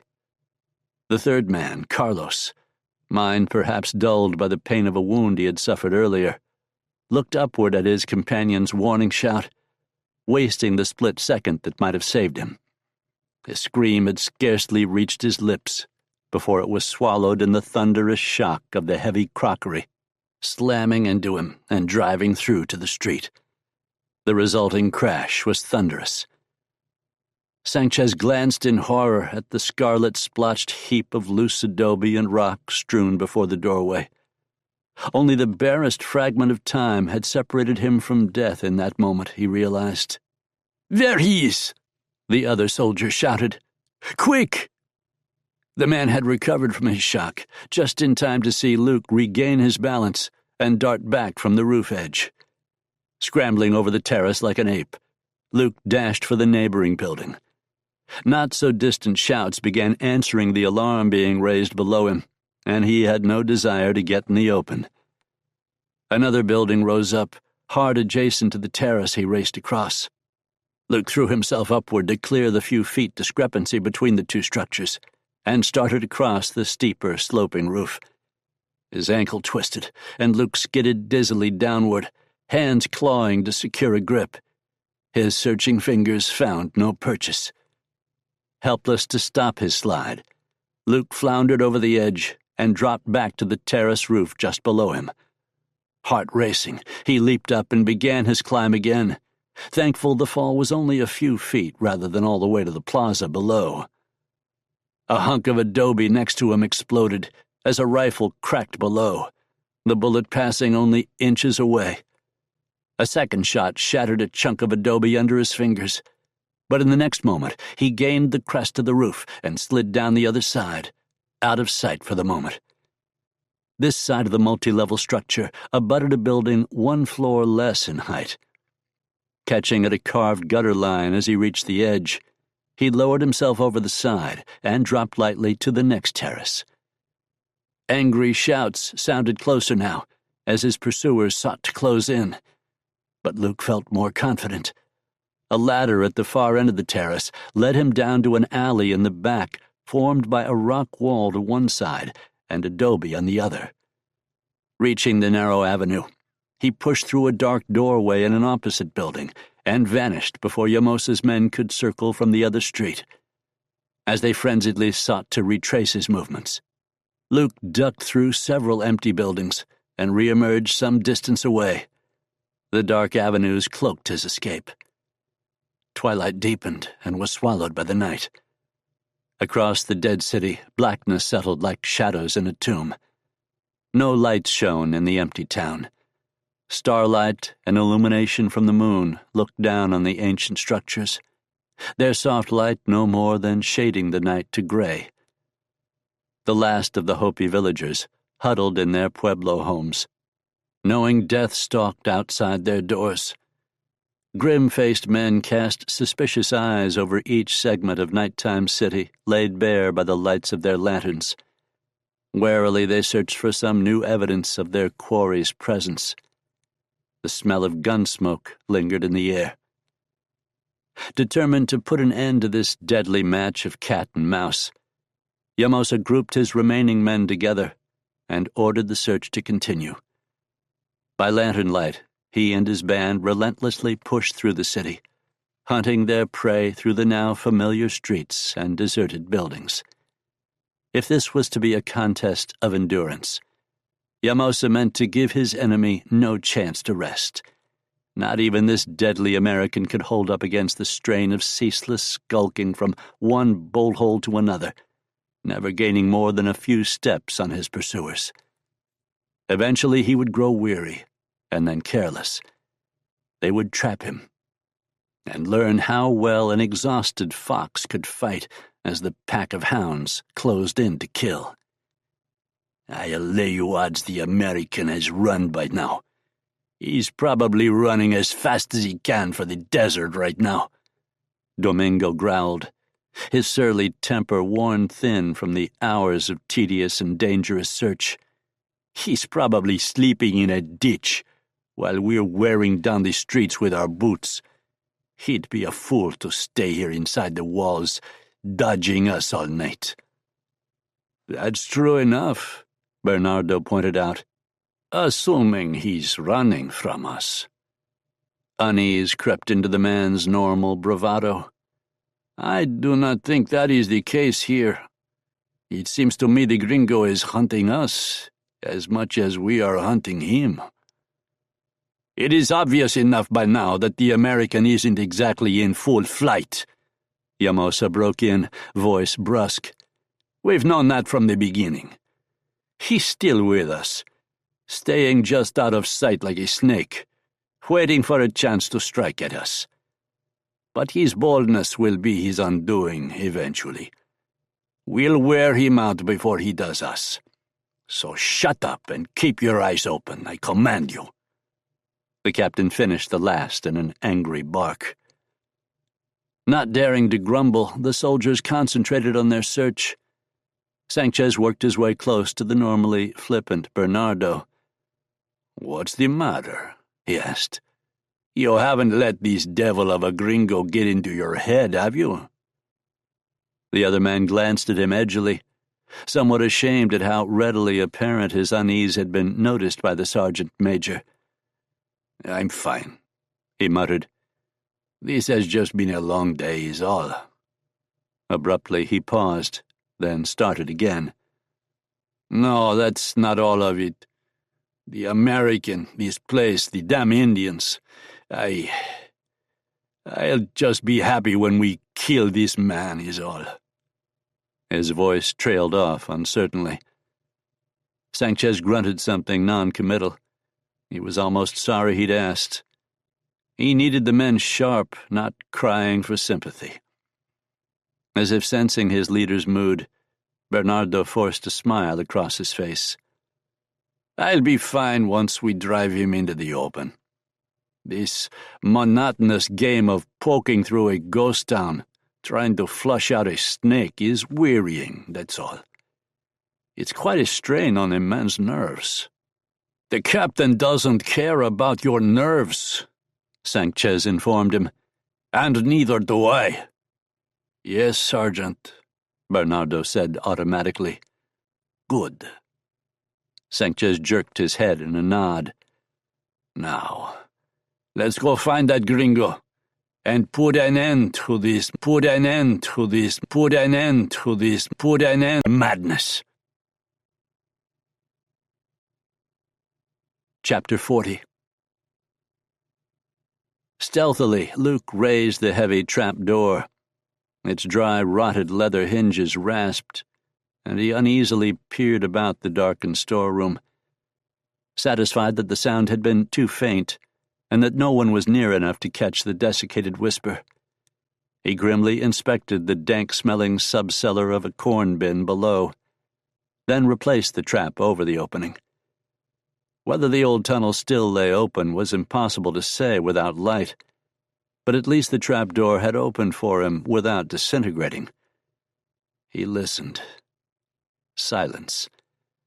The soldiers had not yet reached this building, although their lanterns had been drawing close to the seemingly abandoned structure the last time Luke had looked outside.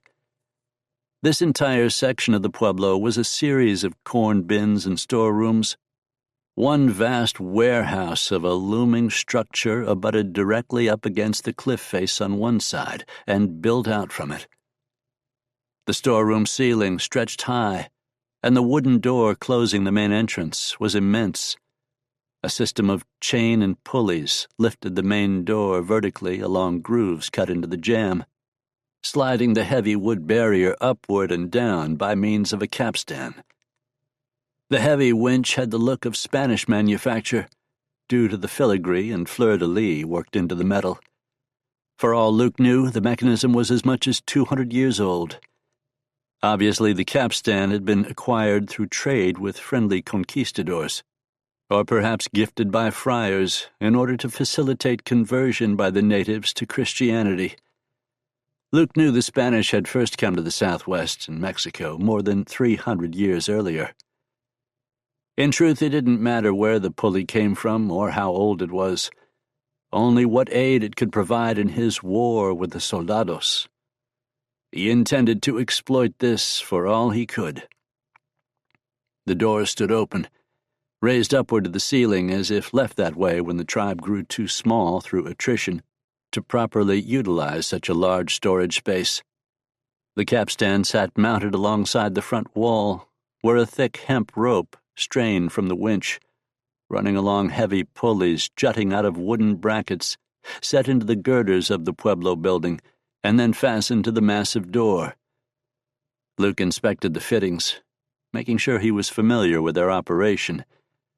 Then he drew his knife and crept into the shadow of some waist-high clay-cylinder jars once used to hold grain. A desert rat darted away from his boot and scurried off into the darkness. Luke's lips pressed into a thin smile as he saw the first flickers of lantern light streak the entrance and heard the shuffle of approaching footsteps and the low mutter of voices. Tightness of anticipation slipped from him, and he relaxed. Cunning or foolish, he was committed to his plan now. Closer came the light, the sound spilling into echoes when it bounced off the natural cliff face within. The light grew brighter. Figures appeared at the doorway. After a moment's hesitation, they entered. Two soldiers stood just inside the door, lanterns raised, eyes narrowly scrutinizing the shadows just beyond, as the two soldiers leveled their firearms inside. Luke pressed himself tightly against the wall, unseen behind the cover of the tall cylinder jars. Two men entered, one holding a lantern, while the rest provided cover. "See anything, Esteban?" Sanchez called from just outside. "No, there's nothing here," came the grumbling reply. The second man swept the muzzle of his Springfield around. Pressed into the shadows, Luke held the hammers of his shotgun back and took out the slack in his triggers. Now all he had to do was release tension, and the hammers would fall. He forced his breathing to slow.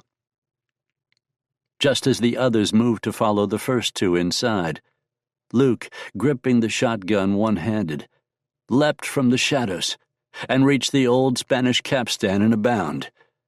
Framed against the darkness by yellow lantern light, the blade of his knife flashed. "There he is!" someone shouted.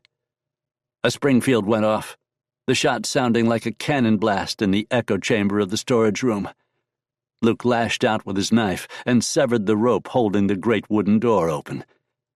There was a moment of improbable length, and then with a dry, grinding snarl, the mechanism released itself, and pulleys began whining as the rope shot through their narrow grooves.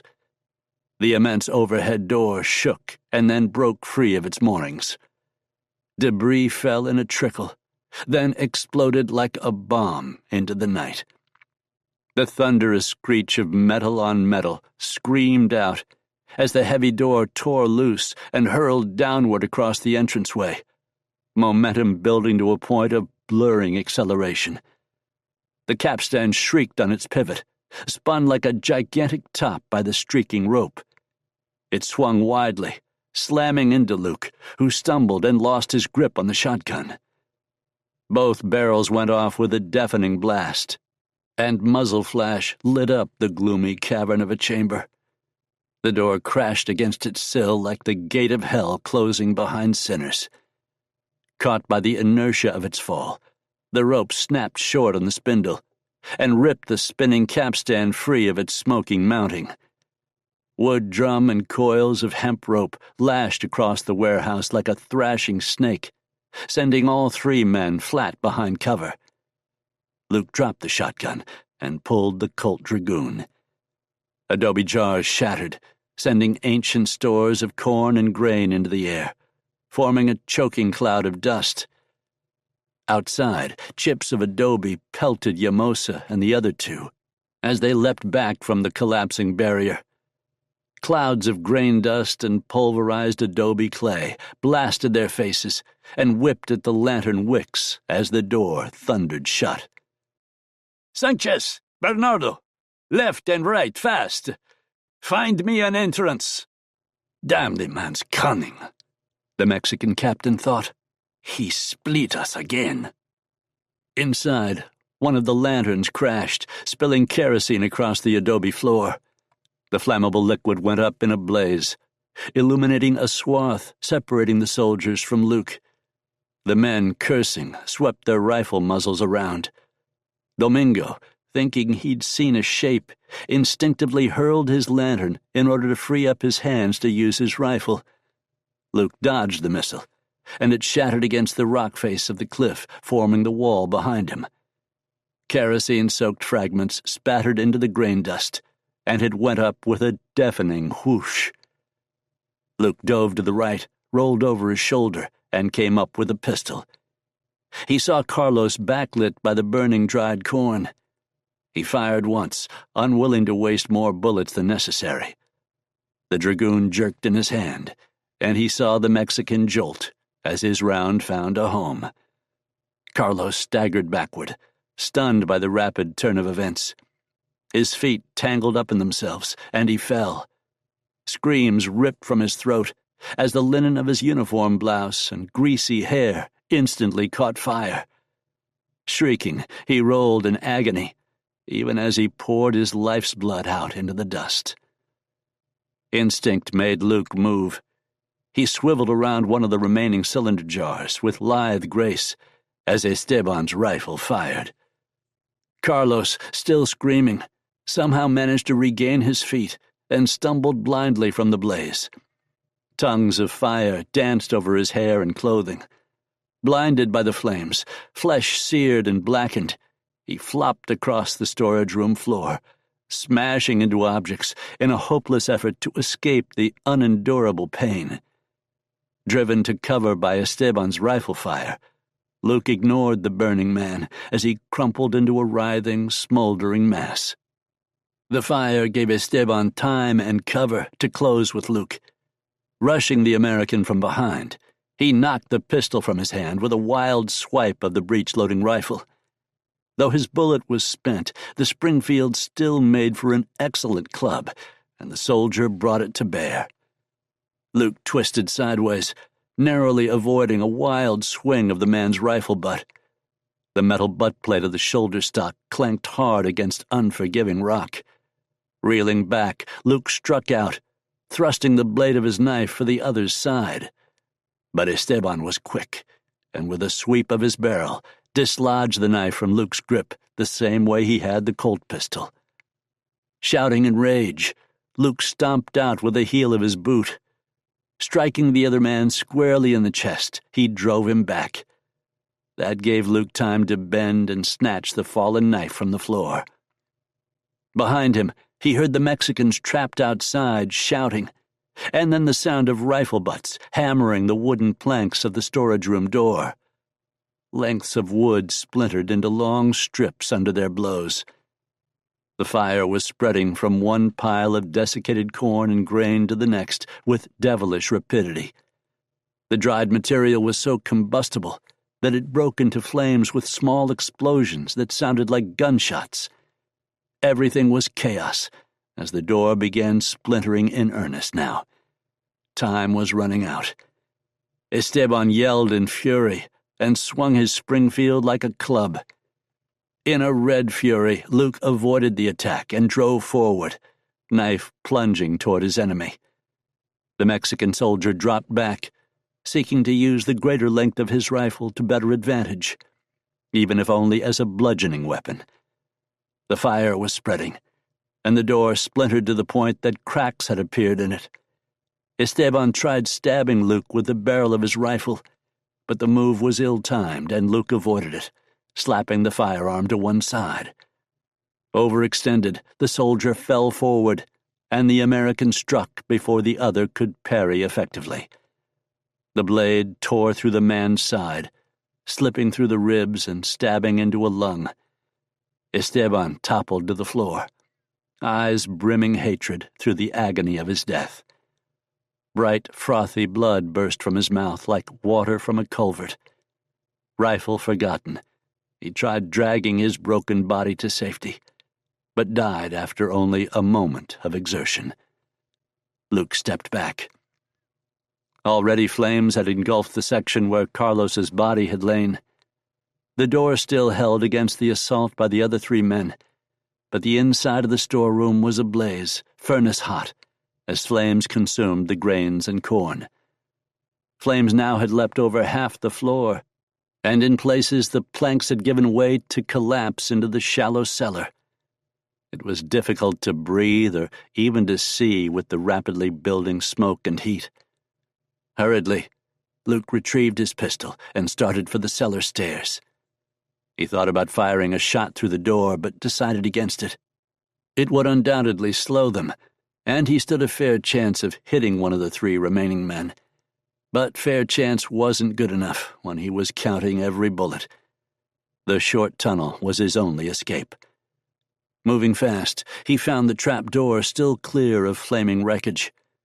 Seizing the leather strap, Luke heaved it open and descended the short ladder into the tunnel. Here the musty dampness of the bedrock was undisturbed by fire above. Though stale, the dank air was a relief from the burning smoke that choked the storage room. As quickly as he dared, Luke passed through the tunnel, bent almost in half. He moved in utter darkness, hand held before him to avoid running full tilt into a wall. Twice he banged his head against the unforgiving roof, and a trickle of blood ran down from his scalp. He was breathing hard, and the wounds from the earlier battle pained him greatly, but he had little choice other than to keep moving. He'd done fine so far, but there remained 3 armed men bent on his murder, and he had an old cap-and-ball pistol with 3 shots left. Rotting timbers sagged overhead, bowed down by the adobe and the weight of centuries. Dirt had trickled through to make soft ridges along the floor, and in a few places, mounds of debris almost blocked the passage. Gingerly, Luke crawled over these crumbling heaps of dirt and mortar and adobe clay fragments. Clods and sand and grit fell over his back and legs, making a dark paste with the blood that flowed freely from his wounds. At one point, a dull shock echoed through the short tunnel, followed hard by a muffled crash. The storage room must have collapsed, Luke guessed, nervously eyeing the tunnel walls. In the darkness, it was impossible to tell if he was in danger or not, but by now he had come a bit of a distance beneath the flooring of several chambers, and the tunnel felt more secure as he approached the far end. The floor rose, and after a moment's scramble, his head butted into a narrow post. His grasping hands found the post was one side of a ladder, and eagerly he ascended. He came to another of the trapdoors, and pushed it up to enter a cellar-like storage room, the twin of the one he'd just escaped from. 3 left, 3 left, 3 left, 3 left, he thought. Chapter 41. When smoke began streaming from cracks and openings through the storage room, and the splintering door began emanating heat from the inferno within, Yamosa called a halt to their frantic efforts to break in. "This place is doomed," he pronounced, stepping back from battering the door with a Springfield. "Anyone inside must flee now, or the smoke will kill them if the flames don't. Domingo and Esteban will shout through the door if the American hasn't killed them, and if he has, then we'll give him the choice of roasting alive inside or coming out to meet us." He lowered his shouts, bringing his voice under control. "Either way, he will be burning in hell before dawn breaks. Spread out and watch for any bolt holes he might slip through." The 2 men he had left followed his orders. One of them kept an eye on the storage room's main entrance, while the other made sure there were no vents or smoke holes or windows in this labyrinth of Pueblo structures. Clearly no one had escaped while they fruitlessly attempted to break down the door. Weapons ready, they watched vigilantly for a figure to stumble from the shroud of smoke and flame, blinded and coughing. If it was the American who emerged, Yamosa meant to give him scant time to draw clean air into his lungs. But the door did not open, and nobody appeared out of the smoke. No scorched figure stepped clear of the inferno. Crashes from within indicated the floor was giving way, and then came a ripping concussion as the storage roof, baked until the adobe cracked, collapsed ponderously upon the burning wreckage within. A cataclysmic blast of flame and cinders leapt into the night sky, transforming the yet standing walls of the storage room into the cone of a volcano. Soon the main door crumbled under the heat, falling inward to reveal a blazing holocaust. The thick walls, one side the cliff face itself, stood red-hot from the blazing furnace inside. Before this, the watchers ceased standing sentry. "It's that gringo's funeral pyre," Yamosa observed triumphantly. "He took 2 more good men with him, but they died as heroes of the army." He turned to accept Sanchez's congratulations. "Only 3 of us left. It's been a costly campaign, to be sure. The most dangerous of my career, clearly." A rustle from the alley behind them abruptly drew their attention. "Why, it's the witch," Yamosa announced, catching sight of her in the light from the blaze. Sihi hung poised at the alley entrance, almost concealed in the shadow of a building. Firelight shone across her face and limbs as her dark eyes darted back and forth. She seemed to be summoning the courage to approach them, yet remained on the verge of flight. Considering her past treatment at their hands, this was an understandable hesitation. "Why have you returned, old woman?" Sanchez asked. He sounded genuinely curious. "Come out of the shadows, witch," Yamosa called magnanimously. "I have decided to grant clemency to your village, out of the bountiful goodness of my heart. Come see the fate of the villain you protected and healed." Sensing the leniency of the man's current disposition, Sihi stepped forward to join them. "The white man is dead," the crone announced. "I dreamed of him before his arrival and remained connected with him by my medicine. I felt it when he was cornered here and when the flames took him. The white man is dead. You can take your men and go." "Your witch's sight showed you his death." Yamosa smiled, voice lightly mocking. He had little time for the superstition of savages. "I envy you. That is a vision I would have given much gold to have shared." He turned from her. "As for our departure, my men and I will ride on as soon as we've rested and reprovisioned. Run, fetch us tortillas and beans to go with our wine, and we'll be gone faster still." "I'd take fresh air instead," griped Bernardo. "The smoke from this fire is foul. What did these animals keep in there besides grain?" "We kept dried animal feces to burn during the winter, when the trip to find more firewood grows more arduous," Sihi explained.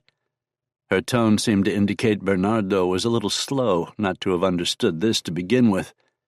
"Bah!" The Mexican soldier strolled across the little plaza and looked over the edge to the valley below. His lean figure could be seen silhouetted against the dark skies as he paced back and forth like some sentry on watch. Yamosa settled himself against a wall and stretched his long legs out before him. Dreamily, he smiled into the dying flames of the storage room, reliving the excitement of the past few hours and congratulating himself on his tactical acumen. In his mind, he began constructing the report that would result in several medals if he worded it correctly. He looked over and saw Sanchez indicating for the old Hopi woman to go. The sergeant major, for all his inherent brutality, seemed to have found some measure of respect for her medicine and seemed intent on getting her clear of the scene. Bernardo sighed, looking out at the pinyon-filled canyon with its little creek. He was the last of the soldiers, the real soldiers. The captain and the sergeant major didn't count. They were loyal to each other above all else. The lieutenant had been different. He'd treated the men as if their lives had value. But he was gone, killed in the first battle against this gringo devil. He turned.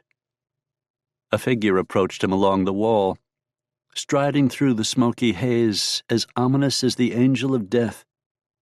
Menace radiated from the smog-wrapped figure. With something like childish horror, Bernardo realized who it had to be. He cried out incoherently as he fumbled for the Springfield-slung muzzle up over his shoulder. He managed to get the rifle off his shoulder and up. Trembling, his thumb found the hammer and cocked it back as his finger wrapped around the smooth metal curve of the trigger. In Luke Jensen's hand, the ancient Colt Dragoon boomed like thunder. Muzzle flash lit up the gloom, briefly illuminating his face like a lightning strike. The bullet crashed into Bernardo, cracking his ribs like dry branches under a big man's boots. The heavy-caliber slug tore into his pounding heart, and the muscle shredded under the impact. The bullet burned through and erupted out the other side of the dying man's torso. Spinning, he went down, and Luke was moving forward, thumbing his own hammer back. When Yamosa first heard the gunfire, he stared at the scene of combat in disbelief. Then, through his astonished mind, came the incredible truth. The gringo was alive. Somehow, some impossible way, the flames had not claimed his enemy. "Sanchez!" he shouted. "Sanchez! He lives!" Forgetting the old woman, Sergeant Sanchez spun toward the commotion. The hand axe came out from the fold of her robe in a flash. The metal head of the trade good hatchet glimmered in the reflected firelight as she lifted it. With a wild prayer to a god that was ancient before the Spaniards came to this land, he struck. The blade bit deep into the back of Sanchez's head. His eyes bulged and crossed in surprise. The handle of the hand axe jutted from the back of his scalp. He stumbled forward a step as black-crimson blood gushed from the wound. Then his eyes rolled up in his head, and he dropped. His heavy body struck the ground with a loud, meaty impact. And he turned and slipped between two buildings. Yamosa blinked, shrugging off his amazement at what he'd just witnessed. The right-hand Remington was out of its holster and up, but the old woman, who'd lived all her years right here in this vertical labyrinth, was gone. Realizing his true danger, Yamosa swung around. Luke was on the edge of his terrace, just beyond the light of the burning storage room that was already beginning to dim. Instinctively, Yamosa fired a shot from the hip, a wild chance that veered close enough to spoil Luke's aim. With only 2 shots left, Luke couldn't afford to make a mistake. He dove to one side, throwing himself off one roof and down onto another. With his enemy driven back, Yamosa felt his rage take hold. His last 2 men were dead, but now the architect of their deaths, of his humiliation, was within his grasp. Running forward, he veered off to the right and then jumped from his terrace to the next one.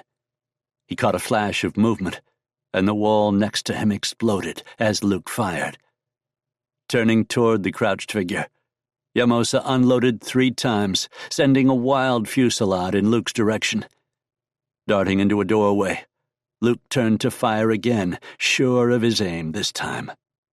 The ancient Colt Dragoon exploded in his hand, the chamber coming apart instead of propelling the bullet toward his enemy.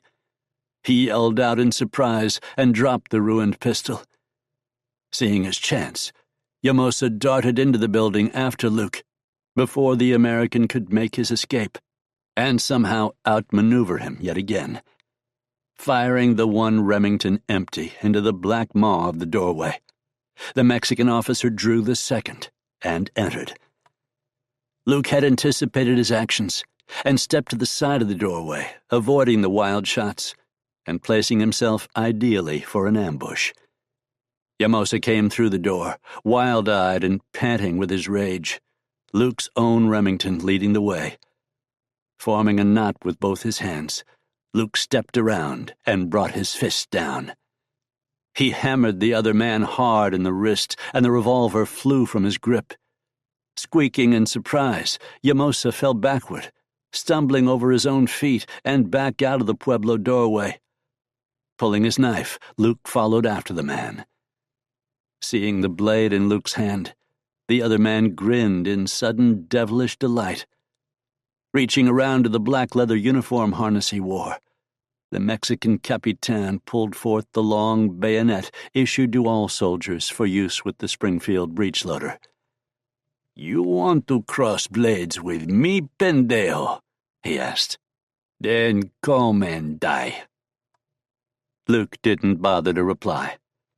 Dropping into a crouch, he lifted his own blade up. It was answer enough. Yamosa's silent lunge brought them together. Their blades clashed and locked. Then Luke hurled the lighter man back. The blade in Yamosa's hand sliced empty air.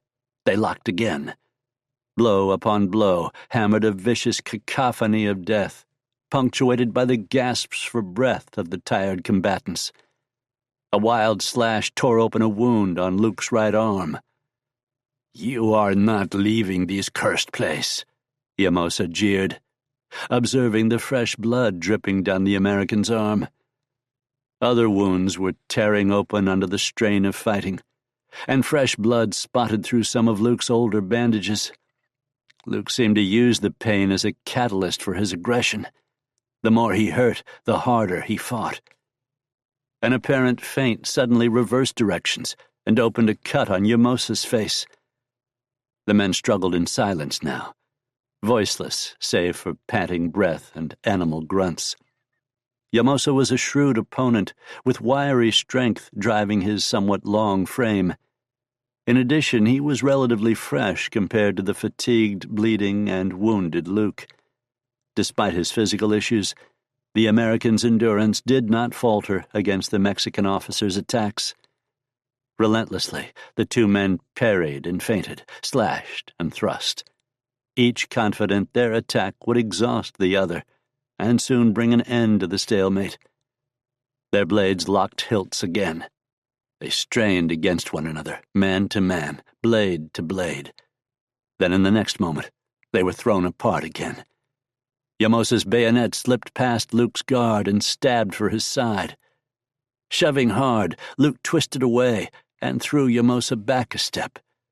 As the captain fell away, Luke seized his wrist in passing. Forcing the taut muscles of his injured arm to respond, Luke crushed the wrist in his grip and bent it back as his enemy lunged hard, trying to break free. Yamosa tried striking around to cut at Luke's hand, but he was able to dance away even as he wrenched. There was a ripping sound as the tendons and ligaments in Yamosa's wrist finally gave way and tore. "Ah!" Yamosa cried out and swung his blade widely, frantic to relieve the crushing, ripping agony. Luke released his grip and jerked his arm clear. At the same moment, his knife flashed out at Yamosa's unprotected torso before the other could recover his guard. The powerful blow stabbed down through the Mexican officer's right shoulder, opening a ghastly wound. Luke's reddened blade gleamed and slashed again, catching Yamosa as he spun, hacking open the man's carotid artery.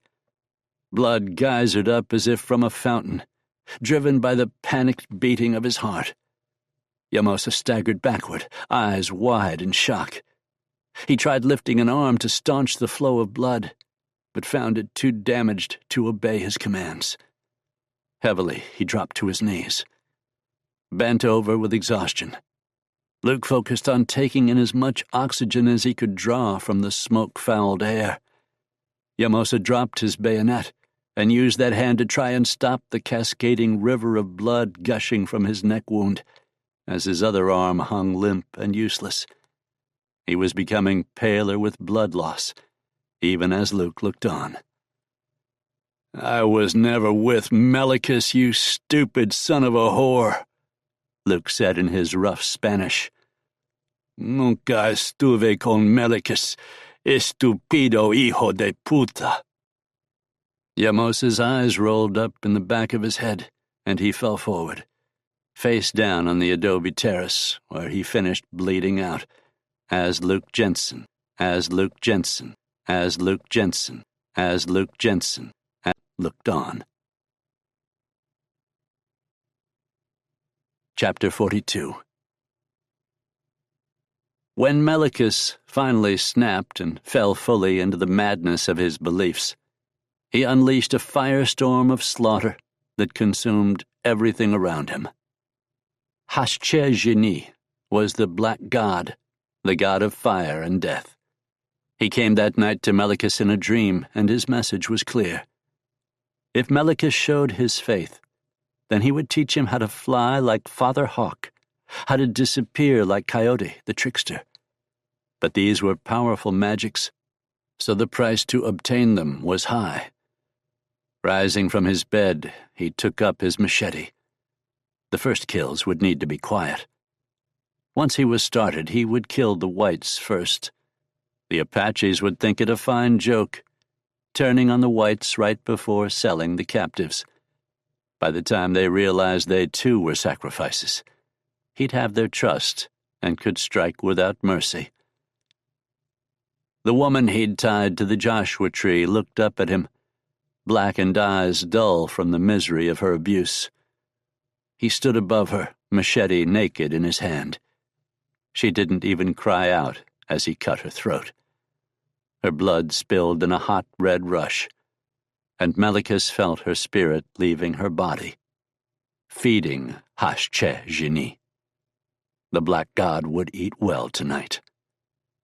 Walking through the sleeping bodies, he went to Graver's bedroll. The old man had once been a good marksman, but his skill was fading with age. He was not a prime gift to Hashche-Jini, but he would be the second of many. Melikus stood above him as the old man snored in a drunken stupor. Blood dripped from the blade of the renegade's machete.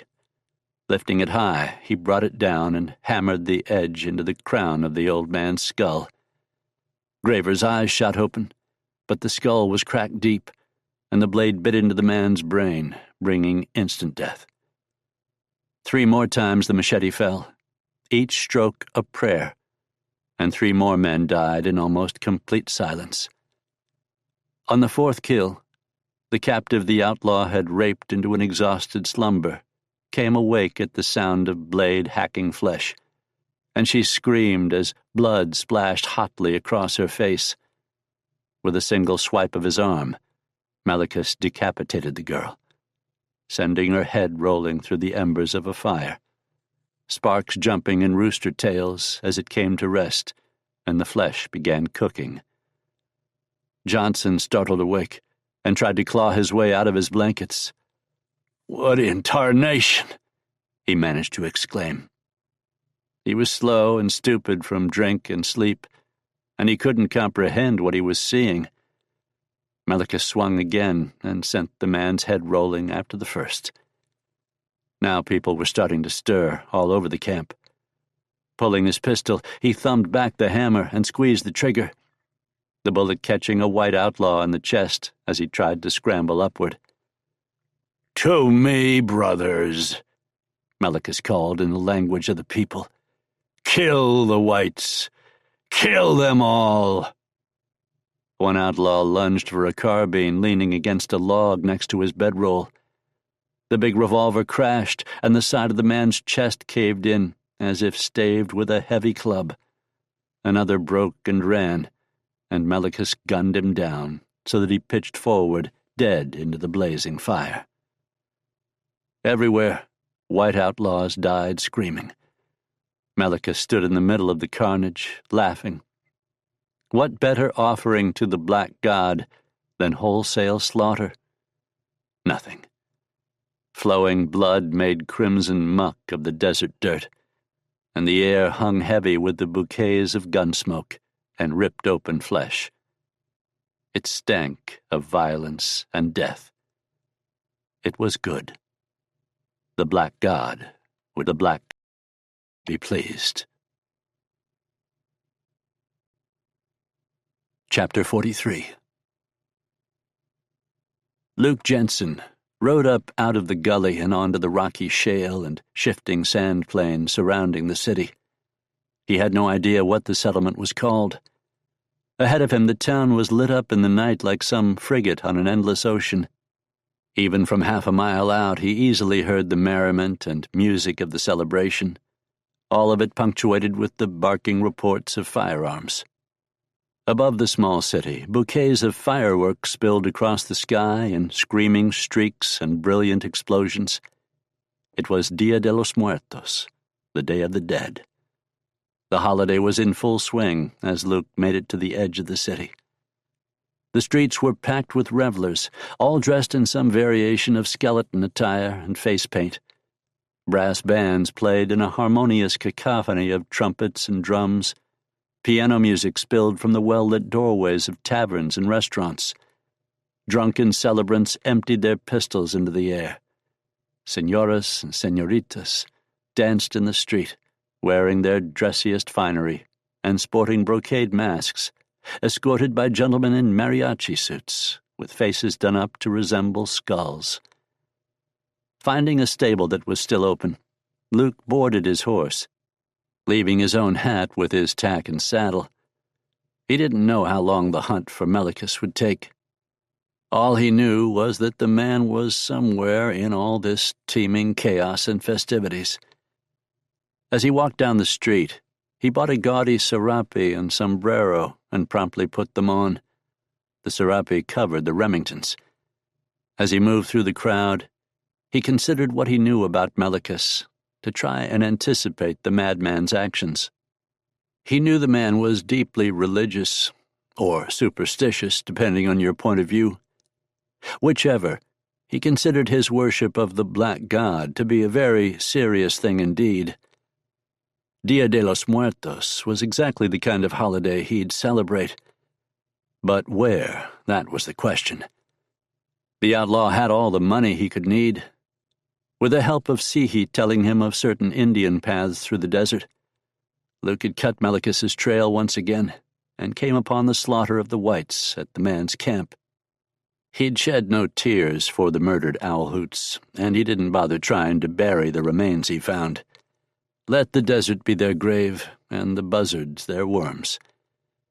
Despite his weakened, battered condition, though, he had buried the captives, at least the ones he was able to identify amidst the slaughter. He had set out to save them and failed, but this was one last thing he could do for them. At a spring on the eastern edge of the Sonora, the Apaches headed north, and a lone rider had continued farther east. By that time, Luke knew the raiders' tracks as well as his own. The frontier was a wild, unforgiving place. The only law was the law made by good men with guns. He couldn't save the captives, not after the battle at the adobe ruins had left him in such bad shape.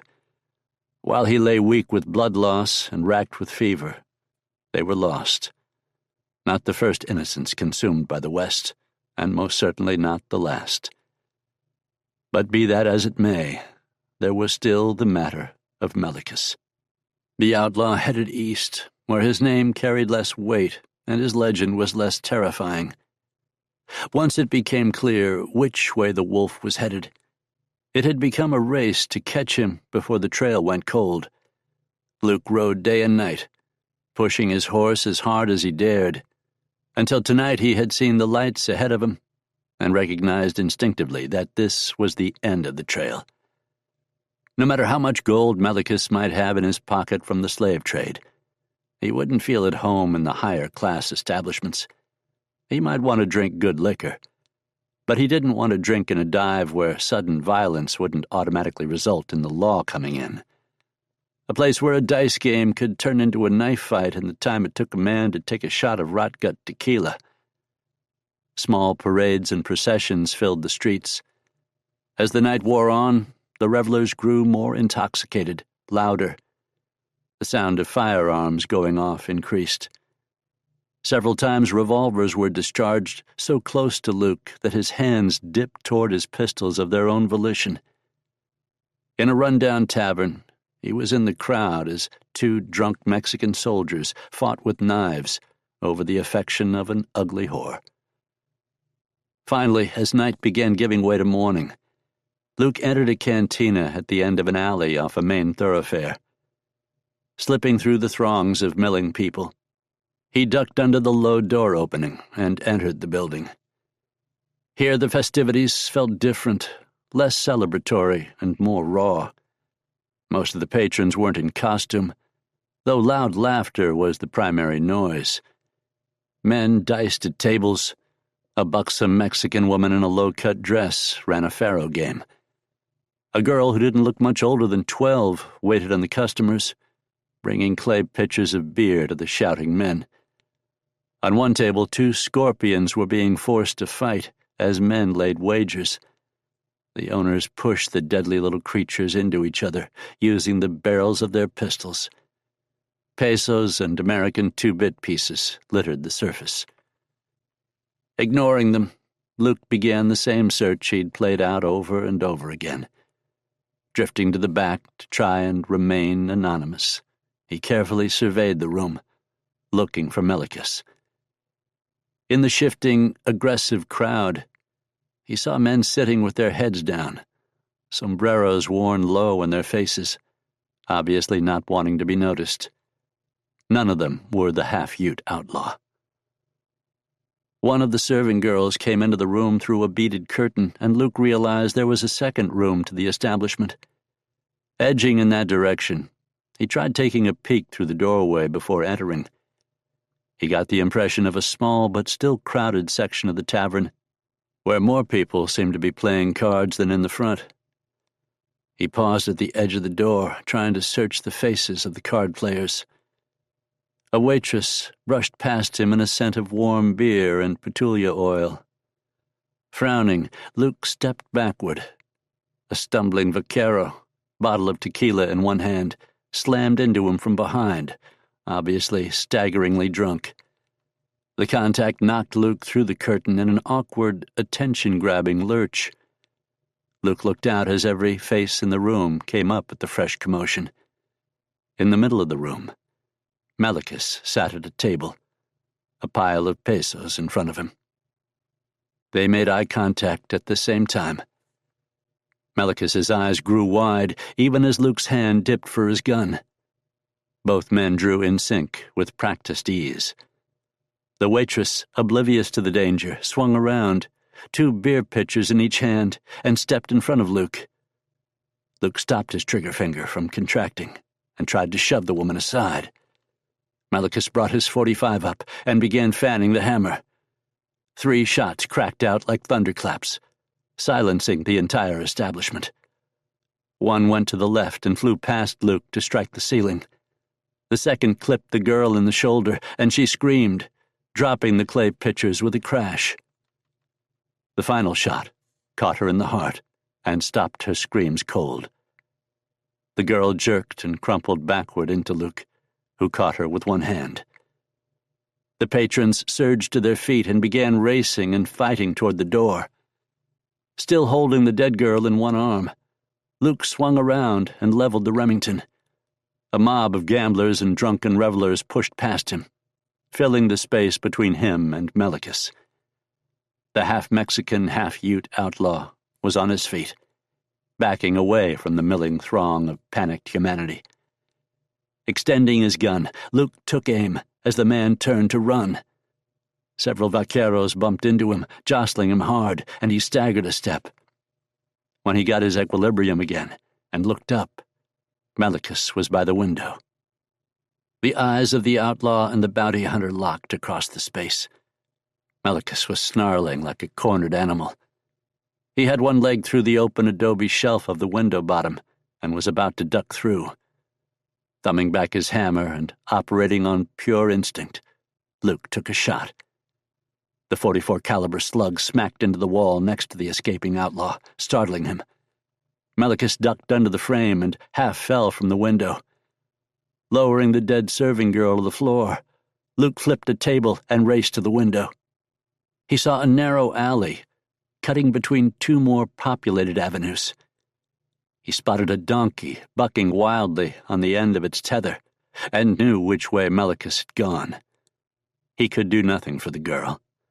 The entire scene in the tavern had lasted at most 3 minutes from the time he entered, filled with unlucky breaks from start to finish. Now an innocent bystander was dead at the hands of the renegade, and Luke knew the local authorities would just as soon hang a white man for the crime. He had little choice but to escape and follow Melikus. He slid through the window, gun out, and headed down the alley toward the upset burro. Skirting the trembling and braying animal, Luke came out into a dirt street. This lane was not as choked with people as some of the others he'd walked down, and he was able to get a good view in both directions.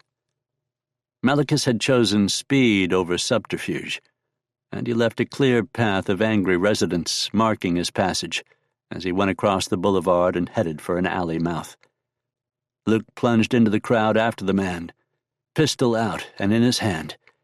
He knew he had at most minutes until the federales would start to congregate in the area. Pushing through a river of skeleton-dressed men and brightly clad and masked women, Luke cut across the street. He reached the alley and came around the corner. Chunks of adobe exploded next to his head, and the report of a pistol echoed down the narrow lane. Ducking back, Luke crouched lower and came back around the corner. Melikus darted away, and Luke took off running after him. They came out into the street again. This avenue wasn't quite as crowded, but was still filled with partygoers. 50 yards down the street, Melikus was dragging a teenage boy off a horse, beating him in the head with the barrel of his pistol. People shouted in protest as the outlaw swung up into the saddle. Luke extended his arm and took aim. A group of terrified people ran in front of him, and he was forced to hold off firing. Whirling the mount, Melikus saw Luke and wasn't as restrained. The renegade fired twice, bullets burning past Luke like angry lead hornets and striking the ground with hard thumps that kicked up dust. Luke ducked toward a doorway to find cover. A shootout in the middle of a crowded saloon or street had never been his intention. His mind flashed on the fallen barmaid, and he added another tally to Melikus's bill of lading. From the safety of the doorway, he peeked around the corner and saw Melikus flying down the street, whipping the horse for all he was worth. The charging outlaw sent revelers in all directions, making the shot impossible for Luke to take. Luke swore. The murdering madman had escaped again. Now he had to get out of town himself before he ended up swinging from a noose on general principle.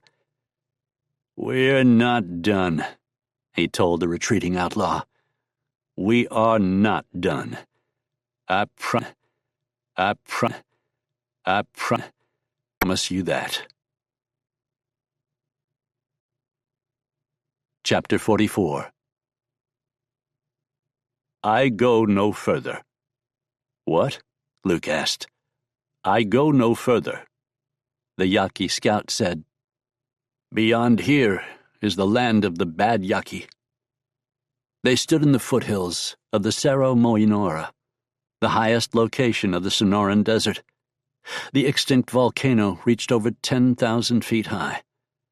Luke Jensen had never been this far south before, but Melikus had fled into Chihuahua, and Luke had followed. This was the longest hunt Luke had ever undertaken, but Melikus's blood debt was simply too great. If it cost him his life, Luke would bring him down. "What do you mean, bad Yaqui?" he asked. The scout made the sign of the cross. The Yaqui religion, Luke knew, was a strange amalgamation of Catholicism brought by Spanish monks and the tribe's original spiritualism that flowed and ebbed between the two in a way indecipherable to outsiders. The Yaqui had fought the Mexican army to a draw for the last 100 years. They could be dealt with, but none of them were to be taken lightly. If these were bad Yaqui that Melikus had chosen to hide with, Luke wanted to know about it. The scout seemed reluctant to talk of it with an outsider. "The Black Mountain Yaqui," he said, indicating the volcano, "have turned their back on the ways of our people and taken up the Navajo worship of the fire god. Hashchezhini's ways can be turned to evil." Luke grunted. All he needed to know was that the Yaqui ahead of him were possessed by the same bloody fanaticism as Melikus. That made them fair game, as far as he was concerned, if they tried to stop him. Fully outfitted now and healed up, Luke had come ready to wage war if need be. Reaching into a saddlebag, he gave the Indian guide a pouch filled with silver coins, their agreed-upon price. The man didn't bother to count it, an action Luke took as a compliment. Before the man left, Luke turned and regarded the way forward. A great black shadow lay across the land, cleaving the red flame of sunset. He stared upward at the dark crag where it loomed against the dying sun. Startled, he suddenly narrowed his eyes against the glare. He could have sworn he'd caught a hint of movement along the upper ridge as he looked on, hand held to shield his eyes against the glare. It was too far to tell if it had been a man darting for cover, or perhaps a goat. Shrugging to himself, Luke examined the rough trail leading up and over the brow of the crag. Impossible to a horse. It seemed at first that indeed only a goat could traverse it. Looking closer, he saw how handholds had been chipped into place at some of the more narrow overhangs. He sighed as he realized that a great deal of his equipment and weaponry could not make the journey. He'd be reduced to knife and pistols if he wanted to make that climb. "You won't go any further?" he asked the Yaqui guide. "I am going north," the man said. "I will go west first to see the great water, but I will return to my home." "Suit yourself," Luke agreed. "But if you will wait with my horse one day, I will give you half again as much silver." The Yaqui looked dubious. The Indian looked very much like a man weighing out the price of silver against his own life. Luke waited, uncertain about what he'd do if the man simply decided to leave. At last he made his decision. "Last spring is 3 hours back," he said. "I will wait one day there." "Fine, that will work," Luke said. Whatever was going to happen, Luke knew, for good or for ill, it would happen well within the time frame of a day. "How will I get my money if the bad Yaqui kill you?" "You'll have my horse and rifle," Luke pointed out. "That's pretty fair price for a day of sitting beside a cool spring." The Yaqui grunted his acquiescence. "Vaya con Dios," he said. "Vaya con Dios," Luke echoed automatically. The man was already leading Luke's horse away. Tying down the Remington strapped to his leg, and ensuring his knife was secured as well, without a backward glance, he began the long, treacherous ascent. The path narrowed at spots until he could proceed only by turning sideways and scraping through tight spots, perfect for ambush from above.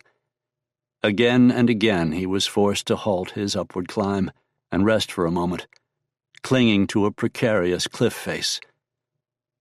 Night fell swiftly, and the crag above him became a shadowy blur in which he was forced to blindly feel with his fingers for the holes and man-made cracks which served as rude ladder up this precipitous slope.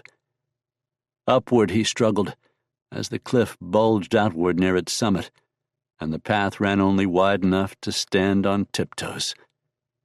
If he slipped, he doubted he would be able to stop the slide. The physical strain wore at his hands and calves, while his mind played tricks on him, envisioning over and over what the drop would do to him if he should lose his grip. Time and again he slipped, and he escaped falling only by a hair's breadth. He forced his fingers into rigid talons that ached as they supported his body weight. He concentrated on putting one foot in front of the other, the ledge no larger than a tightrope. His progress went slower and slower, but at last he saw the cliff's brow splitting the stars a scant 20 feet above him. In that moment, his mind flashed to the movement he'd seen earlier, and some instinct made him crane his neck and look up. A vague bulk, too large and too close to see properly, heaved into view, toppling over the edge and hurtling down toward him with a great rush of air. Operating on blind instinct, he flattened himself against the cliff face and felt a heavy, glancing blow against his shoulder. The incidental contact almost ripped him from the wall, and one foot was swept off the narrow path, sending an avalanche of gravel cascading down the mountainside. In the next moment he heard a reverberating crash among the rocks below. Cold sweat soaked his shirt and beaded his brow. He looked up, wondering if this was a natural hazard or some kind of ambush. Luke Jensen was a brave man, but the thought of dying helpless as a sheep with no chance of resistance turned his blood cold. He swallowed hard against the building fear, but then a wave of fury rose up in him, smothering his apprehension, and he renewed his ascent with near reckless speed, legs driving hard into the rocky crevice as his hands scrabbled for purchase.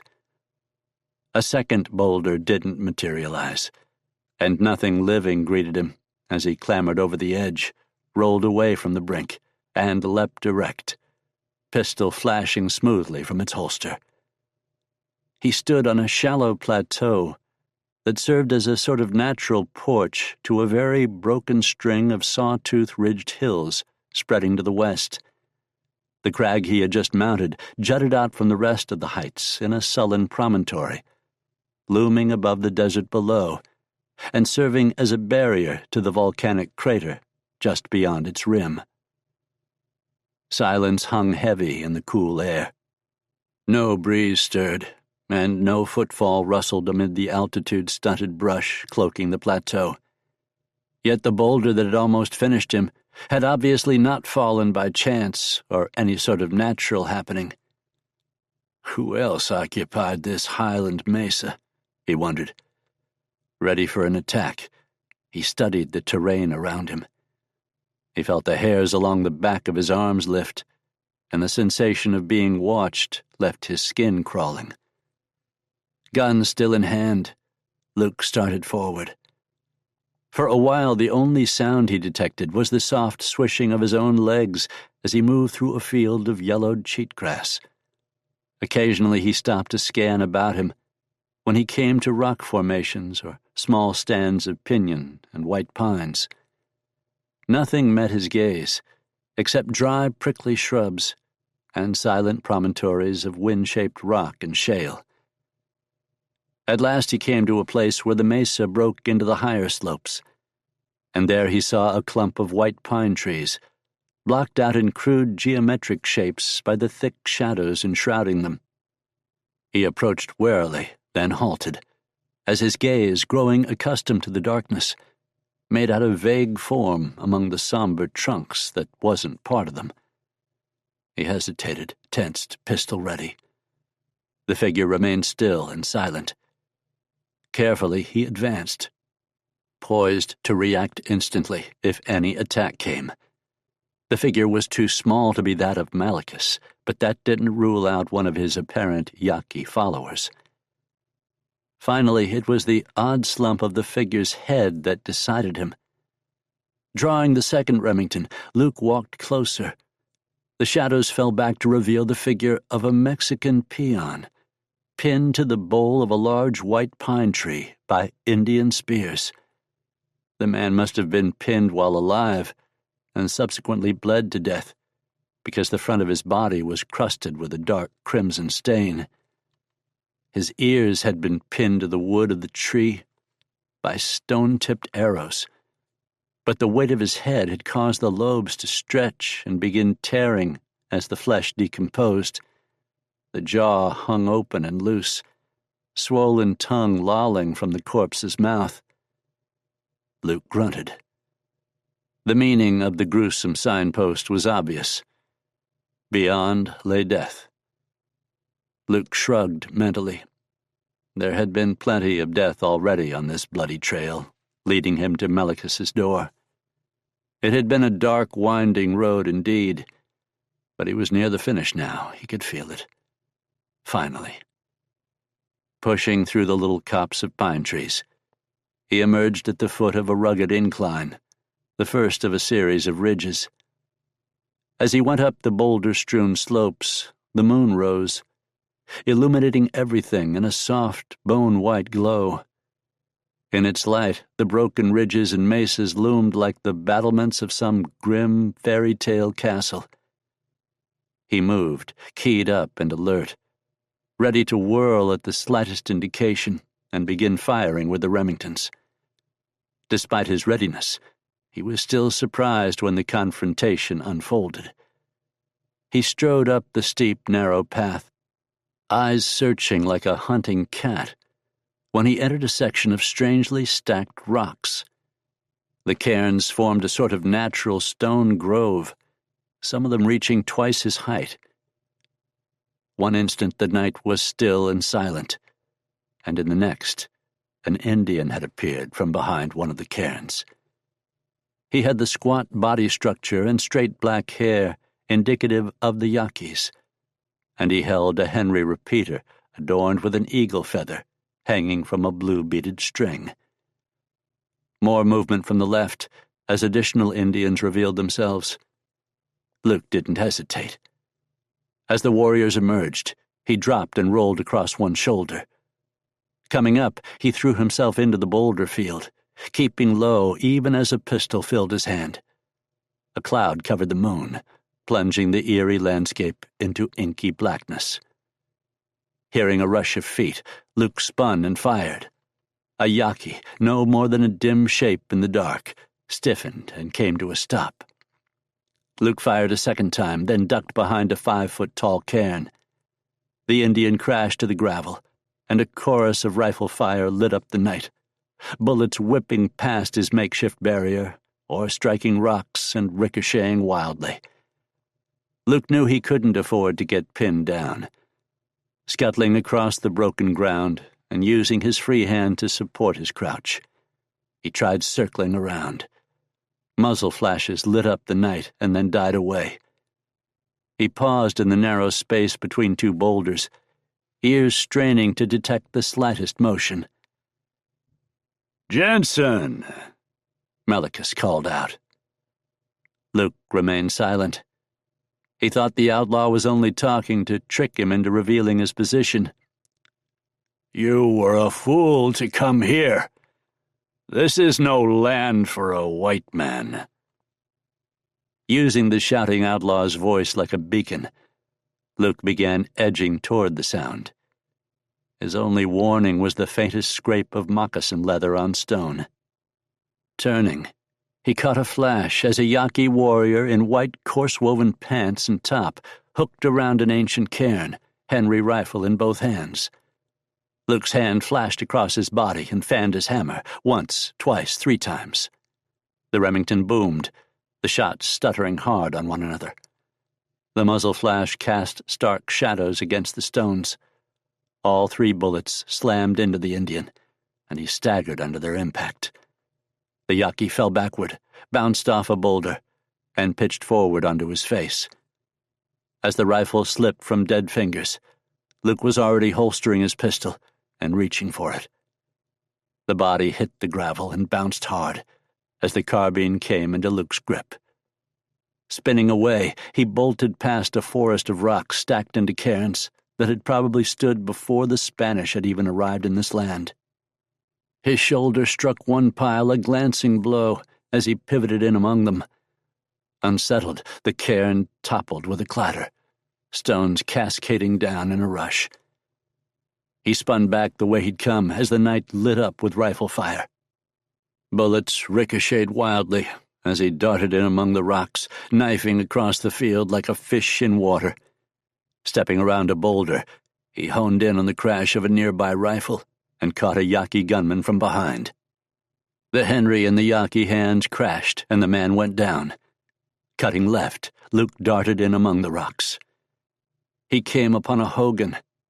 Hogans were traditional southwestern domiciles made of earth and wood.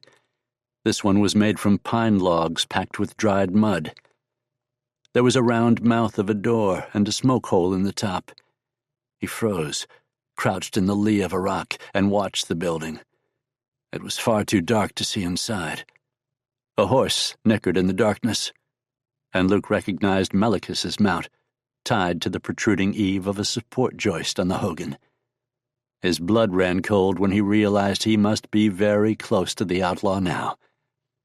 He heard men moving surreptitiously out in the boulder field. He thought he counted at least 3 distinct people, but there could have been many more.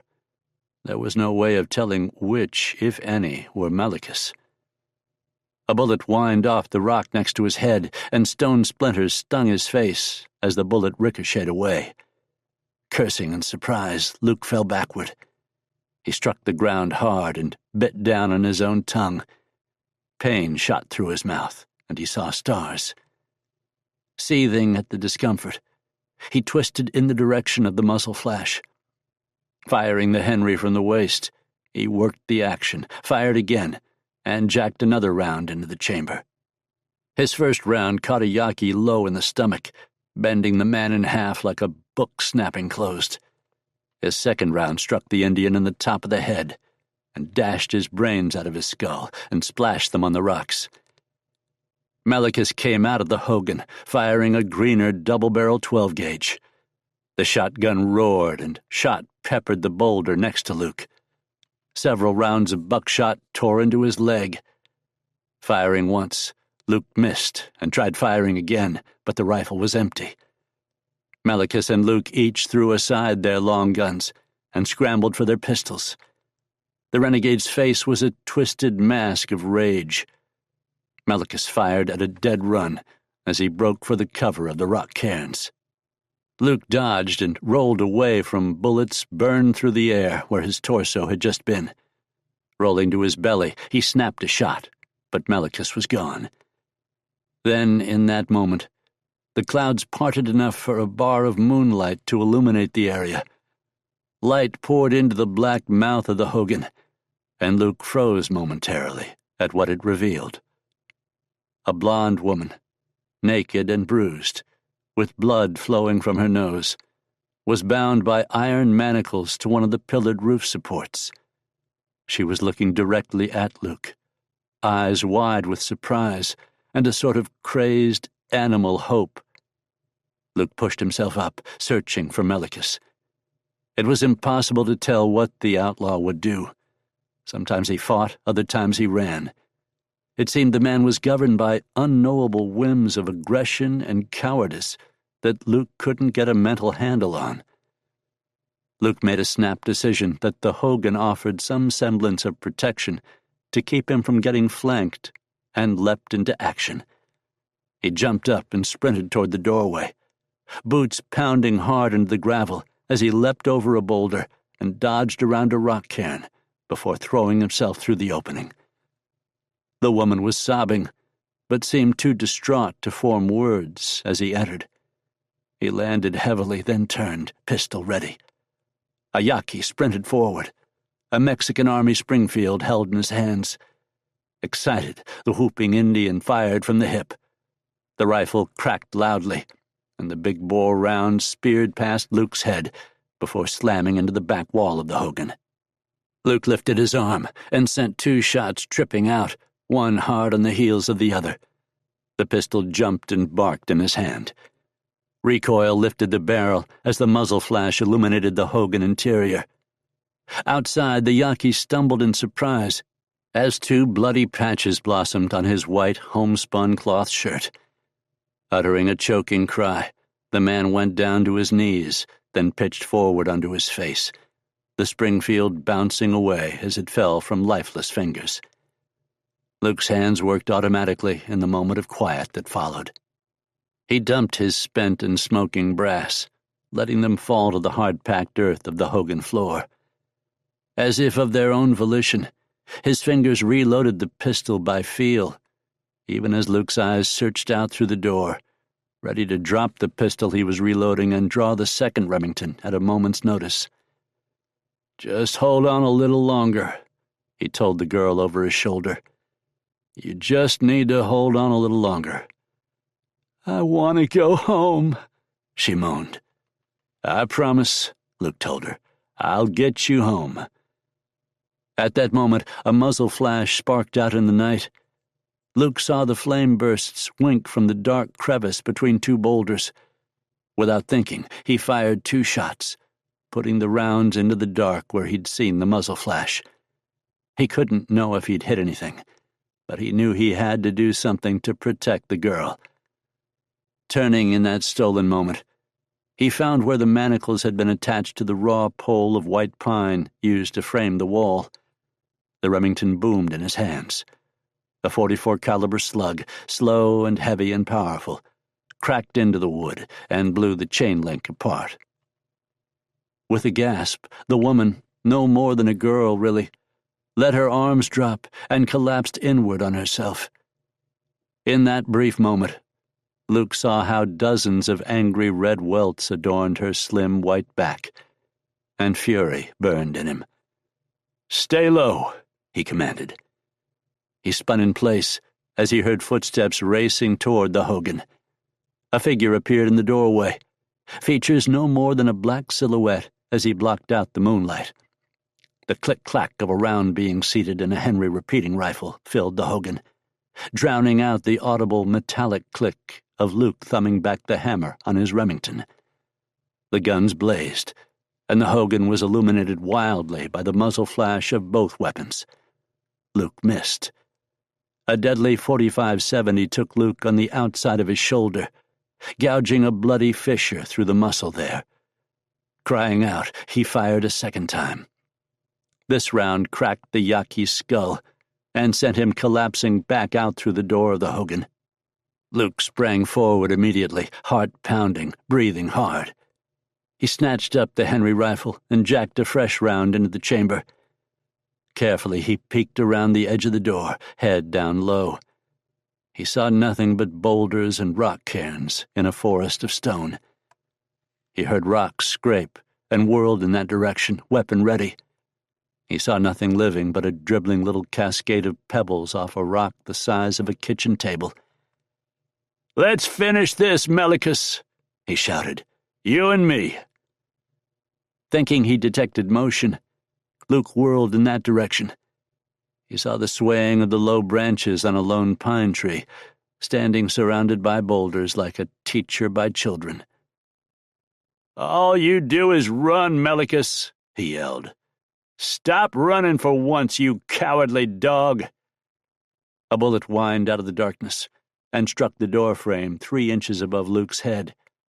He jumped back as the wood exploded into splinters, and the gunshot report echoed through the fields of stone. "He's an animal," the girl said, voice a whimper. "Kill him." "I'm trying, believe me," Luke told her. Changing positions, he called out again. "You missed, Melikus, you red devil, just like always. How many of your men have I killed now? More than you can count, I bet." He waited to see if his verbal barbs found a home. The outlaw didn't answer. Carefully, Luke adjusted his position a third time, and then risked a look out. Nothing moved. Above them, clouds began swallowing the moon again, casting long shadows over the area. From his position, Luke saw where a collection of boulders, some big as horses, others the size of water troughs, were nestled together in a little collection like headstones in a graveyard. He thought if he could get in among them, he might be able to maneuver more freely. The run would be a dangerous 10 yards, though. Still, better than finding himself pinned down here. Satisfied he had little choice, he pulled back inside the Hogan. He looked at the girl. She stared back with terrified, fever-bright eyes. There were bite marks on her neck and breasts. It turned his stomach. Melikus needed to be made to pay for everything. Everything. Charlie walks the horizon, Collins, Talbot, Delacroix. For that matter, even O'Toole deserved better than the way he'd been taken out. They hadn't ever really stood a chance against a full platoon of soldiers outfitted for battle. The Apaches working with Melikus had led them into a clever trap. "Take this," he said. Not taking his eyes off the doorway, he drew his left-hand Remington and passed it to the woman. Her eyes were wild, breathing frantic, and once she took it, he wrapped his hands around hers before she could place her finger on the trigger. "Look at me," he said, voice low and soothing. She did as he asked, and he risked looking away from the doorway for just a moment. "Calm yourself. It won't help if you end up shooting me. Make sure of your target before you fire. Do you understand?" She nodded, a quick, furtive gesture that could have been essentially meaningless in her mental state. Luke tightened his grip. "Say it," he instructed. "Say it back to me." She swallowed hard and inhaled, and the act of answering a question seemed to physically calm her. "I'll make sure of my target before I fire." Luke smiled to reassure her. "Good, honey. Real good. My name is Luke Jensen. What's yours?"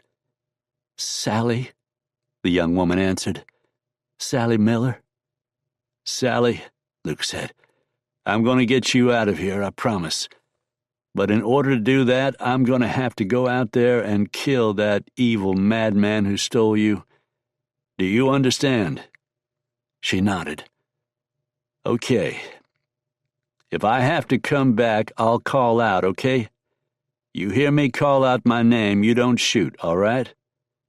"I understand," she stammered out. It was clear she didn't relish the idea of him leaving her. Still, she was being brave about it. Luke's respect for her nudged up several notches higher than it already was. Sally Miller was a survivor. That was good, he thought, because she was going to have to be.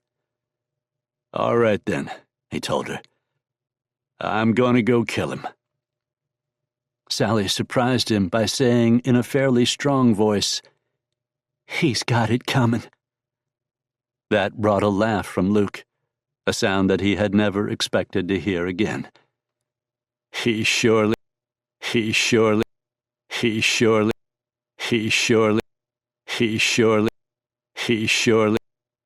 does.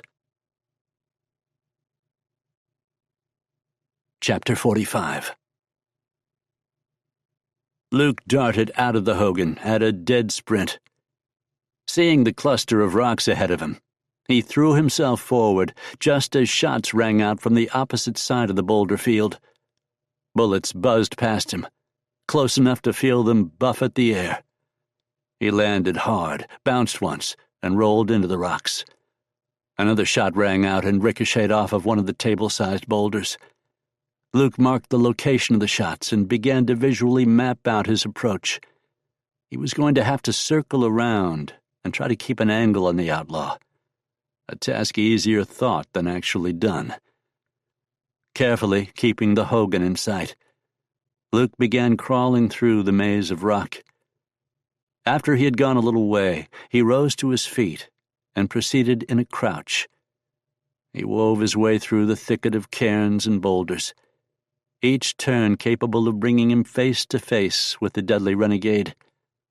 1, 2, 3 steps. Pause, listen, inch forward again. Once he thought he heard the scrape of feet on gravel, and he froze, poised. After several long moments of hearing nothing, he proceeded forward cautiously. He came upon the corpse of a Yaqui Indian he'd killed earlier. The man had died with his eyes wide open and staring. Blood had formed a coppery-smelling pond around his body. Carefully, Luke stepped over the corpse. He was in a narrow passage between 2 lines of boulders the size of small houses. The clouds parted, and moonlight like bone shimmered down, illuminating the scene in an otherworldly glow. He spun, hearing the swift beating of footsteps behind him. Lit up, bright as day, the shrieking Melikus raced toward him, with .36 caliber Navy Colts in each of his fists. The renegade's face was a twisted mask of blind rage and wild hate, the eyes burning with animal frenzy. Bullets shot past Luke to either side, the lead projectiles plucking at the cloth of his sleeves. A bullet sliced open a furrow along his ribs, and another did the same on his opposite thigh. Snarling, he dropped to one knee and brought the Remington up. The edge of his opposite hand found his hammer and fanned it until the pistol went dry. The gun roared and bucked in his hand, fouling the air with thick, acrid gun smoke. The charging Melikus stutter-stepped as rounds struck him. Then he shuddered like a man in freezing water. The last bullet Luke fired cracked his forehead like an eggshell and tossed his brains on the rocks in an unceremonious pile. He pitched backward, boneless, flopping to the ground in an untidy heap, arms and legs akimbo as his eyes stared blankly up at the night sky.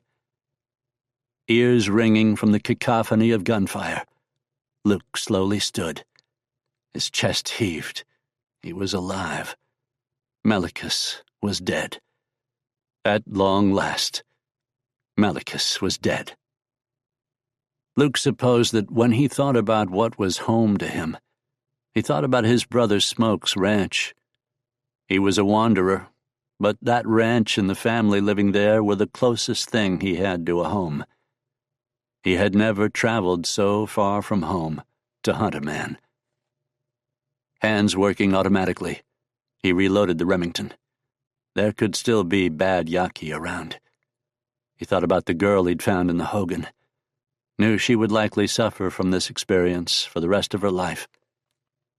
He could only hope that by returning her, she could heal.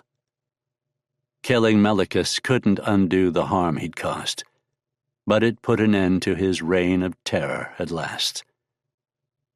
Suddenly, a new thought flashed through Luke's mind. And the saddle. Chapter 46. He found Melikus's black stallion in a small valley behind the boulder field. The basin formed a natural paddock, and the saddled mounts grazed there. A winding trail cut down the mountain, leading out onto the plain. The stallion stood out like a giant among the Indian ponies. He dropped Melikus's corpse to the ground, and the girl, now dressed in stolen clothing, shied away from the body. Horses didn't like the smell of death and also shied, but didn't go that far. He caught Melikus's mount by the reins and soothed him. "Easy, big fella, easy," he whispered. "Let's get that saddle off you." After a time, the horse was gentle enough to let him uncinch it, and he hauled it off and flipped it over before putting it on the ground. Luke was eager to get started on the ride down. No more Indians had made an appearance yet, but there must be a village close by. Yaqui were not the wandering raiders Apaches tended to be. They were far more likely to remain within easy striking distance of their homes.